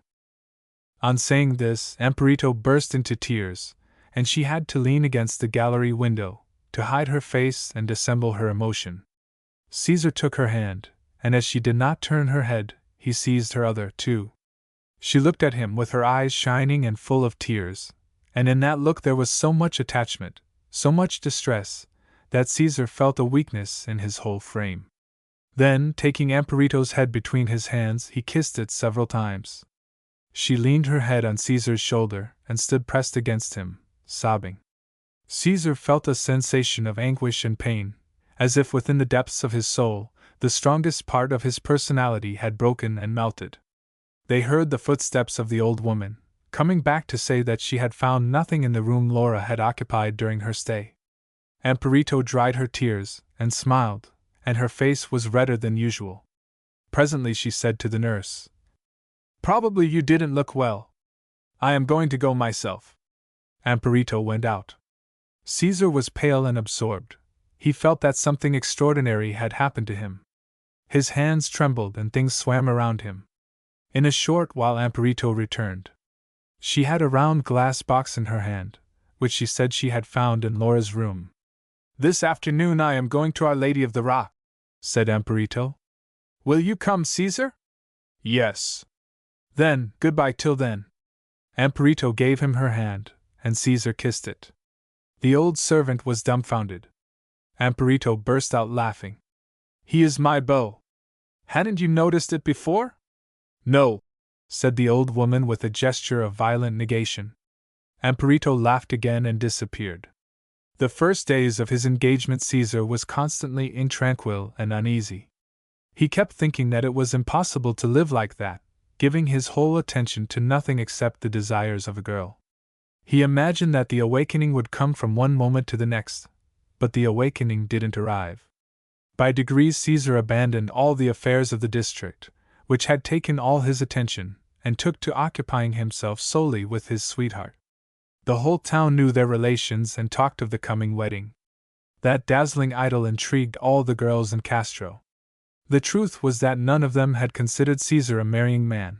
Some had imagined him already old, others an experienced and vicious bachelor, incapable of yielding to the matrimonial yoke, and now they saw him a youth, of distinguished type, with distinguished manners and looks. Caesar went almost daily to Amparito's father's country place. It was a magnificent estate, another ancient property of the Dukes of Castro Duro, with a house adorned with escutcheons, and an extensive stone pool, deep and mysterious. The garden did not resemble that at Don Calixto's house, for that one was of a frantic gaiety, and the one on Amparito's father's estate was very melancholy. Above all, the square of water in the pool, whose edges were decorated with great granite vases, had a mysterious, sad aspect. Doesn't it make you very sad to look at this deep water in the pool? Caesar asked his fiancée. No, it doesn't me. It does me. Because you are a poet, she said. And I am not. I am very prosaic. Really? Yes. The more Caesar talked with Amparito, the less he understood her, and the more he needed to be with her. We really do not think the same about anything, Caesar used to tell himself. And yet we understand each other. Many times he endeavored to make a psychological resume of Amparito's character, but he didn't succeed. He didn't know how to classify her. Her type always escaped him. All her notions are different from mine, he used to think. She speaks in another way, feels in another way, she even has a different moral code. How strange! Also, what Amparito knew was completely heterogeneous. She spoke French well and wrote it fairly correctly. In Spanish, on the other hand, she had no idea of spelling.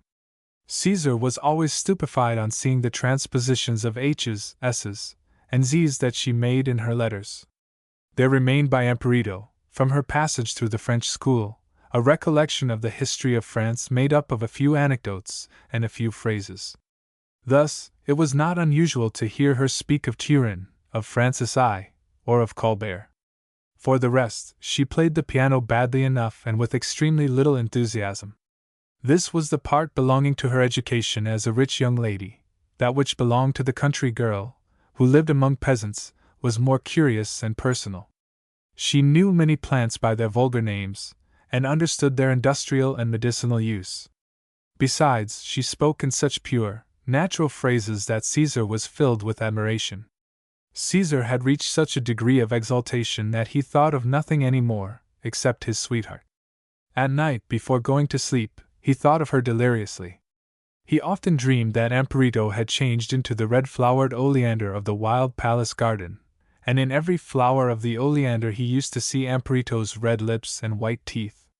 14. Intransigence lost. Disquiet disappears. The wedding took place and Caesar had to compromise about a lot of things. It didn't trouble him to confess and receive communion. He considered those mere customs, and went to the Church of the Plain to conform to these practices with the old priest who was a friend of Amparito's.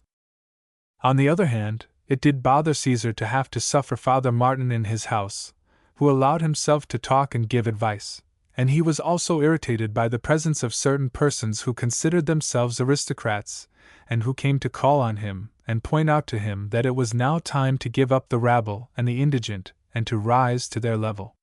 If he had not had so much to think about as he did have, he would have found this a good chance to show his aggressive humor. But all his attention was fixed on Amparito. The newly married pair spent the first days of their honeymoon at Castro, then they went to Madrid, with the intention of going abroad, and afterwards they went back to the town. The old palace of the Dukes of Castro was witness to their idyll. At the end of some time Caesar felt tranquil, perhaps too tranquil. This, no doubt, is what is called being happy, he used to say to himself. And being happy gave him the impression of a limbo. He felt as though his old personality was dying within him. He could no longer recover his former way of life. All his disquietudes had vanished. He felt that he was balanced, lacking those alternations of courage and cowardice which had previously formed the characteristic thing in him. It was the oasis after the desert, the calm that follows the storm. Caesar wondered if he had acquired new nerves. His instinct to be arbitrary was on the downward track. He could not easily determine what role his wife played in his inner life.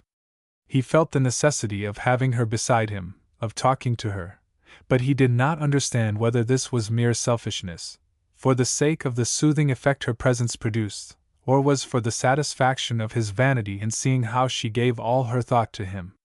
Spiritually, he did not feel her either identified with him or strange to him. Her soul marched along as if parallel to his, but in other paths.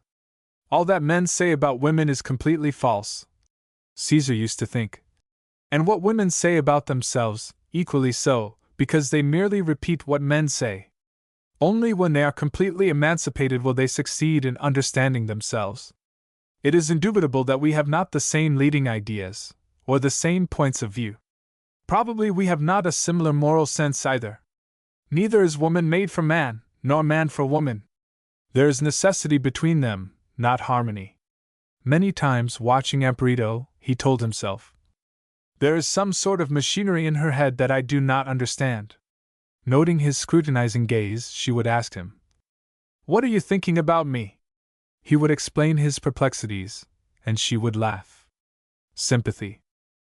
Indubitably, there existed an instinctive accord of the sentiments between Amparito and him, an organic sympathy.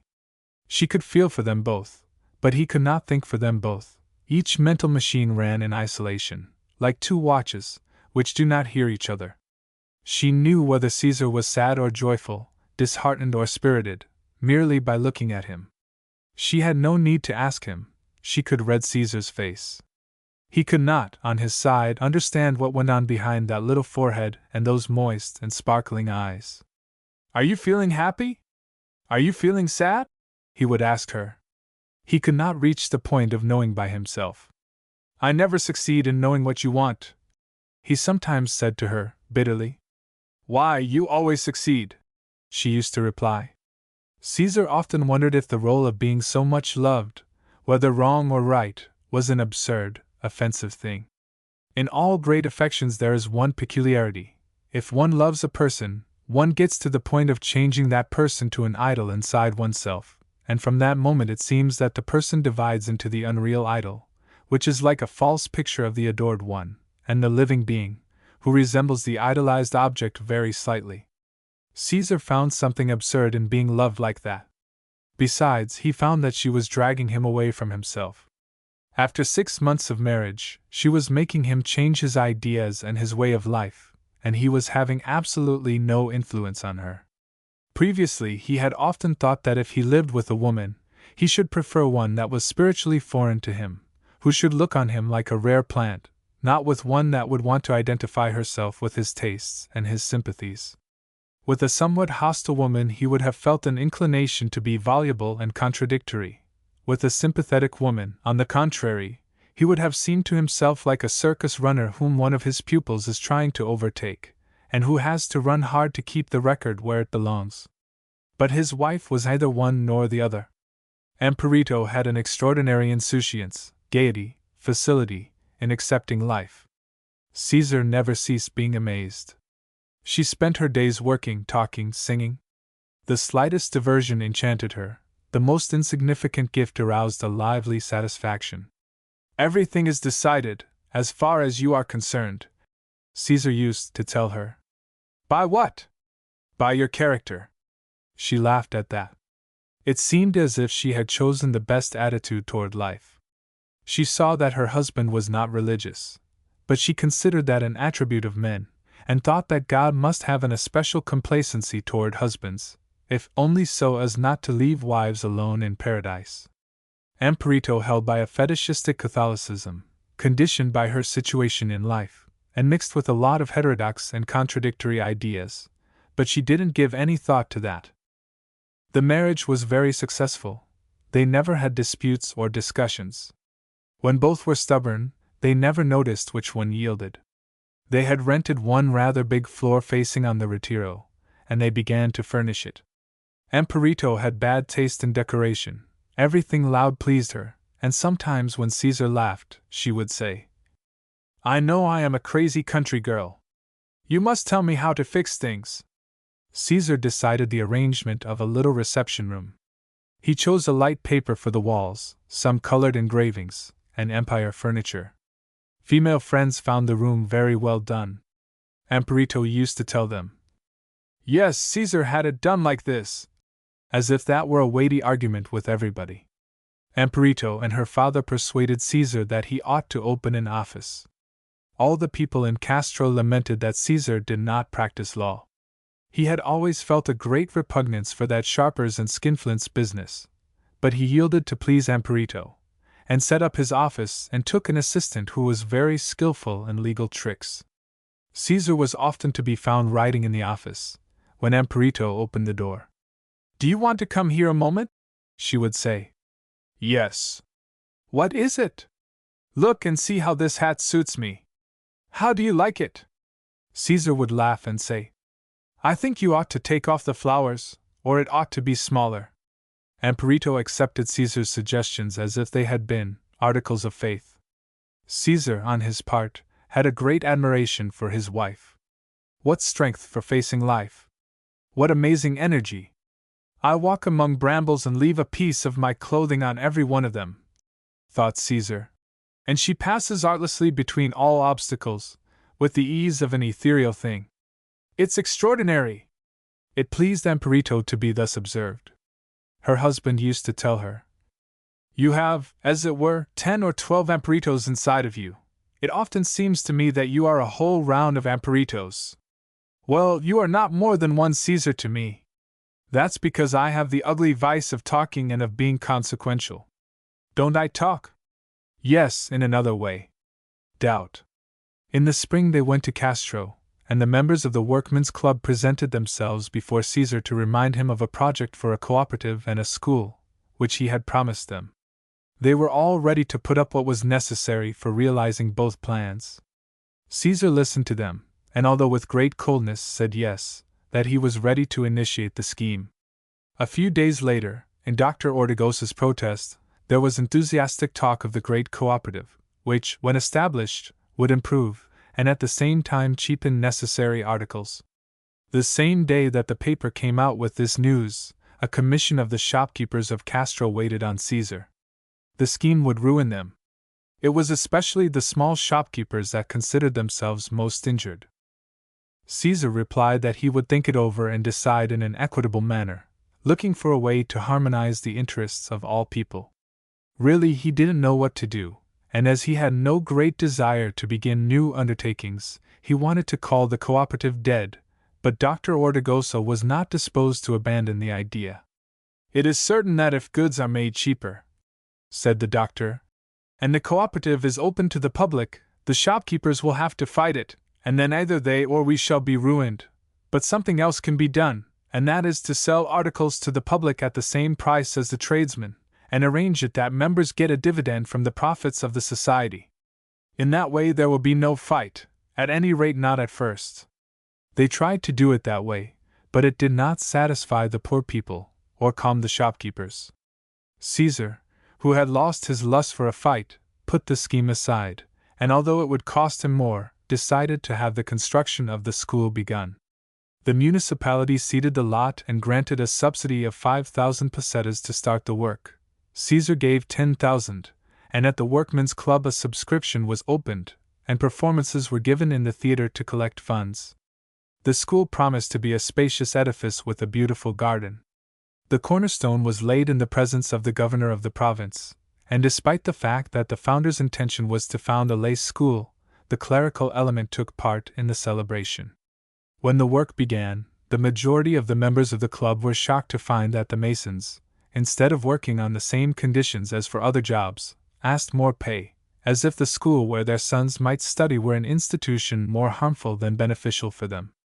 Caesar, on learning this, smiled bitterly and said, "They are not obliged to be less of brutes than the bourgeoisie." From Madrid Caesar continued sending maps for the school, engravings, bas-reliefs, a moving picture machine. Dr. Ortigosa and his friends went every day to look over the work. A year from the beginning of work, the boys' and girls' school was opened.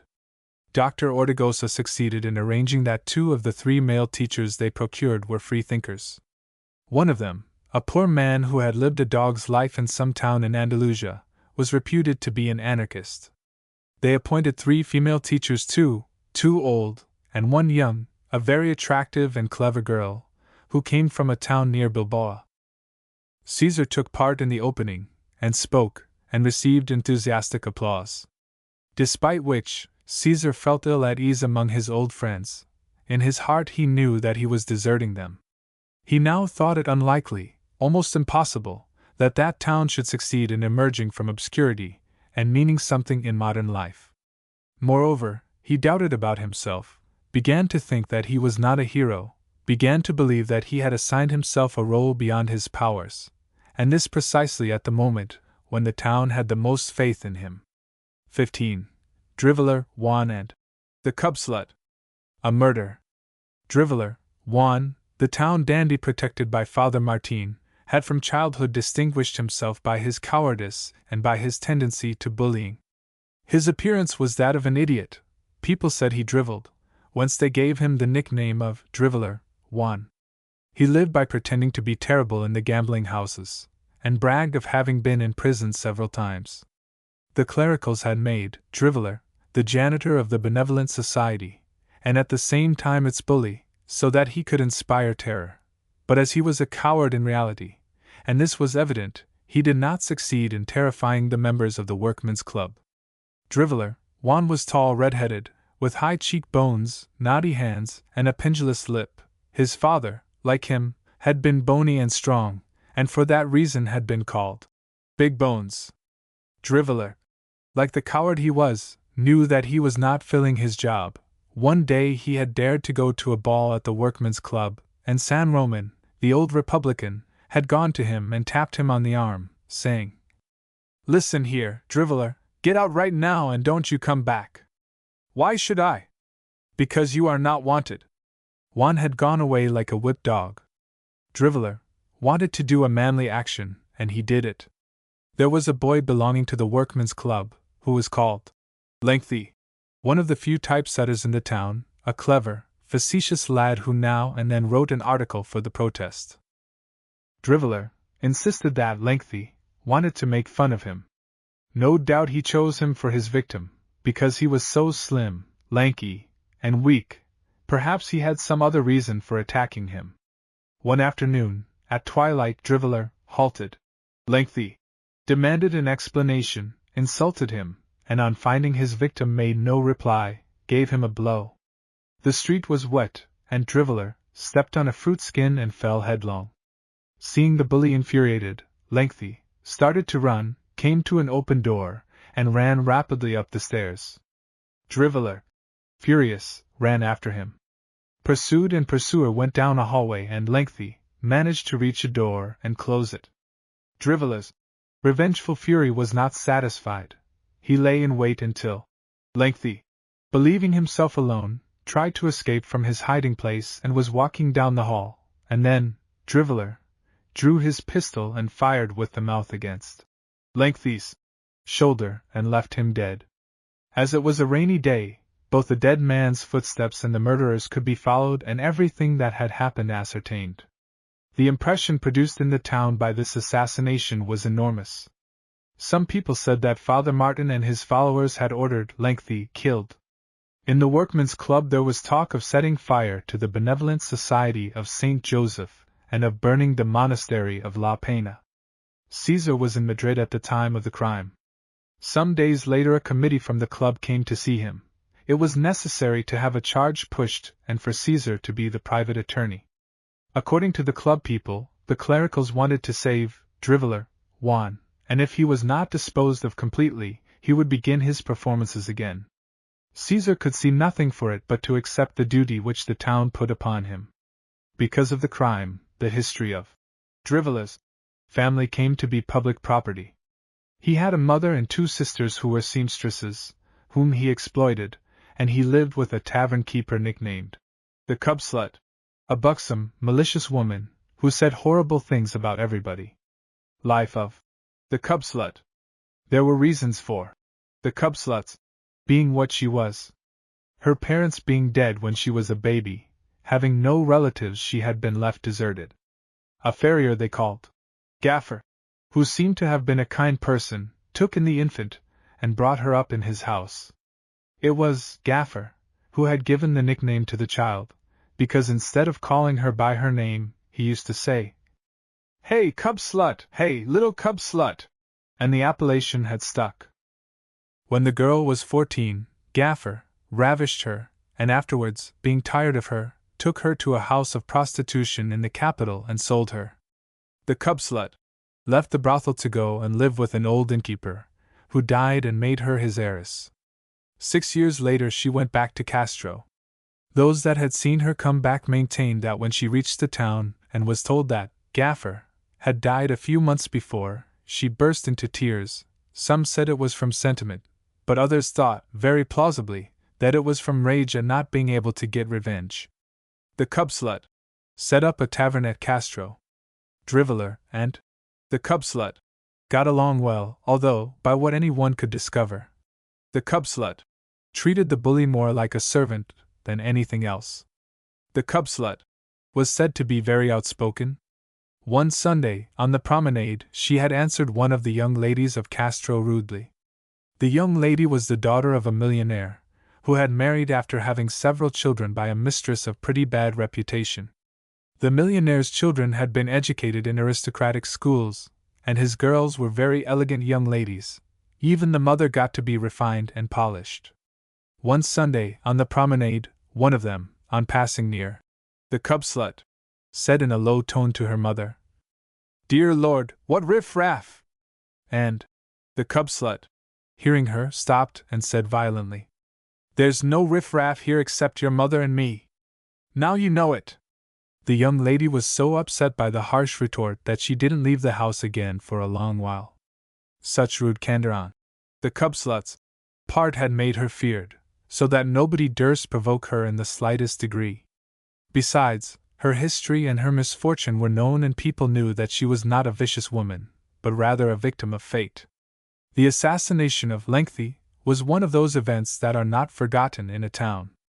Lengthy was the son of Gaffer the cub slut's protector, and some people imagined that she had persuaded Driveler to commit the crime, but the members of the Workmen's Club continued to believe that it was a case of clerical revenge.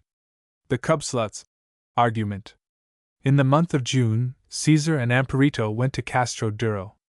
One afternoon, when Caesar was alone in the garden, a very buxom woman appeared before him, wearing a mantilla and dressed in black. "I came in without anybody seeing me," she said.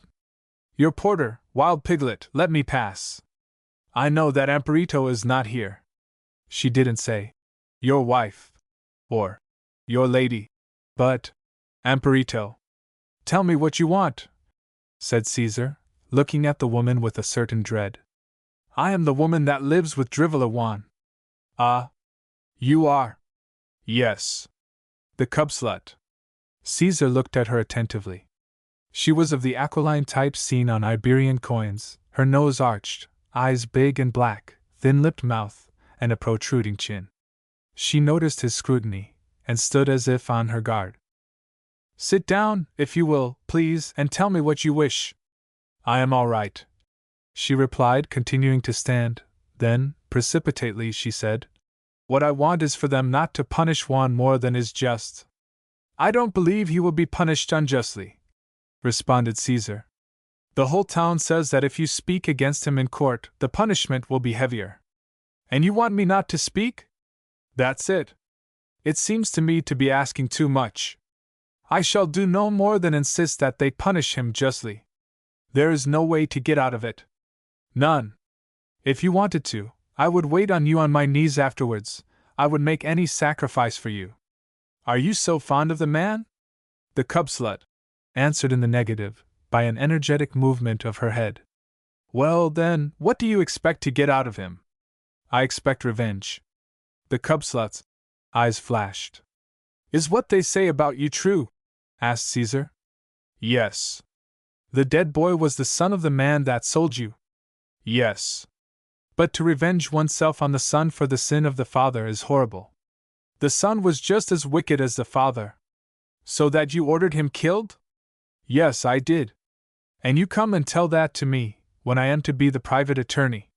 "Have them arrest me." "I don't care."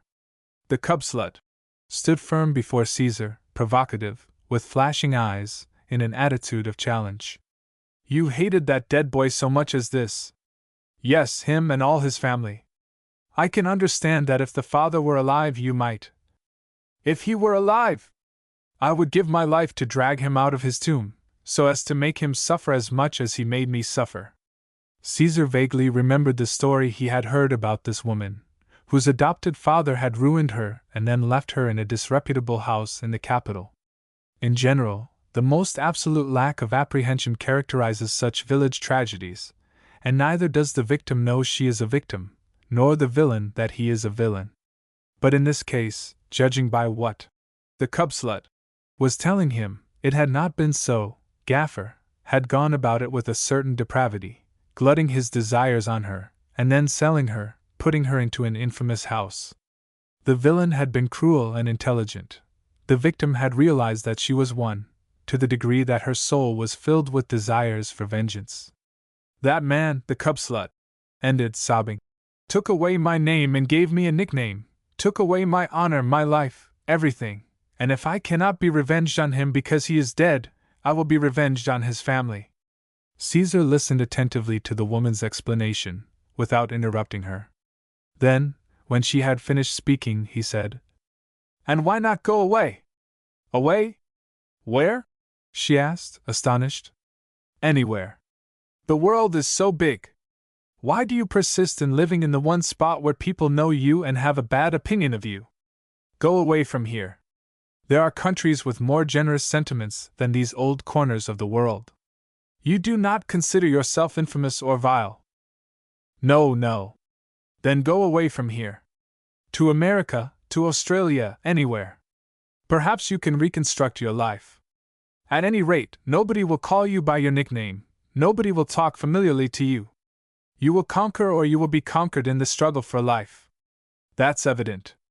You will share the common lot, but you will not be vilified. Do go." The cub slut listened to Caesar with eyes cast down. When he ceased, she stood looking at him intently, and then, without a word, she disappeared. 16. Pity, a mask of cowardice. The mother. Some days later, Caesar was in his office, when a thin old woman, dressed in black, shot in, crossed the room, and fell on her knees before him. Caesar jumped up in disgust. "What's this? What's going on here?" he asked. Amperito entered the room and explained what was going on. The old woman was Driveler, Juan's mother. People had told Juan's mother that the only obstacle to her son's salvation from death was Caesar, and she had come to implore him not to let them condemn Juan to death. "My poor son is a good boy," moaned the old creature. "A woman made him commit the crime." Caesar listened, silent and gloomy, without speaking, and then left the room. Amperito remained with the old woman, consoling her and trying to quiet her. That night Amperito returned to the task, and dragged the promise from her husband that he would not act as private attorney at the trial. Caesar was ashamed and saddened. He didn't care to go to see anybody. He was committing treason against his cause. "Pity will finish my work or finish me," thought Caesar, walking about his room. "That poor old woman is worthy of compassion, that is undeniable. She believes her son is a good boy, and he really is a low, cowardly ruffian. I ought not to pay any attention to this plea, but insist on their condemning that miserable wretch to death. But I haven't any more energy. I haven't any more strength. I can feel that I am going to yield. The mother's grief moves me, and I do not consider that if this bully goes free, he is going to turn the town upside down and ruin all our work. I am lost." Flight. Caesar confided to his wife that he was daunted. His lack of courage was a nightmare to him. Amperito said that they ought to take a long trip. Laura had invited them to come to Italy. It was the best thing they could do. Caesar accepted her solution, and, as a matter of fact, they went to Madrid and from there to Italy. The Workmen's Club telegraphed to Caesar when the time for the trial came, and Amperito answered the telegram from Florence, saying that her husband was ill. Never had Caesar felt so agitated as then. He bought the Spanish newspapers, and expected to find in some one of them the words, "Señor Moncada is a coward," or "Señor Moncada is a sorry creature and a traitor." When they knew that judgment had been pronounced and Juan condemned to 8 years in the penitentiary, they returned to Madrid. Caesar felt humiliated and ashamed. He did not dare show himself in Castro. The congratulations that some people sent him on the restoration of his health made his cheeks hot with shame in the solitude of his office. The editor of a newspaper in the capital of the province came to call on Caesar, who was so dispirited that he confided to his visitor that he was ready to retire from politics. 2 days later Caesar saw a big headline on the first page of the conservative newspaper of the capital, which said, "Moncada is about to retire." Amperito applauded her husband's decision, and Caesar made melancholy plans for the future, founded on the renunciation of all struggle. A few days later Caesar received a letter from Castro Duro which made him quiver. It was signed by Dr. Ortigosa, by San Roman, Camacho, the apothecary, and the leading members of the Workmen's Club. The letter was in the doctor's handwriting. It read thus: "Dear Sir, we have read in the newspaper from the capital the announcement that you are thinking of retiring from politics. We believe this announcement is not true. We cannot think that you, the champion of liberty in Castro Duro, would abandon so noble a cause, and leave the town exposed to the intrigues and the evil tricks of the clericals. There is no question in this of whether it would suit you better to retire from politics, or not. That is of no importance. There is a question of what would suit our country and liberty better. If because of the seductions of an easy life, you should withdraw from us and desert us, you would have committed the crime of late civilization. You would have slain in its flower the rebirth of the spiritual and civic life of Castro. We do not believe you capable of such cowardice and such infamy, and since we do not believe you capable of it, we beg you to come to Castro Duro as soon as possible to direct the approaching municipal elections. Dr. Ortigosa, Antonio San Roman, Jose Camacho. On reading this letter, Caesar felt as if he had been struck with a whip. Those men were correct. He had no right to retire from the fight. This conviction supported him. I have to go to Castro, he said to Amparito. But didn't you say that? Yes, but it is impossible. Amparito realized that her husband's decision was final, and she said, All right, let us go to Castro. 17. First victory. The Conservatives had come into power. The time to change the town government was approaching. It was customary at Castro, as in all rural districts in Spain, that in a period of liberal administration the majority of the councillors elected should be liberal, and at a time of conservative government, they should be conservative. The former liberal, Garcia Padilla, had gone over to the conservative camp, and one was now to see whether he would get his friends into the municipality so as to prepare for his own election as deputy later. It was the first time there was going to be a real election at Castro Duro. Moncada's candidates were almost all persons of good position. Dr. Ortigosa and a socialist weaver figured among the candidates, as representing the revolutionary tendency. The liberals felt and showed an unusual activity and anxiety. Caesar started a newspaper which he named Liberty.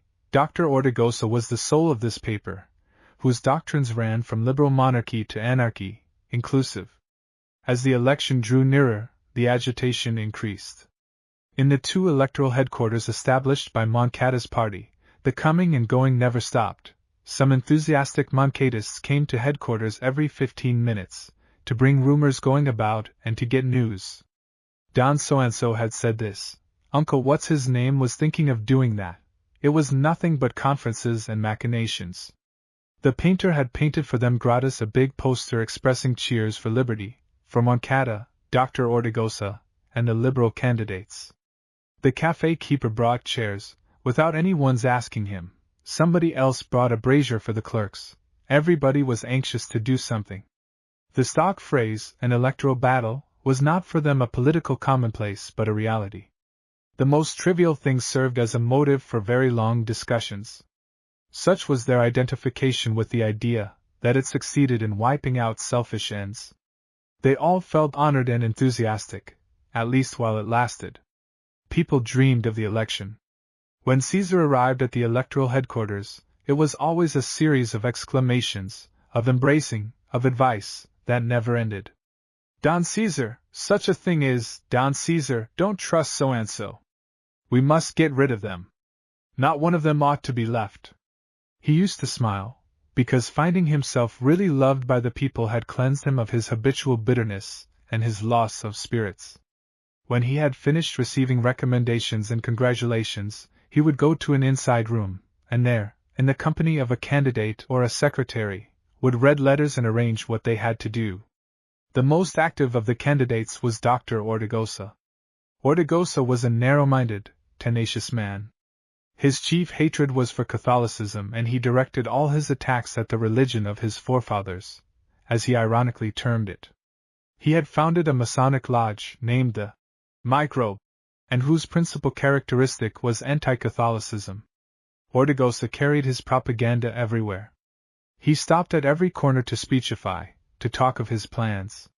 Caesar used his motor car to go about among the villages in the district.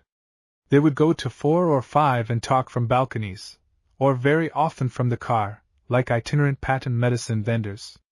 In the little villages these reunions produced a great effect.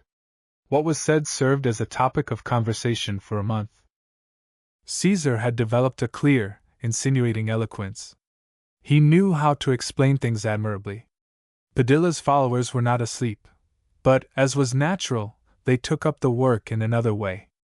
They went from shop to shop, making the shopkeepers see the harmfulness of the Moncadist politics, promising them advantages. They threatened workmen with dismissal. There was no great enthusiasm. Their campaign was less noisy, but, in part, more certain. All the liberal element of Castro was wrought up, from the temperate liberals, who remembered Espartero, to the anarchists. Whiskers and Fur Ibis were the only ones who got together in a tavern to talk about bombs and dynamite, and one could be sure that neither of them was capable of anything. Those two had nothing more to do with Ortigosa, considering him a deserter. "You are imbeciles," the doctor told them, with his habitual fury. "This fight is waking the people up. They are beginning to show their instincts, and that makes a man strong. The longer and more violent this fight is, the better. Progress will be so much quicker. Agitation is what we need," cried the doctor, and he himself was as agitated as a man condemned. The Liberals won a great victory. They obtained 8 places out of 10 vacancies. 18. Declaration of war. The new city government of Castro was the most extraordinary that could be imagined. Dr. Ortigosa presented motions which caused the greatest astonishment and stupefaction, not only in the town, but in the whole province. He conceived magnificent plans and extravagant ideas. He asked to have the teaching system changed, religious festivals suppressed and other ones instituted, property abolished, public baths installed, and that Castro Duro should break with Rome. The doctor was a creature born to succeed those revolutionary eaglemen, like Robespierre and Saint Just, and condemned to live in a miserable chicken yard. One day when Caesar was working in his office, he was astounded to see Father Martin enter. Father Martin greeted Caesar like an old acquaintance. He had come to ask him a favor. Suspicious, Caesar prepared to listen. After speaking of the business that had brought him, the friar began to criticize the town government of Castro and to say that it was a veritable madhouse. "Your friends," said the priest, smiling, "are unrestrained. They want to change everything in 3 days. Dr. Ortigosa is a crazy man. To my mind, he is the only man in Castro that deserves my estimation." "Yes?" "Yes. This demoniac says that for him traditions have no value whatsoever." "Oh, I think the same thing," said Caesar. "Are you anti-historic?" "Yes, sir. I don't believe it. Absolutely. Tradition has no value for me either." "The basis of tradition," answered the friar, arguing like a man who carries the whole of human knowledge in the pocket of his habit, "is the confidence we all have in the experience of our predecessors. Whether I be a laborer or a pastor, even though I have lived 50 years, I may have great experience about my work and about life, but it will never be so great as the united experience of all those who have preceded me. Can I scorn the accumulation of wisdom that past generations hand down to us? If you wish me to tell you the truth, for me your argument has no weight," answered Caesar coldly. "No? No. It is undeniable that there is a sum of knowledge that comes from father to son, from one laborer to another, and from one pastor to another. But what value have these rudimentary, vague experiences, compared to the united experience of all the men of science there have been in the world? It is as if you told me that the stock of knowledge of a quack was greater and better than that of a wise physician." "I am not talking," answered the father, "of pure science. I am talking of applied science. Is one of your universal savants going to occupy himself with the way of sowing or of threshing in Castro? Yes. He has already occupied himself with it, because he has occupied himself with the way of sowing or threshing in general, and what is more, with the variations in the processes that may be occasioned by the kind of soil, the climate, etc. And do you believe that such scientific pragmatism can be substituted for the natural pragmatism born of the people's loins, created by them through centuries and centuries of life? Yes. That is to say, I believe it can purify it, that it can cast out of this pragmatism, as you call it, all that is wrong, absurd, and false, and keep what good there may be. And for you the absurd and false is Catholic morality. It is. You are not willing to discuss whether Catholicism is true or is a lie. You consider it a ruinous doctrine which produces decadence. I have been told that you have stated that on various occasions. It is true. I have said so. Then we do not agree. Catholicism is useful. Catholicism is efficient. For what? For this life? Yes. No, Shaw. It may be useful when it comes to dying? Where there is Catholicism, there is ruin and misery. Nevertheless, there is no misery in Belgium. Certainly there is none, but in that country Catholicism is not what it is in Spain. Of course it isn't, exclaimed the friar, shouting. Because what characterizes Spanish Catholicism is Spain, poverty-stricken, fanatic Spain, and not the Catholicism. I do not believe we are going to understand each other, replied Caesar. What seems a cause to me is an effect for you. Besides, we are getting away from the question.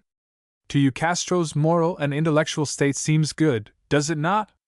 Yes. Well, to me it seems horrifying. Sordid vice, obscure adultery, gambling, bullying, usury, hunger. You think it ought to keep on being just as it was before I was deputy for the district. Do you not? I do. That I have been a disturbance, an enemy to public tranquility. Exactly. Well, this state of things that you find admirable seems to me bestially fanatical, repugnantly immoral, repulsively vile. Of course, for you are a pessimist about things as they are, like any good revolutionist. You believe that you are going to improve life at Castro. You alone? I, united with others. And meanwhile you introduce anarchy into the city. I introduce anarchy. No, I introduce order. I want to finish with the anarchy already reigning in Castro and make it submit to a thought, to a worthy, noble thought. And by what right do you arrogate to yourself the power to do this? By the right of being the stronger. Ah, good. If you should get to be the weaker, you ought not to complain if we should misuse our strength. Complain! When you have been misusing it for thousands of years. At this very moment, we do the talking, we make the protests, but you people give the orders. We offset your idiotic behavior. We stand in the way of your utopias. Do you think you are going to solve the problem of this earth, and that of capital? Are you going to solve the sexual question? Are you going to institute a society without inequality or injustice, as Dr. Ortigosa said in La Libertad the other day? To me it seems very difficult. To me too. But that is what there is to try for. And when will you attain so perfect an arrangement, so great a harmony, as the Catholic, created in 20 centuries? When? We shall attain a different, better harmony. Oh, I doubt it. Naturally. That is just what the pagans might have said to the Christians, and perhaps with reason, because Christianity, compared to paganism, was a retrogression. That point we cannot discuss, said Father Laforza, getting up. Caesar got up too. In spite of all this, I admire you, because I believe you are sincere, said Father Martin. But I believe you to be dangerous, and I should be happy to get you out of Castro. I feel the same way about you, and I should also be happy to get you out of here, as an unwholesome element. So that we are open, loyal enemies. Loyal! Shaw! We are ready to do each other all the harm possible. For my part, yes, and in any way, announced the priest with energy. I too, Caesar answered, and he raised the curtain of the office door. Don't disturb yourself, said Father Martin. Oh, it's no trouble. Regards to Amparito. Thank you. The friar hesitated about going out, as if he wanted to return to the attack. Afterwards, if you repent, he said. I shall not repent, Caesar coldly replied. I will drink peace to you. Yes, if I submit. I will drink peace to you too, if I submit. You are going to play a dangerous game. It will be no less dangerous for you than for me. You are playing for your head. Shaw! We will play for it and win it. The friar bowed, and smiling in a forced manner, left the house. 19. The fight for the election. The conservatives at Castro Duro were ready to commit the greatest outrages and the most arbitrary acts so as to win by any methods. It was known that a committee consisting of Garcia Padilla, Father Martin Laforza, and 2 conservative councilors had gone to the Minister of the Interior to beg that Caesar's victory might be prevented by whatsoever means. "It is necessary that Don Caesar Moncada should not be elected for the district," said Father Martin. "If he is, the town will remain subjected to a revolutionary dictatorship. All the conservative classes, the merchants, the religious communities, fervently hope that Moncada will not be made deputy." The committee of Castrians visited other high personages, and they must have attained their object, because the municipal government was suspended a few days later, the workmen's club closed, the judge transferred, the civil guard was reinforced, and a police inspector of the worst antecedents was detailed to Castro as commissioner of elections. The governor of the province, a political enemy of Caesar's, was a personal friend of his. "For your sake I am ready to lose my future," he had said to him. "But as for your followers, there is nothing left for me to do but knock them over the head." La Libertad, Caesar's newspaper, made a very violent campaign against Garcia Padilla. Ortigosa succeeded in finding out that Padilla had been tried for embezzlement, and he published that fact. The Castro News, on its side, insulted Caesar and called him a crooked speculator on the exchange, an upstart, and an atheist. The rapidity and violence of the government's methods produced an effect of fear on lukewarm liberals. On the other hand, it moved the decided ones to show themselves all the more courageous and rash. Moncada's party almost immediately took on a revolutionary character. The Lodge, the Microbe, was at work, and the most radical arrangements started there. It suited the government and the conservatives to have the Moncada party take this demagogic character. The commissioner had contaminating persons come on from the capital for the purpose of sowing discord in the workmen's club. These suspicious persons, directed by one they called Sparkler, used to gather in the taverns to corrupt the workmen and the peasants, carrying out a propaganda that was anarchistic in appearance, but in reality anti-liberal. "They are all the same," they used to say. "Liberals and conservatives are not a bit different." The drunkards and vagabonds were in their glory during those days, eating and drinking. Nobody knew for certain where the money came from, but everybody could make certain that it flowed profusely. At the same time, the commissioner had the most prominent workmen of the club arrested and brought suit against them on ridiculous accusations. The meeting. The liberals tried to hold a manifestation in protest, but the commissioner and the mayor prohibited it. The newspaper La Libertad explained what was going on, and was reprimanded. A meeting was organized at the school. The governor had granted permission. The school was not lighted, and Caesar sent a man to the capital for acetylene lamps, which were put up on the walls, and which made a detestable smell. The reunion took place at 9 at night.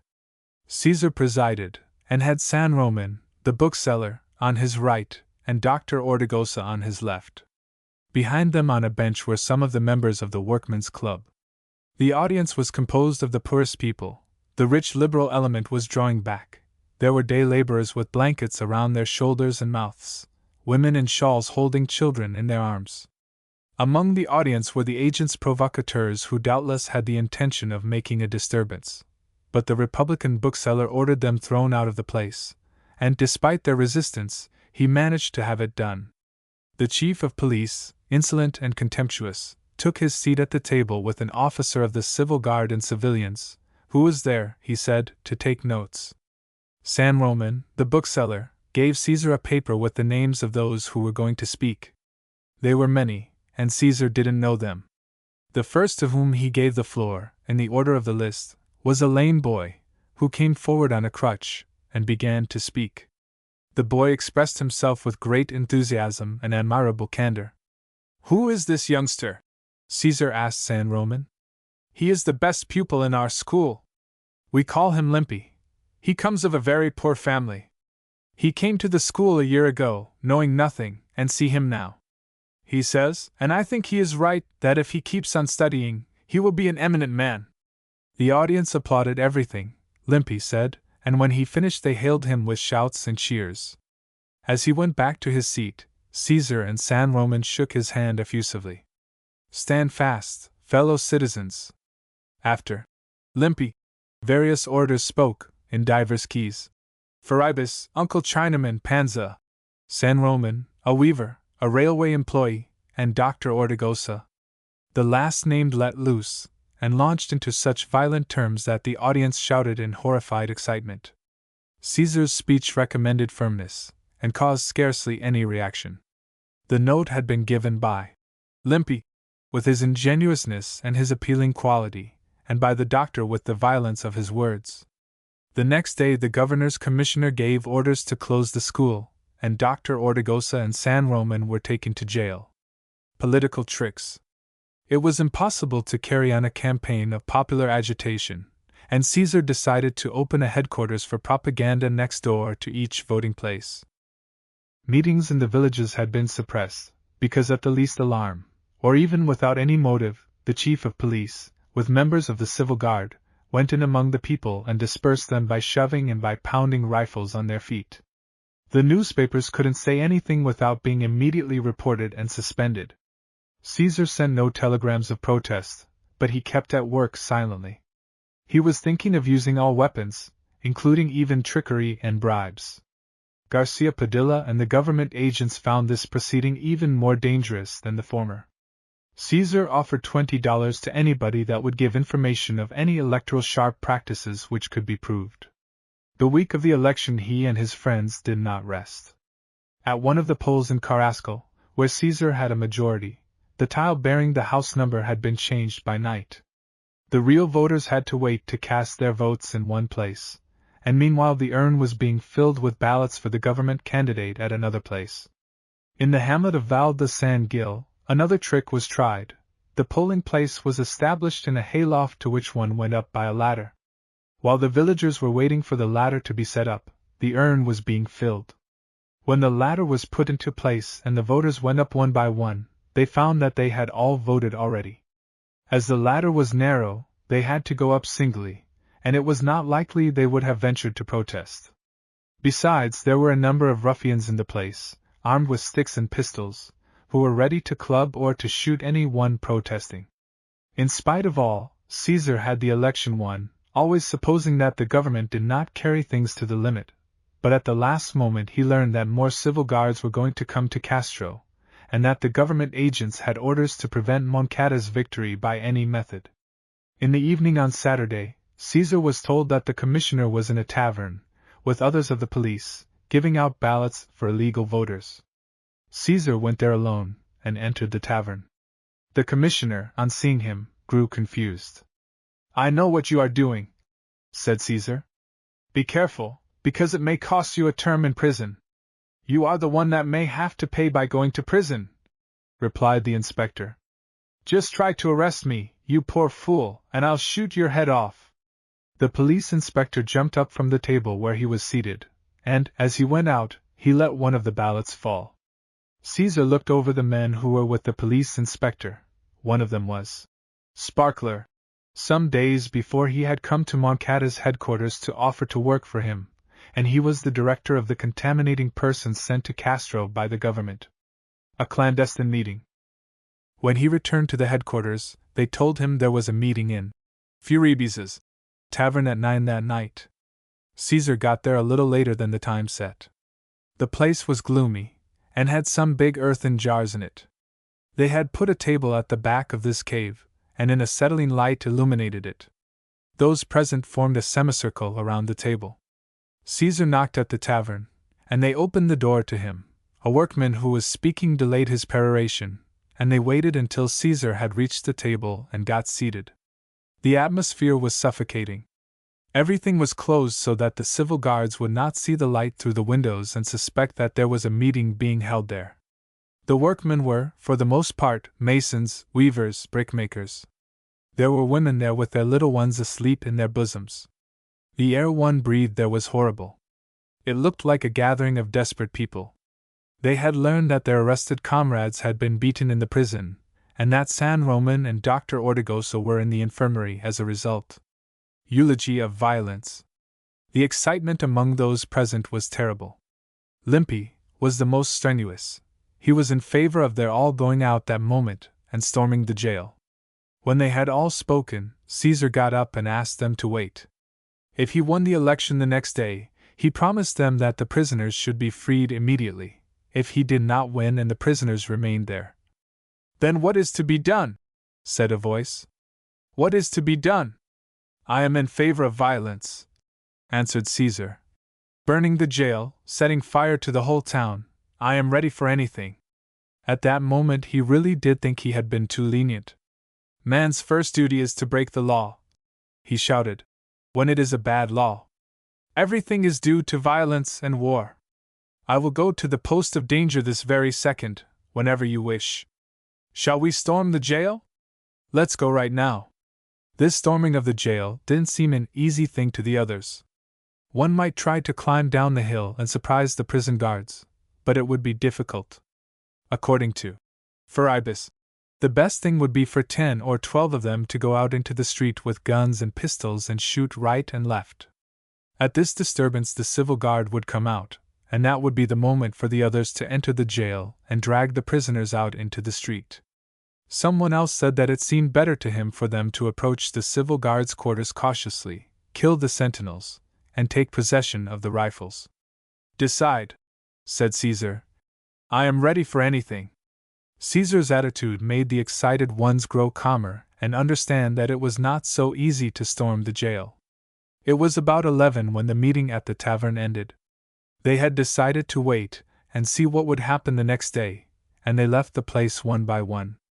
"We will escort you, Don Caesar," several of them said. "No, what for? Remember there are people who might attack you. Drivolawan is at large in Castro." "Really?" "Yes. That bully can't do anything to me." At night, Caesar went out of the tavern, pulled down his hat, and wrapped himself in his cape. He had not brought the motor, to avoid being recognized. It was a cloudy night, but still and beautiful. Before they got out of the town, a small boy came up to Caesar. "The cub slut sent me to tell you to come to her house. She wants to speak to you." "I will go tomorrow." "No, you must come now, because what she has to say is very important," shouted the youngster. "Well, I can't go now," the youngster protested, and Caesar continued on his way. Limpy and Uncle Chinaman followed him. Caesar was walking in the middle of the highway, when, about halfway home, a man on the run passed him. No doubt he was going to give some signal. Limpy and Chinaman shouted over and over, "Don Caesar! Don Caesar!" Caesar halted, and Chinaman and Limpy ran up to him. "What's going on?" asked Caesar. "They are lying in wait for you," said Limpy. "Didn't you see a man go past running?" "Yes." "We are going to stay with you." "We will sleep at your house," said Chinaman, "and if they attack us, we will defend ourselves." He showed a pistol which he carried in his sash. The three walked on together, and as they passed a little grove in front of the palace, a shadow passed by, crawling, and fled away. "He was there," said Chinaman. They went into the house. Amparito, with the old nurse, was praying before a lighted image. XX, confidence. Yes, he is the hero. When he got up, Caesar found a lot of letters and notices from his followers all over the district, giving him pointers. With the help of a manservant who used to go about with him, he himself got the motor ready and prepared to visit the polls. As he got into the car, the youngster of the night before appeared with a letter. "From the cub slut, please read it right away." "Give it to me, I will read it." "She told me you were to read it right away." "Yes, man, yes." Caesar took the letter and put it distractedly into his pocket. The motor started and Caesar did not read the note. At 8 in the morning he was on his way to Sidwan's. The polls had been established legally. It was raining gently. As he drew near Sidwan's, the sun appeared. The river was turbid and mud-colored. Thick gray fog clouds were rolling about the plain. When they gathered below the hill where Caesar stood, they gave it the appearance of an island in the middle of the sea. From the chimneys of the town the smoke came out like hanks of spun silver, and bells were ringing through this Sunday morning calm. Caesar stopped at an inn which was a little outside the town. The blacksmith, an old liberal, came out to receive him. The old man had been suffering with rheumatism for some while. How goes it? Caesar asked him. Very well. I have been to vote for you. And your health? Now that spring is coming, one begins to get better. Yes, that is true, said Caesar. I hadn't noticed that the trees are in bloom. Oh, yes, they are out. In a little while we shall have good weather. It's a consolation for old folks. Caesar took leave of the blacksmith and got into the motor. Caesar! Caesar! Yes, spring is in flower, said Caesar. I will remove all the obstacles and man's strength will come to life, which is action. This town, then others, and finally all Spain. May nothing remain hidden or closed up, everything come to life, out into the sunlight. I am a strong man, I am a man of iron, there are no obstacles for me. The forces of nature will assist me. Caesar! I must be Caesar! The automobile began to move in a straight line toward Castro. The ground on both sides of the highway fled away rapidly. The automobile lessened its pace at the foot of the hill, and began to climb. It went in by an old gate in the wall, which was called the Cart Gate. The street of the same name, a street in the poor suburb, was narrow and the houses low. It was paved with cobbles. A little farther along several lanes formed a crossroads. This was a quarter of brothels and of gypsies who made baskets. When he reached the crossroads, in the narrowest part there was a cart blocking the street. The automobile stopped. What's the matter? Asked Caesar, standing up. At that moment 2 shots rang out, and Caesar fell wounded into the bottom of the car. The chauffeur saw that the discharges came from the low windows of a loom, and backing the motor, he returned rapidly, passed out the cart gate, at risk of running into it, went down to the highway, and drove at high speed to Caesar's house. A moment later, Driveler, Wan and Sparkler came out of the loom and disappeared down a lane. The judge who went to take depositions learned from the chauffeur that Caesar had received a letter as he was getting into the car. He had the wounded man's clothes searched, and they found the cubslut's letter, in which she warned Caesar of the danger he was in. Fate had kept Caesar from reading it. The red flag. The news that Caesar was seriously wounded ran through the town like a train of powder. A movement of terror shook everybody. Limpy, Pharibus, and the other hysterical ones gathered at the tavern and agreed to set fire to the monastery of La Pena. Pharibus had arms in his house and divided them among his comrades. A woman fastened a red rag to a stick, and they left Castro by different paths and met opposite Sidwans. 9 of them went armed, and various others followed behind. On reaching Sidwans, one of the party advanced up the lane and saw 2 pairs of civil guards. They discussed what they had better do, and the majority were in favor of going into Moro's inn, which was at the entrance to the town, and waiting until night. They did go in there and told Moro what they had just done. The innkeeper listened with simulated approval, and brought them wine. This Moro was not a very commendable party. He had been convicted for robbery several times and had a bad reputation. While the revolutionists were drinking and talking, Moro stole out without anyone's noticing, and went to see the chief of the civil guard, and told him what was going on. "They are armed, then?" asked the chief. "Yes." "And how many are they?" "9 with arms."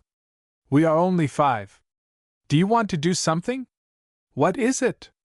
"At dusk we will pass by the inn. I will knock. And you shall say to them, 'Here is the chief of the civil guard, hide your arms.' They will hide them, and we will arrest them." "Shall I get something for doing this favor?" asked Moro. "Naturally." "What will they give me?" "You will see." The ruse worked as they had plotted it. Moro played the comedy to perfection. On learning that the chief of the civil guard wanted to come in, the revolutionists, on the landlord's advice, left their arms in the next room. At the same instant the window panes burst to bits, and the soldiers of the civil guard fired 3 charges from close up. 2 women and 4 men fell dead. The wounded, among whom was Limpy, were taken to the hospital, and only 1 person was lucky enough to escape. Fate. At the chief headquarters of Moncada's followers, a strange phenomenon was noticed. On the preceding days they had been chock full. That night there were not over 10 or a dozen men from the workmen's club collected by a table lighted by a petroleum lamp. The pharmacist, Camacho, presided. The news of the election was worse every minute. At the last hour the Padillists, knowing that Moncada was wounded, were behaving horribly. In the polls at Villamil the tellers had fled with the blank ballots, and the conservative boss arranged the outcome of the election from his house. As the teller from Santa Ines, who was a poor liberal schoolmaster, was on his way from the hamlet with the papers, 6 men had seized him, had snatched the returns from him, changed all the figures, and sent them to the municipal building at Castro full of blots. They had fired over 20 shots at the teller for Paralejo. Many of Moncada's emissaries, on knowing that Caesar was wounded and his campaign going badly, had passed over to the other party. Only Moncada could have rallied that flight. His most faithful gave one another uneasy looks, hoping someone would say, "Come along!" so that they could all have gone. Camacho alone kept up the spirits of the meeting. At 9 o'clock at night the chief of police entered the headquarters, accompanied by 2 civil guards. "Close up here, please," said the inspector. "Why?" asked the pharmacist. "Because I order you to." "You have no right to order that." "No? Here, get out, everybody, and you are under arrest." Those present took to their heels. The pharmacist went to jail to keep San Roman and Ortigosa company, and the club was shut up. The election was won by Padilla. 21. Our venerable traditions. Our holy principles. The banquet in honor of Padilla was given at the Café del Comercio. All the important persons of the town, many of whom had been Caesar's adherents the day before, had gathered to feast the victor. The majority gorged enthusiastically, the chief of police distinguishing himself by his hearty applause. A fat lawyer presided, a greasy person with a black beard, a typical coarse, dirty, tricky Moor. Next to him sat a small attorney, pockmarked, pale of face. By dessert one no longer heard anything but cries of "Hurrah for Padilla!" Among the smoke of the big cigars they were all smoking. Then the lawyer with the black beard arose and began to orate. He spoke slowly and with great solemnity. "This meeting shows," he said in a strong and sonorous voice, "your enthusiasm and your loyalty for the good cause. Never, never will we permit outsiders devoid of religion and patriotism to upset the existence of our beloved city." Applause. "We will defend our venerated traditions by all the means in our power. We will not permit the hydra of anarchy to rise up in Castro, and if it should arise to attack our holy principles, we shall crush it under our heels." Applause. "When men turn their backs on God, when they preach the relaxation of discipline and licentiousness, when they are not willing to acknowledge any authority, divine or human, then it is time for decent men to form a bulwark with their breasts, for the defense of their traditions. We are, before all else, Catholics and Spaniards, and we will not consent to having anarchists, Masons, sacrilegious persons get the mastery of this sacred soil, and wipe out its memories, and spot the most holy rights of our mother, the Church." Ovation. "Hurrah for Jesus Christ and His Immaculate Church!" shouted a priest, a bit upset by his wine, in a raucous voice. Next the fat, greasy lawyer paraded all the glories of Spain, with their appropriate adjectives: the Cid, Columbus; Isabella the Catholic; the great captain, Hernán Cortés. Then a couple of dozen orators spoke, and the meeting ended very late at night. Castro Duro today. Today Castro Duro has definitely abandoned her intentions of living, and returned to order, as the weekly conservative paper says. The fountains have dried, the school been closed, the little trees in Moncada Park have been pulled up. The people emigrate every year by hundreds. Today a mill shuts down, tomorrow a house falls in. But Castro Duro continues to live with her venerated traditions and her holy principles, not permitting outsiders devoid of religion and patriotism to disturb her existence, not spotting the most holy rights of the Church, our mother, enveloped in dust, in dirt, and in filth, asleep in the sun, in the midst of her grainless fields. 22. Finus Glory Mundi. From a Society column. To be in Castro Duro and not visit Don Cesar Moncada's house is a veritable crime of lace art. Señor Moncada, who is a most intelligent person, has gathered in his aristocratic residence a collection of precious things, old pictures, antiques, sculptures of the 15th and 16th centuries, badges of the Inquisition. Señor Moniata has made a conscientious study of the primitive Castilian painters, and is certainly the person most at home in that line. His most beautiful wife, who is also a distinguished artist, has aided him in forming this collection, and they have both gone about by automobile through all the towns in this province, and the neighboring ones, collecting everything artistic they found. At Don Caesar's house we had the pleasure of greeting the learned Franciscan Father Martin, to whom the population of Castro Duro owes so much. At a halt in the conversation we asked Señor Moncada, "And you, Don Caesar, have no idea of going back into politics?" And he answered us, smiling, "No, no, what for? I am nothing. The end."